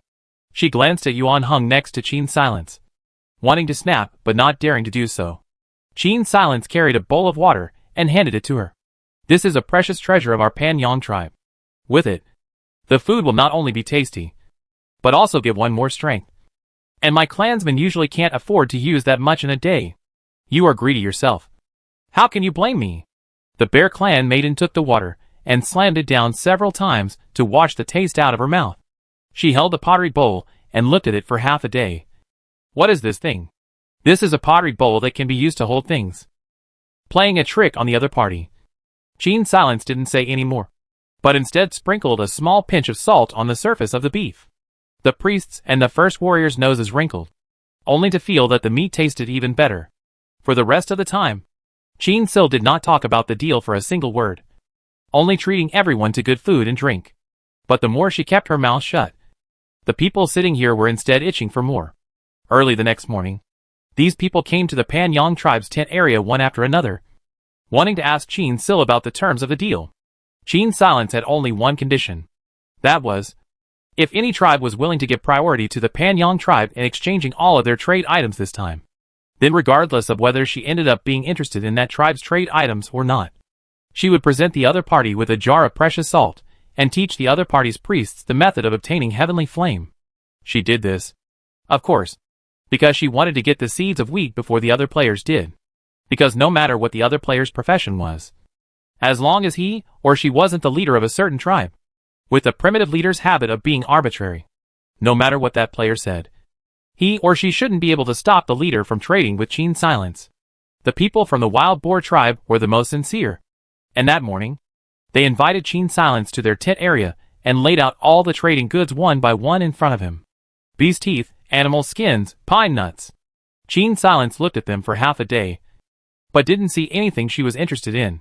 Suddenly, her eyes stared at a stone with green rust. She forced herself to hold back her excitement and asked the Boar tribesman in a flat tone, "What's that?" "It looks quite pretty." The Boar tribesman looked disgusted. "That's a stone taken from a place full of stench. Our clan members were weakened for several days after returning from there, and it was the priests who cured them. How many of these stones do you have? You really want this kind of thing?" The Boar tribesman looked at Qin Silence incredulously. "It's something unsettling. It will bring disease to people." Another Boar tribesman fiercely disliked the man with his elbow, squeezing him aside. "Priest of the Pan Sheep tribe, we have a lot of these stones. It's just that this is too heavy for us to bring along." Qin Silence pretended to be condescending. "This kind of beautiful stone can be used to decorate my altar. As many as you have, you can send them to my tribe, and I will exchange them with you for salt." She took the stone that was the size of a man's head and weighed it. 100 of these stones can be exchanged for a jar of salt. "Priest of the Wild Boar tribe, I will teach you the method of praying for heavenly fire." The only piece of copper, or that the Wild Boar tribe had brought with them, was taken away by Qin Silence. It was only when he got to the tent that Qin Silence excitedly was bouncing twice in place. It was natural. Monolithic copper. The stench of that cave should be the smell of sulfur. And it was because of the sulfur that the copper would appear in its monomorphic form. Qin Silence originally just wanted to find wheat seeds, but he didn't expect to make any unexpected discoveries. It looked like it was just around the corner for the Panyang tribe to enter the Bronze Age. Yuan Heng stood at the door of the tent, watching Qin Sil bounce around inside, and couldn't help but reveal a small smile. The Wild Boar tribe hadn't realized what they had lost, only thinking that Qin Silence, the high priest, was a pleasure-seeking ingrate. However, in the days that followed, Qin Sil was invited to the tents of the Brown Bear tribe, Stag tribe in turn. Only this time, she didn't find anything she was interested in. However, in order to conceal her purpose, she still bought the honey from the Brown Bear tribe. Right now, only the hostile Frost Wolf tribe and the Crow tribe with an unknown attitude remained. Qin Silence understood that with the hatred that one-eyed old priest of the Frost Wolf tribe had for the Pan Sheep tribe, it was impossible for him to make a deal with the Pan Sheep tribe, so there was no need to consider it. But the Crow tribe, Qin Silence had to go and take a look, because the Crow tribe not only had their own specialties, but also a way to get imported goods. Thus, after waiting for a few more days, the Crow tribe finally invited Qin Silence to their tent. After Qin Sil entered the tent, the man invited by the Crow tribe kept staring at her closely.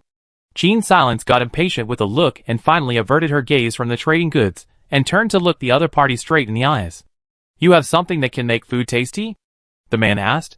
Qin Silence nodded, clasping his arms and asking back in a tone of voice, "What can you take out to trade with me?"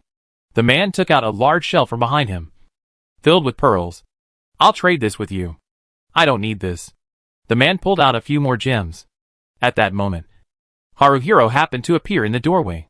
His face immediately darkened when he saw the man taking those shiny things and handing them in Qin Silence's direction.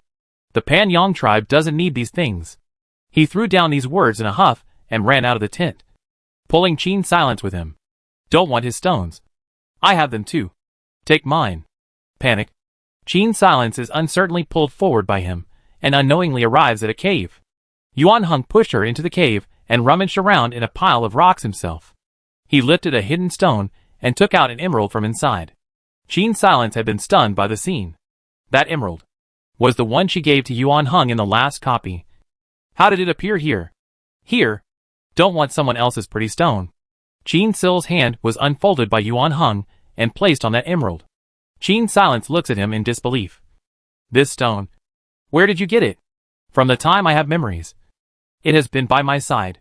Yuan Heng looked at the stone with an expression of love and awe. "It made the king of all beasts recognize me. But it cannot be carried on my body." Yuan Heng pointed to his head. "It will give you a headache." "How could it?" Qin Silence muttered. "Aren't these copies one game after another? If that's the case, how could an NPC take away something from the last copy?" To the mastermind, the emerald should just be a string of data. Qin Silence rubbed the emerald and was already a bit confused as to what was illusion and what was reality. She handed the emerald back to Yuan Heng. "This is your thing. Don't just give it to anyone else." Just as both of their hands came into contact with the gemstone, a loud buzz sounded in Yuan Heng's head. "Sound. I'll give it to you. I don't have much use for keeping it. In fact, I have other important things to do." Yuan Heng's eyes appeared in front of the ruins after the war. His high priestess. No. Her name is Qin Silence. Where was that? Why were the two of them wearing strange clothes? A pained look appeared on Haruheng's face as he covered his head with both hands. His whole body curled up into a ball and crouched on the ground like a helpless child. "Yuan Heng. Yuan Heng. You wake up!" "Yuan Heng." In the cave, Qin Silence shouted anxiously. Within the system space, in the endless void, the cold voice of the mastermind rang out. "System loophole found. Attempting to repair. Repair failed. Attempt to format NPC. System failure. Unable to format. Attempted to delete the NPC. Special NPC can't be deleted. Try fixing again. Repair failed too many times. Calculate the percentage of vulnerability data. Vulnerability data percentage is less than 0.000001% of the total data. According to the rules of the mastermind, it is allowed to be ignored." The voice of the mastermind stopped. On the other side, Qin Silence sat in the cave until the tribe's warriors found the two of them based on their footprints before finally bringing Yuan Heng back to the tent. When Yuan Heng opened his eyes, what met his eyes was Qin Silence's worried face. "Your name is Qin Silence. I remember your name." Chapter 32 Bronze. Qin Silence didn't know how to answer him. She wasn't sure if this was a system bug. In her opinion, even if Yuan Hong was really just a string of data in the survival expert system, he was a flesh and blood person in the duplicate. Qin Silence didn't know if telling him the truth would be good or bad for him. But what she could be sure of was that with the strictness of the mastermind, it would inevitably fix the loophole after it was discovered. The more she said, the more she might speed up the time it took for the mastermind to find out about the loophole. What's more, she couldn't seem to say anything. Qin Silence opened her mouth, and in the end said nothing. Yuan Hong stared at her face for a long time before saying, "I have heard that after death, the soul will return to the embrace of the beast god. But one day, the soul will return to the earth. I must have seen you in another land." Qin Silence. After saying that, he climbed up from the animal skin blanket and walked out of the tent. The news that the first warrior of the Panyang tribe had been carried back would soon reach the other tribes, and Yuan Hong had to go out as soon as possible to show that there was nothing wrong with his body. After Yuan Hong returned, the other tribes stared at the tent, wanting to know what had happened.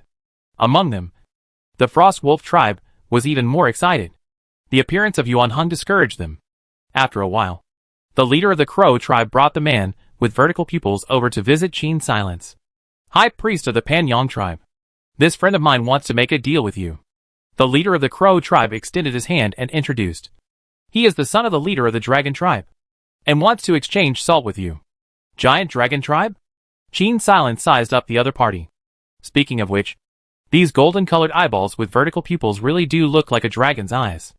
And this guy had pearls and gems before. It did fit the nature of a dragon. The son of the dragon in this special profession should be the man in front of me." Ugly, depressed, Haruhiro stood at the door of the tent, not daring to relax for a moment. "The Dragon tribe is from the other side of the ocean. And we, the Crow tribe, are very good friends." The leader of the Crow tribe followed the advice. "The people of the Giant Dragon tribe like to collect all sorts of rare treasures. High priestess of the Panyang tribe, as long as you have something you want, the people of the Giant Dragon tribe will definitely be able to find it." Qin Silence's heart was concerned. That was too big a mouthful. Qin Silence unfolded a roll of animal skin, revealing a plant pattern drawn with charcoal on it. "I need this plant, and if you can find it for me, I'll exchange salt with you." The leader of the Crow tribe came over to take a look. "This looks like nothing more than a blade of grass. The Giant Dragon tribe has better herbs than this." Qin Silence shook his head. "I only want this, or its seeds. Can you give me this animal skin?" The son of that dragon clan leader held out his hand. "When I return to my tribe, I will ask my father to open the treasure trove and find this grass for you." "No problem." Qin Silence handed him the beast's skin. The autumn gathering ended quickly, during which the Pan Sheep tribe didn't encounter any other trouble except for a few minor scuffles. The clansmen pushed their wheelbarrows full of goods and returned to the tribe. During the 10 days that Qin Silence had been away, the tribe smiths had already burned enough bricks and were waiting for Qin Silence to come back and build the furnace together. Beyond Qin Silence's imagination, it was instead much easier to collect tech points than unlocking tech. Before the gathering, Qin Sil had made pottery, taught her clan to refine salt, make charcoal, and make rubber products. She also made a drip timer, a sundial, and an abacus to facilitate timekeeping and counting. All of these things together made up 30 technology points. And Qin Sil's prestige value also reached 50, which corresponded to 50 adult clansmen. In terms of numbers, the Pan Sheep tribe would no longer be afraid of the Frost Wolf tribe's invasion. However, for Qin Silence, since she hadn't found wheat, her tech tree and skill tree were temporarily stuck. In the short term, there wouldn't be any increase in her own strength. This was the one thing she was most worried about. Because of the clearance conditions given by the system, it made it necessary for her to unlock the tech tree and skill tree. The Iron Age wasn't just about having iron. It permeated every aspect of life. Because of the existence of other players, some of the basic technologies that Qin Silence knew about might not be unknown to other players. At least most of the ordinary people know the technology Qin Sil cannot cover. For example, drilling wood for fire, pottery making, and even refining bronze. It's impossible for other players to not be able to figure out these things. Qin Sil's only advantage was that she could unlock technologies that she couldn't recover on her own. Complex machinery such as windmills, spinning machines, looms, sailing ships, hand crossbows, and so on, were impossible for her to create without drawings. Accordingly, if the other players in this copy were not mechanically specialized during their lifetime, then the possibility of them making these things would be even more remote than Qin Silence. However, it wasn't as if Qin Silence had nothing else to do at the moment. There were more and more people in the Panyang tribe, and the existing territory was gradually unable to meet everyone's needs. And there was still no wheat. In a month's time, it would be winter, and taming animals at this time would only make the winter food even less adequate. In order to solve this problem, she had to take the initiative to go to war and reclaim the territory that the Pan Sheep tribe had once lost. And the first to bear the brunt was the Frostwolf tribe, with whom they had a deep grudge.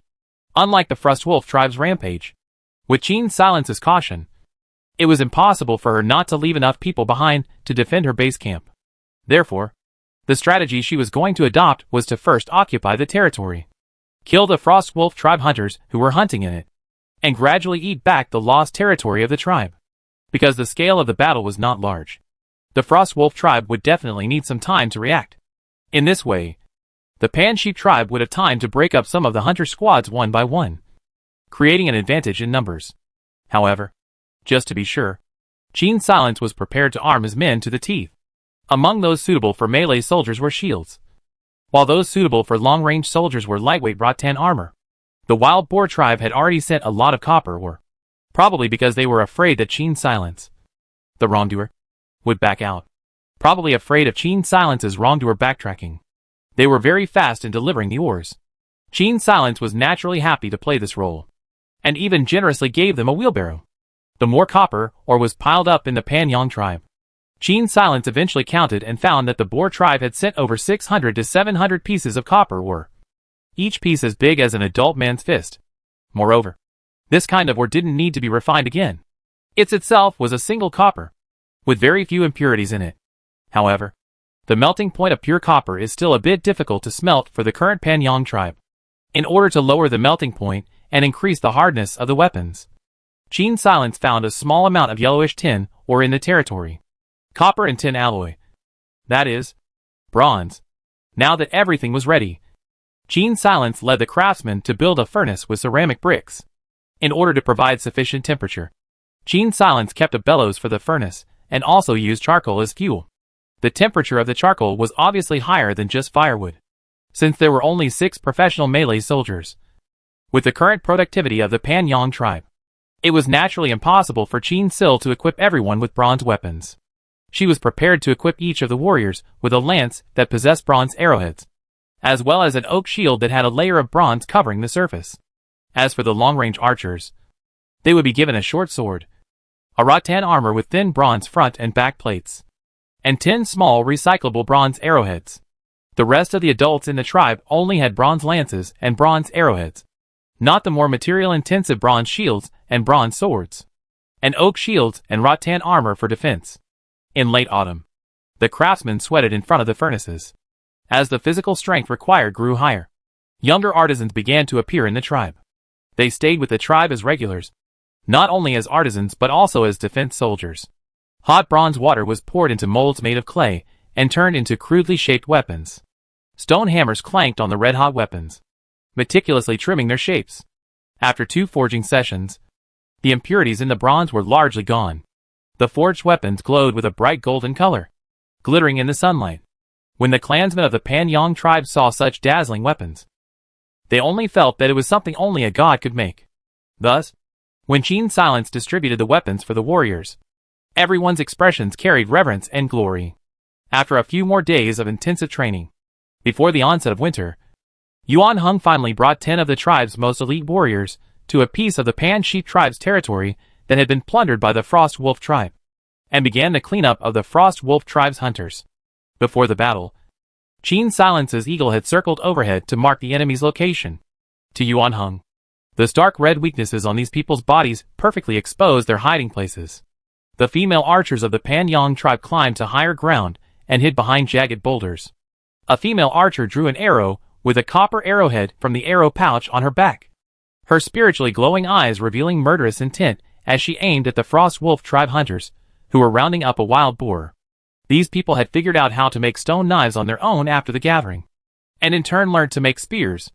Unfortunately, for the Pan Sheep tribe, such weapons were already semi-obsolete. The feathered arrow flew out with a whoosh, and the arrowhead that had been polished to be unusually sharp didn't enter the enemy's back heart, causing him to fall to the ground with only a muffled grunt. Taking advantage of the opponent's panic and confusion, Yuan Heng rushed out with his melee soldiers. The combination of lances and shields made the warriors of the Pan Yang tribe invincible. It didn't take long for a territory to be recaptured back. Relying on this method of fighting, Yuan Heng took only a few days to recapture all the territories near the edge of the tribe. In comparison, the Frost Wolf tribe's hunters were killed separately and suffered heavy losses. Although the Frost Wolf tribe had a large population and could select new hunters from among the adults, the Pan Yang tribe's weapons that were flashing with divine light had scared them to death. The weapons of the Pan Sheep tribe that were glittering with divine light had already scared them out of their wits. However, after Qin Silence recovered a part of his territory, he didn't continue the war. Winter was coming, and it was more important to stock up on supplies for the winter than to go to war. The clansmen of the Pan Yang tribe were thoroughly busy. The women, under Qin Silence's tutelage, learned to spin wool from sheep's wool and knit warm jumpers and trousers. The tribesmen wore jumpers and trousers, animal skin coats on the outside, deerskin boots on their feet, and warm rabbit skin hats on their heads. Even if they went out hunting in winter, they would not be afraid of getting sick and freezing to death. This was the happiest winter in the history of the Pan Sheep tribe. People ate smoked meat and boiled taro in front of the fire with smiles on their faces. Compared to the happiness of the Pan Sheep tribe, the Brown Bear tribe and the Frost Wolf tribe could be described as sad. The Frost Wolf tribe had lost a large number of hunters. This naturally didn't need to be mentioned. And the Brown Bear tribe? Their reasons are more surprising. Are you saying that the Brown Bear tribe people will hibernate? Qin Silence sat in front of the campfire and stared wide-eyed. Not everyone will hibernate for a long time. Generally speaking, the hunters of the Brown Bear tribe, the stronger their fighting strength, it means that they are also blessed by the Brown Bear god more. Such people will hibernate for a bit longer, usually 10 days. Yuan Heng tore up the roasted rabbit meat, put it on a plate, and handed it to Qin Silence. In that case, isn't the Brown Bear tribe dangerous in winter? Qin Silence naturally took the plate.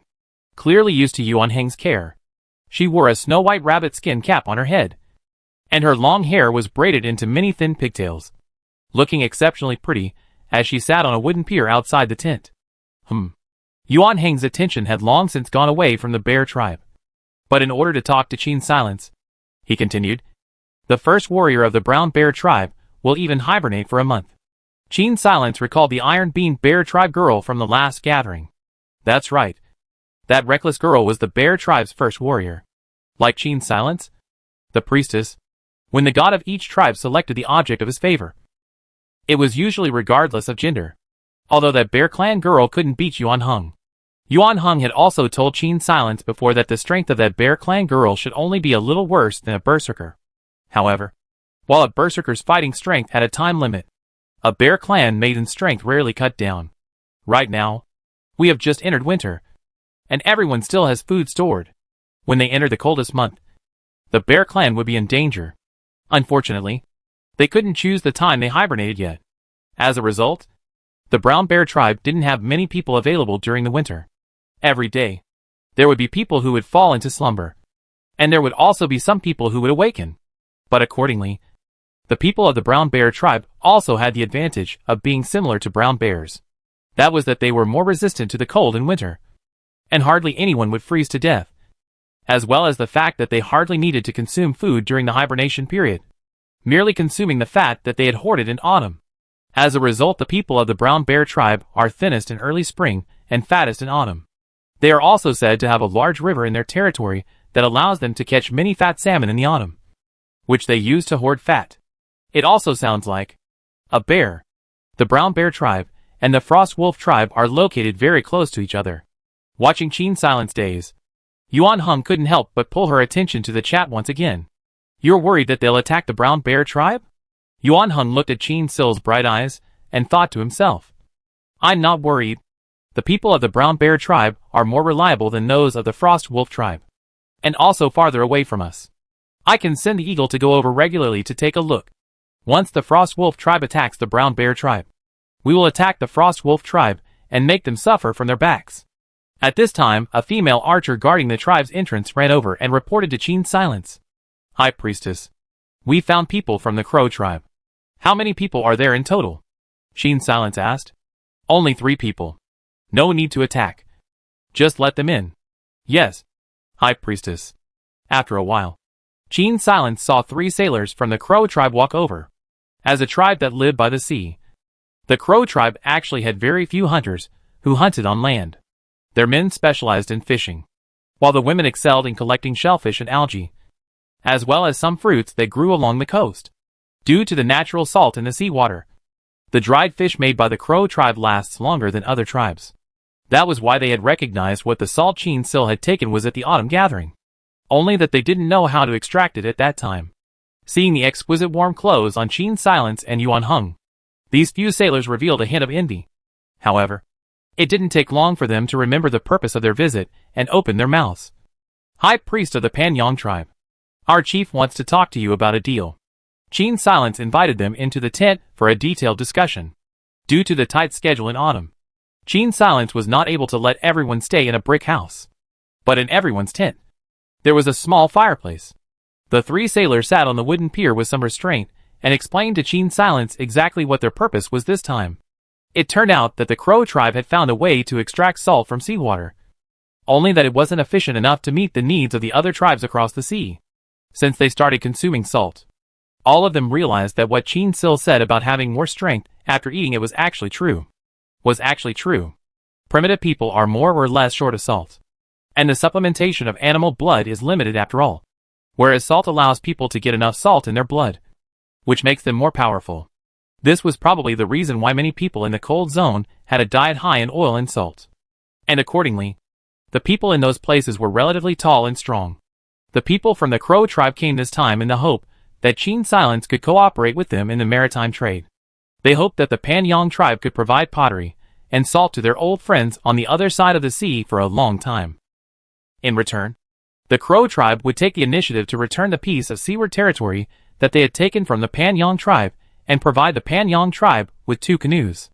The Pan Sheep tribe, on the other hand, would need to abide by the rules and pay them something every time they used the harbor the Crow tribe had built on the opposite shore.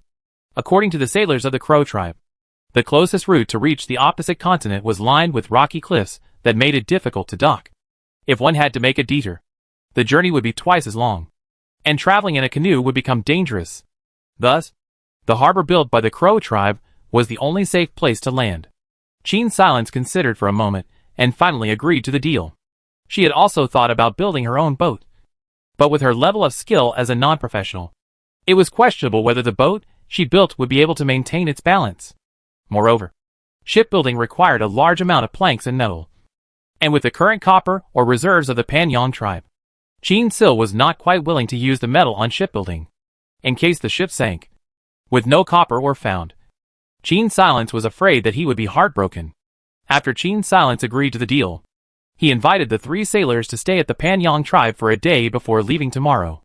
At the bonfire party, the sailors told Qin Silence that on the other side of the ocean, there were 4 tribes. They were the Giant Dragon tribe, the Woolly Snake tribe, the Black Horse tribe, and the Hyena tribe. The Dragon tribe's people Qin Silence had already met. The warriors of this tribe had dragon blood in their bodies, so they were all very strong.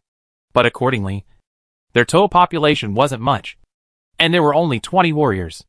The Black Horse tribe, on the other hand, was somewhat similar to the Pan Sheep tribe, but their domesticated animal was the horse. So part of the tribe's warriors were cavalry. A hint of resistance appeared on the sailor's face when he mentioned the Wu Snake tribe. The people of the Wu Snake tribe are very sinister, and they will use some terrible things against their enemies. It was said that in addition to the chief and the high priest in the Wu Snake tribe, there was also a strange man who was used to fiddling with poisons and was known as the witch doctor by the tribesmen. However, no one in the Wu Snake tribe would seek medical attention from this witch doctor until it was absolutely necessary. The reason was that the witch doctor had cured more people than healed. Unless one was about to die, no one would joke with their lives. He has made many strange things. Once when the hyena tribesmen entered the territory of the Woolly Snake tribe, that witch doctor suddenly threw over a pocket made from the stomach of a wild boar from a distance. Immediately after that, we saw a swarm of poisonous bees flying out of the stomach pocket, stinging the hyena tribesmen madly. A hint of fear appeared on the sailor's face. Then the men's bodies began to become red and swollen. And within a few days, they were all dead. How long has this person been in the Ursus tribe? Gene Silence asked with a flash of his gaze. It should have been over 10 years. It seemed that this person wasn't a player, but a special NPC. Then, what about the hyena tribe? Gene Silence served the other person another plate of roasted meat with a hospitable look. The leader of the hyena tribe is a woman. Speaking of this, the sailor had an odd look on his face. But their women grow even taller than the men and are few in number. There are only a dozen or so women in an entire tribe, while there are more than 100 men. The women there have 10 mates each. Scary place. Shocked, looking at the bubbles in front of him, Gene Silence snorted and laughed. But as odd as it was, every single woman of the hyena tribe was very powerful. They were the minor chiefs of the tribe, and their mates were the warriors under them. Moreover, this tribe was very good at group warfare. If they really fought, even the giant dragon tribe, which was very strong on its own, would have no way to gain any advantage from their hands. The Crow tribe, as merchants, hadn't had any head-on conflicts with any of these tribes. But they thought that the hyena tribe and the Ouroboros tribe were both very difficult to deal with. In comparison, it was still the Black Horse tribe and the Dragon tribe's people who did things dryly. After sending off the 3 sailors, Gene Silence sent someone to receive the territory returned by the Crow tribe. There was a ready-made harbor on the territory, which must have been built by the Crow tribe in the past. Within a few days, the people from the Crow tribe delivered 2 canoes as promised. These canoes were made of huge logs. This kind of logs with a length of 15 meters and a diameter of almost 2 meters. I'm afraid that only in this era can they be found everywhere. For the Crow tribe, it was very difficult to dig out such a canoe using animal bones without tools. The Crow tribe's canoes had been passed down from generation to generation, and some had been used for hundreds of years, making them a precious possession of the tribe. Because of this, sending 2 canoes was the greatest sincerity the Crow tribe could muster. Of course, Gene Silence wouldn't be foolish enough to think that the other party didn't know how to make stone axes and chisels by now. After the last gathering, many tribes had learned to make stone weapons. It was only metal products. As long as Gene Sil didn't say anything and the other players didn't get their hands on the ores, metallurgy was bound to be the monopoly of the Panyang tribe for a long time. Gene Silence selected a few clansmen in the tribe who were more outgoing and resourceful to act as merchants for the tribe. For the first time to test the waters, Gene Silence did not let them bring too many commodities, and only brought dozens of clay pots and a dozen small jars of salt. There was also a portion of the dexterous women who made some decorations from animal bones and leather ropes, which were also sent along to the canoe. The new sailors come merchants of the Panyang tribe, with these goods, embarked on their first voyage. Chapter 33 Cross-Sea Trade. I don't know when they'll be back. Gene Silence's heart was incredibly hopeful that amongst the things her tribe would be able to exchange would be wheat seeds. For the sake of the tribe's development, it would be best if she could unlock Slash and Burn before the end of winter. To be honest, Gene Silence would like to visit the other side of the river if possible. However, this wish was fiercely opposed by Yuan Hung. Apart from the autumn gathering, the priests never leave their tribal territory. Yuan Hung looked at Gene Silence warily, fearing that she might be up to something. The high priestess was far too important to the tribe, and all the priestesses were physically the weakest amongst the tribesmen, not to mention Gene Sil's gender, which was naturally disadvantaged by her size. If she had an accident outside, it would be the end of the Panyang tribe.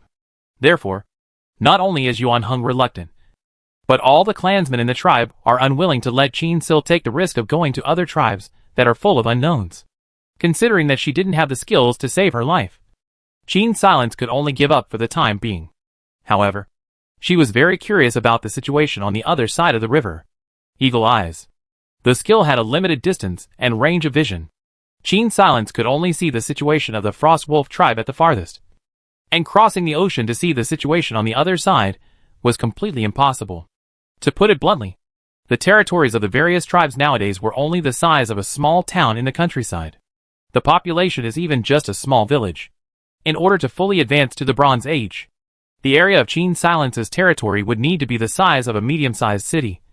and a large portion of it would still be arable land and hunting grounds. Under this premise, the tribe should have at least a few dozen regular troops and several hundred civilians. In the Iron Age, thousands or more would be needed. The prestige value obtained from inventing new items relying solely on Qin Sil alone. Qin Silence shivered violently. Then she wouldn't be a high priestess, but a high inventor. Although there were still many unbelieving savages in some of the ownerless lands, and Qin Sil could try to take them in.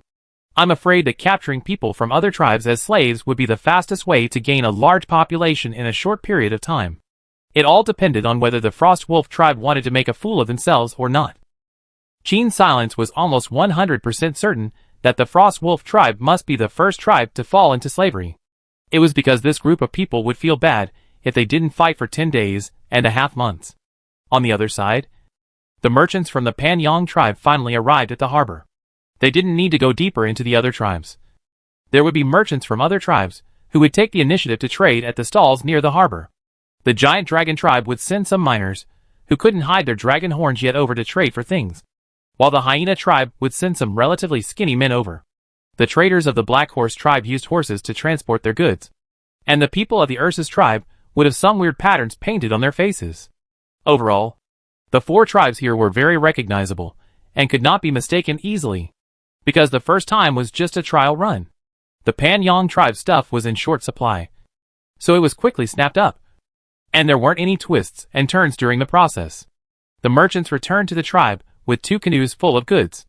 As soon as they returned to the tribe, they hurried to Qin Silence's presence to report the situation.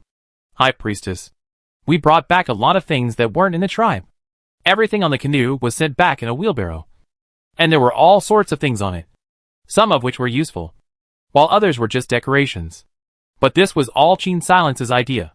In order to avoid missing out on certain precious commodities, Qin Sil instructed the merchants that no matter what kind of traded goods they had, as long as they had never seen them before, they could bring them home for her to look over. Because of this, the things brought back from this transaction could be said to be strange. Pearls, dog's head gold, precious stones, poisonous sacks of some kind of snakes, sun-dried centipedes, dragon fruits, monkey wine, horse's milk, adding up to dozens of kinds. Obviously, jewelry, fire dragon fruit. These are the things of the dragon tribe. Qin Silence guessed that there should be an extinct volcano in their tribe's territory, which is why there are so many jewels and also produce fruits in winter. Those poisonous things were naturally from the Ooze tribe. As for the commodities from the hyena tribe and the Black Horse tribe, they didn't have too strong characteristics. However, there was one thing that caught Qin Silence's attention. The merchants brought back a small bag of something that looked like rice and wheat. Qin Silence grabbed a small handful of dry seeds from that tiny animal skin pouch and brought it in front of her nose to smell it. But she didn't smell the aroma of rice. This? Where did you exchange it from? She had a wild guess. A woman from the Black Horse tribe approached us to exchange it. She said it was seed picked from a grass she grew herself, and that it smelled good when roasted over a fire. It was barley. Qin Silence's eyes bristled. Slash and burn. It hadn't been unlocked yet. But that didn't mean she couldn't grow other crops. Barley was cold resistant and could even germinate in temperatures of -10 degrees Celsius. So before she found wheat seeds, she could absolutely plant a round of barley as the tribe's emergency reserve food. The next time you run into this woman, you must buy all the seeds in her hand. Qin Silence put the barley seeds in her hand back into the animal skin bag with an excited expression. Also, once you have something you haven't seen before, find a way to exchange it all back. She instructed the merchants with less confidence before releasing them to go back to rest. Seeing that half of the winter had passed, the Panyang tribe had also traded to the other side of the river 3 times before and after. Qin Silence collected dozens of pounds of seeds, which should be able to plant 2 acres of land without any surprises. Of course, this kind of variety that has not been improved in the later generations. Qin Silence estimated that its moo yield should only be 200 to 300 pounds. Most of the first batch of food may be saved as seeds, until the unlocking of slash and burn, with the buff to increase yield and shorten the maturation time. All this will naturally not be a problem. Just as Qin Silence was looking forward to the arrival of early spring, the people from the Crow clan brought news about wheat seeds. The seeds were very few in number, and from what the people of the Crow tribe said, it seemed to be something that the son of the leader of the giant dragon tribe had obtained through some sort of ritual that communicated with the gods. However, since Qin Silence had already started trading salt and pottery a long time ago, it was naturally impossible for that son of the dragon tribe to trade such a rare item for these things. He wants the Panyang tribe to exchange those weapons that emit golden light for those seeds. Qin Silence had no other choice at all. That's fine. But the number of seeds he got is too small. We can only give him a set of weapons. The people from the Crow tribe left. A few days later, they brought news indicating that the giant dragon tribe agreed to her deal. After the merchants from the Panyang tribe had departed, Yuan Heng said with slight skepticism, "Although I understand the preciousness of bronze weapons, a mere set of weapons does not play a decisive role in a war. And yet the people from the giant dragon tribe agreed so easily. And they really aren't greedy at all." Qin Silence listened to Yuan Heng's increasingly articulate words and suspected that he had recalled something else. However, in order to avoid Yuan Heng being discovered by the system, this was not something she would actively inquire about. Regarding Yuan Heng's question, Qin Silence had a guess. How do you think they got those seeds? Unlike something like barley, which could be cultivated through simple selective breeding, the possibility of wheat seeds existing in this continent was slim to none. The people from the Crow tribe already said earlier that the wheat was obtained by that ugly bastard through a kind of priestly activity. Qin Silence. Ugly bastard. This is still holding a grudge. Do you still remember that before the rally ended? I once gave that person an animal skin painting. A dark light flashed in Qin Silence's eyes. Whoever it was should have been able to tell that it was a green plant. Right? Yuan Heng reacted for a moment and suddenly said, "But simply drawing a weapon does not show what it is made of." Yes, if the giant dragon god can't read it, how can it help them materialize and replicate these things? In just one transaction, Qin Silence had recognized the natural skill of the son of the dragon clan. It was just that there was no such thing as a free lunch. And even if the son of the dragon tribe could copy other people's things, this kind of copying was bound to be quite costly. Otherwise, the dragon tribe would not need to trade with other tribes, so they could just make unlimited copies. In any case, now the loss of a set of bronze weapons can be exchanged for unlocking the technology of wheat. For Qin Silence, it is a surefire deal. 3 days later, the merchants finally brought back the wheat seeds, and Qin Silence was able to unlock the slash and burn and thatched house technologies. And thatched house. He spent all the technology points he had saved up before. On the other hand, he was able to unlock the second stage talent skill priest's hut. Was also unlocked. Soon, a thatched hut was built in the center of the tribe, specifically for healing. However, in order to heal the tribe, Qin Sil also needed a priest's scepter. The drawing given to her by the system showed a scepter more than a man high, with a goat's head at the top. The raw materials for making the scepter were also given on it. Priest's scepter requires red sunwood X1, beast's tooth X10, goat's horn X2, black pearl X2, emerald X1. Qin Silence remembered the emerald from the original balance and revealed a flash of deep thought. Could it be that the system had already found out something was wrong, so it asked her to recycle that gem? That gem was indeed in Qin Sil's hand. When Yuan Heng fainted and the hunters carried him back on the way, the gem fell on the ground and was picked up by Qin Sil, who kept forgetting to return it to Yuan Heng. Qin Silence took out the emerald and finally sighed. This thing really shouldn't be left behind, in case the next copy comes. Yuan Heng appears. Once again, I'm afraid the mastermind won't let it go. Qin Silence laid out the emerald and the other materials, and with a flash of white light in the tent, the materials turned into a sheep's head scepter. The black pearls formed the sheep's eyes, and the emeralds were in the center of the sheep's forehead. Qin Silence looked at the emerald set in the forehead and sighed that he had overthought it. The emerald itself was unchanged, and was not considered destroyed at all. On the contrary, after Yuan Heng saw her scepter, she was in a beautiful mood all day. It was as if the emerald was his bride price. On this day, after Qin Silence had chanted the heavenly language, she held the scepter in her hand and sat down in the thatched hut, healing the clansmen in the tribe. In reality, this skill did not require chanting the heavenly words all the time, nor did it require waving the scepter constantly. The only restriction between Qin Silence and the patient was that he was not allowed to leave the thatched hut during the treatment. Watching the person on the animal skin hospital bed gradually fall into a sound sleep, Qin Silence closed his eyes and began to share his vision with the eagle. Below the eagle's vision, The new berserker warrior of the Frost Wolf tribe was kneeling in front of the altar, receiving the blessing of the one-eyed priest. Warriors, the first warrior of the brown bear tribe has fallen into hibernation, and that terrifying brown bear has also fallen into slumber. Now is the best time for us to attack the brown bear tribe. The Frost Wolf tribe had a large population, and right now, in the center of their tribe, stood more than 40 warriors, each carrying 6 or 7 spears behind their backs. On top of that, the Frost Wolf tribe had surprisingly trained quite a few archers, who were mainly women. This time, they seemed to be preparing to take advantage of the opportunity and directly annex the brown bear tribe. Qin Silence watched as the berserk warrior waved his 2 stone axes and shouted maniacally, "Warriors, follow me to kill all the warriors of the brown bear tribe and take away their territory." Immediately after that, 40 warriors and a dozen archers followed the berserk warrior and rushed out of the tribe with a hoot and a holler. Chapter 34, Tribal Conflict.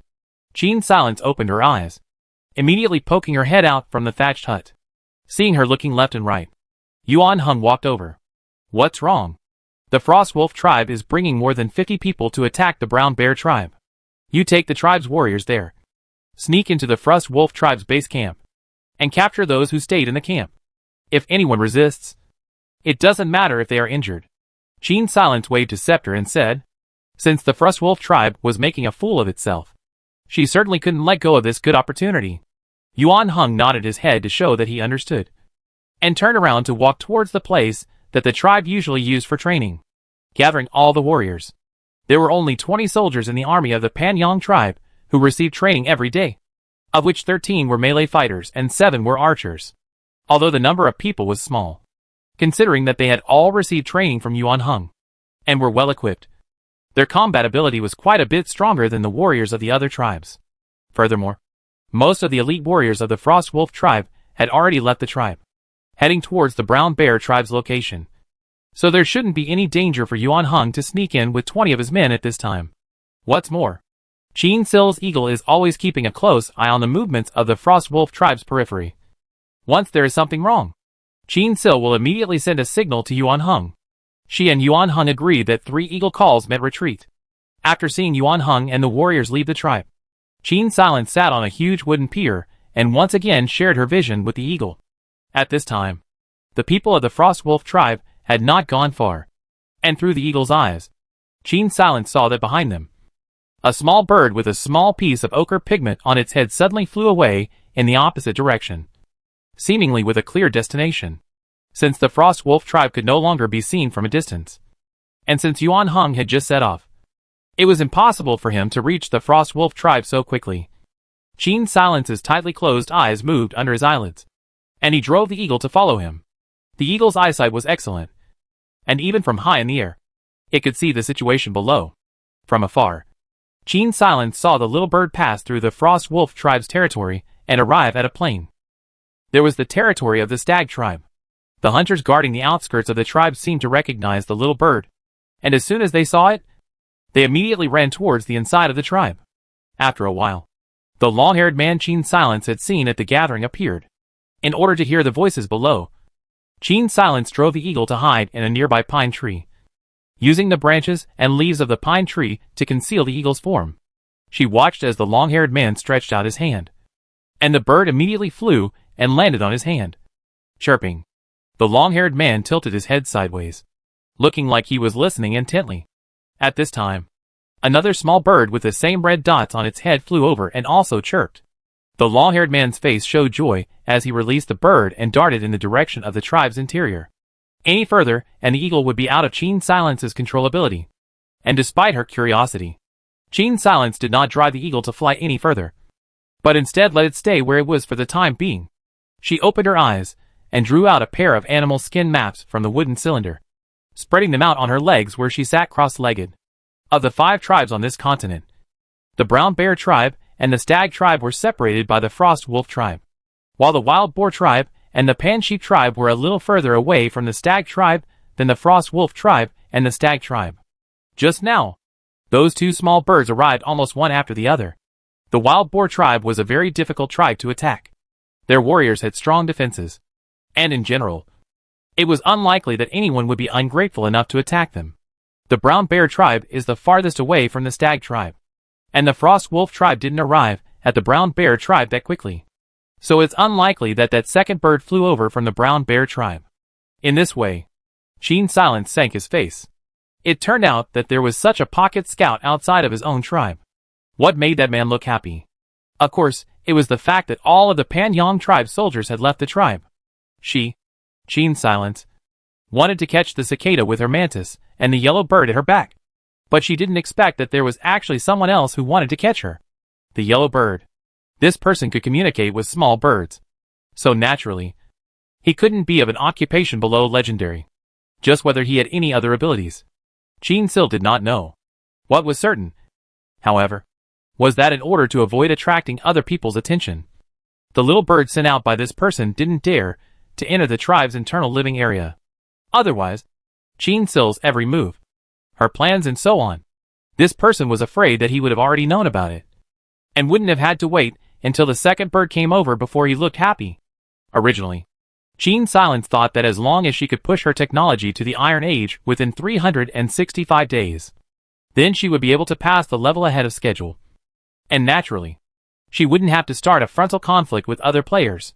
It was a pity that while she intended to spare others, they did not intend to spare her. This series of backstabbing each other rather made the conflict between the several tribes very comical. Gene Silence grimaced coldly, and once again shared her vision with the eagle, intending to give this guy one last chance. However, through the eagle's eyes, all she could see were the warriors that kept pouring out of the Stag tribe. Alas, truly Yama doesn't want to beg for himself. Gene Silence coldly walked out of the thatched hut and raised her scepter. The clansmen, who were originally laboring, stopped what they were doing and gathered over. "Call the hunters back," she whispered an order to a boy who was good at running. The boy took her order and scampered off. "High Priestess, what happened?" the clansman inquired curiously. Gene Silence heaved her scepter on the ground. "Clansman, my eagle saw with his own eyes the warriors of the Stag tribe coming in the direction of our Pan Sheep tribe. They reneged on their covenant before, and today, they are taking advantage of the fact that our Panyong tribe has sent out a large number of soldiers to take advantage of the opportunity to invade. It's too much. We must let them die under the lance." The clansmen were filled with righteous indignation. Gene Silence raised her hand and signaled for silence. "On my orders, take out all the weapons in the storehouse and distribute them to all the clansmen who are able to fight." She turned to the women. "Take your bows and arrows and hide in high places. Wait until all of the Stag tribe's people have charged into the tribe before you start shooting arrows. You guys." Gene Silence turned to the artisans. "Guard the cave where the old man and the children are hidden. And use that." She leaned into the ear of the craftsman's leader and whispered instructions. The craftsmen and women all took Gene Silence's orders and went about their business. After a while, the hunters hurried back. Gene Silence instructed them to split into two groups.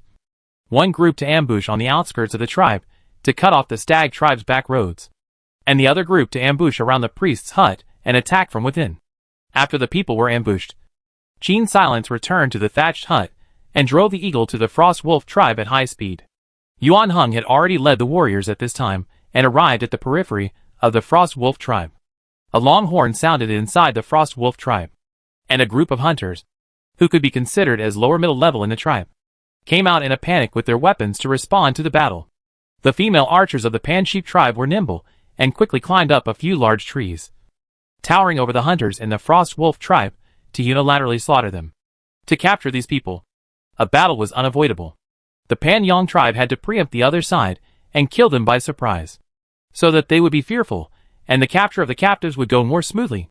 Yuan Hung led his elite soldiers like a tiger pouncing into a flock of sheep, and wherever he passed, the people of the Frost Wolf tribe were all scared out of their wits by him.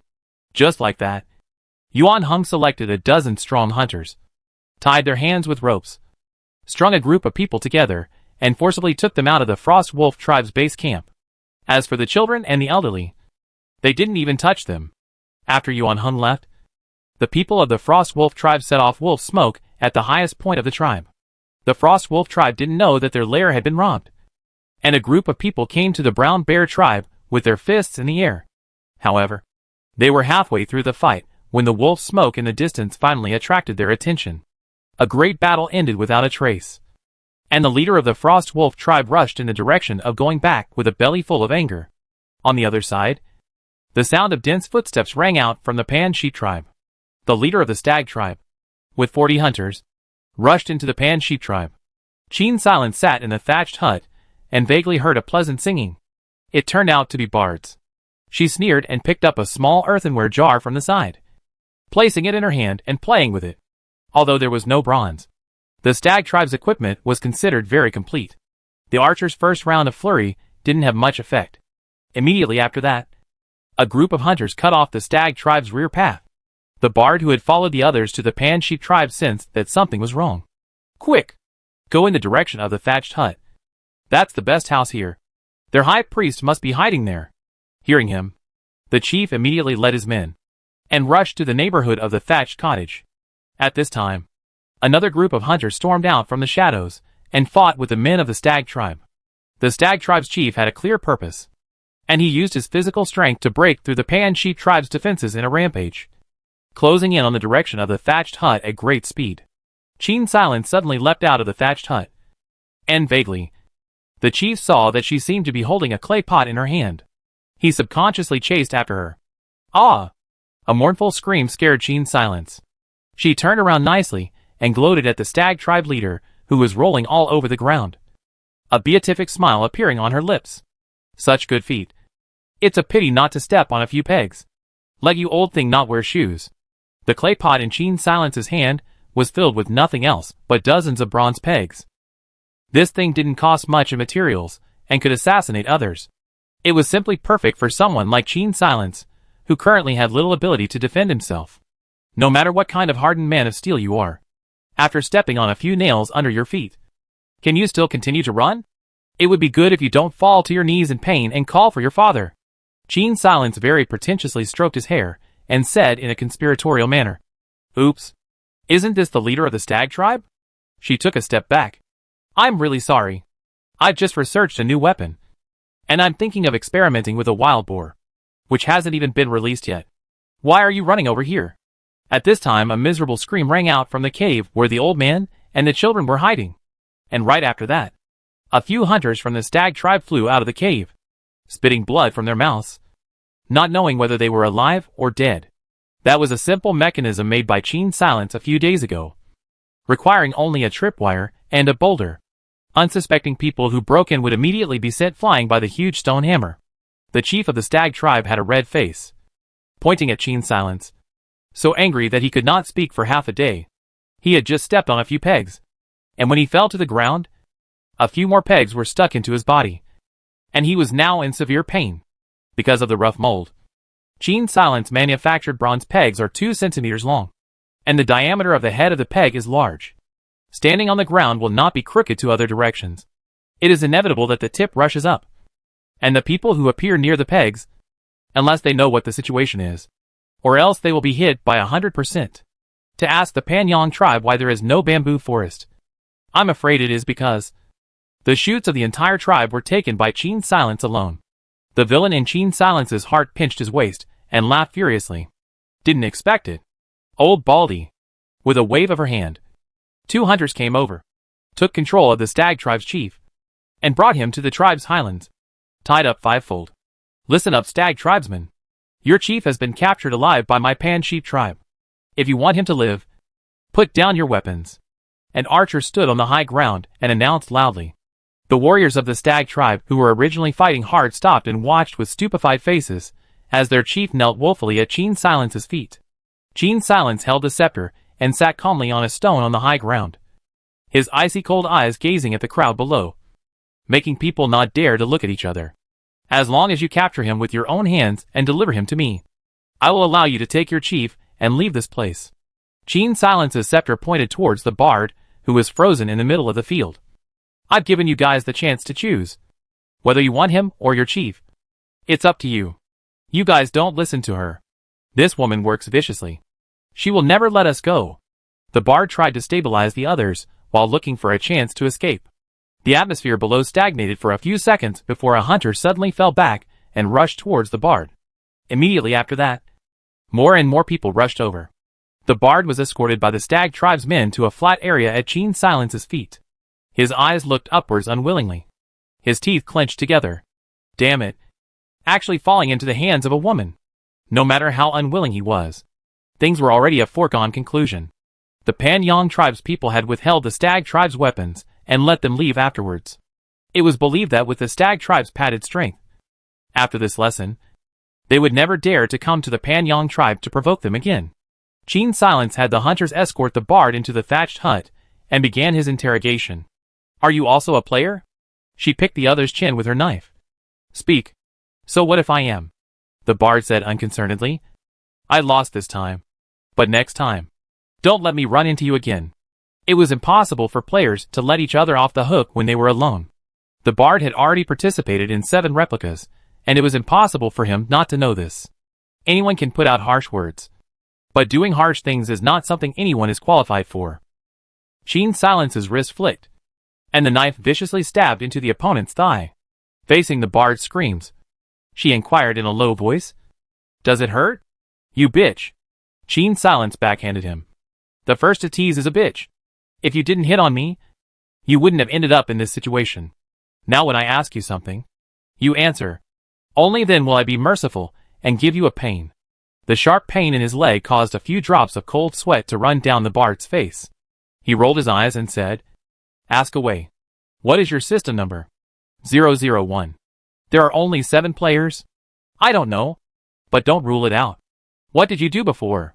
Qin Silence's question suddenly took a turn to the unexpected. Emperor. Qin Silence looked at him with a smirk. Emperor? I'm still the Supreme Lord. Believe it or not. The bard muttered less than happily. It's not like I'm ruling the world by force. How many times is this your copy? 7th. How many players have you encountered at most? The bard's eyes fluttered for a moment. 3. Qin Silence raised his blade. All right. I'm done asking. Wait. The bard's words ended abruptly. Waiting my arse. Full of shit, dog man. Qin Silence had the body dragged out, while he himself sat on a wooden pier pondering which of the bard's words were true and which were false. Firstly, the part about the occupation in life. Although Qin Silence didn't want to believe it, there didn't seem to be much point in this guy lying about it. However, what he said about only 7 players and the maximum of 3 that would happen to enter a copy was 100% a lie. But if the system wasn't sorted in order of entering a copy, what was the special significance of the bard's 001? And her 007? Qin Silence couldn't guess at the moment. The Chancellor is back. The Chancellor has captured the Frostwolf tribe's hunter. In the tribe, the clansmen cheered. Qin Silence temporarily put down this matter of the heart and walked out from the thatched hut. She saw Yuan Hung adorned with a string of uncaring Frostwolf tribe hunters behind him, being pushed and shoved into the tribe by the soldiers behind him like ducks. The slaves you asked for. High Priestess.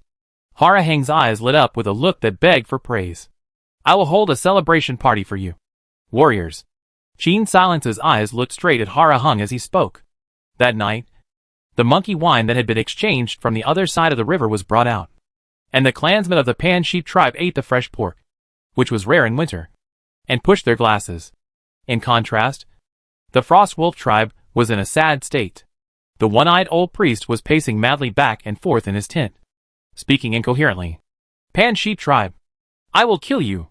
Damn Sky Whisperer. She must die. Everything that happened in the tribe today was seen by the one-eyed priest. The Disc Sheep tribe had progressed so rapidly in such a short period of time, and it could only possibly be due to that new priest. He hid in the most secluded cave today, not even daring to breathe a breath for fear of being discovered by Yuan Hung. However, now that he came out, the feeling of humiliation immediately made him furious. It was the Disc Sheep tribe again. Last time, it was the Panyang tribe's priest who caused him to lose an eye with his machinations. He thought hatefully, itching to eat that guy's flesh raw. It was a pity that the last priest of the Disc Sheep tribe wasn't weak when he was alive, and his death was sudden. So the one-eyed priest's full rage could only be transferred to the entire Disc Sheep tribe.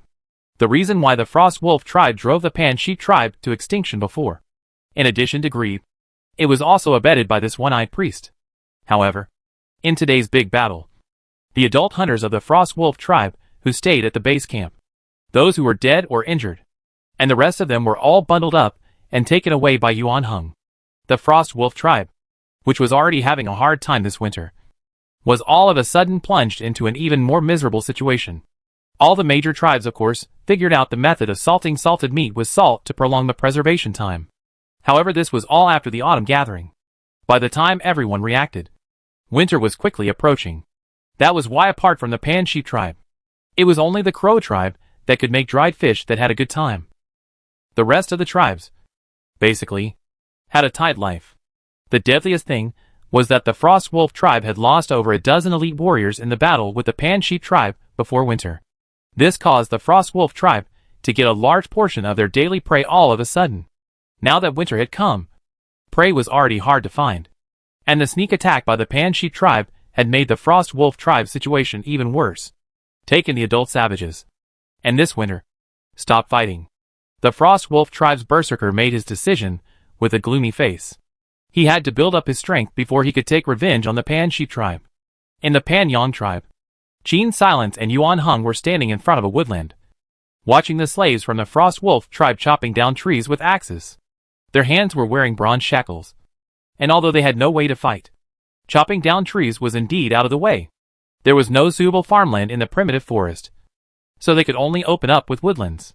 The felled trees were piled together and set on fire, and the ashes of the trees would become a natural fertilizer for the soil. As the woodland trees shaded the sky, weeds could not see the sunlight in such a place, thus making it difficult for them to grow. So in the first year of slash and burn, the soil was not only fertile, but also weed-free, making it the best time for planting. Those from the Frost Wolf tribe didn't understand why the high priest of the Pan Yang tribe was collecting so much firewood when winter was about to end. Qin Silence, of course, could not take the initiative to explain her purpose to them. She had the clansmen select those thick, straight-borne logs, bring them back to the tribe, and build a circle of log fences around the perimeter. The rest of the trees were piled together and burned on the spot.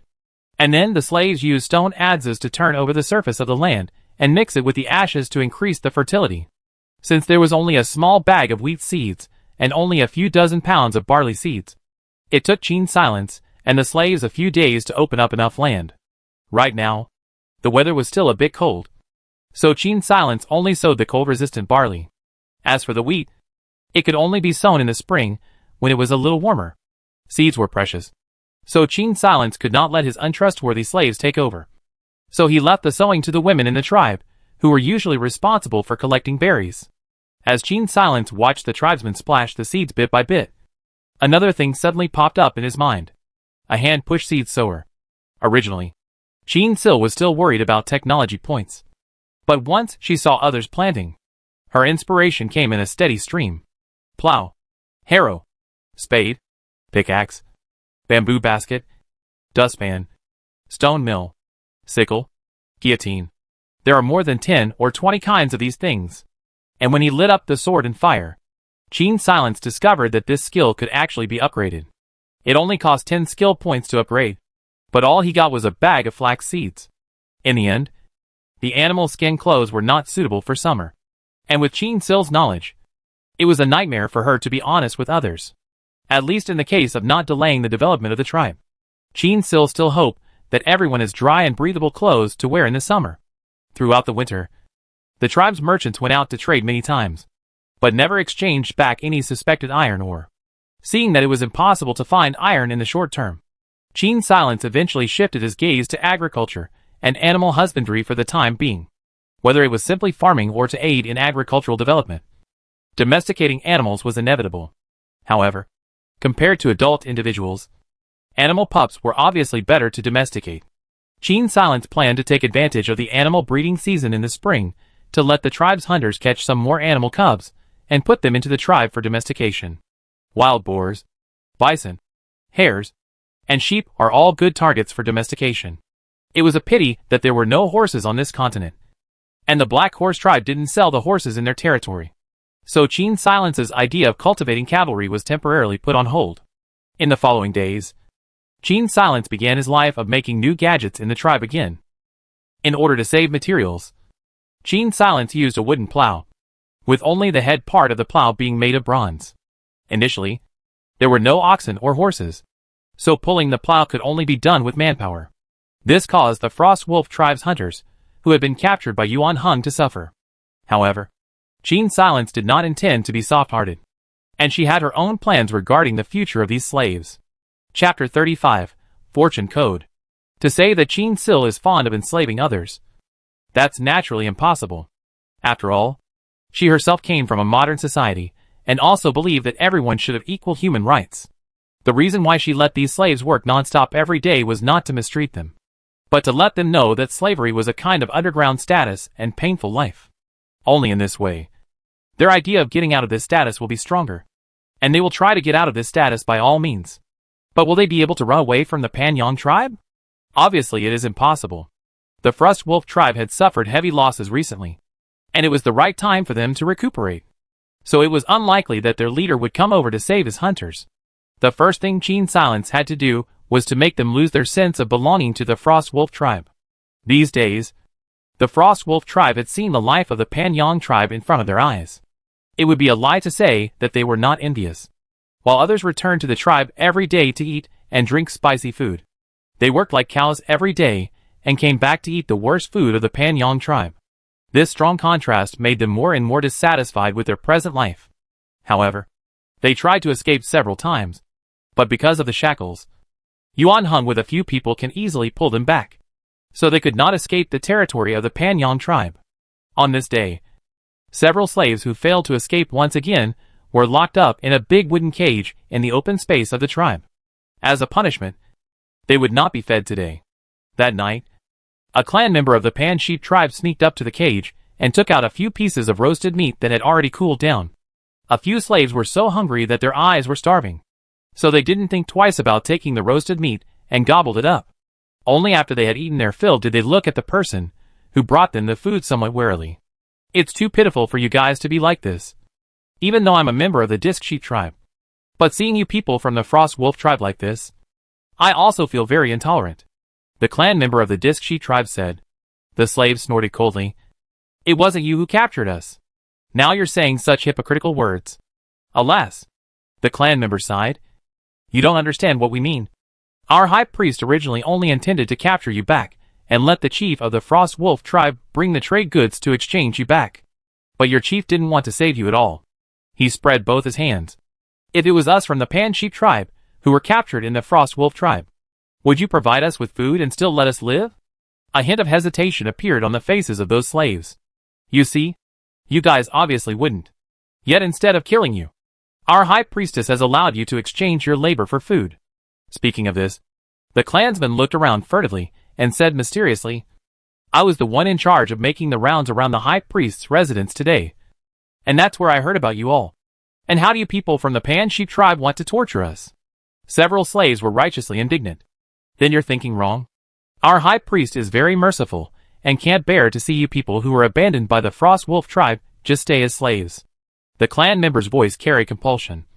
She decided to select obedient slaves so that they could enjoy the same food as the people of the Pan Sheep tribe. You mean the sizzling roasts? The slaves recalled the taste they had just had and couldn't help but show a hint of longing. What is this? That's what I secretly hid. If you guys can eat in front of the campfire, the roasted meat, fruits, and hot broth can all be eaten openly. The clansman's face showed obvious pity. But you guys are in a bad way. You ran away several times and disobeyed the orders of the high priest. If you don't get credit for your sins, the high priest won't let you get all that delicious food.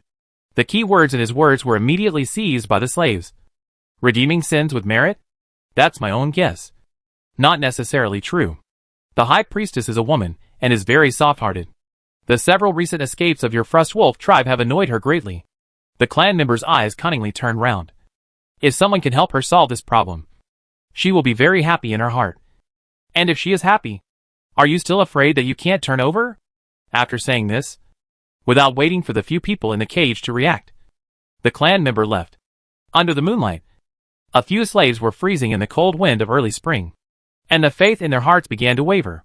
If people had no goals, they usually had no motivation. However, today, the words of the Panyang tribe clansmen made their minds come alive. They looked at the bonfire in the center of the tribe that had been going on all night, as if they saw themselves sitting there feasting on meat. What's more, after so many days, the leader of the Frost Wolf tribe had no intention of coming over to save them. Could it be that they really want to be slaves here for the rest of their lives? A few slaves exchanged glances, clearly having made up their minds. A few days later. High Priestess. There are several slaves begging to see you. Qin Silence put down the chisel in her hand, patted the wood shavings and walked out.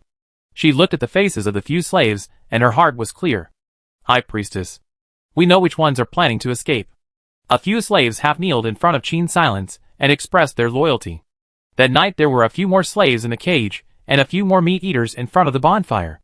Although the bronze shackles on their hands hadn't been removed yet, the few slaves who had snitched to Qin Silence during the day today were able to sit in front of the bonfire and eat the same food as the people of the Panyang tribe.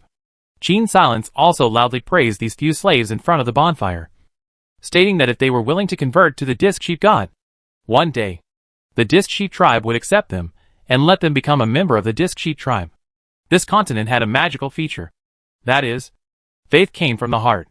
Those who believed in the Frost Wolf God in their hearts were born into the Frost Wolf tribe. And even if they strayed, they were still blessed by the Frost Wolf God. Similarly, when a person does not believe in the Frost Wolf God in his heart, the characteristics of the Frost Wolf tribe will gradually decline until he believes in a new God, and the corresponding racial characteristics will gradually appear in his body. As for the savages, they had not lived in a tribe, and usually had no beliefs. Those like Yuan Heng, who had been recognized by the tiger god in the wild, were few and far between. Within a few days of Qin Silence's words, the bodies of those few slaves gradually became less and less like those of the Frost Wolf tribe, and instead became more and more like those of the Panyang tribe. Before the first round of barley was ripe, these few people became completely like the people of the Panyang tribe. Qin Silence held a ceremony for them, making them completely belong to the Panyang tribe. One after another, the slaves all submitted, and accordingly, Qin Silence's prestige value rose by a large margin. It turned out that not only prestige value brought population, but also additional population above the original prestige value could also bring prestige value. Thinking of this, Qin Silence smiled like a fox. It seemed that fooling people from other tribes into submitting to the Panyang tribe was a fortune code. Unlocking the 3 talent skills was just around the corner. Qin Silence tapped on the skill tree and glanced at the 3-segment talent skill that was currently still gray. Played Sheep Knight. Sing the heavenly words of the beast god and take in wild played sheep to charge into battle for you. Skill effect. After taming a wild male pan sheep, the size of the pan sheep will increase by 50%. The life value will increase by 100%. And the strength will increase by 100%. The tamed pan sheep will be a rideable unit for the current tribesman. And after riding it, it will share the basic attributes with the cavalry. Total number of tamed sheep, 10. Skill CD, 24H. Requirements, Prestige 100. Unlock hand crossbow. Priest's hut. Qin Silence walked out of the tribe and looked at the wild disc sheep grazing peacefully in his territory, revealing a smile of magnetic love and nuclear goodness. When a wild male disc sheep reached adulthood, it could reach 2 meters in length and weigh as much as 400 pounds. As the largest sheep in size, the disc sheep's size was actually only a little smaller than a horse. A 50% increase in size for such a body. When charging horizontally, it was definitely a heavy cavalry level charge. The reason why Qin Silence hadn't thought about the disc sheep knight. The reason why Qin Silence hadn't thought of the sheep rider before was because there were no examples of sheep riding into battle in the real world. What's more, this species is even more difficult to tame than a horse. After all, sheep are not docile at all, but rather very aggressive. Now that Qin Silence had the security of a 3-stage skill, this matter was naturally a different story. Looking at the 80 or so prestige values on the panel, Qin Silence sked. I should have known better than to let the stag tribes people go. Qin Silence sighed, picked up a charcoal pencil, and started sketching out drawings. Since most of the first round of crops were to be saved as seeds for the next round, the windmill was in no hurry to be unlocked for the time being.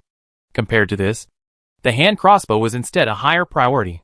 The hand crossbow's structure was much more complex than the bow and arrow, and it was true that Qin Silence wouldn't be able to make one. But the power of this weapon was, indeed, terrifying. Compared to the attack speed of bows and arrows, hand crossbows were much faster and required less accuracy, making it a powerful weapon that could be picked up quickly. And for cavalry, using a lightweight was obviously more appropriate. After all, riding on a disc sheep, The range of motion of drawing a bow and shooting an arrow could easily make one's body unsteady. Associated with the cavalry's paraphernalia, Gene Silence once again began to scribble. Across the ocean, the people of the Crow tribe were hurriedly packing up their stalls. Why are we in a hurry to leave when the stuff isn't sold out yet? One of the tribesmen was confused as he followed the others to pack up his things. At that moment, one of the young leaders managing the canoes slapped him on the head. Do you want to die? Can't you see that volcano starting to smoke? The people of the giant dragon tribe have already begun to migrate. If we don't hurry and run, we'll die here. The little leader glanced at that volcano in the distance with a gloomy face. If it wasn't for the mushroom cloud rising from the top of the mountain, they people wouldn't have noticed such a small mountain. No wonder the Gargoyle tribe still had fruits to eat during the winter. So it was because the tribe had this lava-spewing thing in their midst. Now that the Gargoyle tribe had even given up on their own treasure trove, it was obvious how terrifying this volcanic eruption was. They, the Crow tribe, had lived on the sea for so many years, and had also traveled to other continents that were further away, and had seen several volcanic eruptions. The thick smoke that came out of those mountain tops was a terrifying rolling poison. Anyone who touched this stuff would either be scalded to death or poisoned. The people of the Crow tribe weren't fools, and even if this continent could bring them the things they needed, those things were far less important than their lives. It looked like they would have to go farther away to dock. At the very least, they had to dock in a place where the volcano couldn't affect them. Thinking about this, the mood of the small leader of the Crow tribe fell. A farther place was a more dangerous place. The Crow tribe's canoes could not fully cope with these dangers. In order to find a new trading point, many more people were bound to die in the tribe. He took the people on the canoe and headed towards the Crow tribe's harbor. Chapter 36, Volcanic Eruption. Just as the Crow tribe's people had left the harbor, a loud bang came from behind them. A wave of heat pounded over. The clansmen of the Crow tribe looked back in horror, and saw a mushroom cloud, even more massive than before, rising from the top of the mountain. Volcanic ash was like a waterfall, spreading downwards and around the area, and the exposed skin of the Crow tribe people was lit up in a fiery red color by the spewing lava. The people who remained on the land seemed to have turned into a static picture. Their terrified expressions looked extremely comical in the fiery red world. Quickly, paddle, get out of here. The Crow tribesmen rowed their oars desperately, wishing they had 3 heads and 6 arms. The lava and volcanic ash spread rapidly, and wherever they passed, they were turned into a scorched earth. The territory of the dragon tribe had been completely engulfed, but the momentum of the eruption did not stop. People living inland frantically fled to the sea, but they had no means to cross the ocean. They ran towards the coast, plopped into the sea, and swam towards the Crow tribe ships. Don't go! Help me! Help me! Those who fell into the water grabbed the oars with a death grip, and their eyes showed a frenzy due to their strong desire to survive. Get them down! The canoe can only carry so many people. If this goes on, we will all die in the sea. Seeing the volcanic ash drifting closer and closer, the surrounding air also became hot and choking. The Crow tribe people immediately changed their faces. They drew their weapons one after another, stabbing down at the people in the water. The surrounding sea water was dyed red, attracting ferocious carnivorous fish, which kept crashing into the hull of the boat, frantically tearing at the surrounding people who fell into the water. Grab their boat. There are fewer of them than of us. People began to step on the bodies of others and push their way into the canoe. The canoe began to shake, and some of the sailors on it, unsteady on their feet, coupled with the pushing and shoving of the others, fell into the water like dumplings. The ferocious flesh-eating fish had their feast. On this day, the people of the Panyang tribe prepared a batch of goods and were ready to leave for the territory with a pier. In the past, they could see a few people from the Crow tribe on the road, but this time, they didn't see any of them. The merchants from the Pan Sheep tribe felt that it was fishy, so they sped up and arrived at the dock. The 2 canoes tethered to the pier were intact, and there were no signs that they had been moved. The people from the Panyang tribe looked at the empty dock of the Crow tribe in the distance and were confused. In the past, they had set off together with the Crow tribe's boats and looked after each other. This time, the Disc Sheep tribe only had 2 ships of their own, and it was too risky to go out to sea. With no choice, the merchants brought the goods back to the tribe again. In the thatched hut, Gene Silence listened to the merchants' report and pondered. Not a single person from the Crow tribe showed up? The merchants shook their heads. Not a single one has appeared. High Priest. Are their canoes still there? Only 2 or 3 are still there. The rest are gone. Qin Silence looked to Yuan Heng. We should send a few people to the Crow tribe to take a look. The Crow tribe has always been keen on trade. Their canoes are hardly ever idle on weekdays. And the docks are full of people. There was definitely something fishy about this time. Qin Silence frowned, always feeling that something bad must have happened. Yuan Heng went outside, and not long after called in a few hunters, who were good at running, and sent them to the Crow tribe. That night, these few people rushed back. They brought Qin Silence the news that the Crow tribe had suffered heavy losses, and half of the tribe's sailors had died in the sea. As for the most fundamental cause that made them die in the water, it's actually a volcanic eruption. Qin Silence muttered while pacing back and forth in the thatched hut. Not only did the Crow tribe lose a lot of people, their canoe also sank to the bottom of the sea during the fight. Now they don't dare to laze with other tribes at all. When we were there, the chief of the Crow tribe had been very wary, afraid that there were others following behind us. The primitive tribes could not talk about any so-called civilization. Not to mention that even in some places that boasted of being civilized countries, once they heard about the loss of a neighboring country, they would not be able to talk about it. Even in some places that claimed to be civilized countries, it was hard to say whether they would send charcoal to a neighboring country once they heard that it had lost nearly half of its troops, or whether they would take advantage of the fire. Not to mention the primitive people. But Qin Silence's target was not the Crow tribe. Qin Silence, a person who had always been a person who didn't offend me. Whether it was attacking the Frost Wolf tribe or counterattacking the Stag tribe, it was all for a reason. In the end, the Crow tribe had helped the Panyang tribe a lot with navigation and trade. And even though they themselves would profit from it, Qin Silence was already very appreciative of the fact that she had found wheat and barley.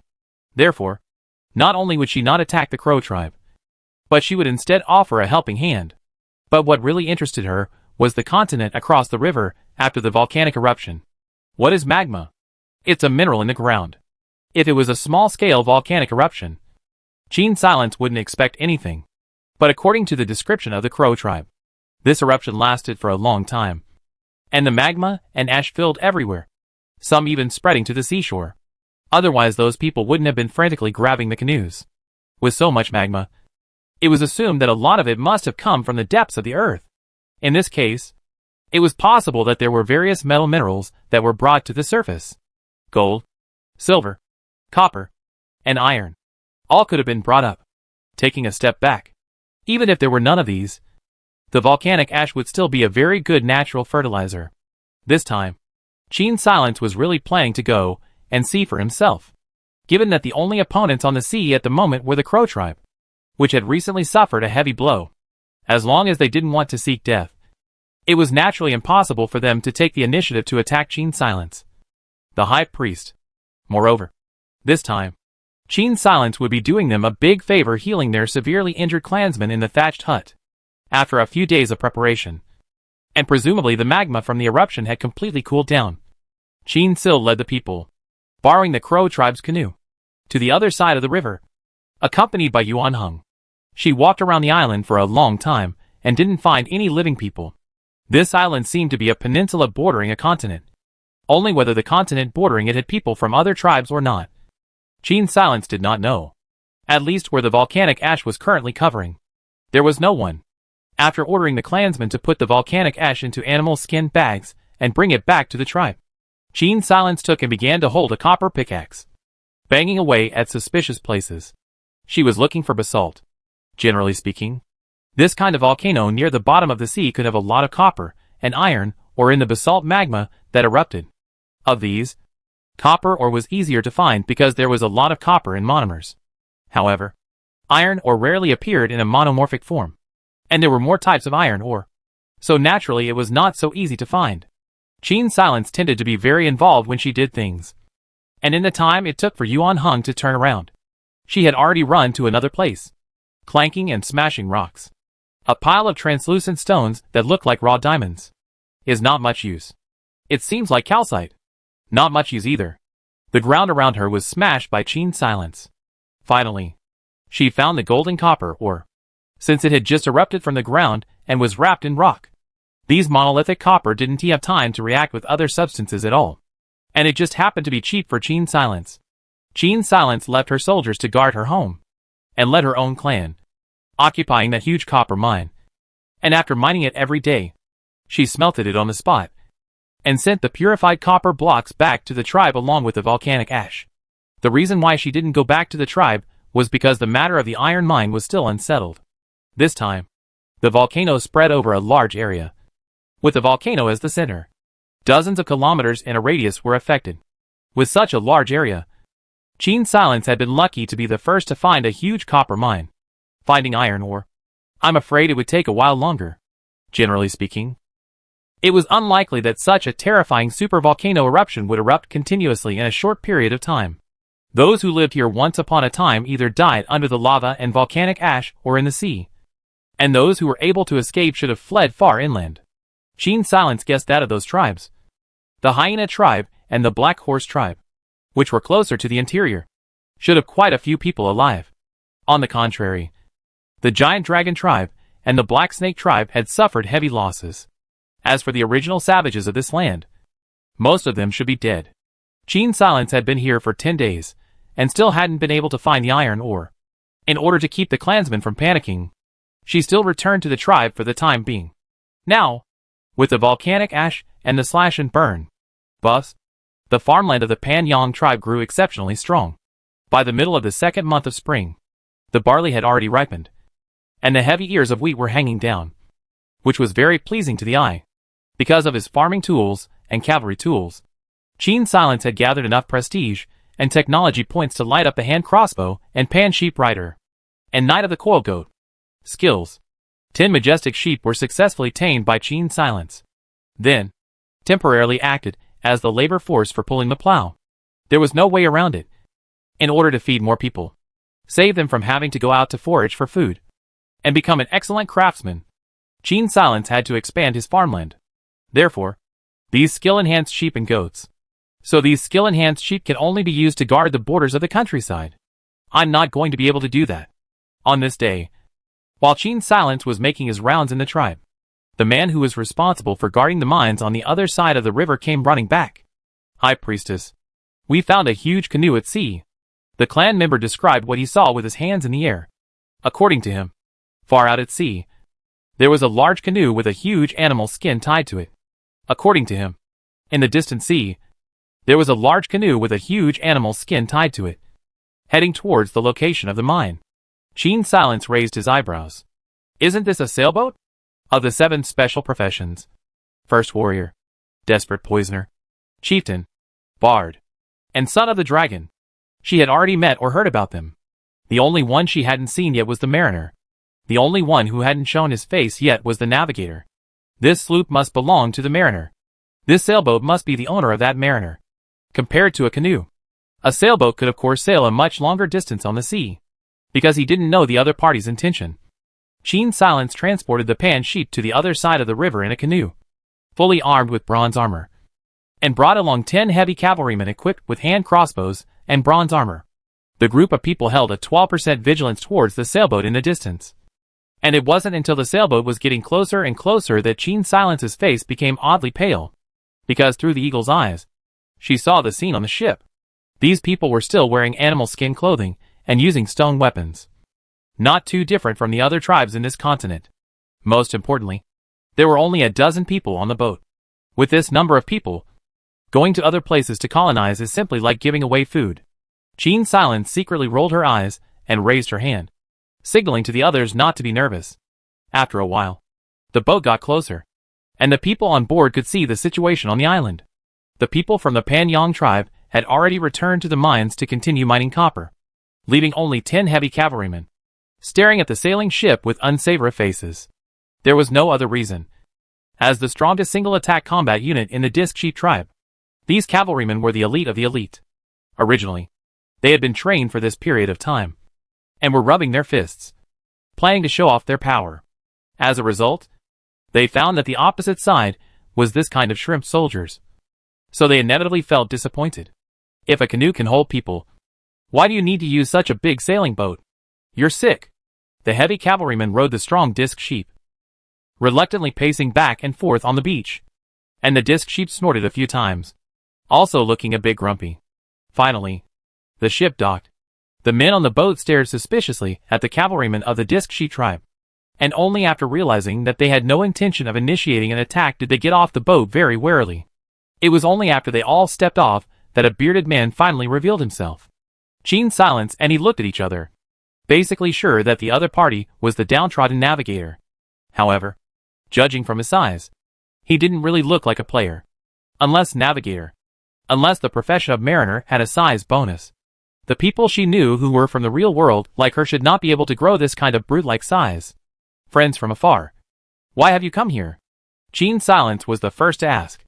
With Yuan Hung standing beside her and heavy cavalry patrolling back and forth around her, she naturally wasn't afraid of what the people on the other side would do.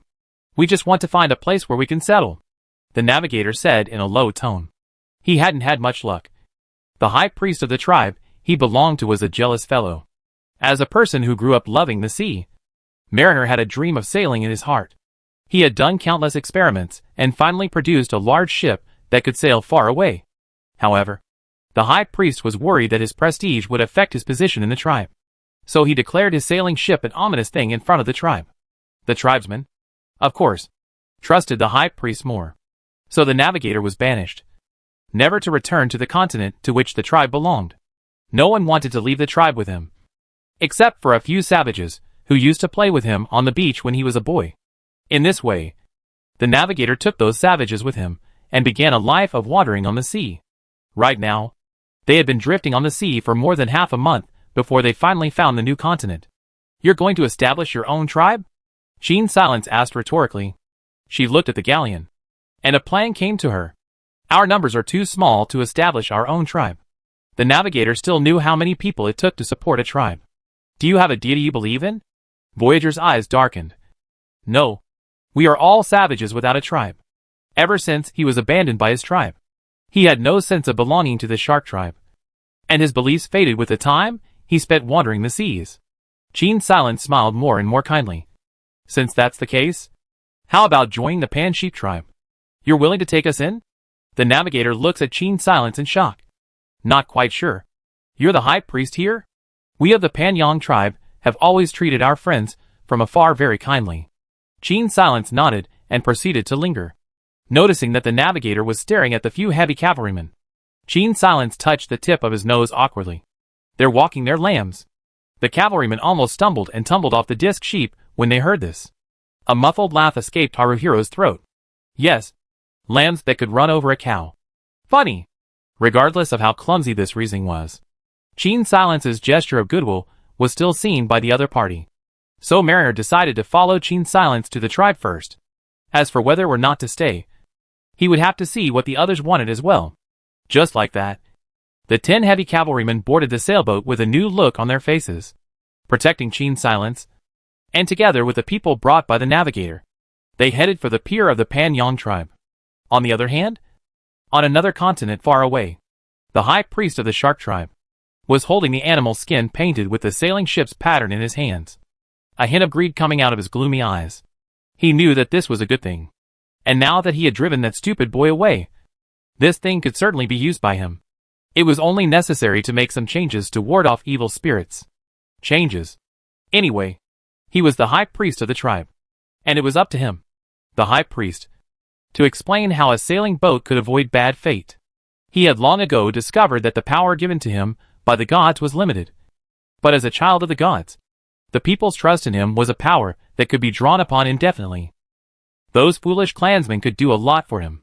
They would have blindly believed in his words, removed those who did not respect him enough, and made him the highest-ranking person in the shark tribe forever. It was just a shame that there was an outlier among these clansmen. If he hadn't kicked out that stupid boy might have become the new leader of the shark tribe. But with him as the high priest, the shark tribe didn't need another chief. Not only that, he was even less satisfied being the high priest of a tribe with a population of just over 200. He wanted to lead the fleet, occupy more places, make the savages their slaves of the shark tribe, plunder the supplies of those places, train more warriors, and make the shark tribe dominate this continent and the sea. Imagining the grandeur of his future domination of the entire continent, the shark tribe's high priest revealed a smug smile. He called in one of his clansmen and said, I've found a way to exorcise the ominous aura for this thing. Have the clansmen prepare offerings. I'm going to petition the great shark god to bless this ominous sailing ship for our shark tribe. Chapter 37, Manticore Tribe. On the other hand, Qin's silence brought the navigator to the Pan Sheep tribe. Because of the submissive slaves. Although every time a clan member returned to the tribe, due to their prestige value, there was a certain chance that they would bring along old people and children. The Pan Sheep tribe as a whole still had more men than women, with more adults and fewer old people and children. Because of this, although the total population of the Pan Yang tribe was only 100 or so, the number of adults had already exceeded 100. This was a tribe with a strong fighting force. Looking at the soldiers waving their weapons in the center of the tribe, Voyager came to this conclusion. In the current Pan Yang tribe, weapons, walls, brick houses under construction, craftsmen, rosy-cheeked clansmen, all of these were indicative of the tribe's strength. Even though the population of the tribe was smaller than that of the sharks, Voyager was certain that this tribe was stronger than the sharks. You take us in. What do you need us to do? He asked Qin's silence hesitantly. He stopped in his tracks. I need you to build sailing boats for the Pan Yang tribe. And in exchange, you can get the best food in the tribe. That night, the navigators and savages underwent the ceremony of joining the Pan Yang tribe in front of the altar of the Pan Yang tribe. As they gradually developed a sense of belonging to the Pangolin tribe, they would one day become true members of the Pangolin tribe. Thus, the Pan Yang tribe had a peaceful and quiet life. It would take some time for the navigator to make the sailboat. The farmland had already finished the second round of sowing, and the iron ore could not be found for the time being. So even if she wanted to do something, she would have to wait until the new sailboat was finished. If she wanted to explore other continents, it was obvious that just bringing a boat would not be enough. In addition to carrying people, they would also need to bring along some of the supplies. In case they met other tribes, they could also trade. What's more, after listening to the navigator's description of the shark tribe, Qin's silence also learnt one thing, and that was that the tribes of other continents were more powerful than the tribes of this continent. In case a player was born on that continent, Qin's silence had to be on guard. The bard from last time was a lesson learned from the past. Regrettably, Qin's silence had searched the erupting volcanoes several times, back and forth, but had not found any iron ore. This means that there should be no iron ore in the magma this time. Even if there was, it should be extremely small. So much so that Qin's silence and his clansmen used copper pickaxes to crack open most of the basalt rocks. But they still couldn't find a single piece of iron ore. Counting the time, it had been half a year since Qin's silence came to this copy. Right now, there was still a month left of spring. If Qin Sil did not lead the tribe into the Iron Age by the end of the second month of autumn, then everything she had done would basically be in vain. There were less than 6 months to go, but there wasn't even a shadow of an iron mine. It was absolutely false to say that Qin Sil was not anxious. High Priestess, the new sailing ship is ready. A few days later, the navigator personally came over to inform Qin's silence. I will appoint you and Yuan Heng as the captains of the 2 ships, each with 20 warriors, to explore the new continent. At the tribe's assembly, Qin's silence personally trampled on the warriors, who were about to set sail. Warriors, you are going to the sea on behalf of the Pan Yang tribe. This time, I'm going to give you an important task. Qin's silence held up a piece of copper ore. I want to find an ore that is even harder than copper. So wherever you see a special stone, note down its location on the sheepskin scroll and bring the stone back to the tribe. The goat's head scepter thumped heavily on the ground as Qin's silence spoke out a tantalizing reward. Anyone who finds the stone I want, upon his return, I will give him the rank of 10 husbandmen, and allow him to command 10 warriors. At this time, Yuan Heng raised his head and looked towards Qin's silence, who was standing on the high platform. What if I find it? He revealed an imperative gaze. I want you. The surrounding warriors began to rise up, letting out wild man-like cries. Qin's silence looked condescendingly at Yuan Heng and said without showing any weakness, that's only if I find it first. My first warrior. Under this extraordinarily enthusiastic atmosphere, the tribe's warriors set off. On the sailing ship, the navigator, who had thoroughly become a member of the Pan Sheep tribe, asked one of the warriors, is the Chancellor really a member of the Pan Sheep tribe? Why do you ask? Captain? Nothing. It's just that he doesn't look like a Pan Sheep. The navigator waved his hand in a slightly skeptical manner. In fact, before he was banished, he had heard a legend. That was that on the continent where the shark tribe was located, there had been an exceptionally powerful tribe, the mighty tiger tribe. The clansmen of this tribe were all strong and courageous, and even 10 clansmen from an outside tribe could not defeat a single warrior of the manticore tribe. But the warriors of this tribe were too strong and too arrogant, and if they wanted to lead such a tribe, they had to go through all the obstacles, defeat all the tribesmen, and get the blessing of the tiger god to make the other tribesmen obedient, and become the real leader. However, both defeating all the clansmen and receiving the tiger god's blessing were extremely difficult. This made it so that every time a chief died in the manticore tribe, everyone would fight for the next few decades, making the tribe's infighting even more intense than the wars with the foreign tribes. The tribe had fallen apart when Voyager was young, with 3 or 5 manticores taking over a territory and tearing the manticore tribe's original territory apart. The vicious priest of the shark tribe had told him that the reason the manticore tribe was so badly divided was because they hadn't been blessed by the tiger god for over 30 years. The navigator looked at the man with the black tiger stripe standing on the sailboat in front of him with a thoughtful look. If the person who was blessed by the tiger god wasn't even on that continent, the mighty tiger tribe would of course never be able to find their leader. The navigator decided in his heart that he must not bring Yuan Heng to find that continent. Otherwise, if this person becomes the leader of the tiger tribe, how can he go back to be with the high priestess? Yuan Heng didn't know what the people behind him were thinking. Right now, he was so combative that he couldn't wait to find a continent, dig through the mountains there, and find a piece of iron ore. He didn't recall everything, but his brain had more common sense than the primitive people here. He recognized what iron ore looked like. It was just this that he didn't tell Qin Silence. He had already found out about this matter of Qin Silence wanting to find iron ore for many days. The reason why he hadn't told Qin Silence that he knew iron ore was to wait for today. He wanted to send Qin Sil the thing she wanted the most as a bride price to make her his wife. I'm such a resourceful person. Smug. Qin Silence was sitting in the thatched hut when such a bubble floated out in front of her eyes. What is this guy boasting about again? Thinking about what this guy said before her departure, Qin Silence couldn't help but blush. In order to divert her attention, she took out a deck of divination cards made out of goat horns, and used her profession's own oracle talent to make an assessment of the clan's future. Talent. And used her profession's own oracle talent to divine the clan's sea voyage this time. The ram's horn cards, inscribed with symbols representing different heavenly languages, clinked and clanked in the clay pot. Immediately after, Qin Silence's hand shook and a ram's horn tablet flew out. On it was a symbol representing the tiger god.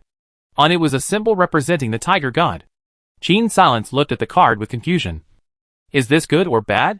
According to logic, there should not be only one card flying out. No one was able to help her answer her doubts. In the tribe, the craftsmen were burning bricks to build houses, and the farmers were opening up new fields to plant the flax seeds that Qin Silence had only recently distributed to them. Looking at the peaceful tribe, Qin Silence's eyes inexplicably flashed with a hint of worry. She shook her head and shook this worry out of her mind. Of all these people in the tribe, the one who was least likely to have an accident was Yuan Heng. Even the Frost Wolf tribe's berserker was no match for Yuan Heng in a single fight. Secretly sighing that she was worrying over nothing, Qin Silence focused her mind on her new natural skill. Her natural skill had been unlocked to the 3rd stage. The 4th stage skill was a skill that had a huge boost to her ability's ritual activity. Sacrifice. Build a magnificent temple in the center of the tribe. Decorate your temple with gold and gems, and use weapons and rituals to pay homage to the great beast god. And those who honor the beast god will receive great rewards. Skill effect. Holding a sacrifice in the temple consumes bison x3, bag of wheat x10, mammoth teeth x10, and bag of wool x10 each time.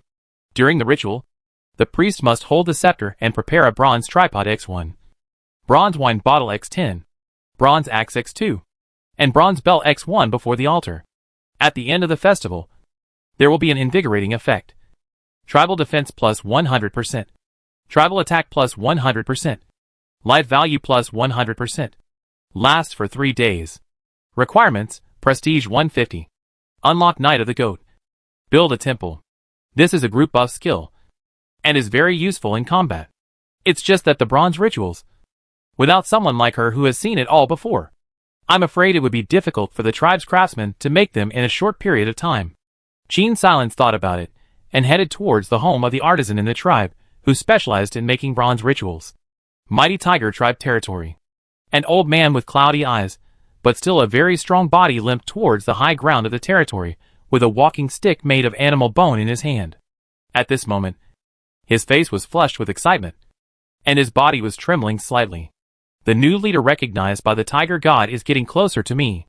I can already feel the power of the Tiger God. The Tiger Tribe will welcome a new chief. The old man's voice was as penetrating as a tiger's roar. And the Manticore tribe members, who were originally scattered in different territories, lazily teasing their prey, tensed their bodies, and walked towards the location where the old priest was located high above. Old thing. You're crazy for wanting power. We've searched the entire continent, and there isn't a single clan member who has been blessed by the Tiger God at all. A sinister voice came over. Immediately after, the owner of this voice, a middle-aged man with a finger-length scar across his face, walked out from the dense forest, staring threateningly at the crippled old priest above him. He was currently the strongest warrior of the mighty Tiger Tribe, and thus had the most clansmen around him. A dozen or so. The mighty Tiger Tribe had more than 100 clansmen, dividing their territory into 24 pieces, each governing their own territory without interfering with each other. Today was the first time they had gathered together in several years. The reason for them to gather together was actually the chief who came out of nowhere. The old priest gave the middle-aged man below a hateful look. Long Scar, you can't be afraid. I've already felt the Tiger God's call. Our chief will soon come to this continent and rule over the fierce Tiger Tribe, allowing us to reclaim our former glory. Ha ha ha. Long Scar laughed from below. Did you guys hear that? This old thing said that our chief is in another continent. The clansmen behind Long Scar also laughed wildly. Old priest, did the new chief swim over from the ocean? We, the people of the fierce Tiger Tribe, never lived by the sea. The old priest was shaking with anger at the lightheartedness of these people. You will regret this. The new chief will make you kneel before the Tiger God to give thanks. His threat elicited no response from anyone, and the clansmen of the mighty Tiger Tribe each went back to their own territories and dozed off on the grass. As the most powerful race on land, even if the people of the fierce Tiger Tribe slept soundly in the wild, very few animals would dare to come over and disturb them. The old priest, who didn't get a response, looked gloomily at these lazy clansmen and returned to his cave with gritted teeth. He sat on a large rock and looked at his deformed right leg, the hatred in his eyes spewing out like flames. Long Scar, as long as I'm still alive, you'll never be the new leader of the Manticore Tribe. A pained look appeared on the old priest's face. He could never forget that day. After Long Scar had subdued a dozen or so clansmen, he secretly found him, hoping that he could lie in front of the clansmen and tell everyone that he was recognized by the Tiger God. When the old priest was unwilling to cooperate with him in his forgery, he had his leg broken. Although the people of the Tiger Tribe were naturally strong, the priest's body was weaker than that of an ordinary clan member after all. And even if the old priest wanted to take revenge, he was still unable to do so. But it was different now.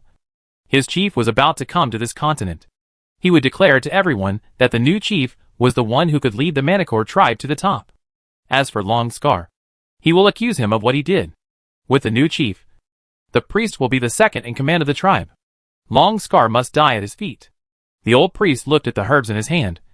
Or, he could also force Long Scar to eat them, completely lose his mind, and fall into his slavery. Electricity flashed and thundered in the sea in the distance, and the waves kicked up high and huge, causing the thin sheepskin sails to bulge exaggeratedly. The sailboat drifted helplessly on the sea like a leaf in a gale. Furl the sails. Approach the shore. The navigator looked at the familiar continent close at hand and sighed a few unseen sighs. It seemed that Haruhiro's arrival on this continent was all fate. Chapter 38 Iron Ore. They disembarked at a beach close to the Rhino tribe, probably hurt by the Shark tribe's expulsion, or worried that the Shark tribe's sinister old priest would come up with some bad ideas. The navigator deliberately avoided the beaches under the Shark tribe's jurisdiction. Rhinoceros tribe people are not good at fighting, but each body is very strong and thick skin, which is a bit like the Boar tribe. However, the Rhinoceros tribe's warriors are stronger individually. Once someone comes to provoke, they will immediately become very violent. Overall, this is a race that only sweeps the snow in front of the door. And at the same time, they are also tired of being disturbed by others. Luckily, as long as they don't make too much noise in the Rhino tribe's territory, The rhinoceros tribe doesn't bother to take care of outsiders who enter here by mistake. Of course, if the outsiders dared to hunt here, that would be a different story. There are a lot of unclaimed places here. The people of the various tribes don't like to live in the high mountains. We can try to go to those places to look for the stone that the high priestess asked for, the navigator said, as he steered Yuan Heng in a direction away from the Manticore tribe. Yuan Heng didn't know his little mind. He just searched for places where plants grew unusually along the way. Generally speaking, places where iron ore was concentrated were bound to affect the growth of plants. For example, certain plants that like iron elements will grow extraordinarily lush. Both Qin Silence and Yuan Heng were looking for iron mines near the surface of the earth. As for the iron ore buried deep underground, unless it is an extreme coincidence, it is unlikely that they will find it. For the next few days, Yuan Heng was unable to find any iron ore, seeing that the unclaimed land near the rhinoceros tribe was being searched. The navigator could not help but feel anxious. If they went further, they would reach the territory of the tigers.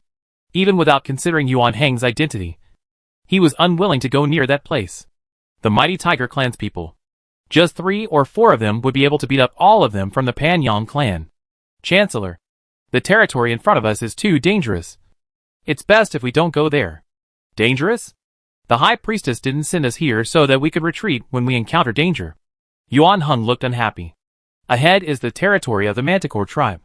The navigator broke in and said, the people of the Mantic Tiger tribe are naturally brave, and only the tribe's Disc Sheep Knights can fight them to a draw.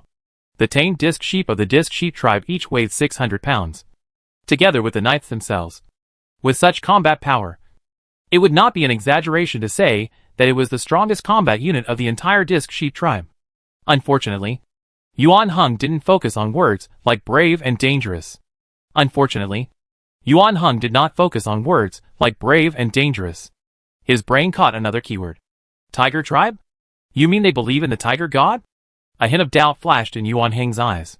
He used to live in the continent where the Pan Yang tribe was located, and none of the tribes in that continent believed in the tiger god. It was said that this was because the tiger god was not an easy god to please, and only those whose physique was naturally beyond the norm would have the chance to gain the favor of the tiger god. However, here, there were surprisingly quite a few people who believed in the tiger god. In fact, if you think about it carefully, you can understand that the average strength of the people on this continent in front of you is much stronger than the continent where the Pan Yang tribe is located. This could be seen from the gods that the people here believed in. Sharks, tigers, rhinos, orcas. Each one of them is a fierce beast. Put in front of these fierce beasts, the disc sheep, stag, wild boar, crows and such animals. Simply not worth mentioning. If not, Qin Silence constantly upgraded the tribe's weapons and equipment. The Disc Sheep tribe is afraid that there is no bottom to mount this continent. At this time, a crippled old man came out from the dense forest. Voyager could see the excitement in his eyes. Chief, I have been waiting for you for a long time. Haruhiro looked at the old man with skin like dead tree bark with a puzzled expression. You've mistaken me for someone else. I'm not your chieftain. You are our chieftain. There is no better thing to recognize than that. The crippled old priest pointed at those tattoo-like tiger spots on Yuan Heng's arm. I don't belong to this continent. You'd better go find the real chief. Yuan Heng didn't eat this at all and turned around to leave.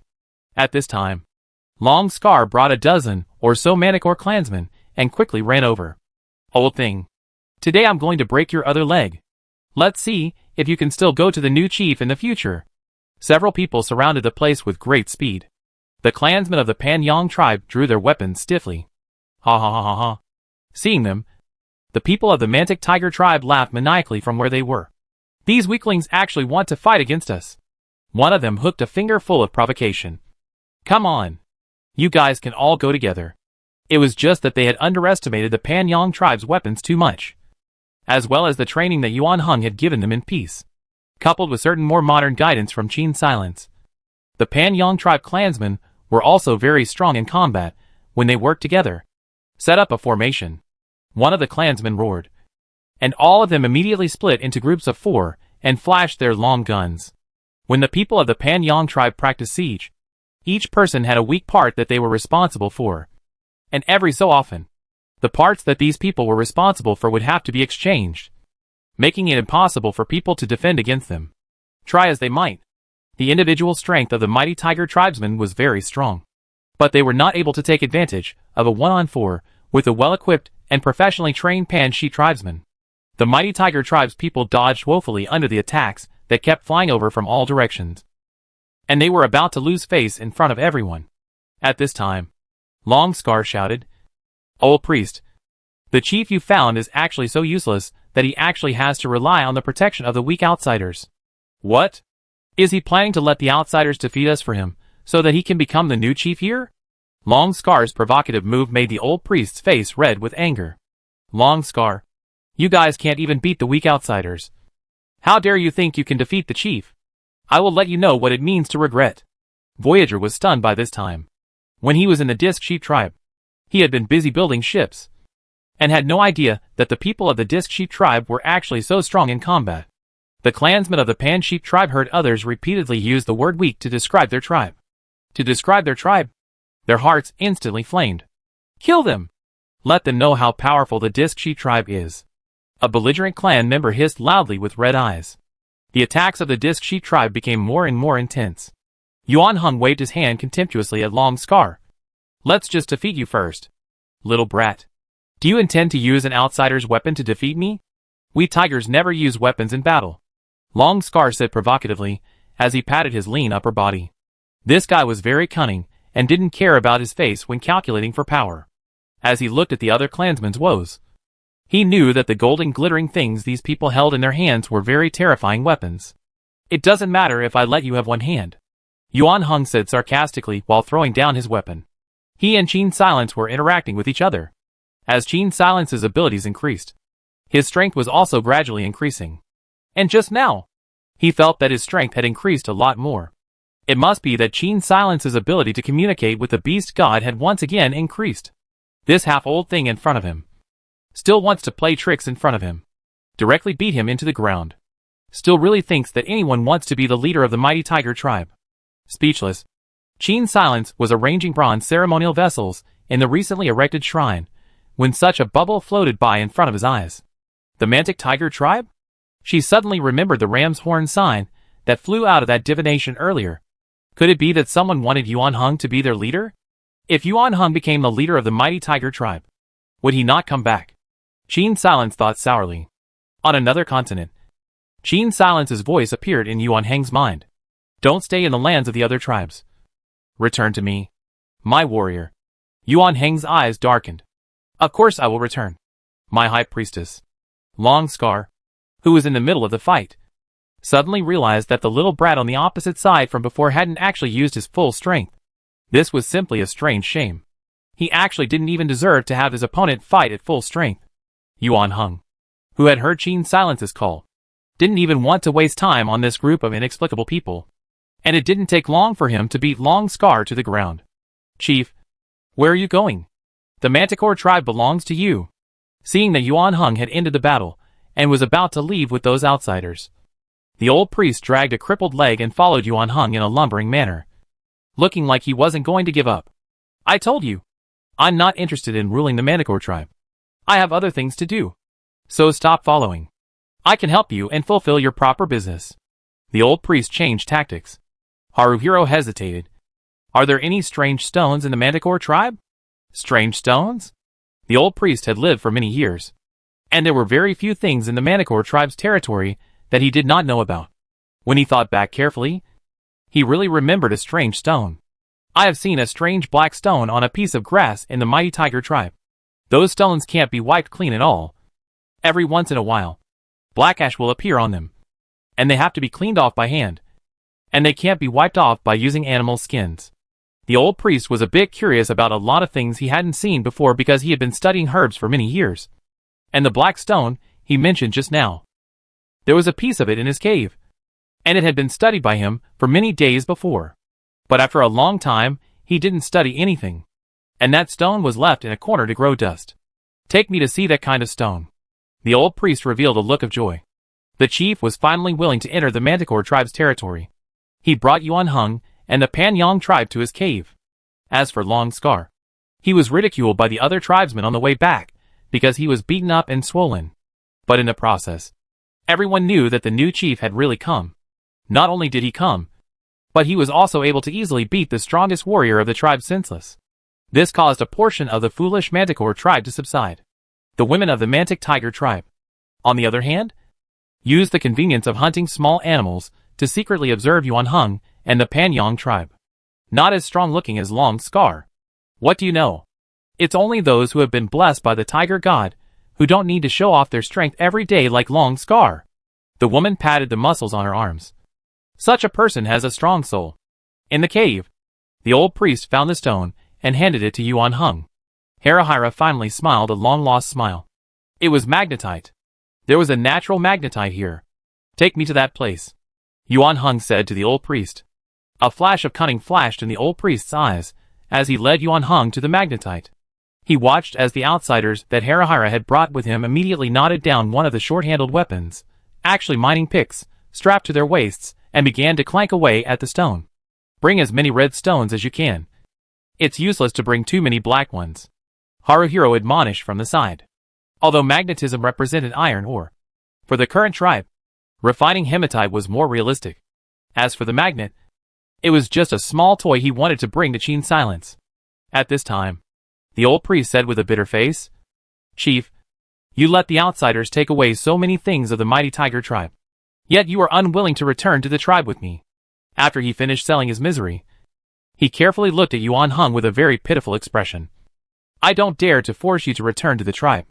But please promise me one thing. Yuan Heng took a short hand. So he inquired him. What is it? Can I ask you to join me and prove that you are the one recognized by the tiger god? That villain Long Scar broke one of my legs just because I was unwilling to lie and say that he was the one recognized by the tiger god. I have told the clan that the real chief is in other continents.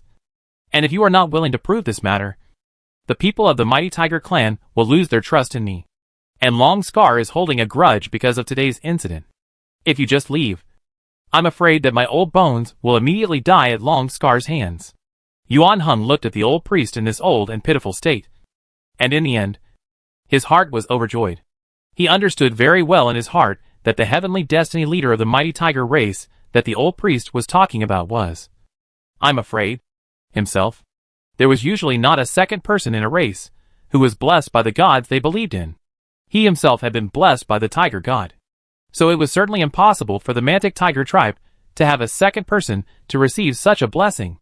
Since the high priest was not the person with the highest status in the mighty tiger tribe, then the person with the highest status would inevitably be the first warrior who had been blessed by the tiger god. Yuan Heng glanced slightly guiltily at the old priest's broken leg. It was impossible for him to stay here as their leader. It was too far away from the Panyang tribe. However, since it just proved that the old priest had not lied, Yuan Heng naturally had nothing to say no to. The old priest told Yuan Heng that the leader of the fierce tiger tribe was naturally brave and could defeat all of his people. This was a bit of a problem for Haruho. But in order to hurry home, he decided to make quick work of it, defeat the group, and hurried back to the ship. The navigator gave an uneasy look at Haruheim and worriedly led his clan to carry the iron ore in the direction where the sailing ship was docked. They had just sent the iron ore onto the sailing ship when a large number of unfamiliar faces appeared on the shore. The pupils of the navigator standing on the sailboat shrank. Quickly get on board. The shark tribe had actually set their sights on their sailing ship, specifically waiting for them to find the supplies and come over to snatch them. But the Chancellor is still. We're all going to die if we don't leave. The shark tribe's people are very fast in the sea. We can't let them catch up with our ship. Hurry up. The shark tribe's people played in the water faster than a normal person running on the ground. They held huge bone hammers in their hands and were surprisingly nimble enough to dodge huge waves. Facing nearly 100 enemies, the people of the Pan Sheep tribe could only quickly raise their sails. And a group of people stepped on the wooden wind wheels in the gangway and quickly fled towards the center of the sea. By the time they reached deep water, these people naturally couldn't catch up. The group of people had managed to protect the iron ore that Qin Silence had been longing for, and were about to breathe a sigh of relief when several sailing ships with ghastly sharkskin sails chased after them. The navigator's pupils shrank. That wicked old thing even dared to use sailboats. He was actually commanding the clansman himself to drive him, the banished one, to extinction. Clansman! The person we expelled has once again come to this continent. His ominous aura will bring us bad luck. The shark tribe's priest laughed fiercely as he looked towards Mariner. Originally, he didn't care that the navigator had returned. But unfortunately, they had actually found what they wanted from the Manticore tribe. Those two ships must be untouchable treasures. He had to get them. Get out of here first. Don't respond to the battle. They have too much of an advantage in the sea. The people of the Pan-Sheep tribe had to follow the route they came from, using the wind and manpower to speed towards the direction where the Pan-Sheep tribe was. The Shark tribe's priest had originally wanted to visit other continents, which was why he had brought along so many people. He ordered his clansmen to follow closely behind the Disc Sheep tribe's sailing ship, chasing after it all the way. On this side, there was a pursuit battle going on, and on the other side, Yuan Heng started challenging the other Manticore tribesmen in the Manticore tribe. These people were naturally unruly and untamed, unwilling to be governed by others. Hearing that Yuan Heng was going to prove that he had the ability to be a chief by means of a competition, the warriors all jumped at the chance, wanting to thwart him. It was a pity that every clan member who jumped up ended up being thrown back the way they came by Yuan Heng. Even some of those who did not follow the rules and collectively besieged Yuan Heng did not manage to take advantage of the situation. As the day went on, the people here lost convincingly, and they all showed their loyalty to Yuan Heng in obedience. Even though Long Scar was very reluctant, he still verbally acknowledged that Yuan Heng was the best choice for chief. Chief, thank you for winning back my prestige in the tribe. This is the fruit wine made by the monkeys on the mountain. Please taste it.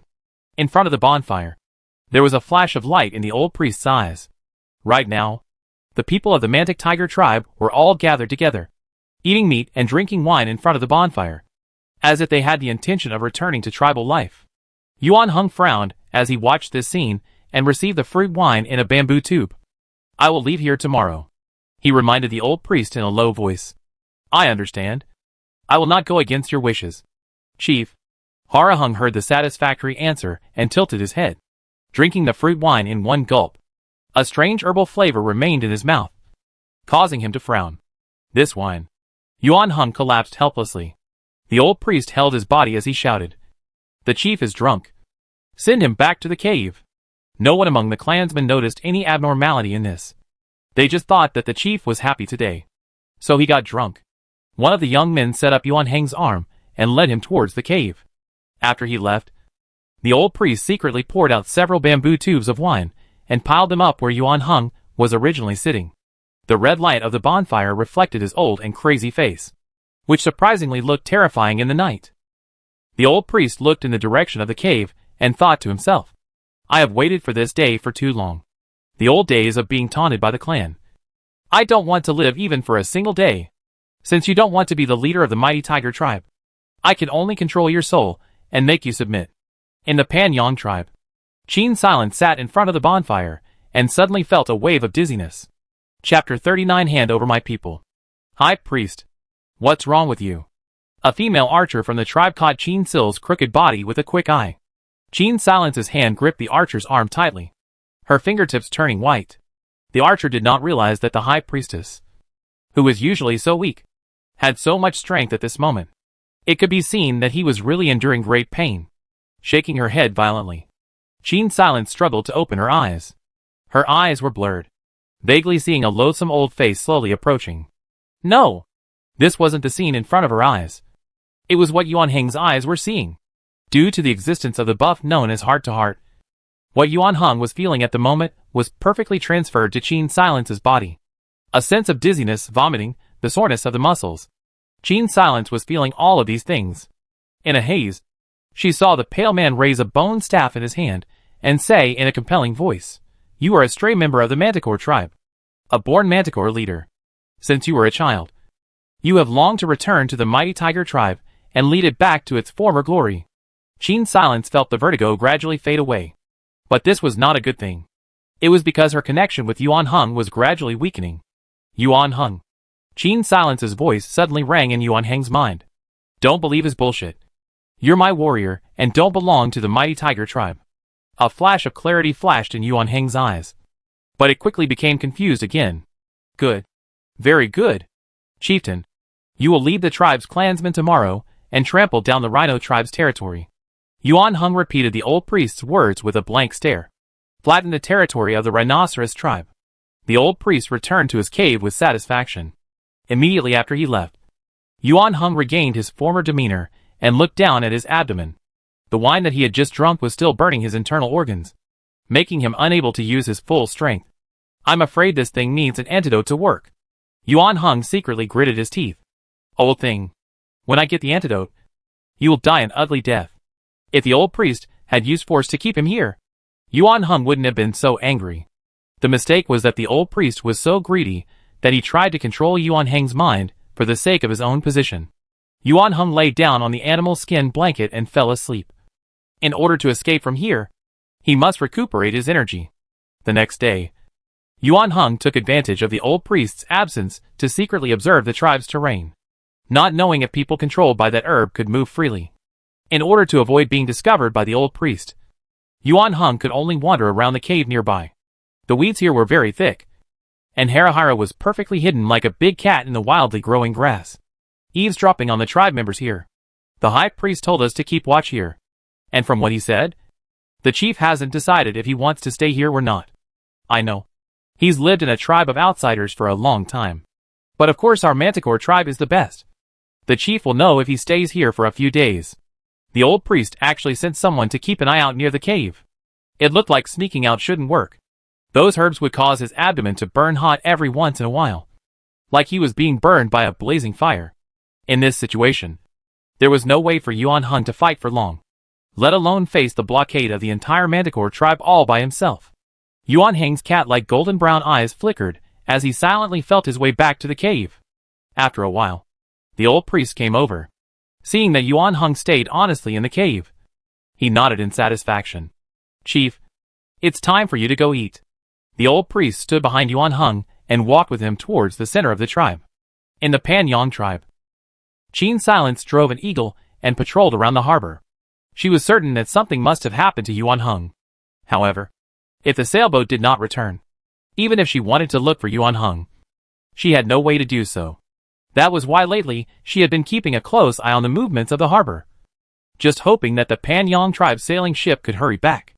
After waiting for about 10 days, the sailboat appeared in the eagle's field of vision. Through the eagle's eyes, Qin Silence saw that behind the Panyang tribe's sailing ship, there were several other ships following far behind. With the speed at which mariners built ships, it was impossible to newly build so many ships while they were out. The only explanation was that there was an enemy chasing them. Pick 50 warriors and follow me out to battle. Qin Silence walked out of her hut and instructed an archer. Immediately after, she walked towards where the cavalry were training. Follow me. With 10 cavalrymen and 50 warriors in tow, Qin Sil ran aggressively towards the pier's location. When she arrived at the pier with her men, the Panyang tribe's sailing ship just happened to dock. After running lifelessly on the sea for 10 days, the sailors sent out by the Panyang tribe were all tanned and thin. They carried the oar towards the pier, and when they passed by Qin Silence, the mariner briefly explained the situation. We have to send the stones back first.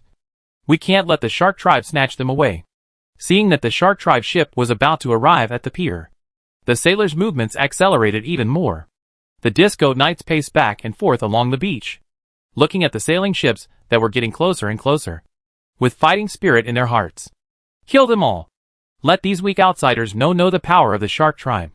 The shark tribe's priest waved his cane and said wildly, Weak again. The Disc Sheep tribe had heard this insulting term too many times recently.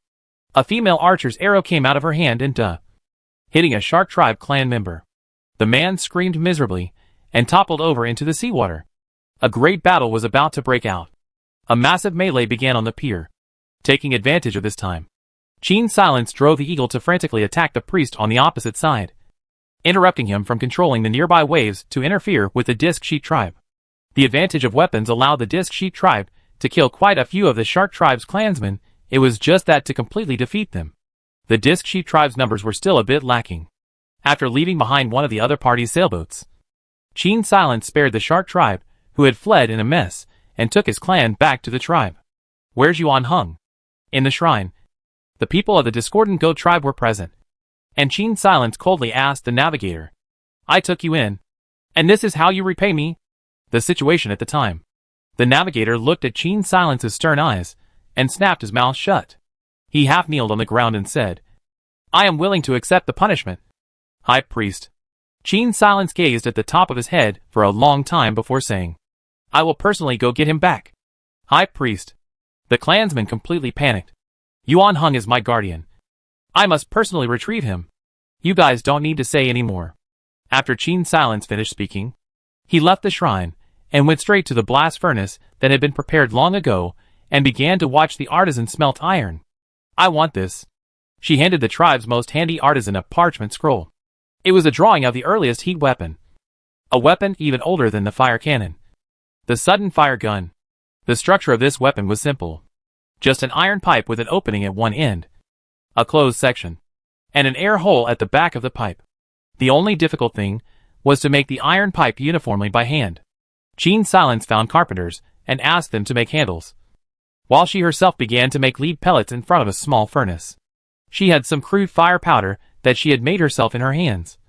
A small quantity that would not allow her to make a weapon of great power, but it was enough to be used in a sudden fire gun. After a few more days, Qin Silence's weapon was finally finished. Before her departure, she held a sacrificial ceremony in the temple.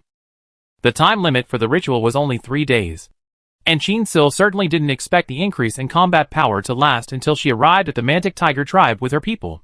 But this increase could affect Yuan Hung. The two of them shared the same mind, and it was believed that Yuan Hung would know what to do after noticing the surge in strength. With that, Qin Silence left the Panyang tribe with her archers and cavalry, taking just a sailboat with her and heading in the direction where the Mantic Tiger continent was located. On the other hand, Yuan Hung had been in the Mantic Tiger tribe for more than 20 days, but he had never been able to find the antidote that the old priest had hidden away. Or rather, there might not be an antidote for this thing at all. Yuan Hung had never seen which herbs could control someone's sanity, and the only explanation was that these herbs were something that the old priest had concocted using the power of the tiger god. At that moment, he suddenly felt his body's strength increase by a large margin. He knew that it must be something Qin Silence had done, since his strength had suddenly surged, and at the same time, he couldn't find the antidote. Yuan Hung certainly wouldn't continue to stay here. He rushed out of the cave, defeating the clansmen who blocked the way with a devastating momentum all the way, breaking into the old priest's residence, carrying this sinister old thing, and escaping from the mighty tiger tribe. The people of the mighty tiger tribe followed him from afar, like a group of followers that couldn't be shaken off. When Qin Silence ascended this continent, it didn't take long for her to discover the mark left behind by Yuan Hung. Riding a disc sheep, she led her clan and followed the mark left by Yuan Hung to where he was hiding. The old priest of the Mantic Tiger tribe was not dead at this point. He sprinkled medicinal powder along the road to guide the clansmen to this place to retrieve Yuan Hung. When Qin Silence arrived here, the people from the mighty tiger tribe also happened to be here. The old priest looked at Qin Silence and suddenly revealed a disgusting smile. "Chieftain, it turns out that what you can't part with is the beautiful women of the Panyang tribe," he chastely assured. "As long as you go back with me, the clansmen of the mighty tiger tribe will help you step on the Panyang tribe, and all the women there will belong to you. Put your mother's fart." A feisty female archer released an arrow at the old priest's eye. The old priest fell to the ground in a sorry state, narrowly dodging the arrow. The women of the Panyang tribe are surprisingly this powerful. The old priest wiped his cold sweat as he said, "Our Manticore tribe just loves women like this." The warriors of the Mantic Tiger tribe began to follow suit. "Warriors, grab these women and bring them back to your caves. They can give birth to the strongest children for you." The old priest spread his hands wide and called out to his clan. He looked at Qin Silence again. "As for you, chief lady, I advise you to better stay honest, lest the warriors hurt you." "Chief's wife?" Qin Silence laughed contemptuously and violently raised his surge fire gun. "Yuan Hung is my man. You should address him as the chieftain's husband." The mighty tiger tribe's men couldn't help but laugh. "Lady Chief, do you think that you can make the mighty tiger tribe bow down just because you're holding a stick?" Qin Silence waved her hand, and all the female archers immediately switched weapons. "Let's try it then."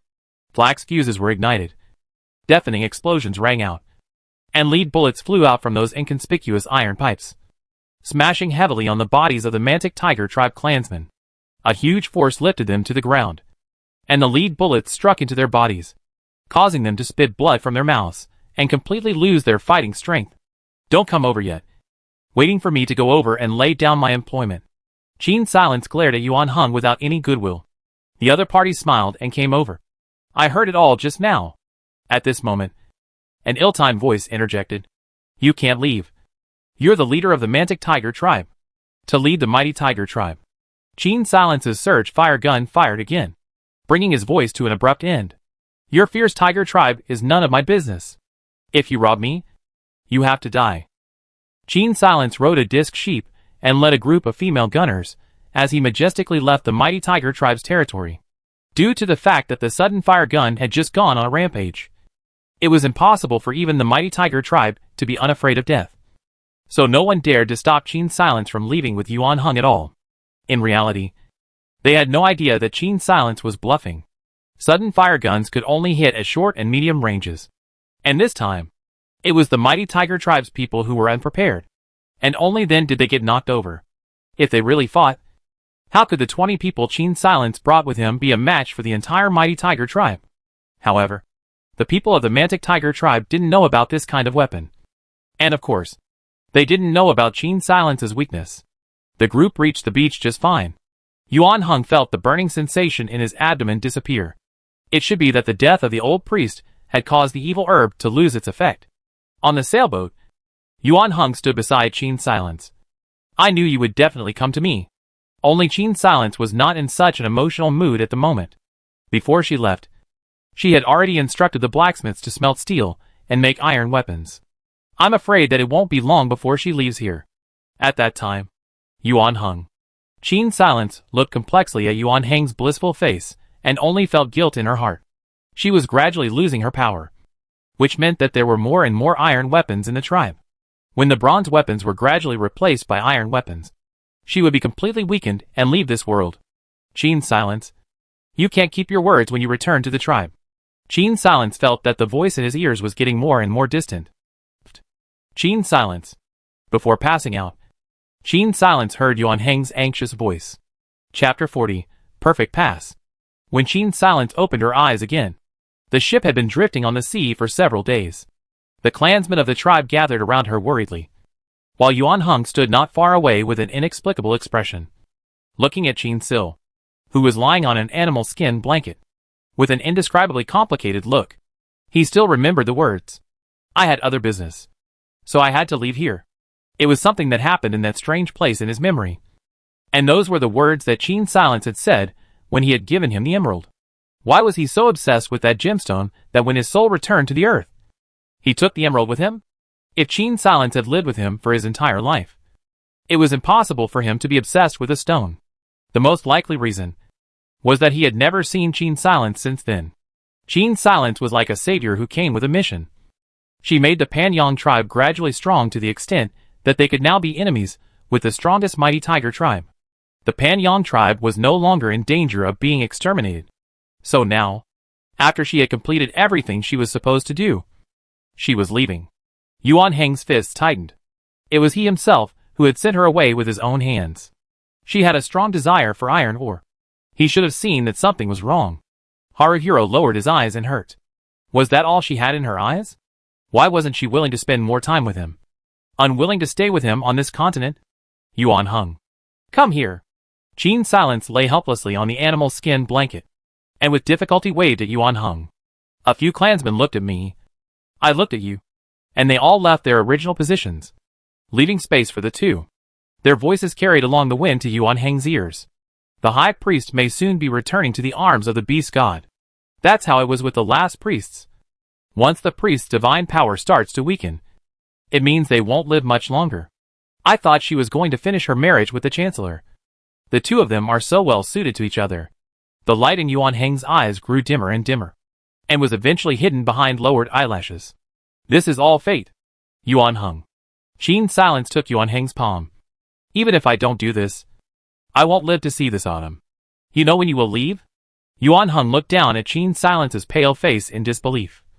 How can someone only live for a year? He withdrew his hand in frustration. If that's the case, why did you summon me? From the very beginning, you planned to let me die alone. Haruhira's raised volume startled the others, and the clan members looked fearfully and searchingly towards where the two were. After throwing a tantrum, Yuan Heng looked at Qin Silence in panic, as if he was the one at fault. I don't want to hurt you. Sad. I'll try my best to do everything I promised you. Qin Silence once again tries to pull on Yuan Heng's hand. This time, Yuan Heng put his hand out of his own accord. Qin Silence looked at the countdown in front of her. This time, the countdown was 10 days. Just now, her mission had been completed. 10 days should be enough time for her to return to the tribe. Will you regret it? Yuan Heng? Regret what? Harahira asked rhetorically. Baffled. Regret knowing me. Regret meeting me. Qin Silence breaks into a smile. I was greedy, and only liked the you who liked me. I'm just a little angry. Yuan Heng uncomfortably twists his head. But no regrets. 10 days later, the sailboat drifted across the sea and arrived at the pier of the Panyang tribe. Qin Silence sat on Panyang's body, leaning against Yuan Heng's chest behind her, and strongly supported herself as she returned to the tribe. High Priest. High Priestess. Seeing her face like gold paper, the clansmen raised their voices in concern. Prepare a banquet for me. Clansmen. This will be my last meal with the clansmen of the Disc Sheep tribe. Qin Silence sat down on Panyang's body and felt the arm that was crossed in front of his waist tremble violently. At the banquet of the Disc Sheep tribe, all the clansmen were sitting in front of a bonfire, with sumptuous food and fragrant fruit wines in front of them. But all of their faces were devoid of joy. Qin Silence raised her cup at this time and said with a strong voice, with heaven as the matchmaker and the earth as the bride price, I ask the beast god to witness the marriage. And I ask all the clansmen to be witnesses. Today I am married to Yuan Heng. And after I drink this cup of wine, I will become his wife, and he will become my husband. She looked to Yuan Heng. Will you drink this cup of wine? Yuan Heng? Harahira picked up the glass and drank from it. I will follow you forever. Qin Silence. Dang! Responding to him was the bronze wine cup that landed on the ground and the spilled wine. The countdown completely zeroed out, and Qin Silence slowly dissipated into a golden point of light surrounded by the crowd. She didn't have time to drink the cup of wine after all. Congratulations to player Qin Silence for her perfect clearance. Please receive the reward for clearing the level. Lifespan plus 15, experience plus 50. Please choose the skills to keep. Optional skills. Eagle's Eye. Priest's Lodge. Oracle. Rituals. Qin Silence selected Eagle's Eye without any expression. At the moment, she wasn't in the mood to check the rewards. Congratulations to the host for passing the level perfectly. The host's mood is currently fluctuating greatly. 007 has automatically activated the psychological counseling function. The cause of the fluctuation has been identified. As a community of interest, Wizard 007 had the obligation to enlighten the host. The essence of an NPC is a system-generated data stream, and does not have the ability to follow the host back to the real world. For the sake of your physical and mental health, please do not bet too much emotion on NPCs. Qin Silence sighed wearily. 007. Leave me alone. Receiving the host's command, 007 turned on the ban. Thinking back to what she did before she left the copy, Qin Silence herself suspected that she had gone mad in her weakened state. She actually wanted to marry an NPC. Shouldn't have messed around like that. Qin Silence suddenly let out a laugh. Anyway, never liked anyone else before. So what if she messed around once? It's just that Yuan Heng should be very sad. Hopefully, when he is reborn in other copies, he will not remember her. I don't know how long I sat in a darkness before Qin Silence finally clicked on her personal panel and glanced at her stats. Because he didn't have enough experience value to upgrade. Qin Silence's body values were no different from last time. The only things that were different were the lifespan and skills. Her lifespan had become 20. And she had 2 skills, namely Walk Silently and Eagle Eyes. And Eagle Eyes. 007. I have a question for you. Qin Silence took the initiative to call out the game guide. 007 had received the command to lift the ban. I ran into someone in the copy. His guide number is 001. Is there only 7 players in this game? The survival expert game linked different worlds, and the number of players had exceeded 100,000. Then is there a pattern to the wizard's numbering? The wizard number was related to the host's merit value ranking. The higher the ranking, the smaller the wizard number assigned when the host entered the system, with the smallest number being 000, due to the host's forward numbering.